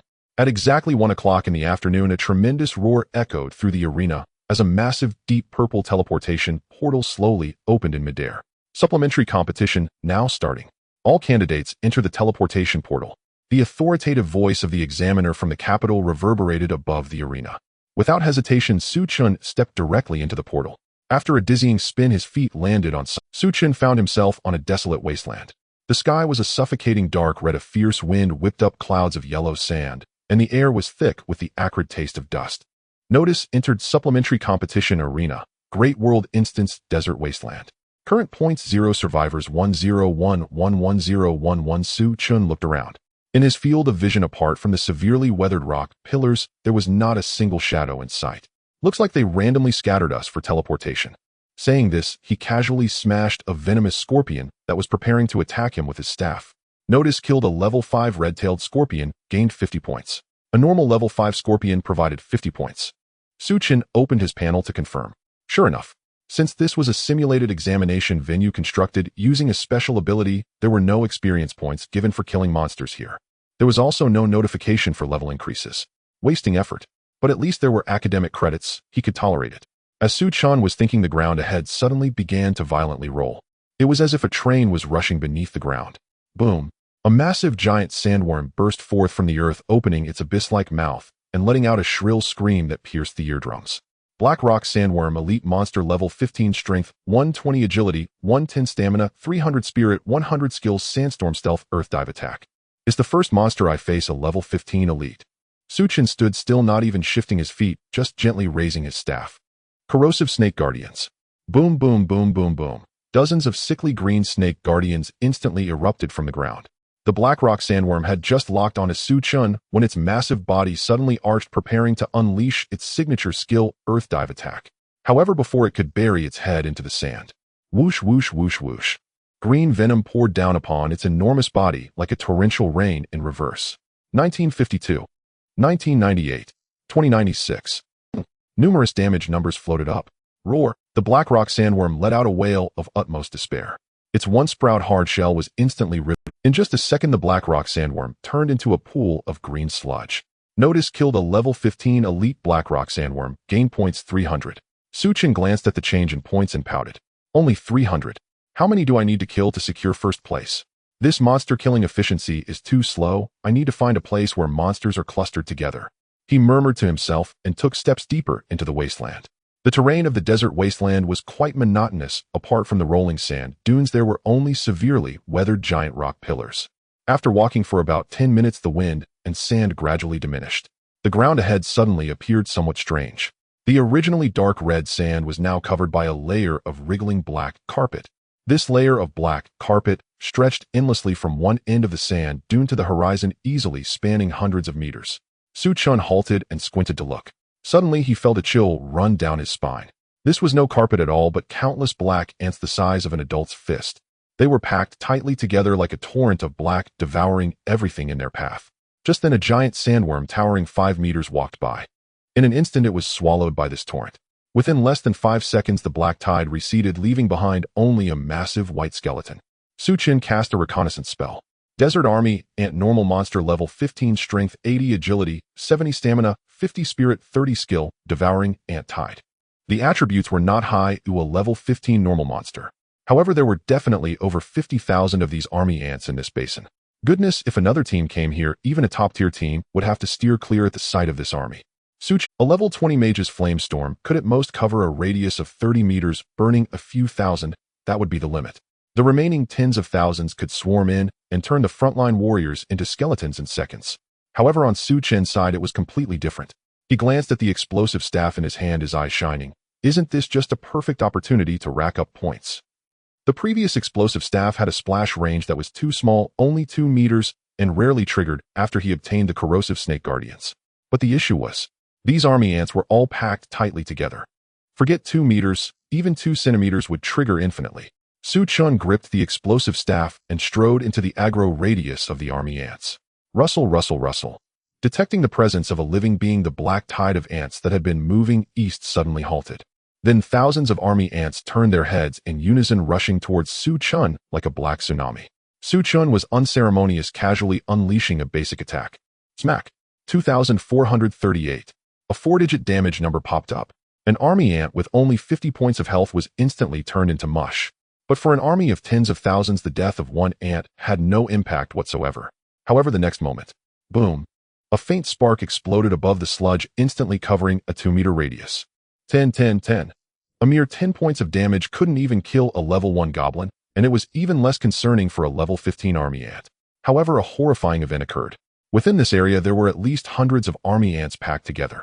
After being splashed, these hundreds of army ants were immediately coated with a layer of green. Then massive numbers popped up simultaneously on them. 11682536. 11682536. Without a doubt, hundreds of ants died in an instant. Following that, hundreds of weak flames erupted again. Boom, boom, boom, boom, boom. The chain reaction officially began. The first domino had already been knocked over. Poison begets explosion, explosion begets poison, poison again begets explosion. From Chen's perspective, a point of light suddenly ignited within the originally black tide of ants. This spark then spread outward at a viral division rate, wildly expanding exponentially. 1 became 10, 10 became 100, 100 became 1,000. The deafening sound of explosions echoed as green poisonous mist mixed with red flames spread out at a terrifying speed. Notice killed a level 15 desert army ant, gain points 150. Notice killed a level 15 desert army ant, gain points 150. Notice. The kill notifications refreshed continuously. In less than half a minute, the explosions ceased. What lay before Chen was now an empty expanse. Not only were the ants gone, but even the sand had been blown away, leaving behind only a thick layer of green sludge. Over 50,000 desert army ants annihilated with a single basic attack. Chen couldn't help but grip his staff tighter. Even he felt exhilarated. Awesome. This was the scene I envisioned from the start, but unfortunately the explosive staff is just a level 1 black iron equipment with too small a splash radius. I've made up my mind. I must find equipment with a higher splash radius in the future. Meanwhile, outside the main hall of the first Starry Sky Arena, a massive screen hung in midair, constantly updating the scores and rankings of the 1,011 top scorers from various cities. The examiners and principals from Jiangnan province, along with the students who had yet to leave, gathered beneath the scoreboard, anxiously staring at the names displayed above. Song Yi looked at the big screen with a furrowed brow. The scores on the screen had just begun to fluctuate. Except for a few individuals, most candidate scores were climbing steadily into the dozens. In previous years' supplementary matches, the first hour was mostly about reconnaissance and probing, with everyone familiarizing themselves with the environment or looking for suitable teammates. The scores wouldn't diverge too much. Song Yi was sharing his past experiences with the person beside him. Suddenly, what the hell? Wang Xiaoli exclaimed. Song Yi turned his head sharply. At the top of the scoreboard, a name shot up like it was propelled by a rocket, occupying the top spot without warning. Moreover, his score changed at an untraceable speed. It took a full half-minute for his score to stabilize. First place, Chen, Jiangnan Province, Tianhe City. Score 7512900. The hall fell silent for a full minute before erupting into a chorus of astonished exclamations. How much? 7,500,000. This is barely 20 minutes in. Can someone tell me what he did in there? The second place only has a few hundred points, and he scored 7,500,000. Everyone was once again stunned. The difficulty of the supplementary match was not something that could be compared to the first 3 rounds. In previous years, the best students would barely score a few 100,000 points throughout the entire competition. In just these 10 minutes, Chen had already broken the record. At this moment, Li Zhiyong was completely dumbfounded. He had participated in the supplementary match years ago and managed to score 8,000 points after a whole day of grinding. This kid scored 7 million points in 10 minutes. Is he even human? He grabbed He Kaishan by the collar, shaking him frantically. Old He, you tell me, what kind of monster have you taught? Are you trying to crush all the talents in the country into the ground? He Kaishan was shaken to the point of dizziness, his thermos spilling, soaking his thigh with goji berries. He hurriedly pushed Li Zhiyong away, swallowing hard. How should I know what he did? Ahem. That. He Kaishan forced himself to appear calm, speaking in a deep tone. Old Li, don't overreact. This is how I usually teach him. Even when hunting rabbits, one must use full strength, and grinding monsters must be efficient. Song Yi turned his head, glancing at the goji berries still dripping on He Kaishan's thigh, his eyes twitching uncontrollably. You're pretending to be calm, are you? Your hands are shaking, okay? In the corner, Lin Shirching, who had been staring at the screen, said with shining eyes, Little Sue is really amazing. Just then suddenly, Virum, a huge, deep purple portal in midair, suddenly emitted an extremely piercing rumble. The originally stable purple light curtain began to flicker violently, with black spatial rifts tearing open at the edges. Alarm! Alarm! Spatial anchor point under unknown energy invasion. Projection rules have been tampered with. The screeching system alarm echoed throughout the arena, and red warning lights illuminated the hall like a purgatory. What's happening? What's going on? The crowd in the arena was thrown into chaos. This looked nothing like a normal exam process. He suddenly looked up, his face pale. What's going on? Kaishan could no longer sit still, kicking his wheelchair aside and standing up. This aura. He stared intently at the black rift in the portal, his voice trembling. It's the abyss. Someone forcibly cut into the coordinates of the abyss dimension within the instance. The abyss, Kaishan's pupils constricted sharply. The terror of the abyss is known to even an ordinary abyss instance is not something students should encounter. This is impossible. This instance was personally constructed by old Jean. It hasn't had any errors in decades. Li Xiong shouted. How should I know? He roared. Lin Shiqing hurriedly said. Director Song, quickly close the instance and pull everyone out. He suddenly looked up and yelled at all the examiners in the hall. Immediately activate the emergency return procedure. Pull out all candidates from Jiangnan province. The monsters inside have probably exceeded the limits. The examiners quickly began their operations. But soon a line of text appeared on the panel. Invalid operation permissions have been locked. How is this possible? Song Yi's eyes widened, his face filled with disbelief. Kaishan hurriedly asked, Director Song, what's going on? Song Yi's expression was grave. This is the emergency procedure left by old Jean. How could we lack permissions? Unless someone tampered with old Jean's instance from the lower levels. Everyone gasped in unison. Tampering with an instance designed by old Jean. Who on earth has such ability? In the shifting sands Gobi, the originally dark red sky had now split open with a massive black, cross-shaped gash. Thick black mist poured down like a waterfall from the gash. Wherever it passed, the gravel on the Gobi instantly corroded into a black mire. The air was filled with a nauseating stench of blood and an oppressive aura from the abyss. Zhao Xian, the top scorer from the imperial capital, was leading his four-member team in a difficult battle against a bronze-level desert poison scorpion boss. Suddenly, the sky darkened. Zhao Xian looked up confused, staring at the sky. From the black crack above them, shadows began to appear in droves. He squinted his eyes and saw the true forms of those creatures. They were monsters over 3 meters tall, covered in dark red spiked armor, with wings sprouting from their backs. They wielded massive axes engulfed in black flames, with soul fire dancing in their eye sockets. Abyss Flame Demon Guard Elite Monster. Level 30 Strength, 1600 Agility, 1200 Stamina, 1400 Spirit, 1000 Skills. Flame Demon Charge Abyss Shock Flame Slash. The team was left pale at the sight of the Flame Demon Guard stats. An elite monster at level 30. What kind of freakish attributes is this? No way. Over 1,000 in all 4 attributes. This must be a joke. The female priest in the team was so frightened that she dropped her staff on the ground. Keep in mind, these city top scorers, hailed as the nation's top young talents, currently had attributes just over 100. This monster's attributes were dozens of times greater. How to fight this? Should we just headbutt it? Not only the Flame Demon Guard, but further away, a deep abyss bone dragon, over 50 meters long with 6 heads, slowly crawled out of the crack. It spread its massive bone wings, letting out a roar that shattered eardrums. Abyss Bone Giant Dragon Epic BOSS. Level 30 Strength, Agility, Stamina, Spirit, Skills, Epic. An epic boss at level 30. The legs of the group trembled uncontrollably.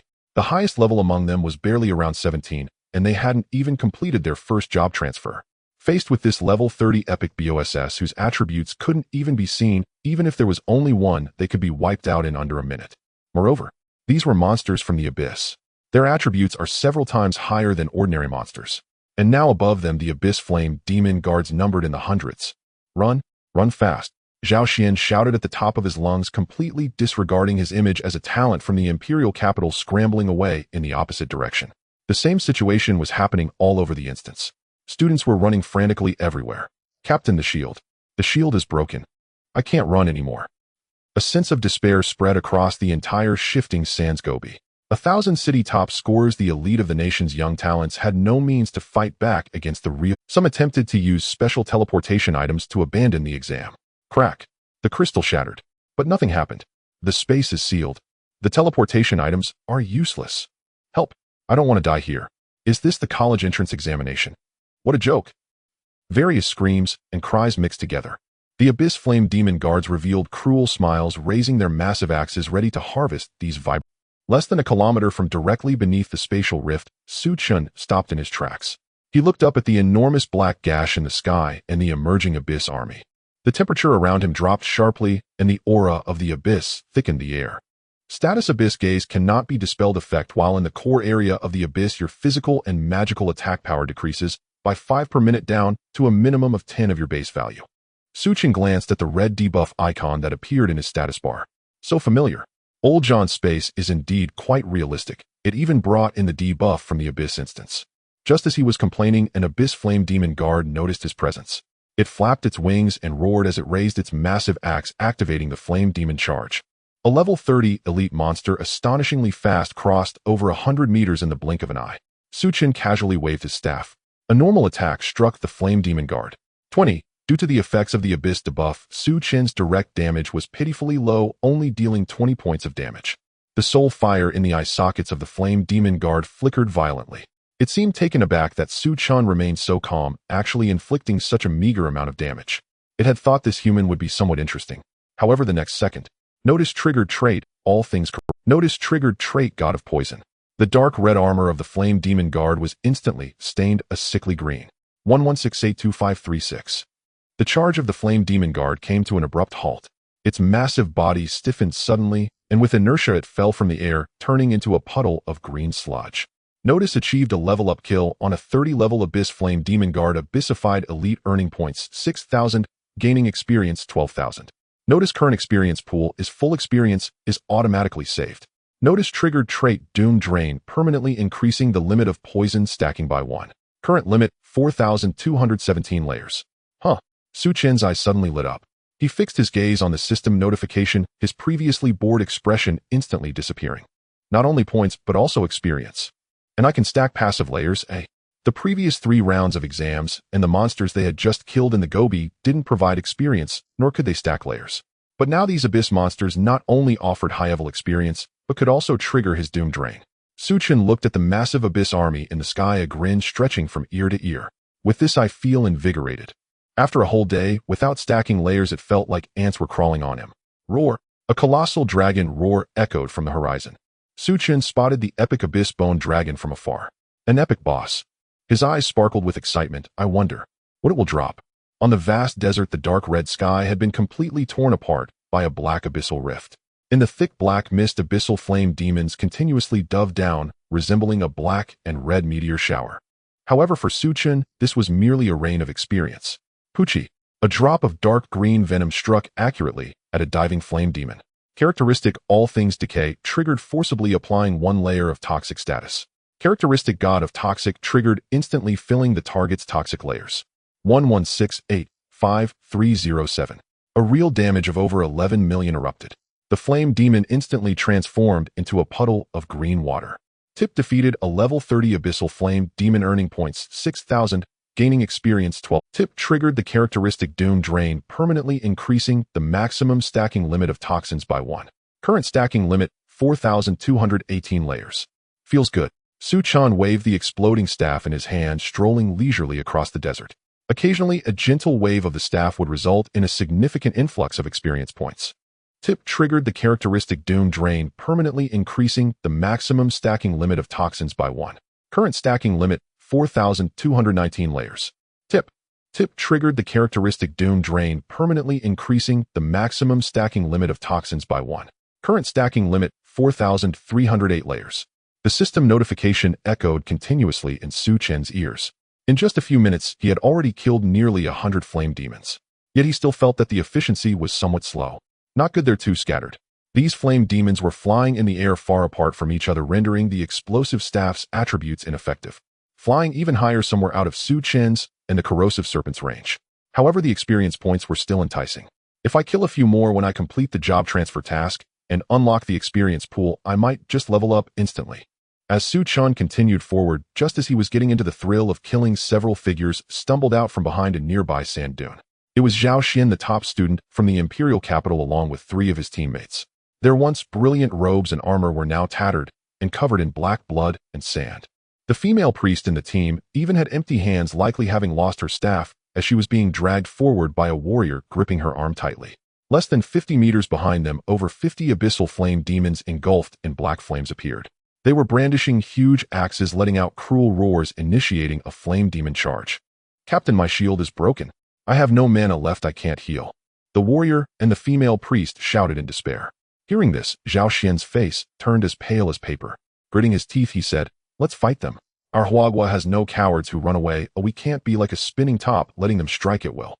Just as they were filled with tragic resolve, ready to turn back and fight desperately, Zhao Xian's peripheral vision caught sight of Su Chen, who was walking over leisurely. "Classmate, run!" Zhao Xian shouted hoarsely. "This dungeon is in big trouble. These are abyssal monsters, elite monsters at level 30. Their attributes are all above 1,000. We can't possibly defeat them. Hurry and run." However, Su Chen seemed as if he hadn't heard anything. His gaze was fixed on the 50-plus flame demons charging towards him with not a hint of fear in his eyes. Instead, there was a trace of excitement. "Run. These 4 people were just perfect bait for him. Oh no, this kid is scared silly." Zhao Xian felt a chill in his heart. He drew his weapon, preparing to fight the flame demons. Just as the giant axe of the flame demon was about to strike down on them, Su Chen lightly patted the 3 dog heads at his waist, raising them high. "Little guys, it's time to work." The next moment, boom. A terrifying sea of fire towering over 10 meters suddenly erupted, covering a range of 50 meters in front. The coverage of the Hellhound's abyssal sea of fire was a 50-meter fan-shaped area in front. There was no rule stating it could only be directed forward. Su Chen unleashed this wave directly towards the sky. Instantly, the 50 flame demons in the air were engulfed by the scorching flames. 198, 202, 200. Countless 3-digit numbers popped up. Zhao Xian was shocked by Su Chen's large area of effect skill, but upon seeing the damage numbers, a hint of disappointment flashed in his eyes. No way, this abyssal debuff is too powerful, reducing damage by 90. It's simply impossible to. Before he could finish his sentence, 119-37468, 11940-239, 119431010. Terrifying damage values floated up. In the horrified gaze of Zhao Xian and the others, over 50 flame demons instantly dissolved. Not a single bone was left, turning into deep green pus that rained down from the sky. Tip defeated level 30 abyssal flame demons 54, earning points 324,000, gaining experience 648,000. Tip triggered the characteristic Doom Drain. Current stacking limit 4,362 layers. The wind blew across the desert. The air fell into a dead silence. The 4 members of Zhao Xian's team froze in place, maintaining their ready-to-fight posture, their eyes nearly popping out. What the hell?" Zhao Xian stared blankly for a full 5 seconds before managing to squeeze out these 2 words. A level 30 elite monster with over 1,000 attributes was defeated in an instant. Just like that, turned into a puddle of green water. "This is a college entrance examination student." Su Chen calmly hung the 3 dog heads back at his waist. "Awesome. This wave directly earned him 3,200 points, plus 6,400 experience. It turns out it's still best to gather the monsters together." He turned to the stunned 4 and asked, "What happened? Why are you all running so frantically?" He recognized Zhao Xian, who had consistently ranked high in the recent 3 exams. A genius from the imperial capital. His final score was 2nd place nationally. If it weren't for the freak that is Su Chen, he might have been the national champion. Zhao Xian didn't answer, but his legs gave way, and he collapsed onto the sand, gasping heavily. Are you that Su Chen?" The nearby priestess stammered as she asked. "Yes." Su Chen nodded, gently glancing at their condition. Their health bars were not full. They had probably run out of supplies. "Here." Su Chen casually pulled out a few low-level health potions from his backpack and tossed them over. "Tell me what's going on. These monsters are a bit high level, but it shouldn't make you panic this much, right? Where are your survival items?" These people looked like they had just survived a disaster. It shouldn't be like this. They were all top students from various cities. He didn't believe they had no means to survive. Zhao Xian clumsily caught the potions and took a swig, just managing to catch his breath a little. "We're all out. We used up all our survival items, otherwise we wouldn't have lasted this long. Moreover, the space has been locked. All teleportation items are completely ineffective. We can't get out." The warrior beside him added with red eyes, "Many people have already died. We just witnessed 2 assassins from the neighboring city being hacked to pieces by flame demons while covering for their teammates' retreat. Their bodies were even burned to ashes by black fire. The number of survivors keeps decreasing." The priestess covered her face and cried, "I just glanced at the points panel. It originally had over 1,000 people, but now there are less than 900. And it's still dropping. Space is sealed. Over 100 people have died." Su Chen frowned slightly. Real deaths. He had been too busy farming monsters to pay attention to the number of survivors in the dungeon. This was an additional round of the National College Entrance Examination. Those who entered were all top students from various cities, the future hope of Dawa. Would the country allow abyssal monsters to slaughter examinees in the exam hall? Even if it were to test extreme survival abilities, these abyssal monsters, which were over 10 levels higher than the examinees, were purely one-sided slaughter without any testing significance. Things are a bit off. Chen looked up at the black rift in the sky that continued to spew out monsters. He turned to the four who were sitting on the ground. What are you planning to do? I don't know. Zhao Xian shook his head and said, the original additional round would end after 5 hours, but now the time is far from over, and we don't know how to get out. The female priest suggested, should we find a corner to hide? The further away from that rift, the better. The flame demons all came out from that black rift. Her suggestion had some merit. Chen, however, shook his head. Well, you all can hide them going to that rift. This rift was a source of despair for other examinees. But for Chen, wasn't it just a mysterious food outlet? Zhao Xian and the others were stunned for several seconds before finally speaking. Huh? Go to the rift. Isn't that suicide? Do you have a way to close the rift? Oh, I don't have that. Chen shook his head and said, but if we kill all the monsters, wouldn't that work? The few were utterly shocked, their mouths twitching, unable to say a word. No way is this even human language. Zhao Xian couldn't help but smile bitterly. He was only thinking about how to survive while Chen was already considering how to wipe out the monsters. Is this the difference? Zhao Xian watched Chen walk towards the black crack, suddenly struck by a thought. His eyes turned red without him realizing it. He abruptly turned his head and exchanged glances with the other 3 teammates. They all saw the same thing in each other's eyes, deep admiration. Chen. Zhao Xian took a deep breath and said loudly, I understand. You're going to the center of the crack to hold off that skeletal giant dragon, buying us time to survive, right? The warrior next to him expressed his gratitude, saying, Brother, I owe you a big one. Although I can't defeat a level 30 abyss monster, if you're going to fight, count me in. At worst I'll die, but I can still shield you from an attack. 2 will go too. My mana has recovered a bit, I can heal you. The priest girl nodded vigorously, tears glistening at the corners of her eyes. Chen's foot, which was about to take a step, abruptly froze. He turned his head and looked at the 4 passionate youth. What is this even about? Have you all watched too many bad novels? Your imagination is too strong. Buying time for everyone. Do I even know you? I'm the one buying time. Stop it. Chen raised his hand, his lips twitching slightly. I didn't plan on saving anyone. Chen explained. I simply think that there are too many monsters over there and want to go over and clear them out, understand? Zhao Xian was taken aback for a moment. Then he revealed a smile that said, I understand you, but I won't let you bear this alone. I get it. You don't need to say anything more.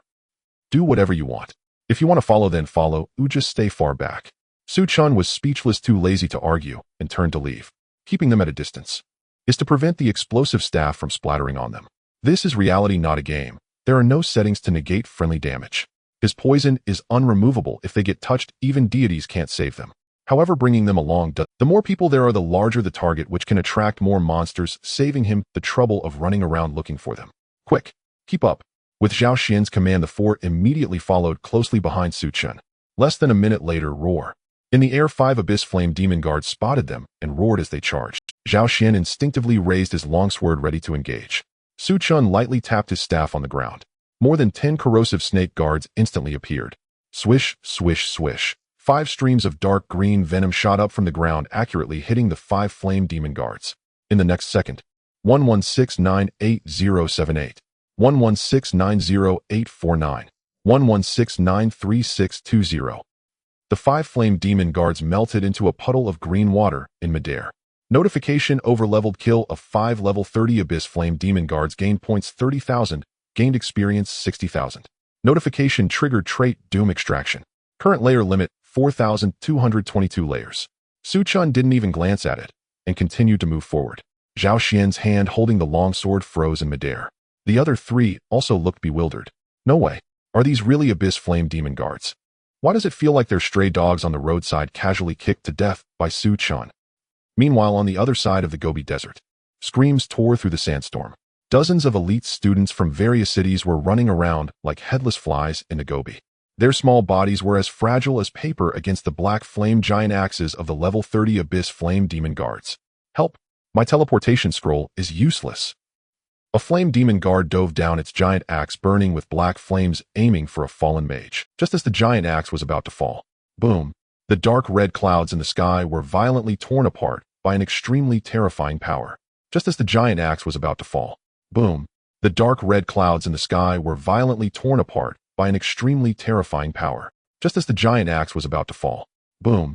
The dark red clouds in the sky were violently torn apart by an extreme black blood and flames splattered everywhere.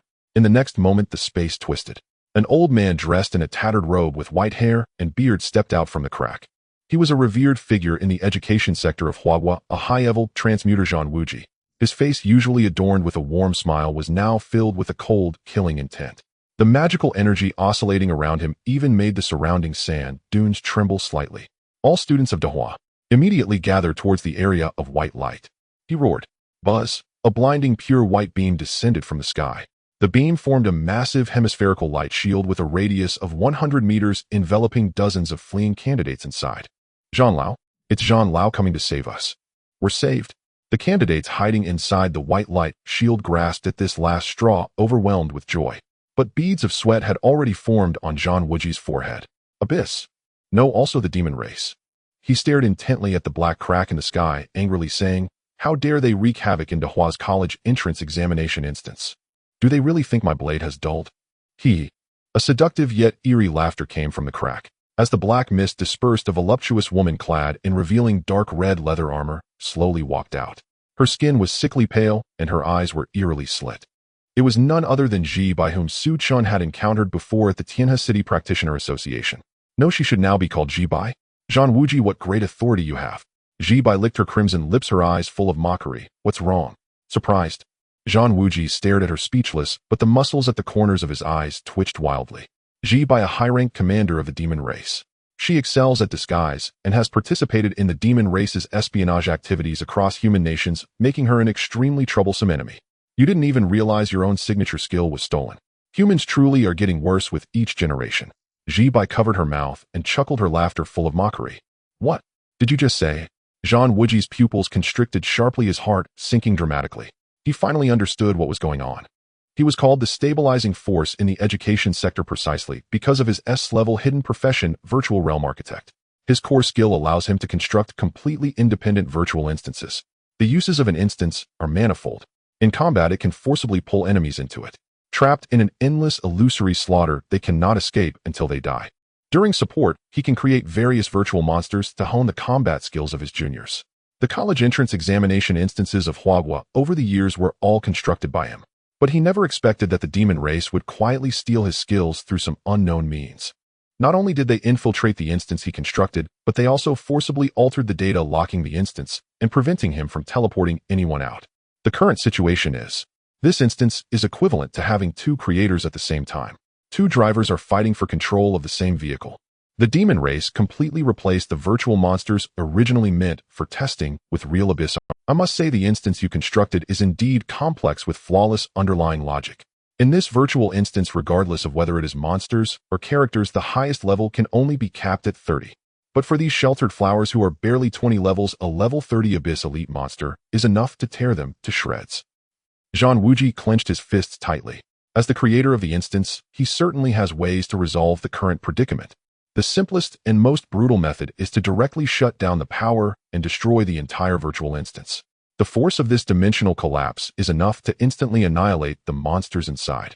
He has used this move to kill countless strong opponents, and it has never failed.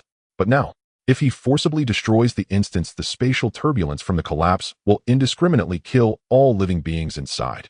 The demon race will die, the abyss monsters will die, but these hundreds of top students, the future hope of Dahua, will also be buried along with them. Zhan Wuji's body trembled slightly from extreme anger and frustration. A term flashed through his mind: killing the mouse and injuring the cat. This projection of his is only level 30, and facing the endless abyss monsters, he would also be entangled. Not to mention, there is also a high-ranking demon race eyeing him.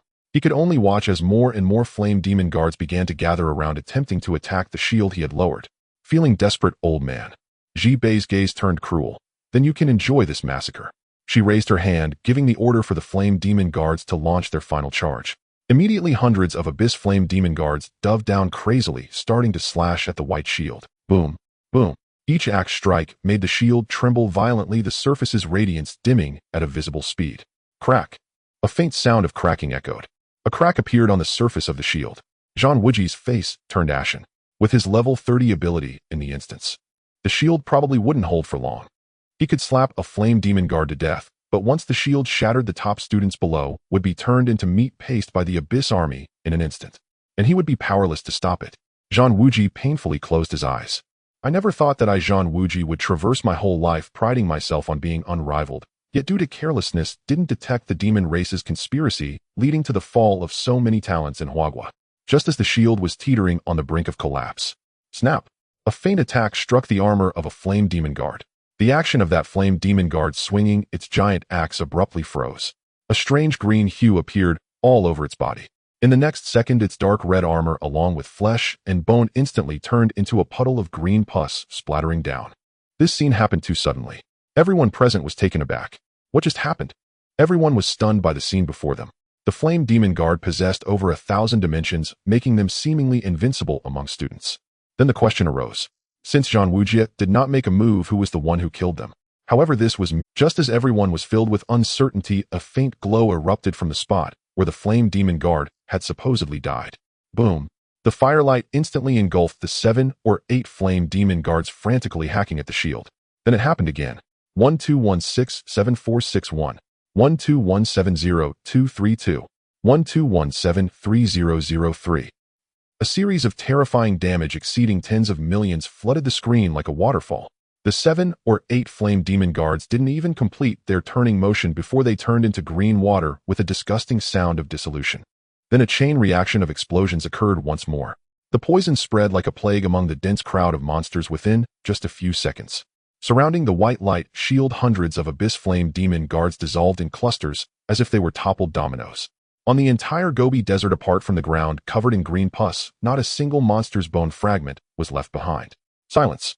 A deathly stillness.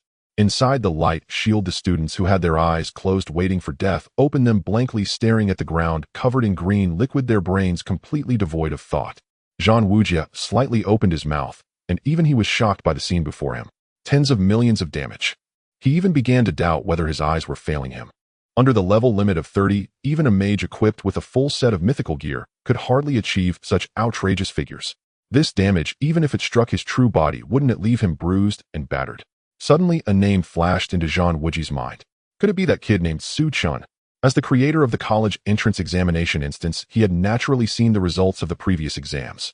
In the first exam, Chen's damage against the wooden stake was an astonishing 10 million. He even dealt over 100 million in burst damage, directly melting a piece of deep-sea frost crystal. When Song Yi reported it to him, he thought the people below had gone mad. But the problem was, a wooden stake is a wooden stake and a monster is a monster. The Abyss monsters had vastly improved dimensions, and moreover they were affected by the debuff brought by the Abyss. The damage dealt by Chen should have been sharply reduced. Could it be real damage? Zhang Wuji, a battle-hardened veteran, quickly conjured a terrifying hypothesis in his mind. Real damage is extremely rare. For a level 20 mage to possess the means to deal real damage is astonishing enough. Moreover, the damage dealt by Chen seems far too outrageous. 10 million real damage in a second. Is he even human? It seems. This kid's SS class profession has even greater potential than imagined. Zhang Wuji's eyes sparkled with determination. No matter what, he had to ensure Chen's survival, even if it meant sacrificing other students. Not far away in the sky, new flame demon guards appeared in droves from the rifts. One characteristic of the Abyss army is its endless and seemingly infinite reinforcements. But the smile on Ji Bei's face slightly froze. Her eerie vertical pupils were fixed on the green water below, filled with trepidation. Could it be that a human strongman has come to rescue them? But Zhang Wuji's instant space shouldn't allow others to enter. Ji Bei was filled with suspicion. Zhang Wuji had a long-standing reputation. Who knows if he had any hidden cards left? She had even prepared to flee. At that moment, spread out. Let the flame demon guards all disperse. Create distance. This kid's poison cannot spread by itself. It must rely on the explosion after killing. A cold voice emerged from the depths of the black mist. As the voice fell, the flame demon guards quickly retreated, creating a large gap between them. A figure shrouded in tattered black robes with an unclear face slowly descended from the rift. Rift Demon Shadow. Zhang Wuji's face darkened. No wonder it could forcibly connect to the Abyss coordinates. In his instance, it turned out to be the Rift Demon Shadow. The Abyss is not a puppet or ally of the demon race. They are disasters, calamities, and annihilation, and will never ally with any force. Their aims are already untraceable, and they will indiscriminately attack all intelligent beings on Blue Star. News of demon cities being attacked and devoured by the Abyss is not uncommon. However, if anyone from the demon race can temporarily control the abyss monsters for their own use, it would likely be this Rift Demon Shadow. His research on the abyss is profound. In the databases of various human nations, he is considered one of the most dangerous individuals. Even facing his true form, Zhang Wujia had no absolute confidence of winning. It really is the Rift Demon Shadow. I heard he caused a massacre in Donghai City 10 years ago. A city with a population of over 1 million turned into a dead city. That's right, my father died there. It's over. Today we are likely to meet our end here. The students fell into the Rift Demon Shadow indeed has a notorious reputation. Now with 2 demon race powerhouses and an endless abyss army, it has almost become a deadlock. Meanwhile, the Rift Demon Shadow did not look at Zhang Wujia nor at the students. His eyes burning with 2 ghostly flames locked on his several figures on the distant sand dune. It was Su Chun and Zhao Xian who had arrived late. Long time no see, kid. The Rift Demon Shadow's voice was icy and his eyes seemed ready to spit fire. It was this kid who had caused his legendary item, the Soul Thief Secret Scroll, to explode. That was the foundation of his existence. He had been feeling heartache every day these past few days. Zibai followed the Rift Demon Shadow's gaze. She covered her mouth and giggled. I was wondering who it was. Turns out it's classmate Su Chun. It's been a while. From a distance, Su Chun stopped in his tracks, looking up at the 2 demon races that called his name. The Rift Demon Shadow was naturally not a stranger. In the previous Abyss instance, he had been poisoned to the point of breaking through his defenses, and the Rift Demon Shadow had kindly given him a legendary item. The enchanting female demon was also familiar to him. It was Bai Ji, whom he had met several times at the headquarters of the Hunter Association in Tiana City. Bai Ji. Bai, have you been plotting for a long time? Su Chun pondered. This demon race is quite good at hiding. After several encounters, Su Chun had not detected a hint of anything unusual. It seems this world is even more dangerous than he imagined, and he must be more cautious in the future. Indeed, I must thank you. Zibai giggled. We originally didn't have it easy to lock onto the instance coordinates. I secretly tampered with those 23 skill stones to confirm the coordinates, otherwise we wouldn't have been able to invade. Su Chen's heart sank, and he asked, is President Zhang Zhe also a member of the demon race? Not at all, he's just a merchant. That's good. Why are you concerned about him? No, I'm just afraid he will swallow the equipment I entrusted to him. Bei's mouth twitched fiercely. No, at a time like this you're worried about your lousy equipment. Enough, don't waste too much time with this kid. The Rift Demon Shadow interrupted their conversation. Why waste so many words with him? Remember, actions must be decisive. Many people die because they talk too much. Giggle, you are still as cautious as ever. Bai chuckled a few times, unfazed. How could a cat catch a mouse without toying with it a bit? Zhang Wujia snorted coldly. Classmate Su Chen, don't panic. I will definitely protect you today. Can you really protect me? The Rift Demon Shadow sneered. He fixed his gaze directly on Su Chun. Kid, hand over that thing, and I can spare your life today. You know what I want. What thing? Su Chen asked, looking confused. If you don't say, how would I know what it is? The Rift Demon Shadow was furious. Damn, this kid clearly saw that he didn't want to reveal the existence of the Soul Thief Secret Scroll. The Rift Demon Shadow's tone darkened. I see you won't cry until you see the coffin. Killing you, I can still take it back. Your poison attribute damage jumps every second and requires an attack to apply, while your toxin cannot spread on its own only through the explosion effect of the staff. But your explosion radius is only 2 meters. Additionally, the cooldown for your summoned Serpent Guard is 30 seconds. That doghead can breathe fire, but its range is only 50 meters. Finally, you also have petrification and illusion skills for self-preservation. I am not mistaken, am I? Su Chen's expression remained calm, but his heart sank slightly. Truly worthy of being an old demon race powerhouse. He is indeed disgusting. In the Abyss instance before, this guy had also hidden in the shadows, observing and understanding all his skills before coming out to ensure victory. Today he had probably been observing him for a long time. He was indeed an extremely dangerous enemy. Yet the Rift Demon Shadow, with his ruthless and decisive personality, was now speaking at length. On one hand, it was to undermine Su Chen's confidence. On the other hand, it was intentionally said for these students to hear. Even if Zhang Wujia managed to save them today, Su Chen's abilities would be publicly known. At this moment, the Rift Demon Shadow had already achieved his aim. With a wave of his hand, thousands of flame demon guards in the sky maintained a 2-meter distance and slowly approached Su Chen. Roar! At the same time, the Abyss Bone Dragon circling in the air flapped its enormous bony wings, preparing to launch an attack on Su Chen. Kid, I have already figured out your background. Obediently surrender. Oh really? Su Chen smiled. You think you have figured me out? Then let me show you my true trump card. He slowly raised the staff in his hand. At the tip of the staff, a dark and purple energy surged forth. He shouted, Abyss Rift. Accompanied by Su Chen's low shout, the space in the sky slightly distorted. A black fissure over 20 meters long suddenly tore open amidst the formation of the blazing demon guards resembling a tide of black. The fissure emanated an eerie black light, like a miniature black hole drawing in everything around it. The position of this fissure was extremely cunning. Not only did it cover dozens of blazing demon guards, but it also enveloped 2 demon clan members in midair within its faint gravitational range. However, at the moment the fissure appeared, the shadow of the fissure which had been standing beside Ji Bai suddenly narrowed its pupils.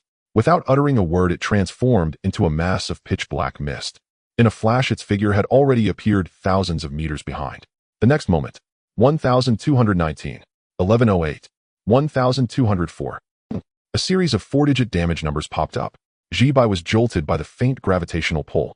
She steadied herself, glanced at the 2-digit damage floating above her head, then looked at the shadow of the fissure that had already disappeared into the distance, and couldn't help but laugh. Ji Bai laughed so hard that she trembled. I thought this kid had some world-destroying ultimate move. I've seen Abyss equipment skills many times before, you know. The Abyssal Fissure is skill from certain 2-piece Abyss equipment sets. After lurking in the Adventurers Guild for so many years, how could she not recognize it?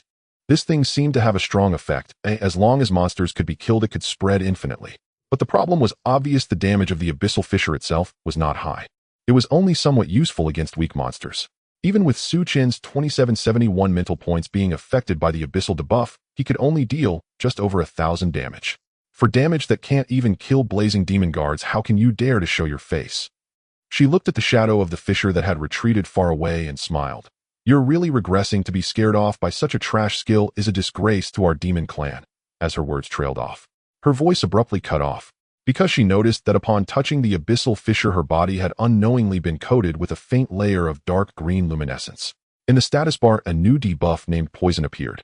The next second, 121868858, 121896229, 121-92400. Over 10 million in damage numbers suddenly exploded from above the heads of those blazing demon guards. Without struggle, dozens of blazing demon guards instantly melted into pools of green pus emitting white smoke. Meanwhile, in midair, a scream that was piercingly shrill erupted from Ji Bai's mouth. 1219-5171. A long blood-red number of 8 digits erupted from above her head. Her body instantly curled up like a shrimp. The intense pain made her completely lose her sanity. What the hell is this? Ji Bai screamed hysterically. This surprised Su Chen. 10 million in damage. And she didn't die? Ji Bai, as a powerful demon clan member, reacted quickly. She swiftly pulled out a bottle of potion emitting a golden light from her backpack, uncorked it, and frantically poured it into her mouth. Galugulu. The golden light flickered on her body. Then the layer of dark green radiance still clung tightly to her. Like a persistent ailment, there was no sign of dissipating. Why can't I dispel it? Ji Bai was completely panicked. This is an epic purification potion. Why isn't it working? Hearing this, Su Chen smiled. Purification potion. Sorry, his poison cannot. Even a mythic level potion wouldn't work. At this moment, Ji Bai suddenly turned her head, her eyes fixed on the shadow of the fissure hiding 1,000 meters away. Fissure shadow. You bastard. Ji Bai completely lost her cool. Did you know all along when you ran? Why didn't you call me when you left? The distant fissure shadow remained silent, merely gazing fearfully at the dozens of pools of green liquid below. Damn, I almost got poisoned myself. How could I have time to take you with me? I've already experienced the taste of being poisoned once. Su Chen did not want to experience his poison a second time.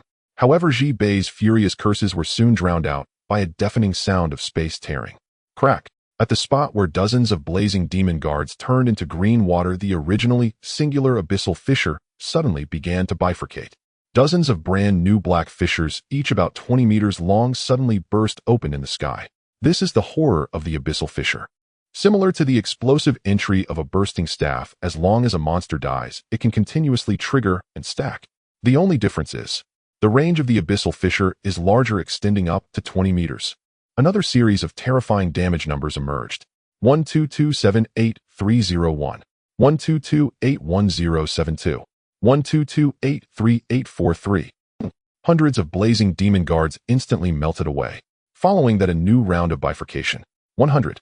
Thousands. In just under 5 seconds, the abyssal fissure underwent 5 bifurcations. Boom, boom, boom, boom. The entire sky was dyed in eerie black. Thousands of abyssal fissures, each over 20 meters long, intertwined like a vast black spider web above the Gobi Desert. The entire world was cast in dark purple. Green pus fell from the sky like raindrops. They pattered down onto the sandy ground. In the blink of an eye, the entire Gobi Desert was stained with a layer of disturbing dark green. Hint: abyssal monsters have broken out of the abyssal fissure. They will attack all living beings indiscriminately. Suddenly, the system popped up a warning message. Several monsters with horns and holding strange totems appeared from the fissure. Then, before Su Chen could even cast a reconnaissance spell, they turned into pools of green pus in astonishment. In the face of the currently jumping damage of over 10 million per second from the Poison Lord, whether it was the blazing demon guards or the monsters emerging from the abyssal fissure, they all died upon contact. With a single strike, the screen was cleared. The once mighty abyssal army was instantly reduced to ashes. In the sky, not a single standing abyssal monster could be seen. All that remained were the crisscrossing black fissures and countless pools of green toxic water emitting a pungent white smoke. Hint: overlevel kill of 30 level abyssal blazing demon guard 2450, gain points 1470000, gained experience 2940000. Hint: overlevel kill of 30 level abyssal demon general 120, gain points 720,000, gained experience 1440000. Hint: triggered feature Doom Drain. Current toxin layer limit 6,912 layers. Su Chen looked at the crazily jumping system prompts, and a smile couldn't help but creep onto his lips. Awesome. This wave not only yielded a large amount of points and experience, but also directly stacked over 2,500 layers of toxins. This is what monster grinding is about. Moreover, it was far from over.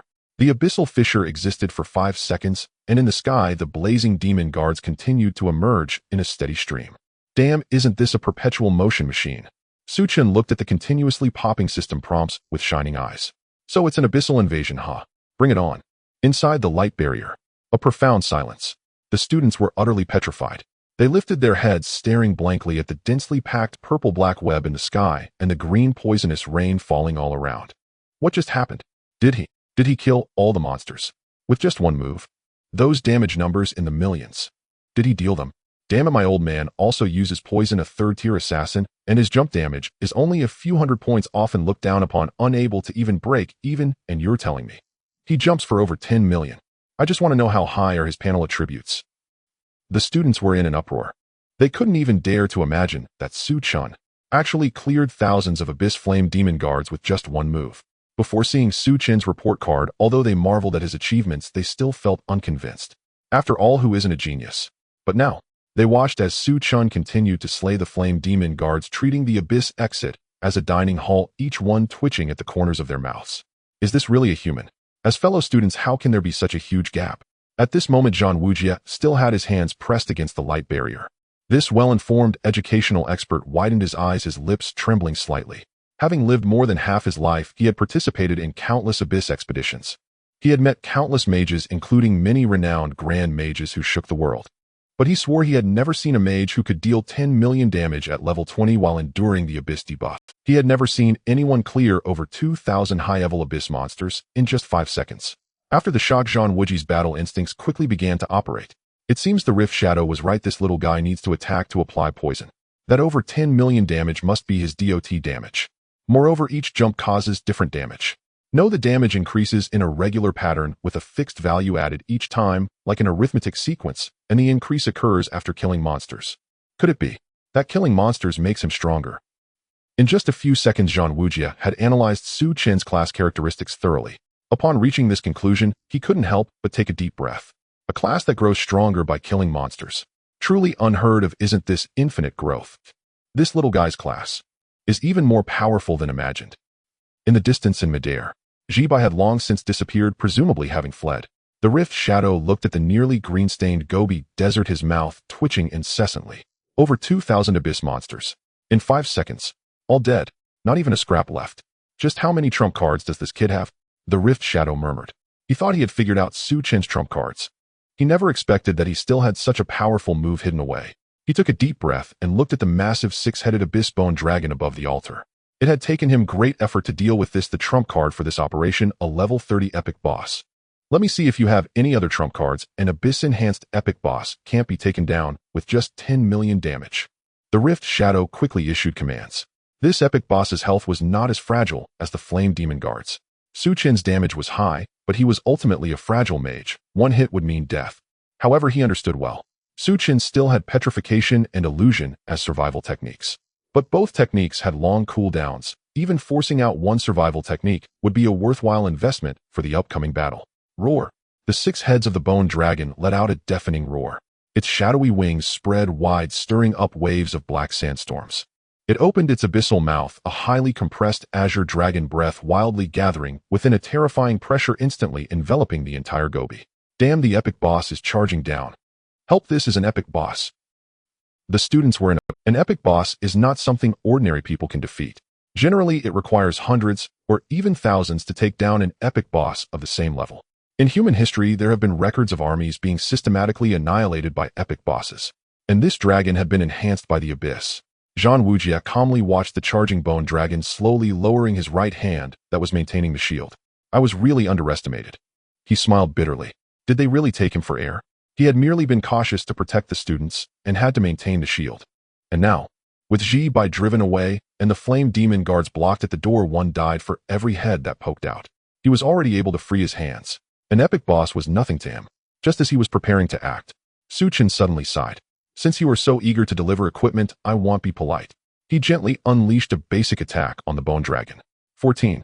A pitiful 2-digit damage for an epic BOSS that wasn't even a scratch.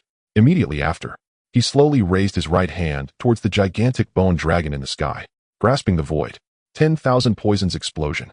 The moment the skill activated, the massive body of the abyss bone dragon abruptly froze in midair. The dragon breath that was about to be spewed from its mouth instantly extinguished. In the next moment, a rich, deep green light suddenly exploded. 19153152. A massive damage number nearing 200 million slowly floated above the bone dragon's head. Crack. The colossal epic dragon didn't even let out a cry of anguish. Its massive skeleton crashed apart in midair, transforming into a rain of green pus that gracefully fell onto the Gobi. Tip over-leveled kill of level 30 epic BOSS Abyss Bone Dragon. Points gained 10 million. Tip triggered feature Doom Extraction. Current toxin layer limit 6,913. Su Chen gently released his tightly clenched right hand. What a rush. An epic boss. Actually provided 6 million experience points directly. How many levels would that raise him? However, it is said that after reaching level 20, leveling up becomes extremely difficult. Ordinary people can often take months or even years to level up by one. But with the previous experience points, he should be able to level up several times right. In midair, the Rift Shadow stared at the falling pus, utterly dumbfounded. Wait, what happened to my gigantic epic boss?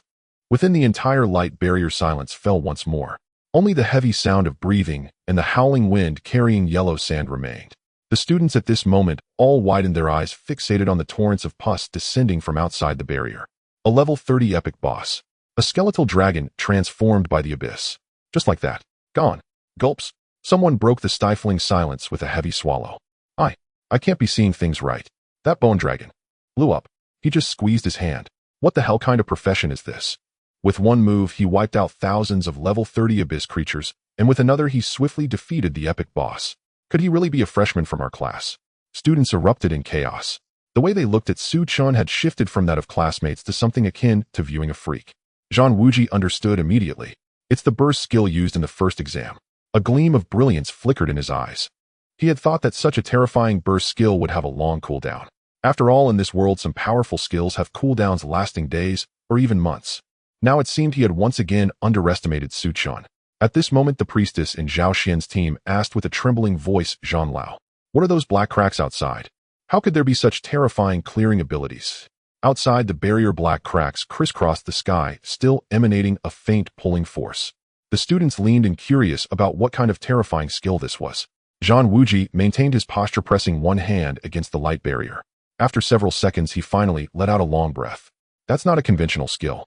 His voice was somewhat. He gazed at the cracks outside, a deep tremor flashing in his eyes. That is the attribute skill of Abyss equipment, Abyss Rift.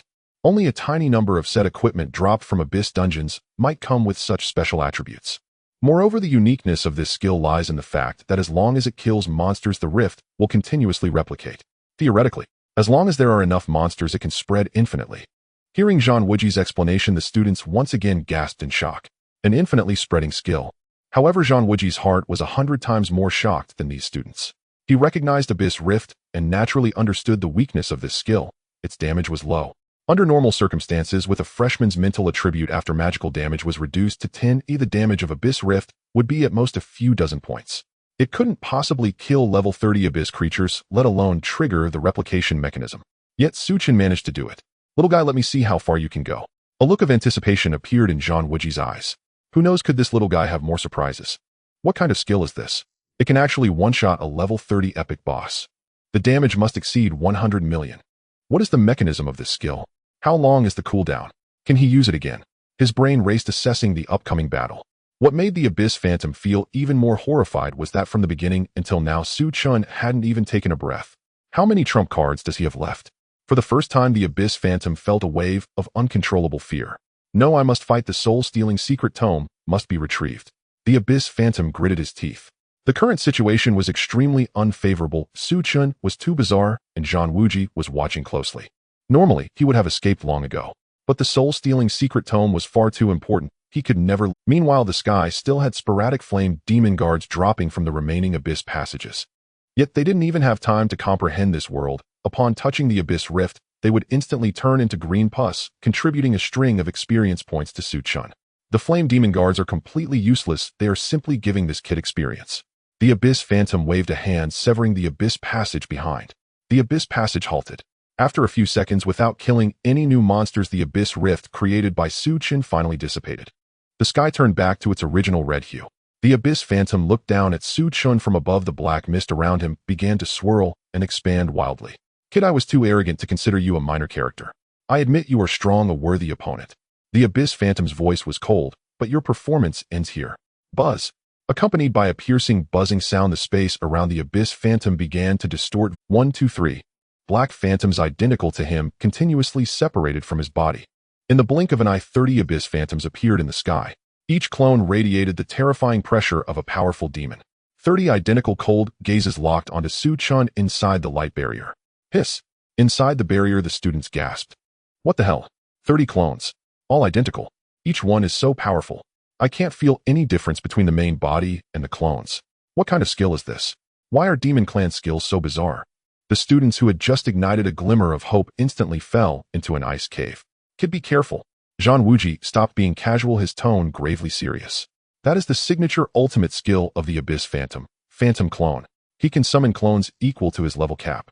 Right now he is limited to level 30 by the dungeon, so he can summon 30.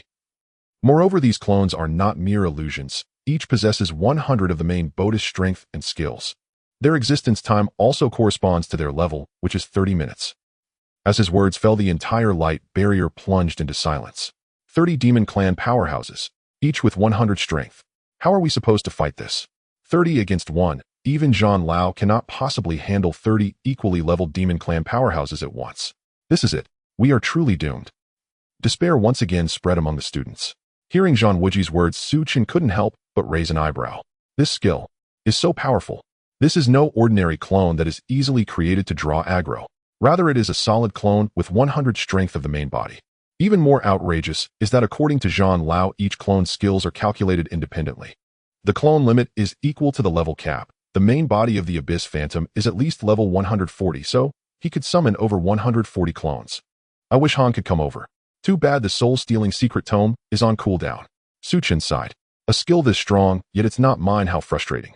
He looked up at the 30 identical figures in black robes in the sky. Then Chen glanced at his status bar, already stacked to the limit of 6,913 layers of toxic, a smile creeping onto his lips. You like to hit more and less, huh? Chen smiled slightly and gently tapped the ground with his exploding staff. Corrosive serpent guards. Suddenly, the entire sandy wasteland trembled violently without warning.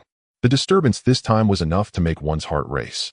The ground of the wasteland cracked instantly within a radius of nearly 1,000 meters. Bang, bang, bang. A total of 5,000 sturdy serpent guards burst forth from the ground like barbed thorns. The serpent guards were densely packed, filling the entire field of vision seamlessly. From above, it looked like a spine-chilling emerald steel jungle had suddenly sprouted on the wasteland. Inside the barrier, the air seemed to freeze instantly. What is this? A boy's legs gave way, and he collapsed to the ground. The other students were no better off, each one staring blankly with layers of goosebumps covering their bodies. Just a few thousand flame demon guards had been frightening enough. Now, these serpent guards numbered a full 5,000. Each one over 3 meters tall and as thick as a human waist. The visual impact was even more exaggerated than that of the flame demon guards. Isn't he a mage? How can he summon such things? Zhao Xian swallowed hard, feeling his mind was already overwhelmed. Zhang Wuji tightened his grip on the barrier. He looked at the endless jungle of serpent guards outside, his eyes twitching wildly. He knew that Su Chen could summon serpent guards. During the second exam, he had directly used these serpent guards to block the door and killed all the monsters. The problem is 5,000. Even the best summoner in Huagua could only summon this number right. Zhang Wuji took a deep breath and his gaze towards Su Chen became increasingly strange. These serpent guards may not have high attributes, but there are many of them, and they are solid entities. The tactics will be very diverse, capable of restricting movement, interfering with vision, and even blocking skills. Wait a minute. This little guy's attacks can inflict poison. How could it be? These summoned creatures can too. His breath hitched sharply. Originally, he thought Su Chen was just a fragile mage, a glass cannon. If his guess was true, then Su Chen's profession was even more complete than he had imagined. In midair, the Rift Demon Shadow, initially prepared to command 30 clones to overpower Su Chen, stood frozen in place. The ghostly light beneath his mask fixed intently on the jungle of serpent guards below, a storm of thoughts rising in his mind. He certainly recognized these serpent guards. Just a few days ago in the Abyss dungeon, he had just faced these creatures. Su Chen had even used the serpent guards to block one of his attacks. He had also been arrogant and ignored the attacks of the serpent guards, resulting in him being inflicted with poison, ultimately breaking through his defenses. But something was off. When they last fought, the kid had summoned only a few hundred serpent guards. They were thin and fragile, barely over a meter tall, and a single area spell could wipe out a large area. Now what was this 3-meter tall waist-thick figure? And how did the number multiply by more than 10? Does this kid's skill allow for unlimited growth? The Rift Demon Shadow felt an indescribable sense of horror rising within him. But the serpent guards below would not wait for him to contemplate life. Hiss. All 5,000 serpent heads simultaneously emitted a piercing hiss. 2016, 1986, 2004. Dense green venom orbs like a torrential downpour flowing backward relentlessly shot toward the 30 clones in midair. Due to the sheer number of serpent guards, each clone was bombarded with hundreds of venomous projectiles. The Rift Demon Shadow's figure rapidly shot upward into the sky. But still 5 clones were struck by the concentrated venom. Suddenly, 19155923, 19155923, 19155923. The 5 enormous numbers popped up. The 5 clones that failed to retreat in time let out intense cries of agony. Oh, it hurts. This little beast's poison still can't be dispelled. Quickly use the shield skill. Shield? We're only level 30. Can a shield withstand 20 million damage? Ah, damn it, my main body, come on, help me out. Are you dead, or what? For a moment, everyone was stunned. The clone skill is quite interesting. It even curses its own main body. At this moment, several clones of the Rift Demon Shadow that had been poisoned hastily used life-saving skills. Then, it seemed to be of no use. A few seconds later, they all turned into a cloud of black mist and perished. In the sky, the remaining 25 Rift Demon Shadows had already retreated to a safe position. Capture the king first. The Rift Demon Shadow quickly analyzed the situation. A fierce glint flashed in his eyes as he locked onto the spot where Su Chen had been. As long as he killed Su Chen, these summoned creatures would naturally disappear. Die. A blood-red gleam coalesced in his hand as he prepared to unleash a powerful single-target execution skill. However, when he focused his gaze, he found that the place was already empty. Su Chen was nowhere to be seen. The Rift Demon Shadow's eyes widened suddenly, his spiritual sense scanning frantically inside and outside the barrier like radar. No breath, no magical fluctuations, not even a single footprint was left behind. It was as if this person had evaporated into thin air. Inside the barrier, the students were also stunned, watching as Su Chen stood there one moment and the next he vanished. Is this the assassin's stealth? Isn't he a mage? Not an ordinary stealth. An assassin's stealth doesn't have such perfect invisibility. Damn, he can also go invisible. The students were almost wide-eyed. Mage skills, summoning skills, and now an assassin stealth skill. How shameless can he be? At this moment, Su Chen, under the effect of light of concealment, leaned against the edge of the barrier, drinking a bottle of blue potion that Zhang Zhe had given him. The light of concealment only breaks invisibility when attacking or casting spells. Drinking a potion while invisible makes no noise at all. Feeling the cool sensation entering his stomach, his blue mana began to slowly recover. Now at 2,771 points of spirit, summoning 5,000 serpent guards at once is already the limit. Su Chen looked at the dwindling blue mana and smiled wryly, shaking his head. His spirit value was still insufficient. Now the level was already 6,913, but he still couldn't summon that many. However, 5,000 was enough. He smiled. You like to fight against the odds, right? 5,000 against 30, the advantage is mine. In midair, the Rift Demon Shadow was completely broken. What the hell is this disgusting profession? He trembled with anger, his voice echoing across the wasteland. This kid was simply disgusting. He filled the field with summoned creatures at the slightest provocation, then shrank back and went invisible. And those summoned creatures were untouchable. As long as they were hit once, they would be poisoned. And the damage per second. In just a few days, it had grown from a few million in the last Abyss dungeon to nearly 20 million. Even his clones couldn't withstand it. If you want come out, I'll take down all these damned pillars. The Rift Demon Shadow gritted his teeth. After all, he was a seasoned demon warrior. After a brief rage, he quickly calmed down and began to analyze the battle situation. He commanded one clone to dive rapidly toward the serpent guards. After attacking the serpent guards, he swiftly returned to the air with a flash. After several tests, 15 meters. Sure enough, although these serpent guards have grown, their attack range hasn't changed. This kid's attack range should be a bit further, but not exceeding 20 meters. As long as I maintain distance, he can't reach me. A glint of brilliance flashed in the Rift Demon Shadow's eyes. He had tested it out. The maximum attack range of these serpent guards was only 15 meters. Once beyond that distance, they became immobile targets. And Su Chen's own range was around 20 meters. Everyone ascend to over 20 meters.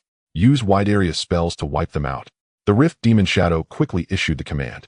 The remaining 24 clones immediately halted their descent, hovering at an altitude of over 20 meters above the ground. The venom orbs spewed by the serpent guards lost momentum just 5 meters below them, dissipating into harmless green mist. Boom. 25 Rift Demon Shadows raised their hands and began to unleash their skills. A rain of black meteors, abyss, hellfire, corrosive acid. Various large AoE skills were hurled at the jungle of serpent guards below, as if they were free. After all, they were Rift Demon Shadows. Who knows how many skills they had stolen with AoE skills of all kinds. Moreover, each one possessed 100 of their main bonus attack power. In an instant, the wasteland shook violently. The 3-meter-tall serpent guards began to shatter in large quantities under the concentrated AoE bombardment. 100, 500, 1,000. In less than 2 minutes, over 5,000 serpent guards were cleared out, leaving only a few hundred still struggling to survive. It's over. The serpent guards are going to be wiped out. This demon tribe is really cunning. They figured out the serpent guard's maximum attack range. Damn it, this Rift Demon Shadow just unleashed at least 20 different AoE skills. The students watched in astonishment. It's a battle of gods. Truly eye-opening. The Rift Demon Shadow watched the ground below gradually being cleared and finally felt a breath of relief. No matter how many summoned creatures you have in the face of an absolute power gap and range suppression, it's just few. He sneered coldly, preparing to unleash a wide-area, indiscriminate attack to force the invisible Su Chen out once the last few hundred serpent guards were cleared. However, just as the last few hundred serpent guards were smashed to pieces by the hellfire, a very faint sound of a finger snap echoed in the air. Snap. Immediately afterward, the young voice that made the Rift Demon Shadow's blood pressure soar rang leisurely within the barrier. Good job. But the cooldown is over. Su Chen's figure appeared within the barrier, and he tapped the ground with his staff again. Buzz. The wasteland trembled violently once more. Bang, bang, bang. In the suddenly tightening pupils of the rift, 5,000 3-meter waist-thick emerald serpent guards erupted from the ground again, as if copied, identical in size, identical in number. They filled the entire wasteland again. The densely packed serpent heads aimed once more at the clones in midair. In midair, the Rift Demon Shadow maintained his casting posture, frozen in the wind. Inside the barrier, the students stared blankly at this familiar scene. Zhang Wuji looked at Su Chen, who had appeared beside him, his lips twitching. The ghostly light beneath the mask of the Rift Demon Shadow flickered violently. Within the shield, Su Chen paid no heed to the powerless rage of the Rift Demon Shadow hovering in the air. He turned to Zhang Wuji beside him and asked directly, "Old Zhang, how can we unlock the seal of this instance? Do we need to kill him?" Zhang Wuji's lips twitched again. Kill him. That is the Rift Demon Shadow, one of the most cunning beings within the demon clan. Although currently only at level 30, killing him would still be quite difficult. He has stolen my skills and modified the instance's mechanics. As long as the Rift Demon Shadow remains within the instance, the portal cannot be opened. Once he leaves the instance, I will regain complete control over it, open the spatial passage, and send you all out. Zhang Wuji paused and asked, "He is currently 20 meters high. Your summons have a range of only 15 meters, and your own attack range is only 20 meters. As for using the fire-breathing dog head at your waist, the flame's flight speed is too slow to hit him. What do you plan to do?" His words carried a hint of testing. He was eager to know if Su Chen had any other mean. Su Chen smiled and casually drank a bottle of blue potion. He did not respond, but quietly asked, "Old Zhang, can you tell which one is the real body?" Oh, Zhang Wuji was taken aback. What was this little guy up to? The fourth one from the right. Understood, Old Zhang, just wait and see my operation. For a moment, the entire Gobi Desert seemed to fall silent. The Rift Demon Shadow's expression constantly changed, its gaze fixed intently on Su Chen within the shield. He did not act recklessly again. He could certainly clear out these serpent guards, but he knew Su Chen's serpent guard had a cooldown of 30 seconds. What if he summoned them again after 30 seconds? Not only would it waste blue energy, but how could he attack Su Chen, who was hiding within the shield? It was too frustrating. He first threw out a bunch of summons, then went invisible within the shield right. No, this little creature is drinking the blue potion, which means his spirit cannot maintain so many summons for long. The glimmer beneath the mask of the Rift Demon Shadow flickered, and a cold smile appeared on its lips. Your magic points will eventually run out. Let's see how many times you can summon. Once your blue bar runs dry, I will grind you into meat paste, little creature. As the words fell, the real body and 24 clones simultaneously spread out in midair, tightly surrounding the shield and the serpent guards below. Various AoE lights recondensed in their hands. Boom, boom, boom. Colorful skills once again rained down like they were free. The serpent guards were smashed to pieces in droves. 2 minutes later, only a few hundred serpent guards remained. Slap. Su Chen struck the ground again, and 5,000 serpent guards reappeared. However, the Rift Demon Shadow was not discouraged. It seemed to have figured out Su Chen's capabilities and patiently bombarded the serpent guards with AoE attacks. Thus, the battle continued. The two engaged in a tug-of-war. When the serpent guards were about to run out, Su Chen would summon them again. In just 10 minutes, they had fought 5 rounds of tug-of-war. Just as the Rift Demon Shadow methodically cleared the 6th wave of serpent guards, an unexpected change occurred. Bang! A muffled explosion echoed from the Gobi Desert outside the shield. Unbeknownst to him, Su Chen had already appeared behind and slightly to the side of the Rift Demon Shadow. His body shot upwards like a cannonball. A powerful physical recoil suddenly exploded from the ground, directly creating a deep pit in the Gobi Desert. 10 meters. 15 meters. In the astonished gaze of all the students, a fragile mage actually leaped 15 meters high, shooting up to within 5 meters of the Rift Demon Shadow. It was the charging skill of the bloodthirsty pigskin leggings. The charge had no directional limitations, and this time Su Chen was indeed leaping into the air. The glimmer beneath the mask of the Rift Demon Shadow shrank sharply. He never anticipated that Su Chen still had a skill for rushing forward. His gaze shot towards inside the shield.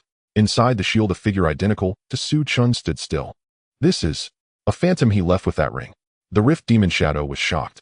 Su Chen had actually used the Shadow Dancer ring to set up a phantom, creating the illusion that he remained inside the shield, causing the Rift Demon Shadow to lower its guard, then sneaked behind its true body. Did he deliberately summon serpent guards while consuming blue energy to drag out the cooldown of his invisibility skill? The Rift Demon Shadow's mind raced, quickly analyzing the situation. In the blink of an eye, he quickly commanded his clones to attack Su Chen while preparing to use Blink himself. But Su Chen was faster. In an instant, Su Chen had already raised his right hand. In his right hand, there were clearly 3 dog heads. Little creature, breathe fire. Su Chen shouted angrily. A blinding red light erupted from the dog heads. The next moment, roar, an earth-shattering bark exploded in midair.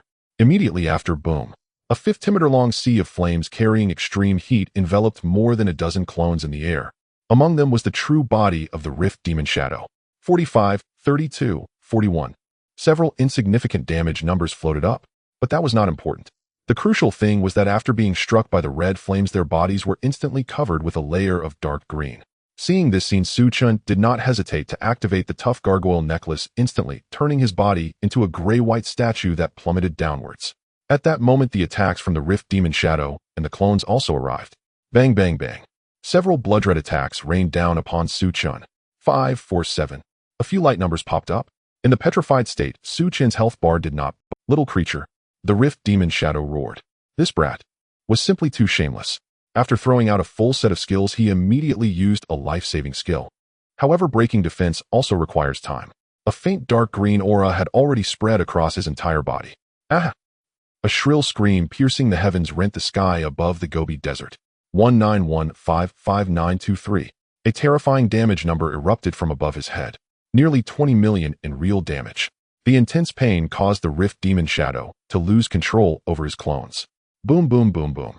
The 24 clones dissipated into clouds of black mist in an instant, having lost their magical energy supply. Bang!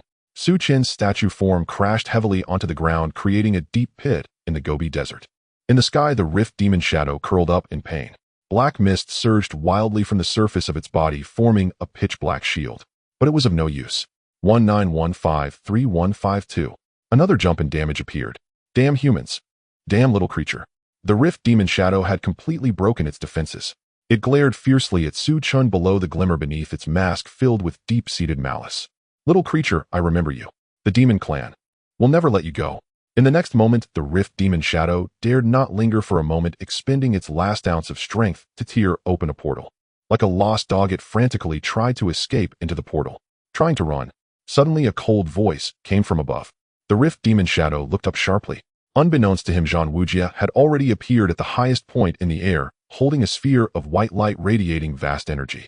Zhang Wujie, the Rift Demon Shadow's eyes were filled with horror. Zhang Wujie, where was the slightest trace of the weakness he had while maintaining the shield?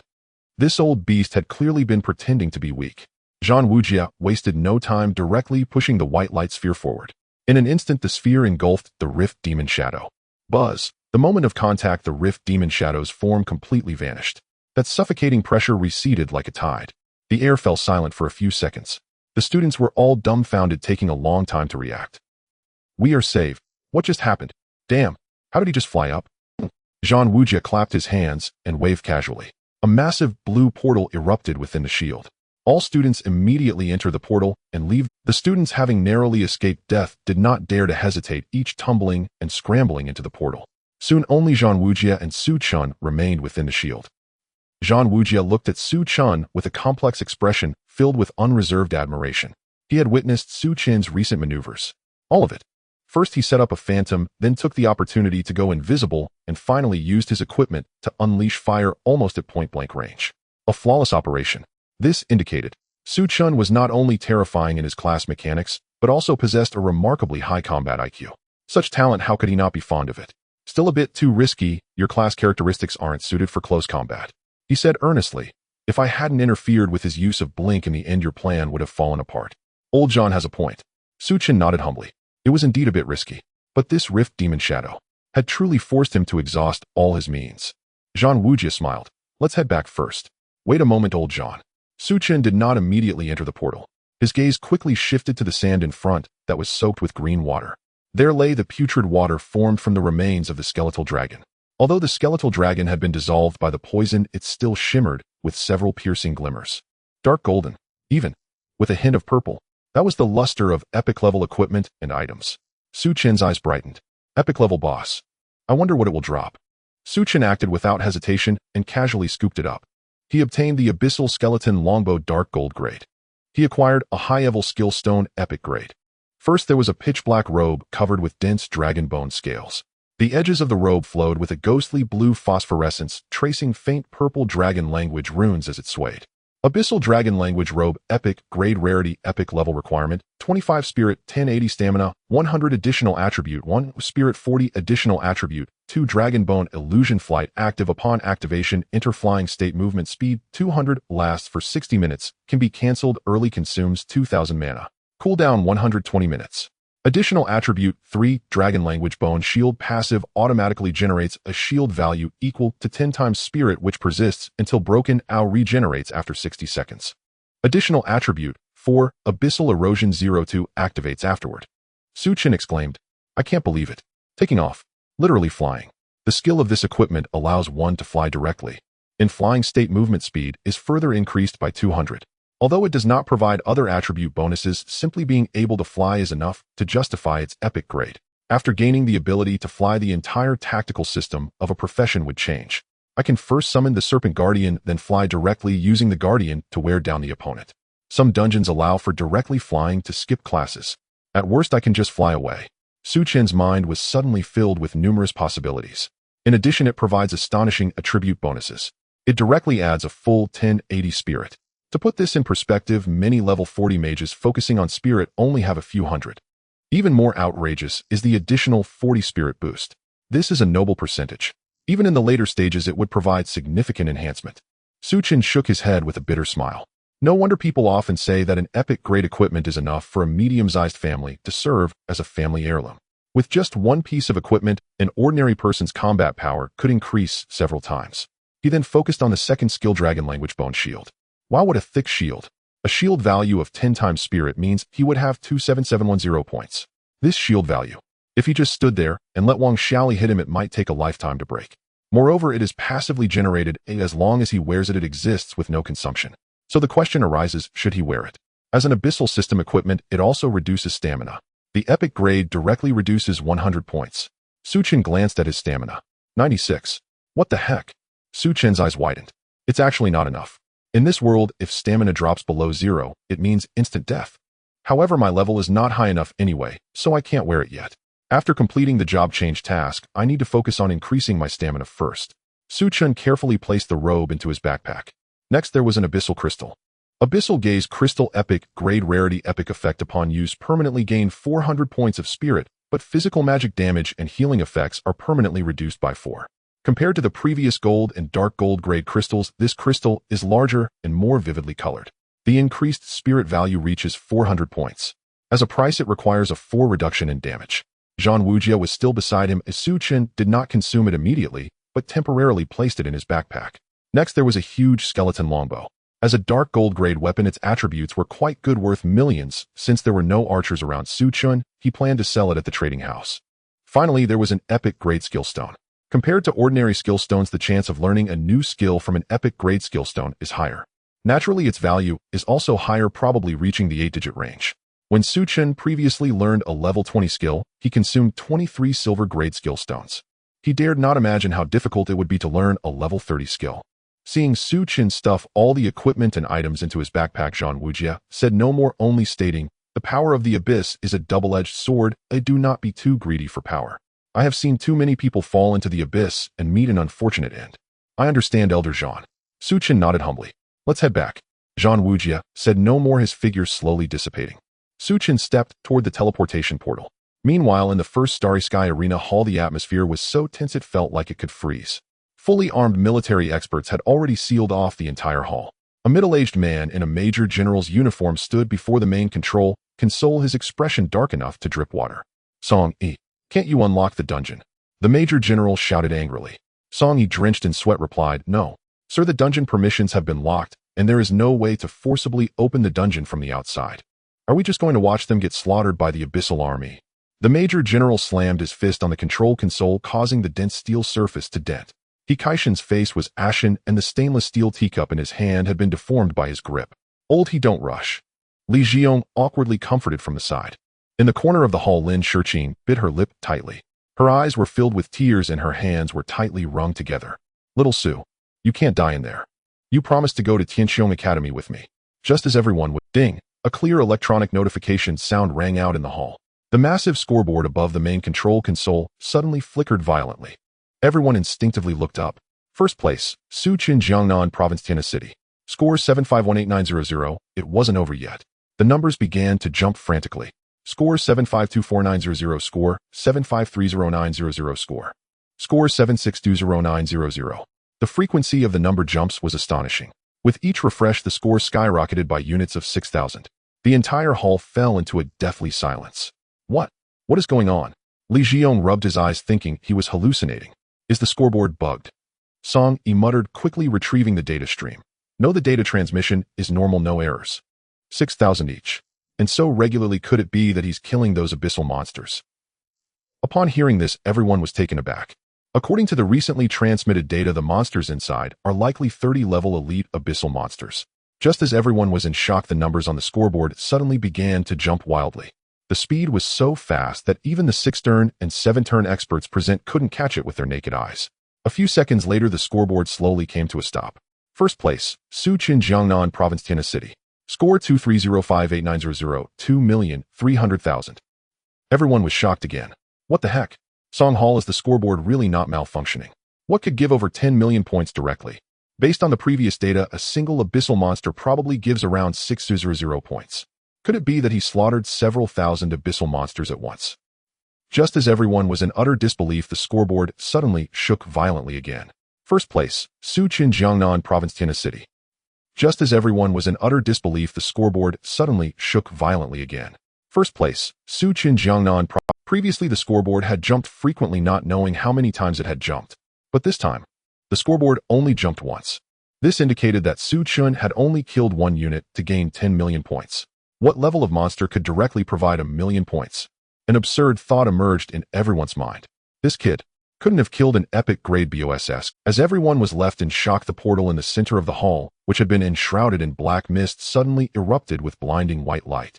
The black mist melted away like ice and snow, and the spatial passage stabilized once more. "The passage is open," Songy shouted. In the next moment, the white light flickered. The black mist melted away like ice and snow, and the spatial passage stabilized once more. The hall erupted in chaos. Medical staff and military personnel rushed forward. "Quick! Check for injuries.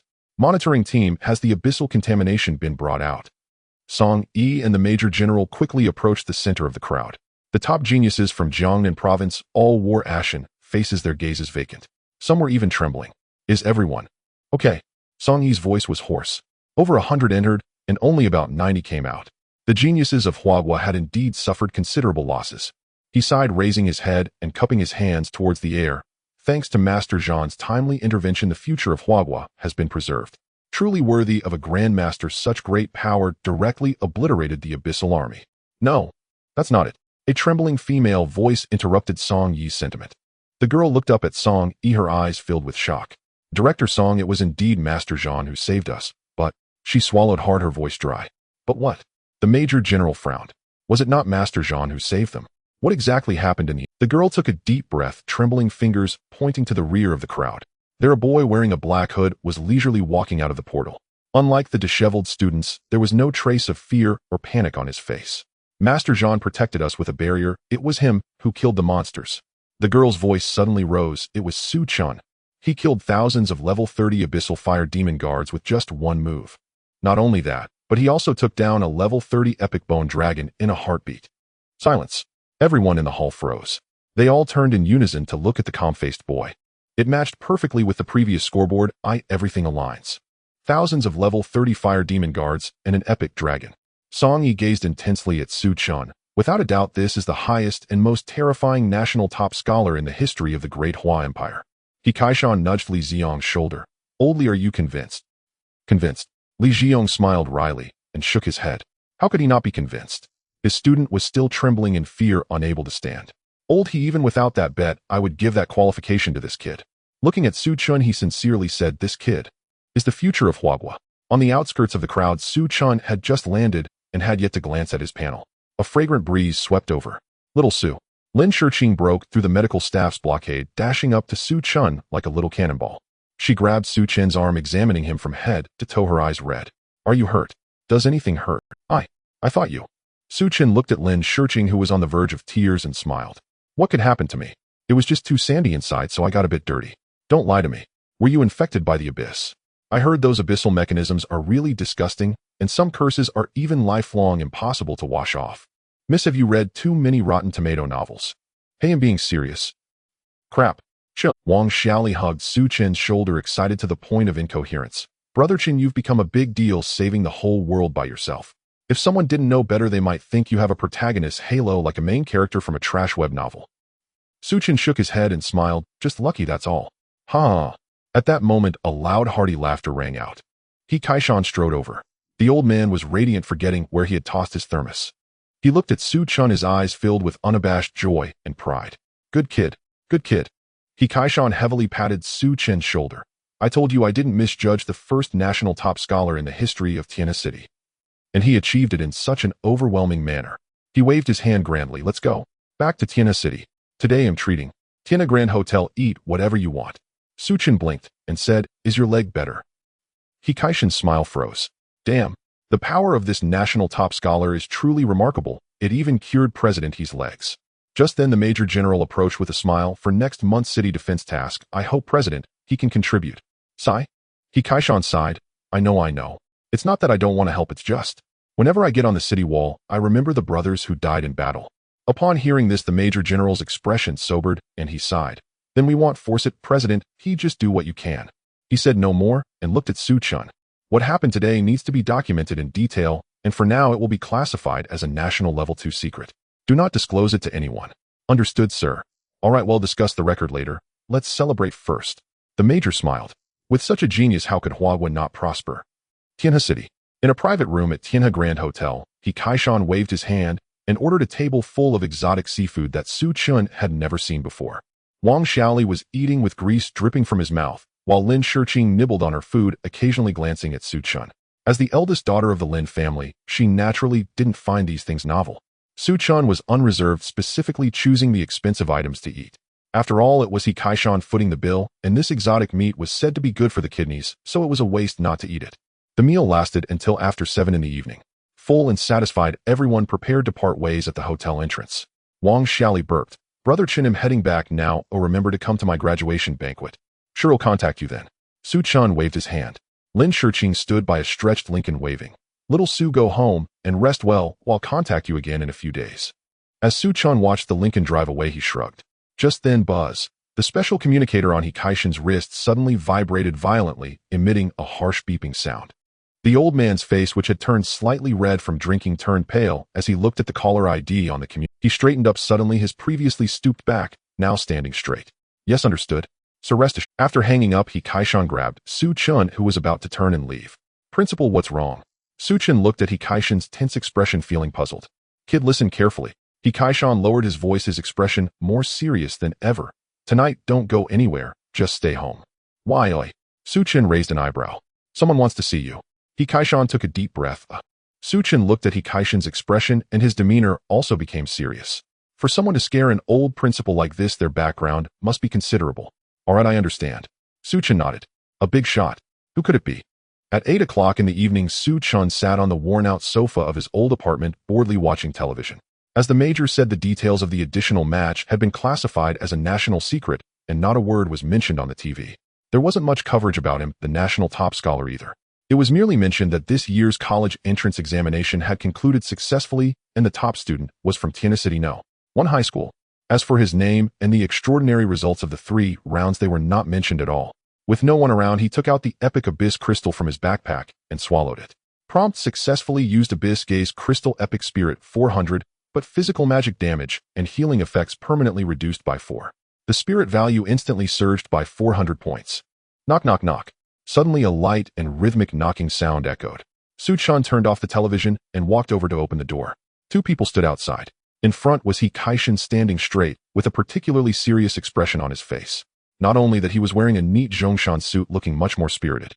Standing behind He Kaishan was an elderly man dressed in a gray robe with white hair and beard.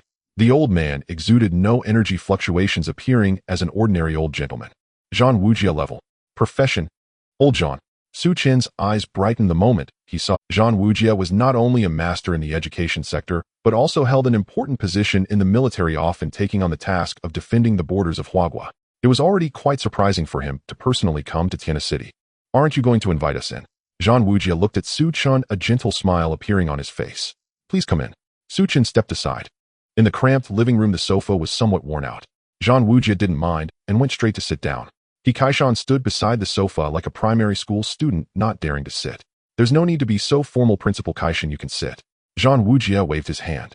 Only then did He Kaishan cautiously sit half on the edge of the sofa. Zhan Wujia looked at Su Chen, sizing him up, his eyes filled with unabashed admiration. Su Chen from Tianhe City, Jiangnan Province. Your parents perished in a bizarre tide 15 years ago. The only hidden profession of SSS rank poison, Mage Zhan Wujia slowly spoke. Su Chen nodded. For someone of Zhan Wujia's level, this was public information. What was important was what he said next. Zhan Wujia continued, if I hadn't seen it with my own eyes today, I truly wouldn't have believed that such a prodigy emerged from the Great Hua Empire. It's just luck, Su Chen humbly replied. That's not just luck, Zhan Wujia said with a smile, shaking his head. Could mere luck slay so many abyss flame demons and an epic dragon? Meanwhile, he felt even more satisfied with Su Chen.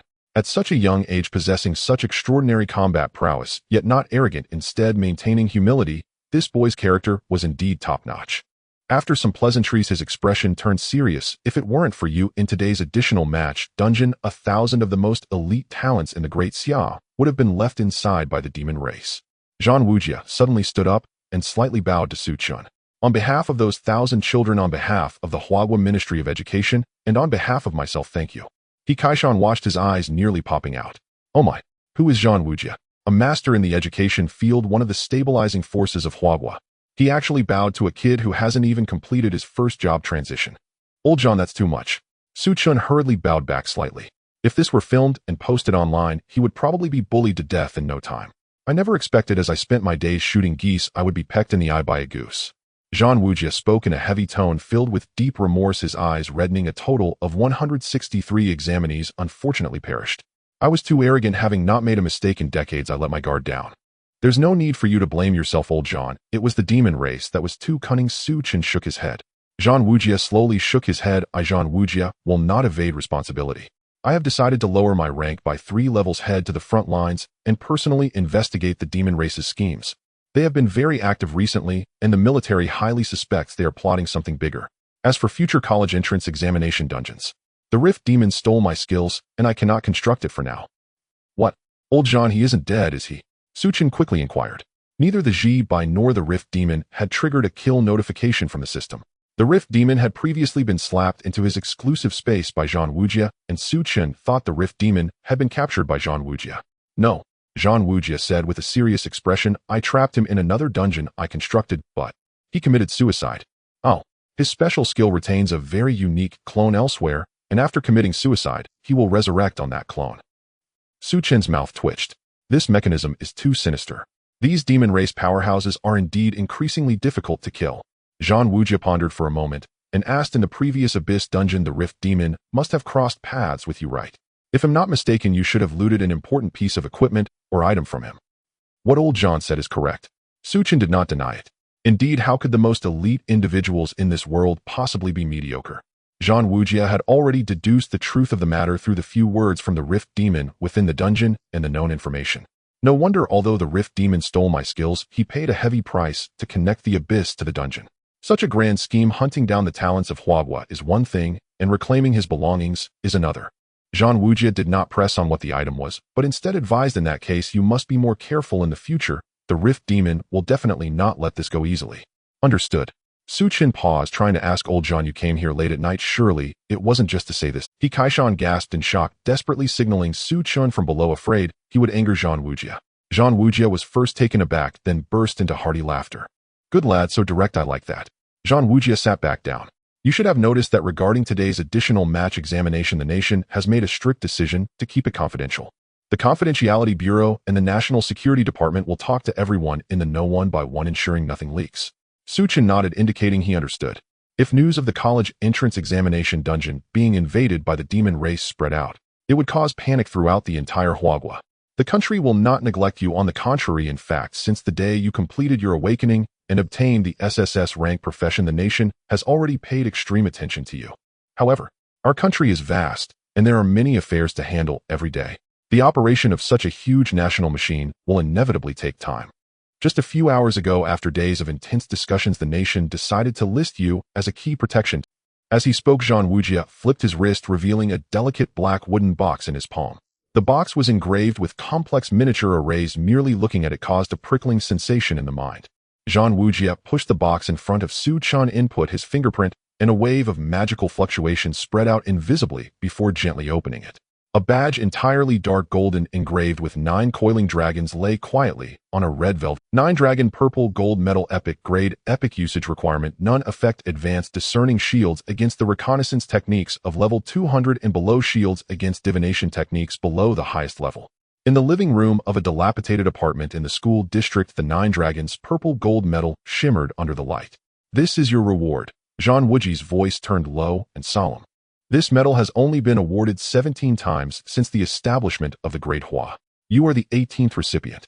Zhang Wujie handed the badge to Su Chen, a hint of nostalgia flickering in his eyes. It can block all detection techniques from professionals below level 200, as well as divination techniques that can pinpoint your location. This includes the Rift Demons and the Blazing White. By wearing it, they will no longer be able to find you so easily. Moreover, as long as you wear it within the borders of the Great Hua, you can ignore all private territory restrictions imposed by guilds forcibly entering any known dungeons and secret realms.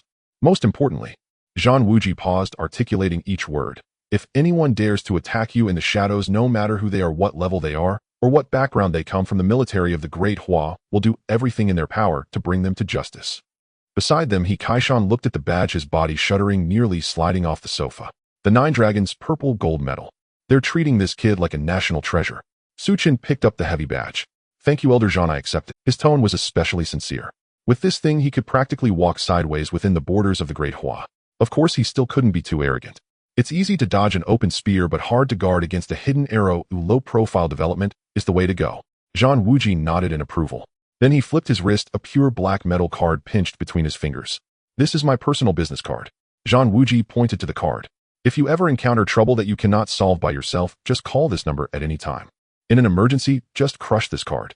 It will forcibly create a one-way teleportation portal. No matter what I am doing, I will immediately appear on the scene. Hiss. This time not only he Kaishan, but even Su Chen couldn't help but gasp. Zhang Wuji arriving at any moment. This was even more terrifying than mythic-level equipment. Su Chen carefully took the black card, preparing to use it as his last resort. Zhang Wuji glanced at the clock on the wall, stood up, and patted Su Chen on the shoulder. In a few days you will report to Tianxiong Academy. Those old guys at Tianxiong Academy are quite arrogant. Once you go there, if anyone dares to give you a hard time, just mention my name. Zhang Wuji snorted coldly. My name Zhang Wuji still carries weight at Tianxiong Academy. As for your reward for being the top scholar nationwide. Zhang Wuji smiled mysteriously. Once you arrive at Tianxiong Academy, someone will naturally take you to claim it. All right, Elder Zhang. Su Chen nodded obediently. Although curious about what it was, since Zhang Wuji had kept it a secret, he didn't press further. After all, the reward wouldn't just disappear. As he was about to leave, Zhang Wuji added, the country will make every effort to nurture you. As for your training plan, the country's stance is to temporarily halt discussions. Wait until you arrive at Tianxiong Academy, and once you have a mentor, we can discuss it further based on the school's and mentor's opinions. Su Chen replied earnestly, Elder Zhang, rest assured, I will never let the country down. Good. Zhang Wuji smiled with satisfaction and didn't linger any longer, leaving. Once his figure disappeared into the night, he Kaishan let out a long breath. He slumped back onto the sofa, wiping the cold sweat off his forehead. My heavens. He Kaishan's lips trembled. The Nine Dragons purple gold medal. And Elder Zhang's personal card. Kid, do you know what this means? This is worth more than any top-tier equipment in the Great Hua. Suddenly a dull knock on the door interrupted He Kaishan's musings. He Kaishan jumped up from the sofa, as if electrocuted, his nerves tightening again. Who could it be at this hour? Su Chen walked forward and opened the security door. A tall man stood outside. He was dressed in a crisp military uniform with dark purple demonic patterns spreading from his left cheek to his neck. Lei. Commander Lei. He Kaishan's voice cracked as he recognized the visitor. This is bad. This madman Lei came in the middle of the night. He wouldn't be here to forcibly recruit me for a city defense mission, would he? However, Lei Jun ignored He Kaishan and directly fixed his gaze on Su Chen. He didn't engage in pleasantries like Elder Zhang and bluntly said, Good kid, I knew I didn't misjudge you. Lei Jun strode into the living room, the heavy combat boots creaking against the old floor. Well done, although I don't know exactly what happened. The military's upper echelons have been shaken and they value you immensely. Just luck, Su Chen humbly replied. Since even Lei Jun didn't know what had happened, it seemed that the nation's great hand had already set into motion. He displayed an innocent smile. Commander Lei, you came all the way here at night. It can't just be to praise me, right? Lei Jun didn't feel offended. He reached out and patted Su Chen's shoulder, saying, The rules at Tianxiong Academy are quite unpleasant with factions everywhere. As someone from a common background, even with exceptional talent, there will be ignorant mentors who give you a hard time. 100 kilometers north of Tianxiong Academy is the station military base of Gaoshan City. The commander there, Chen Xiaofeng, is my brother-in-arms from back in the day. I've already given him a heads up. If you run into trouble, find him. If you need equipment, materials, or skill stones, just ask anytime. The military has your back. Su Chen's eyes flickered. He quickly said, Thank you, Commander Lei. He didn't hold back. In this world where interests are of utmost importance, this promise of support from a military bigwig is the hardest currency there is. To refuse further would seem pretentious. There's one more thing. Lei Jun's expression turned exceptionally serious. Tomorrow morning, immediately go and clear the southern transmutation secret realm. The demon clan lost face, and it seems there have been some issues at the borders recently. The old geezers at Tianxiong Academy are getting anxious and might send someone to pick you up early to report. Hurry up and transmute, don't waste any time. As he reached the door, Lei Jun suddenly stopped. He didn't turn around, his voice lowered but very solemn. Grow up quickly, the nation needs you. Humanity needs you. Bang. The security door slammed shut with a heavy thud, shaking the white plaster off the ceiling. Only then did He Kaishan dare to breathe deeply.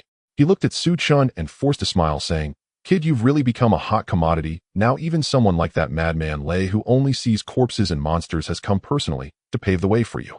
Su Chen rubbed his chin and turned to He Kaishan. Old He, you see, Elder Zhang gave me the medal and the card, and Commander Lei promised to support me. As my old principal, shouldn't you also show some support? Get lost. He Kaishan rolled his eyes dramatically. This kid is still clever as ever. He asked with annoyance. Tianxiong Academy implements a mentor system. Kid, do you know what makes this mentor special? What? Su Chen genuinely didn't know. He had overheard Song Xian mention it in the wild. It was said that Tianxiong Academy had no specific courses and students were individually trained by mentors according to their talents. He Kaishan explained they can teach skills in special ways. Teach skills? Su Chen was shocked. Skills? Aren't they supposed to be learned at level 10? Exactly. He Kaishan snorted with pride. I won't go into the detailed mechanics, but once you get to Tianxiong Academy, you'll naturally find out. What I want to say is, he carefully pulled out a wrinkled A4 paper from his pocket. I've put my old face on the line to secure you a special mentor's admission qualification. On the A4 paper, the special mentor two-way selection admission agreement was clearly printed with the official seal of Tianxiong Academy in the lower right corner. With this agreement, you can freely choose your mentor. Even those old geezers who are no longer accepting students, you can forcefully choose them. Among them, there's a mentor named Poison Granny whose skill pool is highly compatible with your profession. However, in the end, the choice of who to pick is still up to you. Su Chen took the agreement and quickly stuffed it into his backpack. Since the mentors at Tianxiong Academy were so important, this admission agreement was even more precious. As for who to choose, he planned to decide after he met the person. He obediently said, "Thank you, principal." He Kaishan twitched his lips. Damn, now you're calling me principal. When there are benefits, I'm the principal. When there are none, I'm just old, he right. Alright, you need to go clear the transmutation secret realm tomorrow, so get some rest early today. He Kaishan waved his hand and turned to leave. Okay.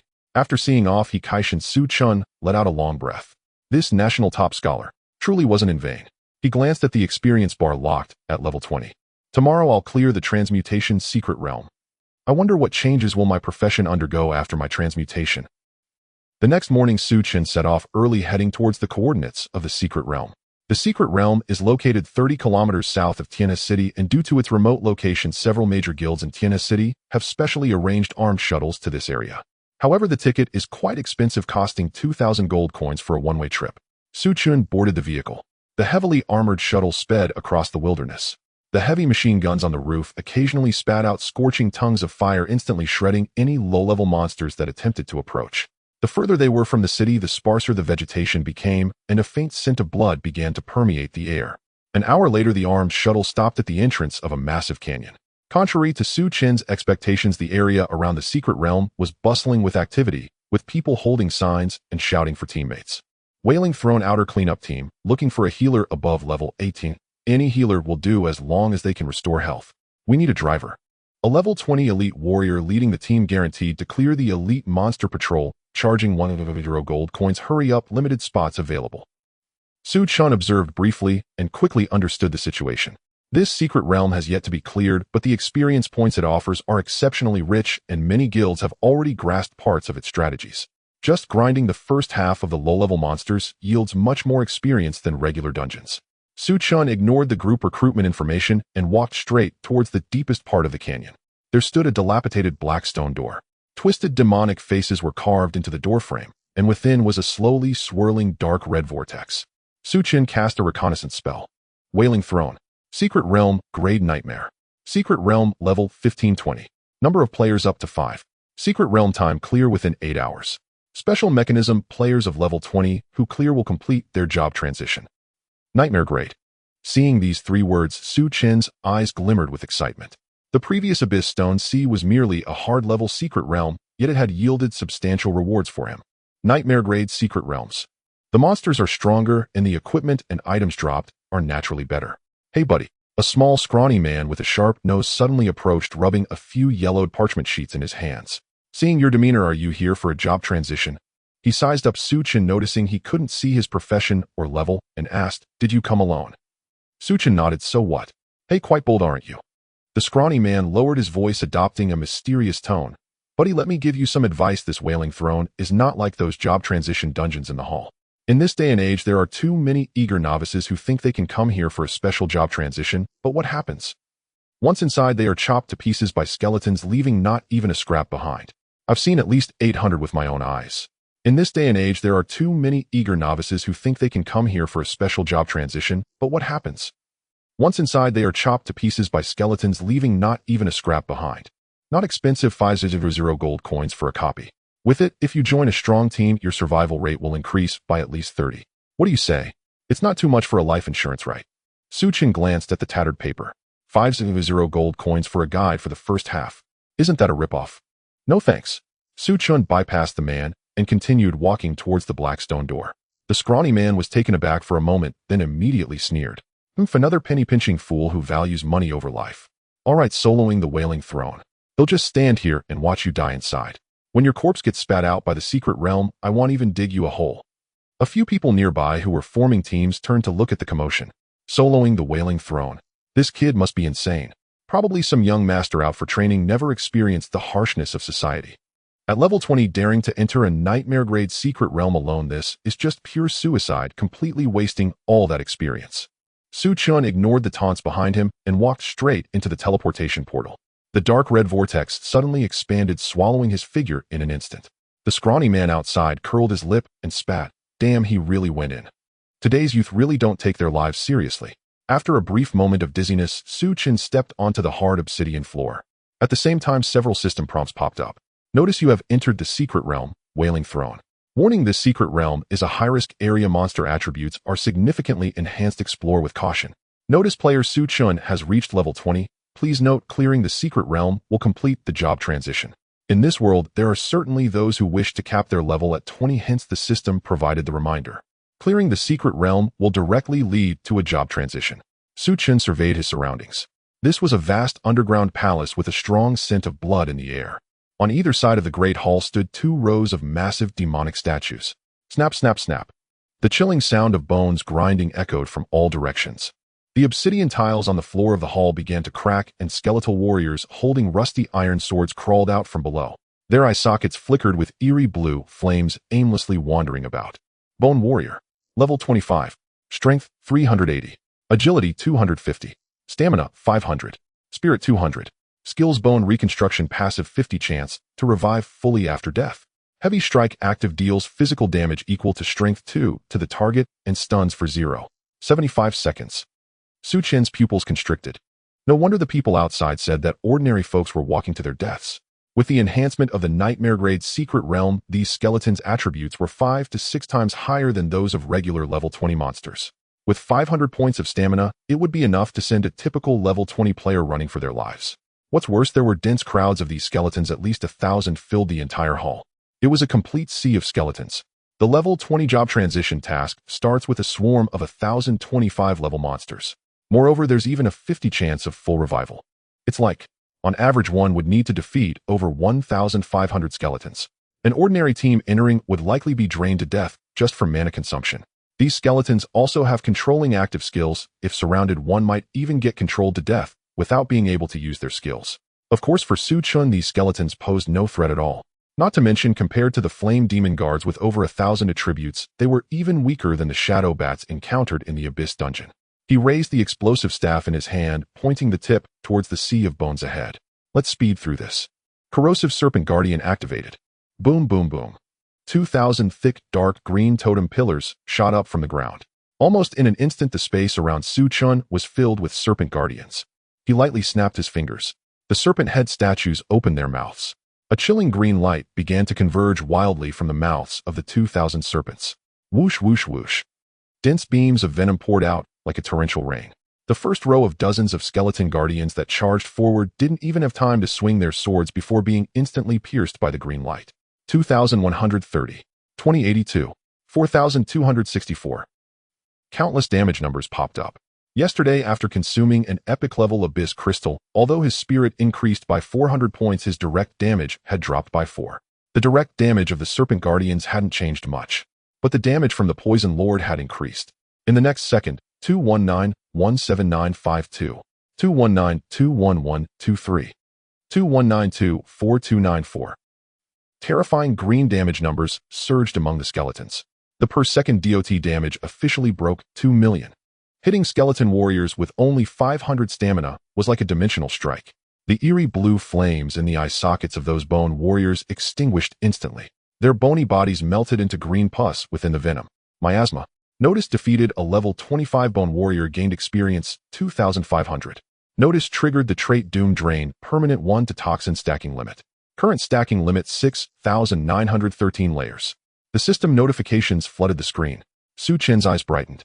Close to half of the fallen skeleton warriors, amidst a flurry of rustling, their bones reformed and crawled back up from a puddle of green pus. Before they could even steady themselves, they were once again splattered with dark green venom. In the next second, they died again. Their bones shattered to the ground, turning into green pus. What delighted Chen was that these skeletons could stack layers after reviving. This meant that one skeleton, if it triggered the skill, could give Chen 2 layers. Wait, something's not right. Chen quickly noticed something strange. A skeleton that had already revived was slowly crawling back up again. Damn, I misunderstood. It's not just once per skeleton. Every skeleton has a 50 chance to revive after their first revival. So, a math problem arises. If there are 1,000 skeletons, and each has a 50 chance to revive on average, how many times would I have to kill them? Chen went through a whirlwind of thoughts, but ultimately shook his head. No point in calculating. However, this difficulty was indeed high. An ordinary team diving into this sea of skeletons wouldn't know how they died. But for Chen, isn't this just a great way to stack layers? Little skeletons, keep it up, revive a few more. Although the number of skeletons in the sea was vast, their intelligence was evidently extremely low. They charged forward, wielding their cleavers. The vast majority of skeletons were poisoned the moment they entered the shooting range, with only a few managing to touch the serpent guards. Then they began a life-and-death struggle with the serpent guards. There was no intention of flanking. They headed straight for Chen. Chen had been holding the light of concealment, ready to become invisible at any moment, but now it seemed completely unnecessary.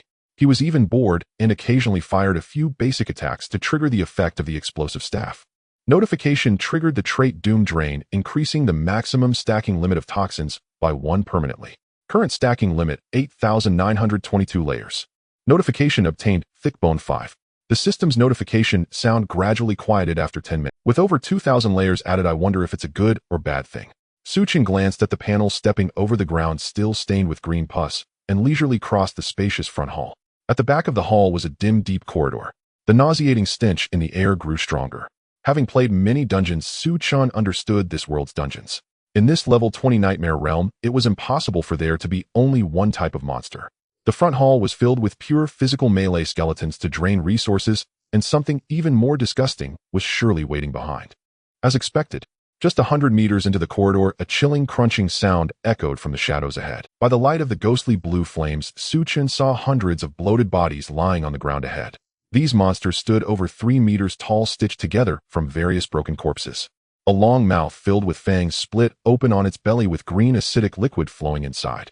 Chen's eyes narrowed as he cast a detection spell.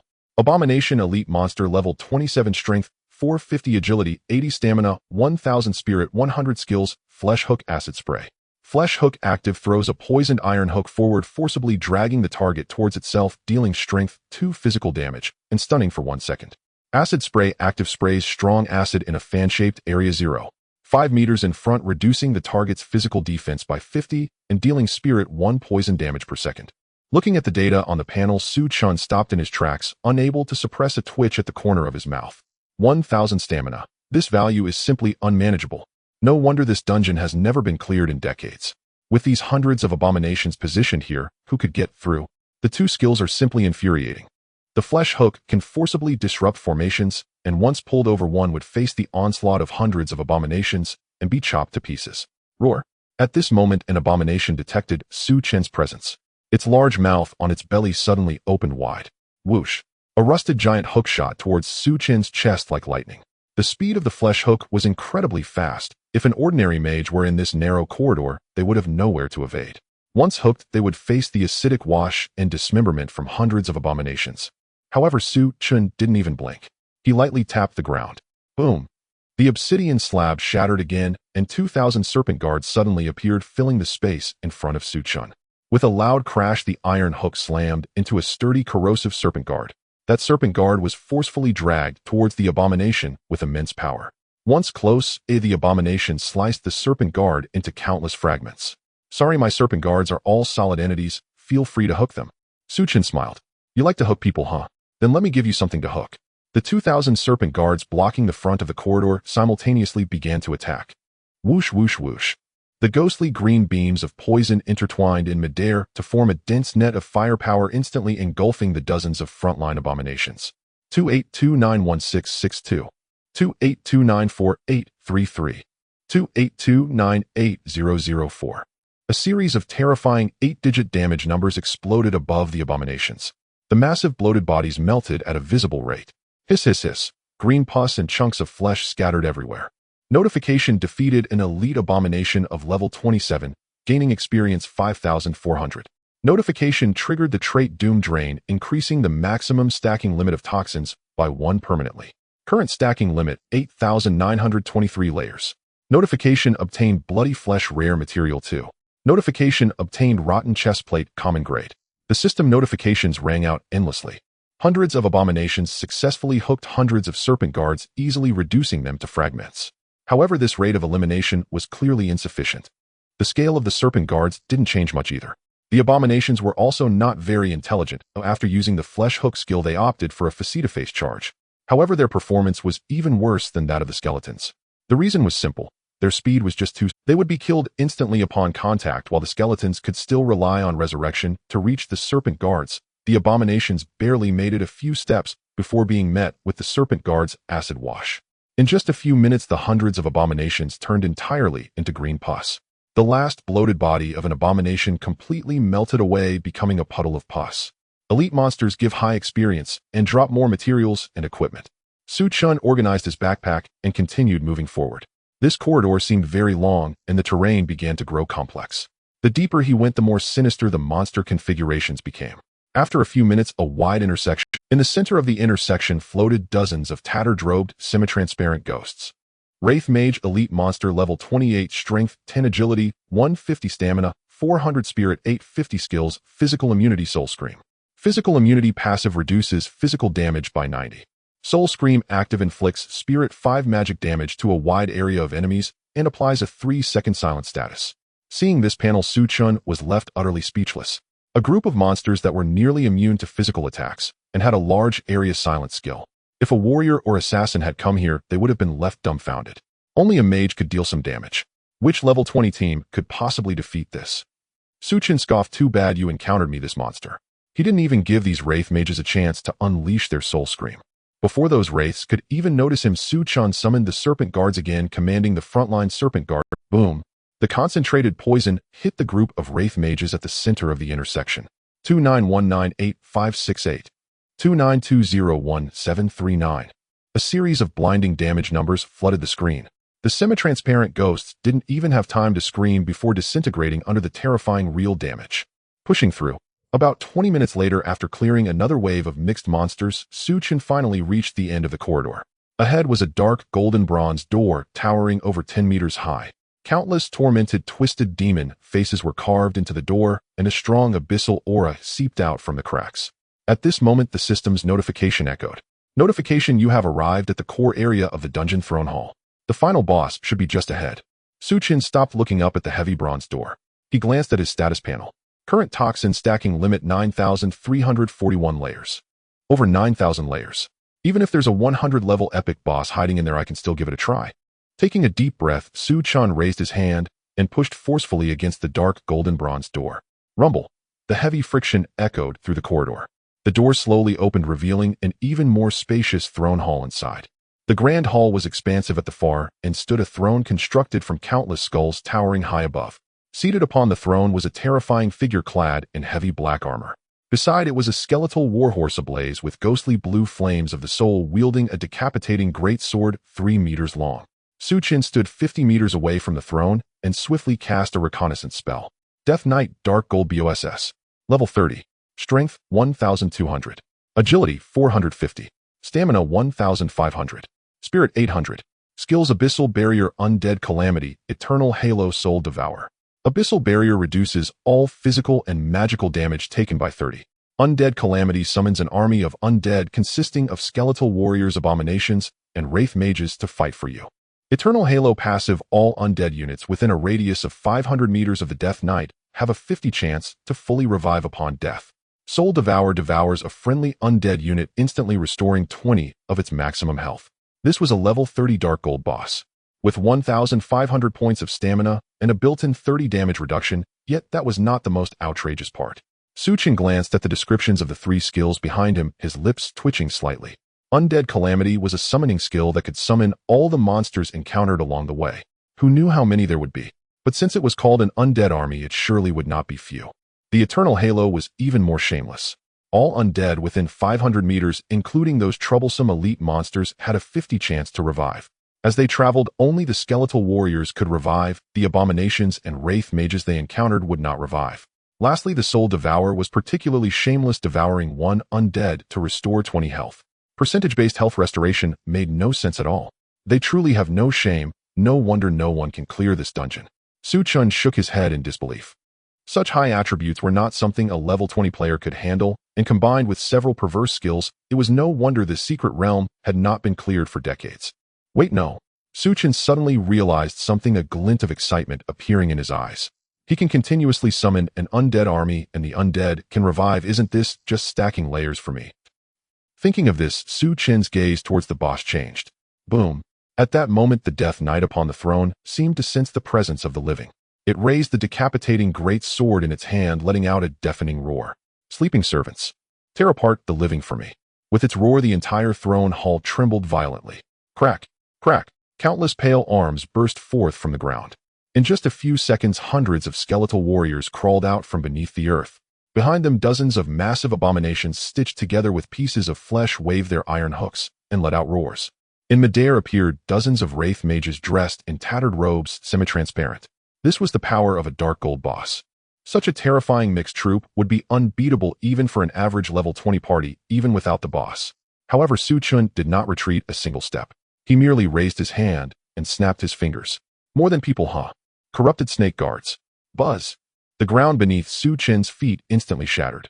This time he held nothing back and directly summoned 6,000 of them. Hiss. Over 6,000 snake heads opened their bloody maws simultaneously, their hollow eyes locking onto the advancing undead army. 38961311. 38965482. The dense balls of toxic liquid poured down like a torrential rain, instantly covering the front line of skeletal warriors. Bang, bang, bang. The fragile skeletal warriors could not withstand even a second, their bones corroded clean by the toxic liquid scattering all over the ground. But in the next second, the eternal halo beneath the Death Knight flickered with a ghastly light.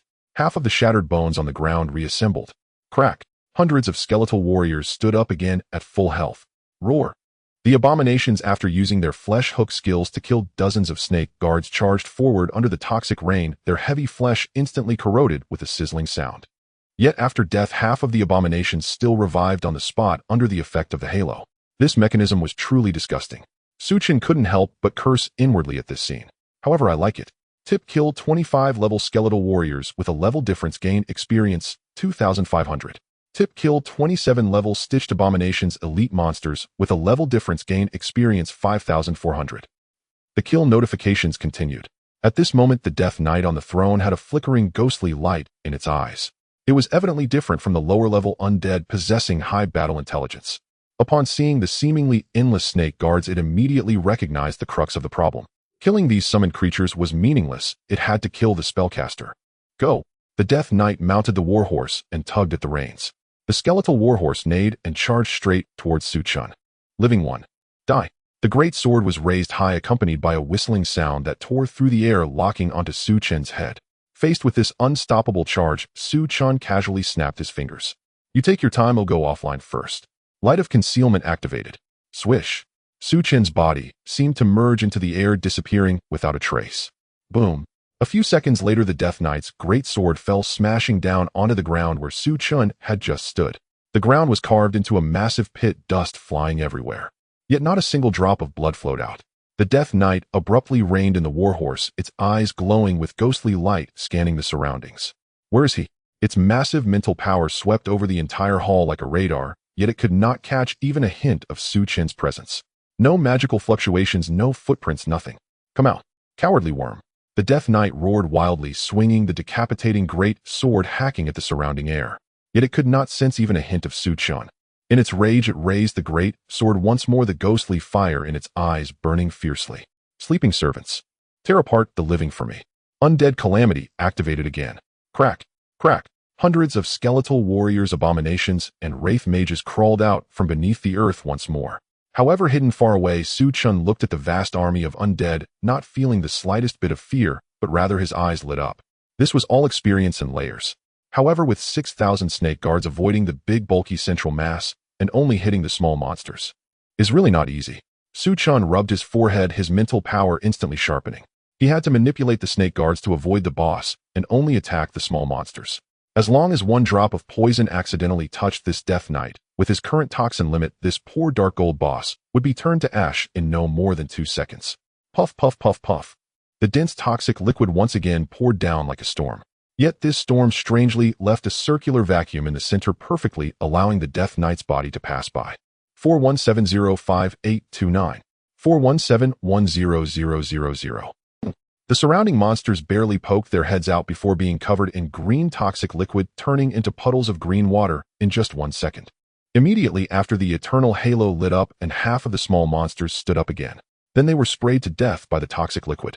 Tip triggered characteristic Doom, Drain Toxin, stacking layer limit permanently 1. Current layer limit 9,999 layers. Tip triggered characteristic Doom, Drain Toxin, stacking layer limit permanently 1. Current layer limit 10,000 layers. The system's notifications began to flood the screen, officially breaking through 10,000 layers.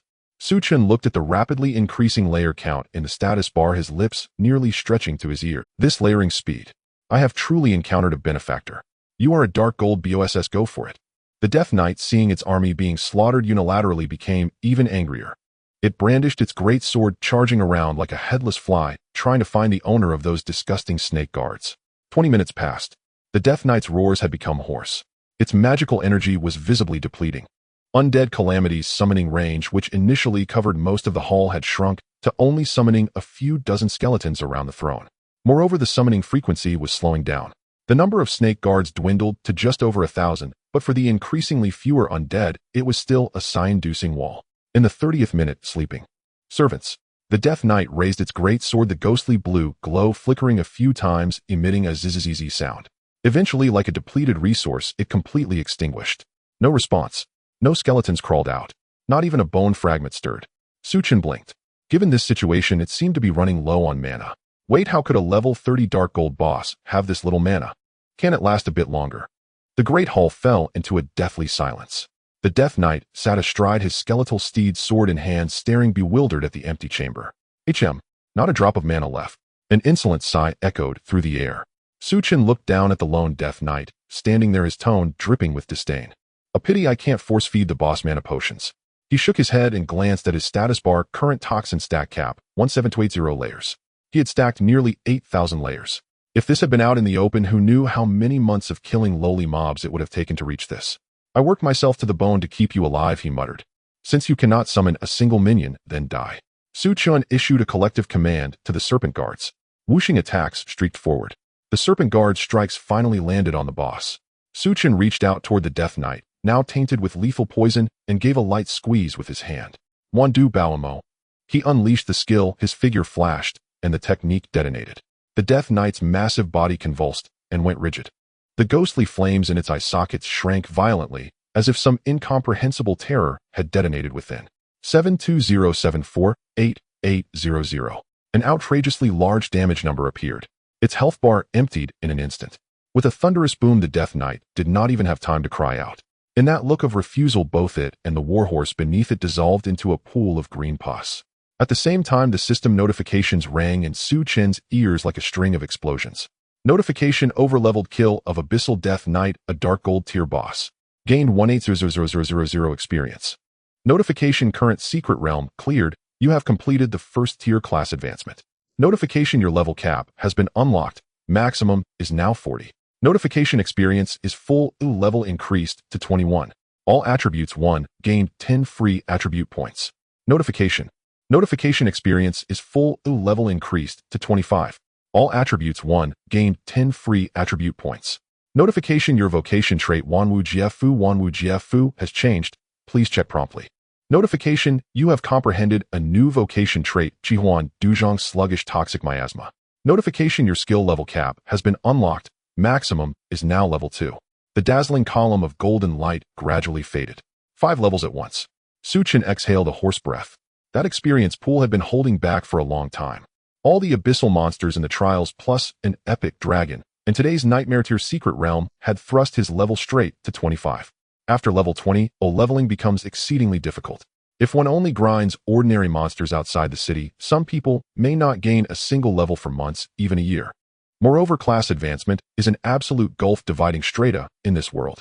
Beyond unlocking a higher level cap, its most tangible effect lies in the growth rate of base attributes. Before the first advancement, each level grants 1 to all attributes and 5 free attribute points. After completing the first advancement, that growth rate doubles. Each level still adds 1 to all attributes, but free attribute points become 10. Though it is only 5 more points at first, as levels accrue, the gap widens into a chasm. A level 30 first-tier practitioner can utterly overpower 40 or 50 level 10 practitioners in base stats. Chen glanced at the full 50 free attribute points accumulated on his panel.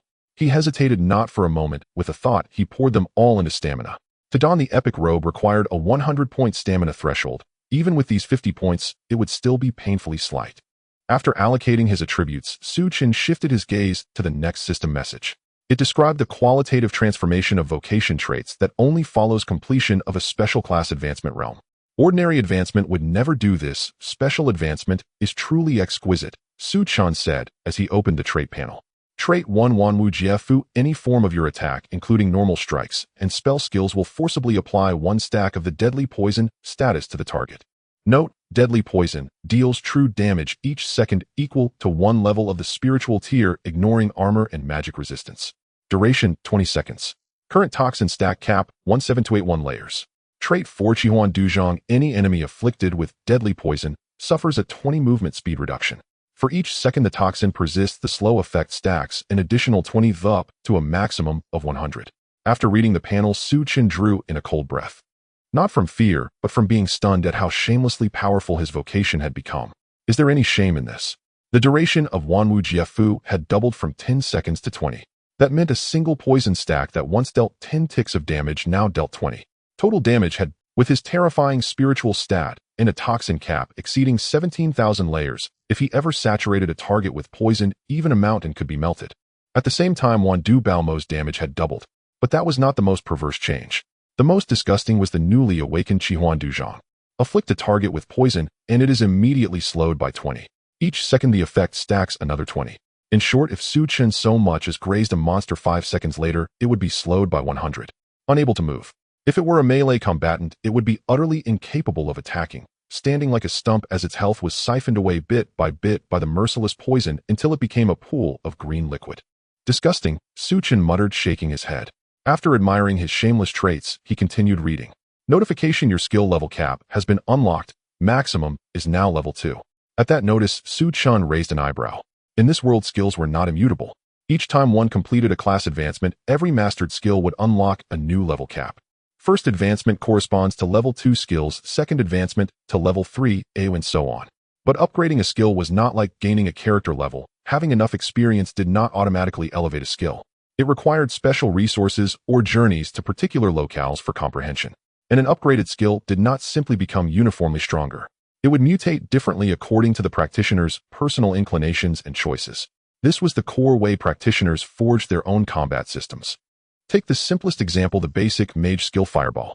When it reached level 2, it might branch into several directions. Some saw their fireballs casting time drastically reduced, even becoming instant, perfect for interrupts and guerrilla strikes.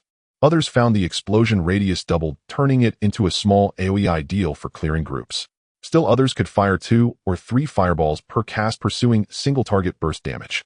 Each person, according to talent, equipment, and combat habits, chose different skill evolution paths, ultimately forging a unique fighting doctrine. This was the most fascinating aspect of the world. Even practitioners of the same vocation fought in entirely different ways by late game. However, to upgrade a skill and induce such directed mutations required vast resources and often the guidance of high-level tutors. Those resources were not supplied by ordinary guilds or merchants. Even if they were available, most could not afford them. There was only one place where skill upgrades were easiest: the great academies. That is the importance of academies in this world. Chen's Fusher Shui Corrosive Serpent Guard, and Wandu Bao Mo remained at level 1. He eagerly anticipated how these already absurd skills would mutate at level 2. Chen closed the system panel and lifted his head toward the spot where the Death Knight had fallen. Beside that pool of green pus, a few dark golden lights flickered. Never mind. I'll loot the corpse first, Chen said, striding over with a brisk step. Chen walked up to the pool of green pus. The dark golden light shone particularly brightly on the gray-boned earth. Without hesitation, he reached out his hand and scooped up all the spoils from the ground. Tip acquired the Abyss Knight's battle axe Golden Great. Tip acquired the ruined skeletal chestplate. Tip acquired the ring of the undead lord dark golden grade. Tip acquired the undead flame rare material. Tip acquired gold coins 86810. 3 pieces of equipment, 2 gold and 1 dark gold. Chen first opened the panel for the 2 pieces of golden grade equipment. Abyss Knight's Battle Axe Golden Grade level 25, strength 200, warrior class strength 15, additional effect 5 chance to trigger the severe injury effect when attacking. Ruined Skeletal Chestplate Golden Grade level 25, vitality 150, no class restriction, vitality 15, additional effect 5 chance to reflect 10 of physical damage when hit. After reviewing the attributes of these 2 pieces of equipment, Chen smirked. As expected, it's very difficult to obtain equipment that fits one's own class. The battle axe is naturally for warriors. Chen certainly can't use it to chop people. The chest plate has no class restriction, but he already has an epic grade robe from before, so he naturally doesn't need a golden grade chest plate. Chen unceremoniously tossed the 2 pieces of equipment into his storage space. Then his gaze fell upon the last ring, which emanated a rich dark golden light. The ring is made entirely of an unknown black metal with a gray gemstone embedded in it that flickers like ghostly fire. With a thought, Chen opened its attribute panel. Ring of the Undead Lord Dark Golden Grade Epic Level Requirement Level 25 Spirit 300 Additional Effect 1 Spirit 10 Additional Effect 2 Undying Aura Passive. Your summoned creatures have a 50 chance to immediately resurrect at full health upon death. Hiss. The moment Chen saw the panel, his eyes lit up. Spirit increased by 300 points plus an additional 10. Given his current attribute values, the percentage increase is already quite considerable. But what excited Chen the most was that additional passive skill. 50 chance for summoned creatures to resurrect. This is like having a boss skill. Chen didn't expect to directly acquire a boss's second skill. If this equipment were given to those summoners, it would probably cause a scramble. He immediately looked at the 2 rings on his hands. On his left hand was the Golden Grade Shadow Dancer's ring. It comes with a skill that creates illusions and forces taunts, which is one of his trump cards when facing high-level assassins or sudden crises. He couldn't change it just yet. On his right hand was the Black Iron Grade Summoning Ring. It only increases a small amount of spirit and adds an insignificant 100 health to summoned creatures, which was already outdated compared to his current strength. Without the slightest hesitation, he removed the Black Iron Grade Summoning Ring from his right hand and tossed it into his backpack. Then he put on the Ring of the Undead Lord. Feeling a surge of spirit energy filling his body again, Chen rubbed his hands together. Let's test it out. Chen has always been a man of action. With a thought, he summoned a dozen corrosive serpent guards in an open space a dozen meters ahead. The dark green serpent guards burst forth from the ground, their serpent heads staring hollowly ahead. Alright, let's start the test. Target locked, the lonely serpent guard in front. Fire. Puff, puff, puff. More than a dozen serpent guards mercilessly sprayed lethal venom at their kind. 2786, 2774, 2802. Chen's current health value was pitifully low and the life and defense of the serpent guards were negligible. The targeted serpent guard's health bar was instantly emptied. With a crunch, it shattered and turned into green water seeping into the ground. Chen stared at the pool of green water for 3 seconds. No response. No resurrection. He pursed his lips. Not effective. Or is it just myself? He commanded the nearby dozen serpent guards to continue focusing fire on one of them. Puff, puff, puff. Again, a flurry of venom attacks. The newly summoned serpent guard shattered again. Buzz. Just as the stone was about to turn into green water, the gray gemstone on the ring flashed suddenly. A surge of gray energy instantly enveloped the shattered green water.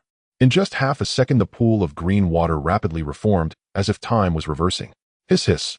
A brand new corrosive serpent guard stood upright once more. At full health. Tip triggered. Lords, will your summoned creature has been resurrected. This is useful. Chen looked at the resurrected serpent guard, smiling with satisfaction. With a 50 chance, it effectively raises the survival rate and number of my serpent guards by a tier. When facing a massive AoE that clears the screen, as long as it's not multi-hit damage, I won't be afraid at all. Even if all are cleared at once, there are still half of the serpent guards that can resurrect in place. Chen stroked his chin, looking at the surrounding corrosive serpent guards, unable to help but sigh.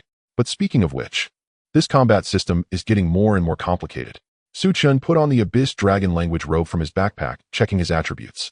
Chen class Poison Mage SSS grade unique hidden level 25 strength 34 agility 52 vitality 53 spirit 69 26 class exclusive traits all things corrupt god of poison doom drain slowed poison miasma skills reconnaissance basic corrosive serpent guard light of concealment all poison explosion, current toxin, 17281 layers equipment, explosive staff, black iron grade. Abyss dragon language robe, epic grade, bloodthirsty pigskin, leggings, bronze grade ring of the undead lord dark. Golden grade equipment, resilient gargoyle necklace, silver grade shadow dancers ring, golden grade abyss, Cerberus gauntlets, golden grade hell, Cerberus skull, golden grade fragmented knowledge badge, dark golden, grade 9 dragons, purple gold metal, epic grade abyss, eternal, hood, dark golden grade. Hiss. He didn't realize until now how monstrous his attributes had become. Now the DOT damage from poison per second is 1196888206 points. With a duration of 20 seconds, the damage from all poison explosion will be 23937641120. Wow, 20 billion. Su-chan was startled by the number he calculated. This damage. Who could withstand it? Su-chan shook his head, glancing at the empty hall. The boss has been dealt with and the spoils have been counted. The clearing teleportation array of the Wailing Throne started to glow slowly in the center of the plane.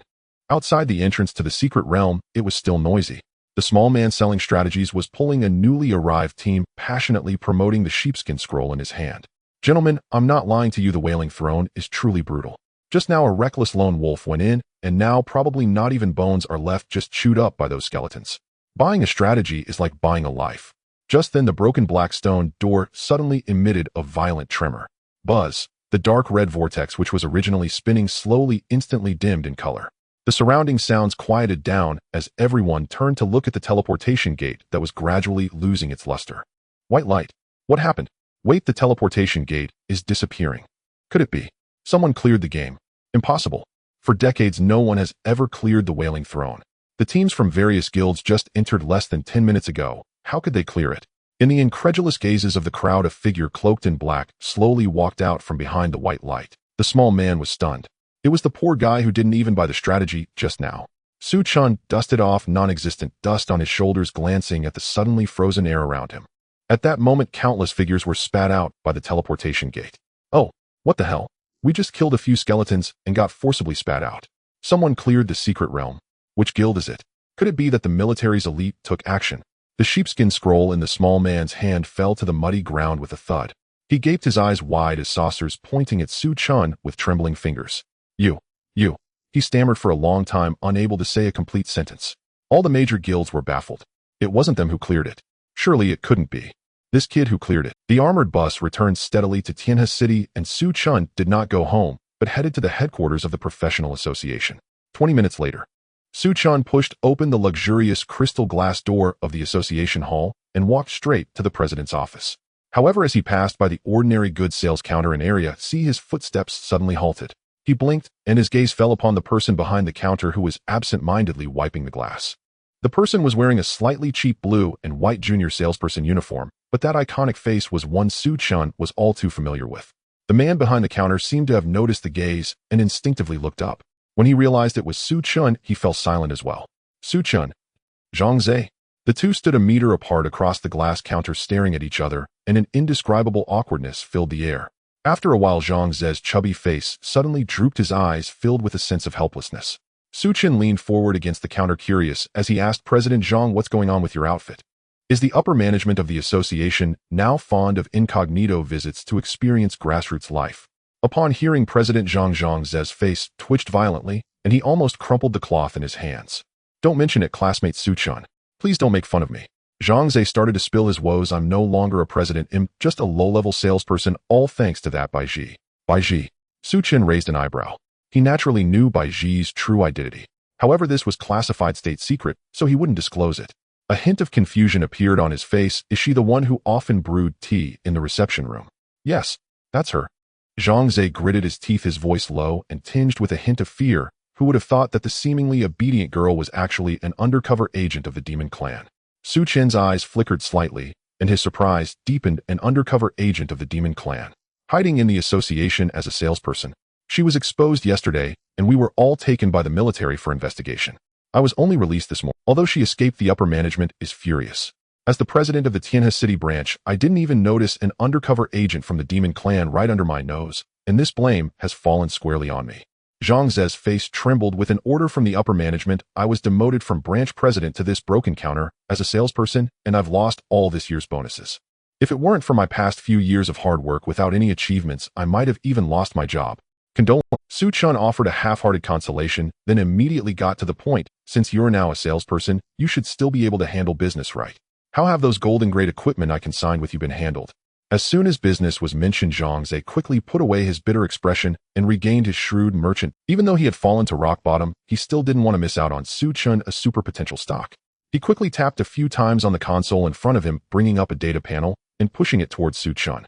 The equipment you consigned sold out completely due to their good attributes coinciding with the college entrance examinations and were snatched up by major guilds and wealthy heirs. In total, 45 million gold coins were sold, far exceeding the market average. 45 million. Su Chen's eyes brightened. In Tianhe City, an ordinary person's monthly salary is only 3,000 to 4,000 gold coins. This 45 million would be an absolutely staggering sum for him at this stage. However, when he saw the final settlement amount, his smile froze. Final settlement amount 36 million gold coins. Su Chen gasped, unable to help but curl his lips. As expected, no matter which world, capitalists should be hung on lampposts. Zhang Ze explained, we took the emergency channel earlier, so the handling fee was a bit high, but given the huge transaction amount, this time your VIP level in the association has automatically been upgraded to level 2. The handling fee is permanently reduced by 4. The higher your VIP level goes, the more this handling fee will continue to drop. Alright, 36 million. Su Chen couldn't be bothered to dwell on it anymore. He directly threw all the materials and equipment he had obtained from the college entrance examination dungeon and the recent job transition secret realm onto the counter. These help me consign them again. Calculate according to the level 2 VIP handling fee. Zhang Ze swept his gaze across the materials on the table, and his pupils suddenly constricted. Dark gold-grade equipment. The attributes. I can't believe you also have these materials. Did you really steal from the Lin family's warehouse? Zhang Ze gasped. Dark gold-grade equipment is rarely sold. Most guilds can't even distribute them among their own members. Moreover, some of these materials must have been dropped by epic-level bosses, right? Get lost. Su Chen, do I look like someone who relies on others for a living? Even if I starve to death, I would never eat soft rice. Yes, as long as the source is clean, there won't be a problem. Zhang Ze quickly collected the materials. The way he looked at Su Chen was as if he were staring at a moving gold mountain. If he could hold on to this big thigh, he might still have a chance to turn his fortunes around. Su Chen knocked on the counter and said, also help me check your association's inventory. I need a level 25 mage weapon, which must have the attribute of advanced splash or similar ones that expand the attack range, preferably dark gold grade or higher. Money is not an issue. After trying several dungeons, I haven't dropped a single mage weapon. I've decided to simply use my financial power to buy one directly. I have plenty of money in my backpack, but I don't even know what to buy. Advanced splash. Zhang Ze was taken aback. Such attributes are rare and not favored by mages. He immediately began searching frantically in the system. After a few minutes, he wiped the sweat from his forehead and looked at Su Chen with an apologetic expression. I'm really sorry. Tianhe City is just an ordinary prefecture-level city, and the association's excellent inventory is limited. Zhang Ze wiped his sweat. Currently, there's nothing you need in the Tianhe City branch. Nothing. Su Chen furrowed his brow. While such attributes rarely appear, Zhang Ze paused and suggested perhaps you could try finding someone to forge it. Su Chen was stunned. Right? This world is not just about combat and support professions. How could he forget about the crafting professions? During the awakening ceremony, some classmates awakened as blacksmiths. Blacksmiths can naturally forge various equipment, and the most skilled top-tier blacksmiths can even create artifacts. Does your association have high-level blacksmiths? Not in Tianhe City, but coincidentally, our association's great blacksmith Jiang Yu is in the north border. If you go to Tianxiong Academy, it would be easy to find him. Alright, send me the contact information. Su Chen noted the contact details and turned to leave. Just as he took 2 steps outside, he suddenly stopped. He turned around and looked at Zhang Ze, who was awkwardly wearing the salesperson's uniform. Xiao Zhang. Zhang Ze was taken aback. Work hard. Su Chen patted the non-existent dust side. Even though you're just a salesperson now, as long as you work hard to promote potions, one day you'll climb back to the position of president. I believe in you. After saying that, Su Chen didn't even look at Zhang Ze's expression, which was like he had just eaten something sour. He whistled happily as he walked out of the association's main door. Zhang Ze watched Su Chen's departing figure, his eyes twitching frantically. Damn it. This kid has such a sharp tongue. In the early morning, sunlight streamed through the gaps in the curtains, illuminating Su Chen's bedside. He leaned against the headboard, scrolling through his phone. The class WeChat group was buzzing with messages, all discussing the graduation banquet. Many classmates had sent several red envelopes, creating a lively atmosphere. Wang Xiaoli also invited him out for a meal, as he had been admitted to a university in the South Sea region. It would be difficult for them to meet again, one heading south and the other north. Su Chen was contemplating whether to send a farewell message and snag a free meal when the doorbell suddenly rang. Who could it be? It wouldn't be that girl Lin Shirching, would it? He yawned and opened the door. To his surprise, it was Song Xian standing outside. She was wearing a set of dark, gray, tight-fitting leather armor, which showed signs of repairs, and a faint scent of deodorizer wafted in. "Good morning, Su Jr." Song Xian leaned against the doorframe, waving at him her tightly braided hair. Su Chen looked at her, not in a hurry to let her in. "Morning." Leaning against the door, Su Chen spoke slowly. "If I remember correctly, someone tricked me a few days ago into giving away several high-value corpses using a widely circulated secret realm location. This unscrupulous merchant had the nerve to show up. Did she really think I wouldn't hold a grudge?" The smile on Song Zin's face froze for a moment before she quickly regained her composure. "Uh-huh." She chuckled lightly, her gaze drifting to the side for a moment. "Oh, Su Jr., what you're saying is quite something. Information like this naturally has its discrepancies. Besides, the secret realm may have been visited by many, but there were indeed good things inside, right? You didn't lose out, did you? And who knows what you did? Those corpses have completely turned into disgusting sludge. I went through a lot of trouble to get the Bounty Association to confirm their identities." As she spoke, she effortlessly squeezed through the gap in the door and unceremoniously sat down on the sofa in the living room. "No one visits without reason. So what exclusive information do you want to sell this time?" Su Chen closed the door and sat down across from her. Song Xian put away her playful demeanor and pulled out a notice from the Tianxiong Academy. "This is your admission notice. The Academy has sent a notification specifically requesting your early report. However, that's not the main point." She paused and pulled out a scroll made of parchment from the tactical belt, pushing it onto the coffee table. "The key point is that an entrance to a abyss dungeon has appeared near Fengfeng City, with heavy casualties among the city defense forces who have no choice but to seek help from the Academy. And you have been selected. As students of Tianxiong Academy, we must assume this responsibility from the moment we enroll and cannot shirk it." Su Chen raised an eyebrow. "Another abyss dungeon. The last abyss dungeon. He encountered a rift demon shadow. Though the process was perilous, the rewards were substantial. Moreover, Su Chen currently possessed 3 pieces of abyss equipment with the set bonus at 34 completion. If he could acquire one more piece, even a low-quality one, he would complete the 4-piece set. He was also curious what the set skill of the abyss 4-piece set would be. Su Chen maintained a calm expression and asked, "There are so many senior students at Tianxiong Academy. Why are they calling on a new student who hasn't reported yet?" Song Xian explained, "This abyss dungeon has a level requirement of below 25, so only first and second-year students can be selected. Moreover, those who can solo or lead a team through it at that level are exceptionally rare." Su Chen leaned back against the sofa, stroking his chin. "Below level 25. He opened his attribute panel for a glance. "Level 25, 8. Fortunately, you came in time." Su Chen closed the panel, his tone calm. "Otherwise, I would be exceeding level 25 soon." Song Xian was just about to take a sip from the cup on the table when she heard this, abruptly halting her actions.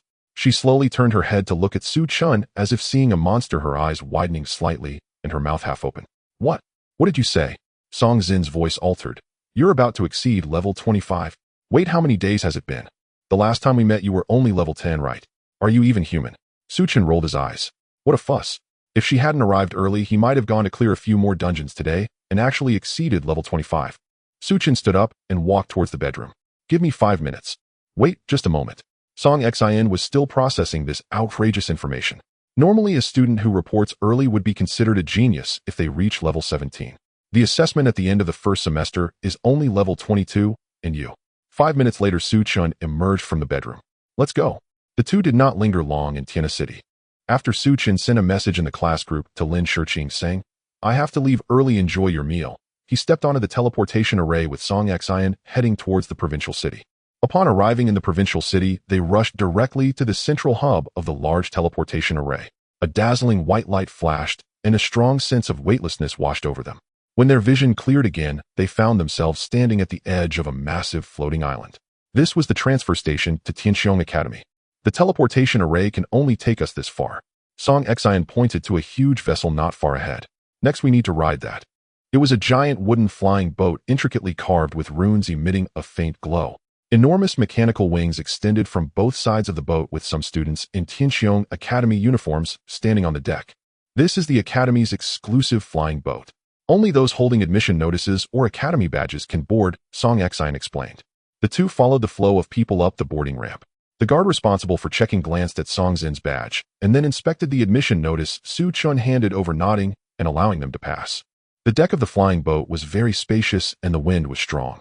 Su Chen walked to the edge of the deck, looking down at the rolling sea of clouds below. "This flying boat is quite fast." Su Chun felt the wind blowing towards him. How long will it take to arrive? About half a day. Song Xian walked up beside him, resting her hands on the railing. Once we arrive at the academy, well, first handle your reporting procedures. Since you're reporting early and there are no other freshmen and classes haven't started, yet we can head directly to the entrance of the Abyss Dungeon tomorrow. She turned her head to look at Su Chun, her tone becoming serious. Su Jr., the Abyss Dungeon isn't something to be taken lightly. The monsters inside have significantly higher attributes than those outside, and the mechanics are quite nasty. She went on and on, meticulously explaining the debuff mechanisms of the Abyss Dungeon to Su Chun. Oh, Su Chun nodded and replied, actually, I've cleared an Abyss Dungeon before.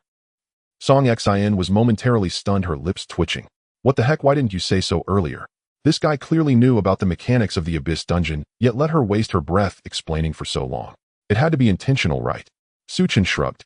You didn't ask, did you? Song Xian rolled her eyes and casually asked, it's rare to see a high school student clear an Abyss Dungeon. How many were in your team, and were there any casualties? The flying vessel traversed through the sea of clouds, emitting a deep rumbling sound. Groups of students gathered on the deck, engaged in discussions. Su Chun leaned against the railing, listening to the surrounding clamor while closing his eyes to rest. The flying vessel glided steadily through the sea of clouds. The deck was windy, and apart from a few students responsible for maintaining the vessel's operation, it was otherwise deserted. Song Xian leaned against the railing, her arms crossed over her chest, squinting against the wind. She turned her head to glance at Su Chun, who was staring blankly at the clouds. So while we still have time, let me give you a heads up. Song Xian raised her voice to drown out the wind. Once you step into the Tianqiong Academy, your previous title of national champion will become worthless paper. Don't expect instructors or seniors to treat you kindly because of your past achievements. Su Chun withdrew his gaze and turned to look at her. At Tianqiong, there is only one thing that counts. Song Xian extended her right hand, rubbing her thumb and index finger together in a gesture of counting money credits. Yes, you mentioned that last time. Su Chun shifted to a more comfortable position against the wooden railing and casually asked, what can credits actually be used for? Buying equipment. Buying equipment. That's the most basic usage. Song Xian scoffed. Food, lodging, learning skills, borrowing high-level training rooms. All require credits. If you don't have enough credits, you'll have to sleep on the streets, and no one will teach you a single class. Moreover, the most crucial point is, she lowered her voice and leaned in a bit, the tickets for dungeons. The Academy controls many exclusive realms and dungeons. Want to enter? You have to exchange credits for tickets.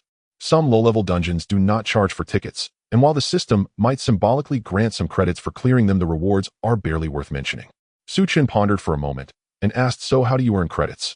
Firstly, instructors give credits during classes, but it's usually not enough for average students.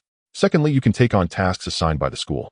Song Xian paused for a moment. Like me bringing you for early registration, that's a task notified by the Academic Affairs Office yesterday, and it comes with a credit reward. Also, this Abyss Dungeon is part of the school's tasks. The credit reward for such high-risk tasks is substantial.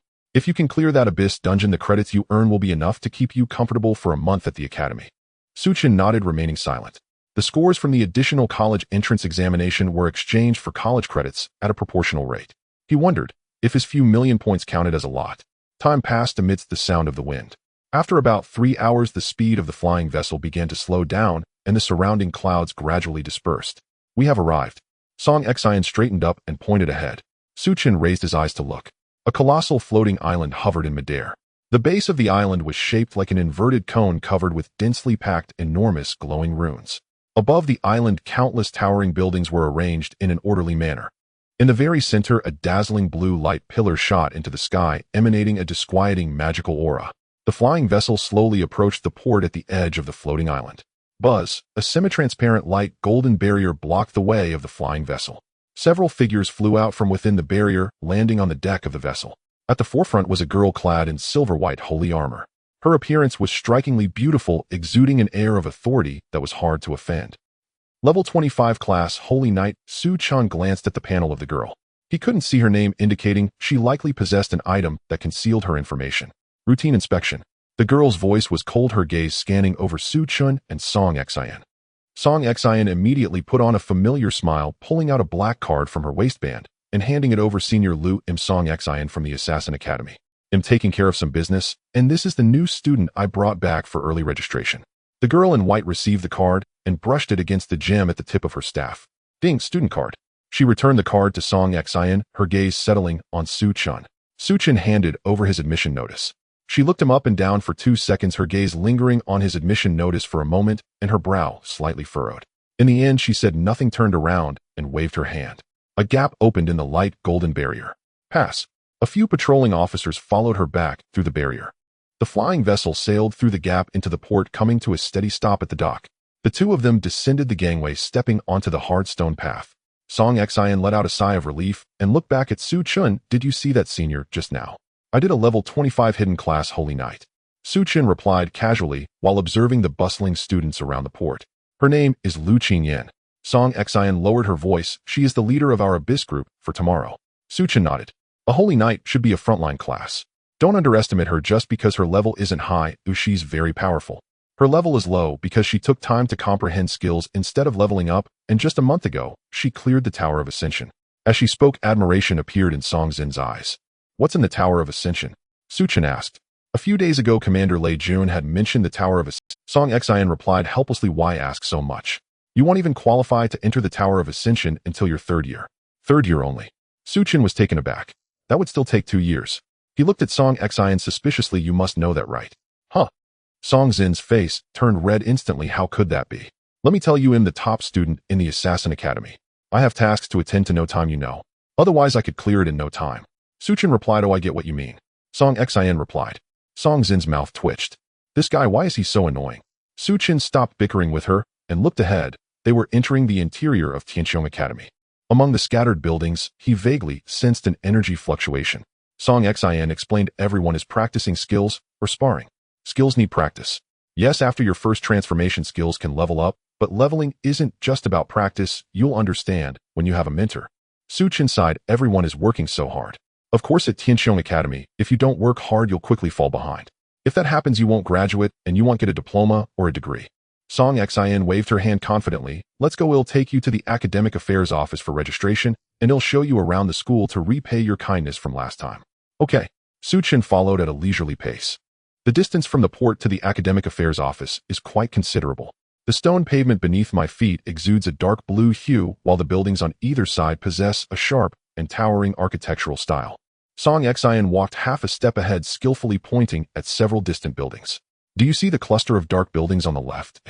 That is the teaching building and the administrative area where classes are held and official tasks from the academy are managed. She then pointed towards an area on the right that shimmered with various magical lights. That area is the internal exchange. On the left is the academy's exchange, which only allows transactions using credits, and on the right is the branch of the professional association opened at our school affiliated with the Northern Frontier Province. That area is the internal exchange. On the left is the academy's exchange, which only allows transactions using credits, and on the right is the wanted silver level fire type staff, price negotiable for sale, intelligence on monsters around the blazing plains, 100 credits. Almost everything can be traded, even bed spaces for rent. However, trading credits is strictly prohibited. The school turns a blind eye to private transactions, but being caught in public can lead to expulsion. Su Chen nodded. Credits form the foundational operational logic of the school. Allowing buying and selling would make management exceedingly difficult. Over there is the cafeteria. At Tianqiong Academy, if you want a good meal, or to buy some high-grade potions that you can't find on the market, you have to go there. Of course, the prerequisite is that you have enough credits. Song Xian continued her introduction. Further ahead is the dungeon area and training area. Song Zin's tone became more serious. Dungeons are scattered throughout the school, but the regular dungeons are concentrated in the dungeon hall, which contains dungeons of various levels. However, every year, many students perish there. As for the training area, it contains gravity chambers, elemental simulation rooms, combat simulation rooms, etc. And charges credits by the hour, which is quite expensive. She turned around, walking backward, while looking at Su Chen. Finally, this is the place we must return to every day, the dormitory area. Song Xian held up 3 fingers. The academy's dormitories are divided into 3 levels: heavenly, earthly, and human. The human-level dormitory is the cheapest, costing 10 credits per day for a 4-person room with a basic spirit gathering array. The earthly-level dormitory costs 500 credits per day for a single room with an intermediate spirit gathering array and includes a private meditation room.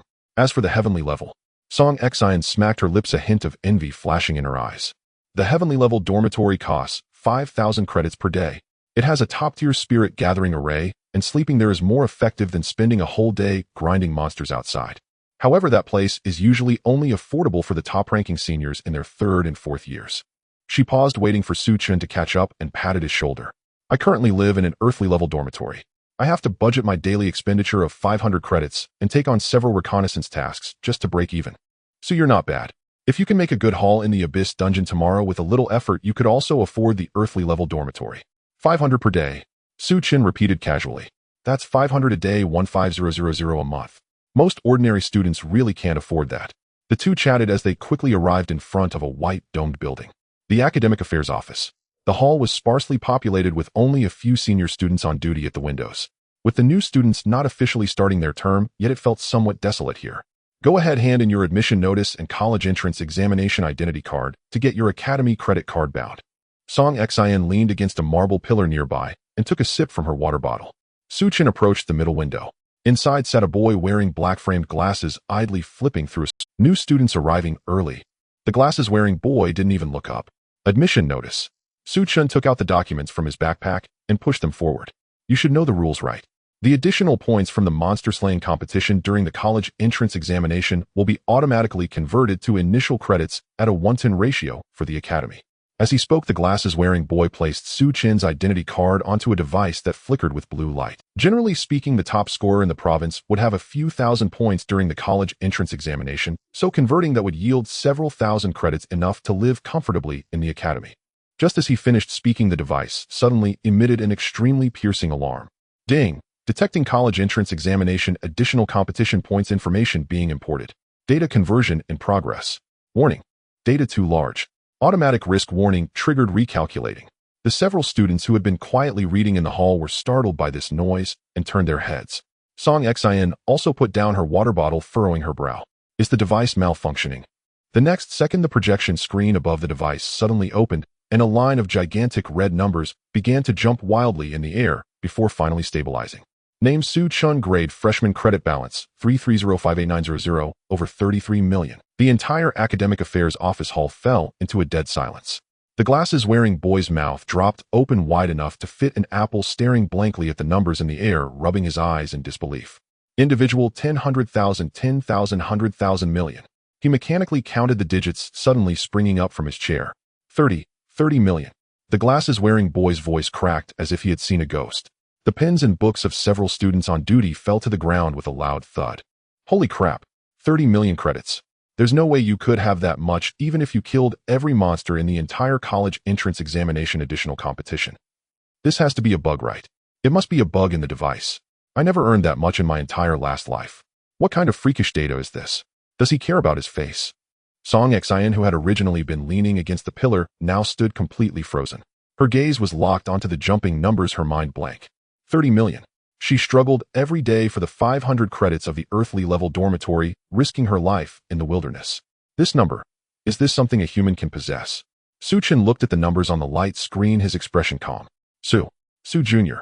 Song Xin turned stiffly. Where did you get these credits? Did you really earn that much during the college entrance examination? Chen retrieved his black credit card from the window and casually stuffed it into his pocket. Oh, that. Chen didn't elaborate, simply saying, during the college entrance examination additional competition, I got lucky and happened to encounter an epic level BOSS, and I took it down. Took it down, casually. Song Xin gasped, feeling a wave of dizziness wash over her. Took down an epic level boss casually. Is that something a college entrance examinee could encounter? That's something that even mentors have to team up to dare to challenge. The hall of the Academic Affairs Office was dead silent. Everyone's gaze was fixated on Chen as if he were a monster. An epic level boss. That was a taboo existence that even a reinforced battalion of the military would hesitate to approach. Chen claimed he casually killed it during the college entrance examination. It took a full few seconds for the bespectacled boy at the window to snap back to reality. He fumbled to dig out a brand new academy uniform from beneath the counter, handing it over with trembling hands, his voice airy. Junior, this is your uniform. Thank you. Chen stuffed the academy uniform into his backpack and turned to leave the Academic Affairs Office. The sunlight outside was somewhat blinding, dispelling the chill of the hall. Chen paused and glanced back. Song Xin followed out, as if her soul had been lost. Her gait was extremely stiff, moving in sync with her limbs, her eyes glazed over, completely disconnected from reality. What kind of posture is that? Chen couldn't hold back his laughter. Song Xin halted, her expression one of utter bewilderment, staring blankly at Chen. That gaze no longer resembled that of a human. Don't talk to me. She looked as if she had suffered a blow. The dormitory worth 500 credits a day required her to risk her life for reconnaissance missions, enduring the stench of monster corpses and toxic gas to earn it. 33 million. Song Xian frantically calculated this number in her head. Even if she lived in the top-tier dormitory, this amount of credits would suffice until graduation. She could even afford to adopt a few Hakimi nearby. And this was merely Su Chen's initial capital. Pervert. You're simply a pervert. Song Xian took a step back, her eyes filled with awe and a hint. What kind of expression is that? Su Chen shrugged, spreading his hands, his tone as sincere as possible. I'm just an ordinary freshman. Ordinary. Song Xin's lips twitched, nearly cursing. Listen, is this how a person speaks? She took a deep breath, regaining her composure, and the dazed look slowly faded from her face. In her gaze towards Su Chen, there was a newfound fervor. This was a golden opportunity. Junior Su. No, Boss Su, Grandmaster Su. Song Xian grabbed Su Chen's sleeve. In the academy, if you need any intel or errands run, just find me anytime. I'm available. 247. Just a tiny bit of credits is all it takes. All right, let go. Su Chen pulled his sleeve free, looking exasperated. After all, he was the top student of the Assassin Academy, or wasn't he going to make something of himself? I can handle the top-tier dormitory myself. See you at the teleportation plaza tomorrow morning. Got it. Boss Su, take care. Song Xian stood straight, even giving a salute. The top-tier dormitory area was located at the highest level of the floating island. The magical energy concentration here was astonishing, visibly manifesting as a faint white mist slowly flowing along the stone path. With every breath, one could feel the weak magical energy nourishing their lungs. The processing center was equally deserted, with no one in sight for a long time. The receptionist was a girl in academy uniform, idly filing her nails with a small rasp. Su Chen stepped forward and placed his newly issued black student card on the marble table. Hello, I'm here to check. The girl didn't even look up, frowning as she asked, Junior, this is the top-tier area. A minimum 1-month lease costs 1500 credits. Are you sure you haven't made a mistake? The lower tier and human tier are below. Swipe the card. Su Chen was too lazy to waste words, simply stating 2 words. Don't waste time. A freshman with only a few thousand credits. Staying in a top-tier dormitory. Why not just fly to the sky? Reluctantly, she picked up the card and swiped it on the nearby glowing blue device. Beep. Current account balance 330539000. The girl's hand trembled and her nail file dropped to the ground. She stared at the long string of numbers on the screen, her whole body frozen as if struck by lightning. The way she looked at Su Chen had completely changed. It was dark. Wasn't the Tianxiong Academy supposed to be merit-based with no connections? 33 million. Is this even a feasible amount of credits for a human to possess? Not a connection. Then I'm eating my hat. Deduction successful. 150000 credits. 081, Building 8, 3rd row. The girl took a deep breath, her expression now tinged with flattery. Junior, your key. If you need anything, feel free to contact me anytime. I have plenty of free time. All right. Ignoring her insinuations, Su Chen took the key and turned to leave. Passing through the processing center, he entered a beautifully arranged area of floating islands. Each top-tier villa occupied a separate small floating island connected by semi-transparent magical bridge. The outer walls of the villa were made of pure white magical stones with intricate gathering arrays carved on the roof, radiating a soft glow. The yard was filled with rare low-grade medicinal herbs, and there was even a small artificial waterfall flowing. Following the door number, Su Chen arrived outside Villa 081.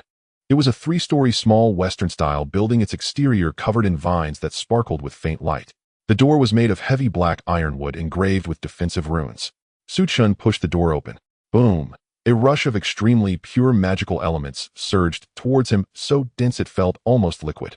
Su Chen entered the first-floor hall. The internal space was vast. The living room was covered with soft beast-skin carpets, and in the center stood a massive genuine leather sofa. On the walls hung magical lamps that adjusted brightness automatically. Beyond the living room was a spacious lounge featuring a temperature-controlled bath. The basement was a training room, its walls inscribed with energy-absorbing inscriptions featuring several mechanical wooden stakes that glimmered, clearly meant for testing skill damage. Ascending the spiral staircase to the second floor, the panoramic floor-to-ceiling windows revealed a view of rolling sea of clouds and an aerial perspective of the entire academy. Just as Su Chen stepped into the bedroom, a row of green system prompts popped up in the top right corner of his vision. Prompt restores 1 of maximum health and mana per minute. Prompt automatically purifies all negative statuses. Prompt gains 1000 experience points every hour. Hiss. Su Chen inhaled sharply. No wonder Song Xian said the top-tier dormitory was formidable. This room had a healing effect, restoring health based on a percentage every minute, equating to constantly drinking high-grade health potions. No matter how severe the injuries, he could fully recover in 100 minutes. Furthermore, every hour he received an additional 100 experience points. If he stayed in the dormitory all day, that would be 2400 experience points. This speed of leveling up was indeed, as Song Xian had said, much faster than grinding against ordinary monsters in the wild, and posed no danger. From the first day of enrollment, the gap has already widened. Su Chen gazed at the slowly filling experience bar, letting out a sigh. This truly was a way to grow stronger while lying down. He simply took a shower, not wandering around aimlessly. The Abyss Dungeon was too dangerous. He planned to rest well and prepare for battle. I wonder what challenges await in tomorrow's Abyss Dungeon. Can I gather all 4 pieces of the set? Lying on the bed, Su Chen felt a sense of anticipation. What effects would the Abyss set have? The next morning, Su Chen woke up from the large bed in the Tianpin dormitory and glanced at the notification on the panel that popped up: automatically experience points 80,000, stretching contentedly. After a quick bite to eat, he opened the door and stepped out of the dormitory. He walked to the designated meeting point with Song Xian, the teleportation square. The square was already bustling with people, mostly upperclassmen, forming teams to prepare for dungeons. From a distance, Su Chen spotted Song Xian, her dark gray tight leather armor, standing out among the crowd. Beside her stood the level 25 Holy Light Knight, Lu Qingyan, whom he had met yesterday. In addition to the two of them, there was also a man and a woman. The man was dressed in fitted battle armor, shimmering with a dark golden glow, with a long sword emitting a ghostly blue magic aura hanging from his waist. Chen Feng, level 24, class magic swordsman.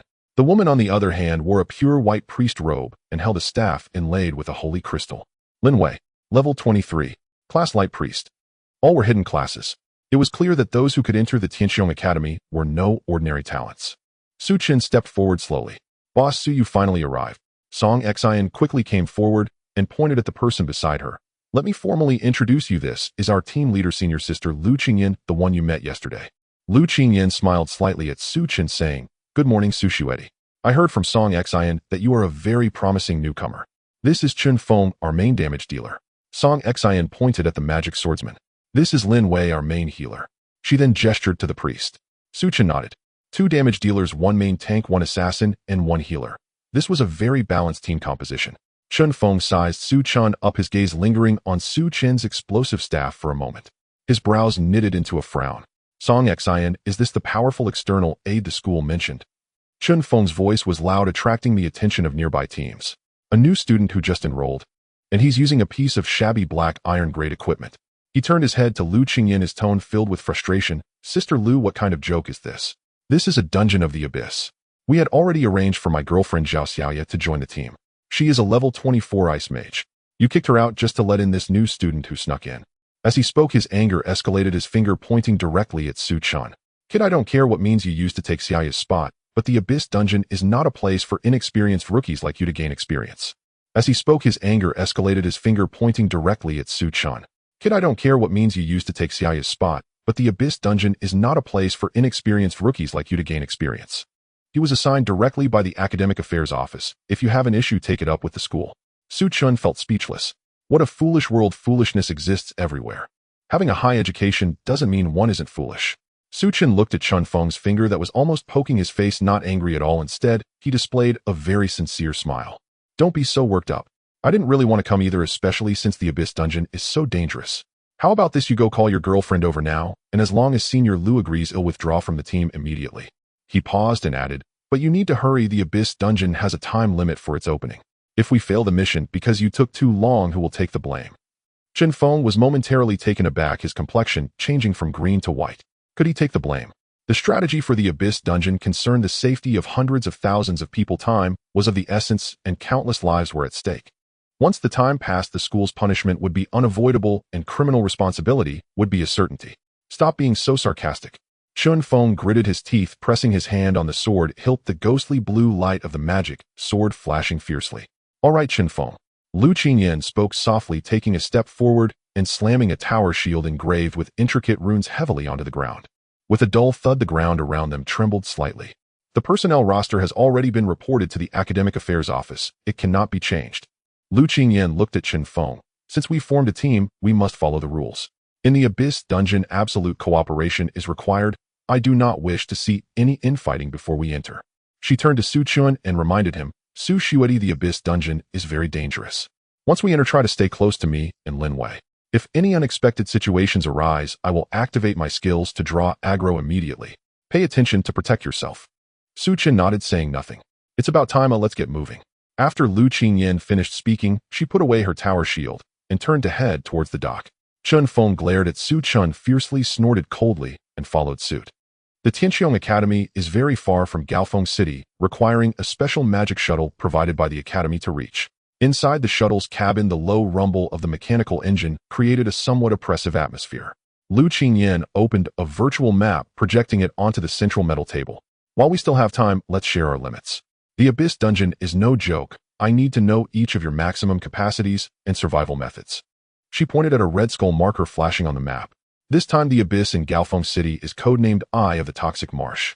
According to preliminary military reconnaissance, it is filled with highly toxic monsters polluted by abyssal energy accompanied by high toxin resistance reduction effects and continuous damage mechanisms. Chen Feng is the main damage dealer. What is your damage frequency and burst line? Chen Feng patted his chest armor proudly, saying, my magic shadow slash has extremely high damage. With the armor-piercing attributes of a dark gold-grade weapon, I can deal over 10,000 mixed damage within 5 seconds. As long as you can hold aggro, I guarantee a clean sweep. Lin Wei. My Holy Purification can remove toxin status for the whole team, and Holy Light Surge can restore 30% of the main tank's health within 2 seconds. Lin Wei said softly. Lu Qingyan nodded and looked at Song Xian. I am responsible for scouting and avoiding traps with Shadow Stealth and Decoy Doll, so I can stay safe. Song Xian replied briefly. Finally, everyone's gaze fell upon Su Chen. Chen Feng scoffed, crossing his arms against the cabin wall. Sister Lu, what do you expect a new student to do? Are you expecting him to collect gold coins for us once we enter? Su Chen leaned back in his chair, observing the toxic marsh terrain displayed on the screen. Toxic marsh. Damage reduction. That seems a bit disgusting. Me. Su Chen looked up casually and said, I mainly deal DOT damage, relying on inflicting negative status to deal damage. Duh. Continuous damage. Chen Feng burst into laughter as if he had heard the biggest joke. What the hell are the elite monsters in the Abyss Dungeon have health bars starting at 100,000. Do you know that? Dot. By the time you wear down a monster, our entire team will have turned to ash. He turned to Lu Qingyan. Sister Lu, did you hear that? This kid is just here to leech experience. What we need most in the Abyss Dungeon is rapid advancement, and with him dealing continuous damage, he wouldn't even be worth a scratch. Lu Qingyan frowned slightly. A DOT profession does indeed suffer greatly in the early stages since the damage ticks too slowly, easily causing the front line to bear too much pressure. It's alright. Sushuati, just stick close to me, don't accidentally draw aggro. If you encounter danger, Su Chen did not respond, merely shrugging indifferently. Protect me. Who knows who will be protecting whom when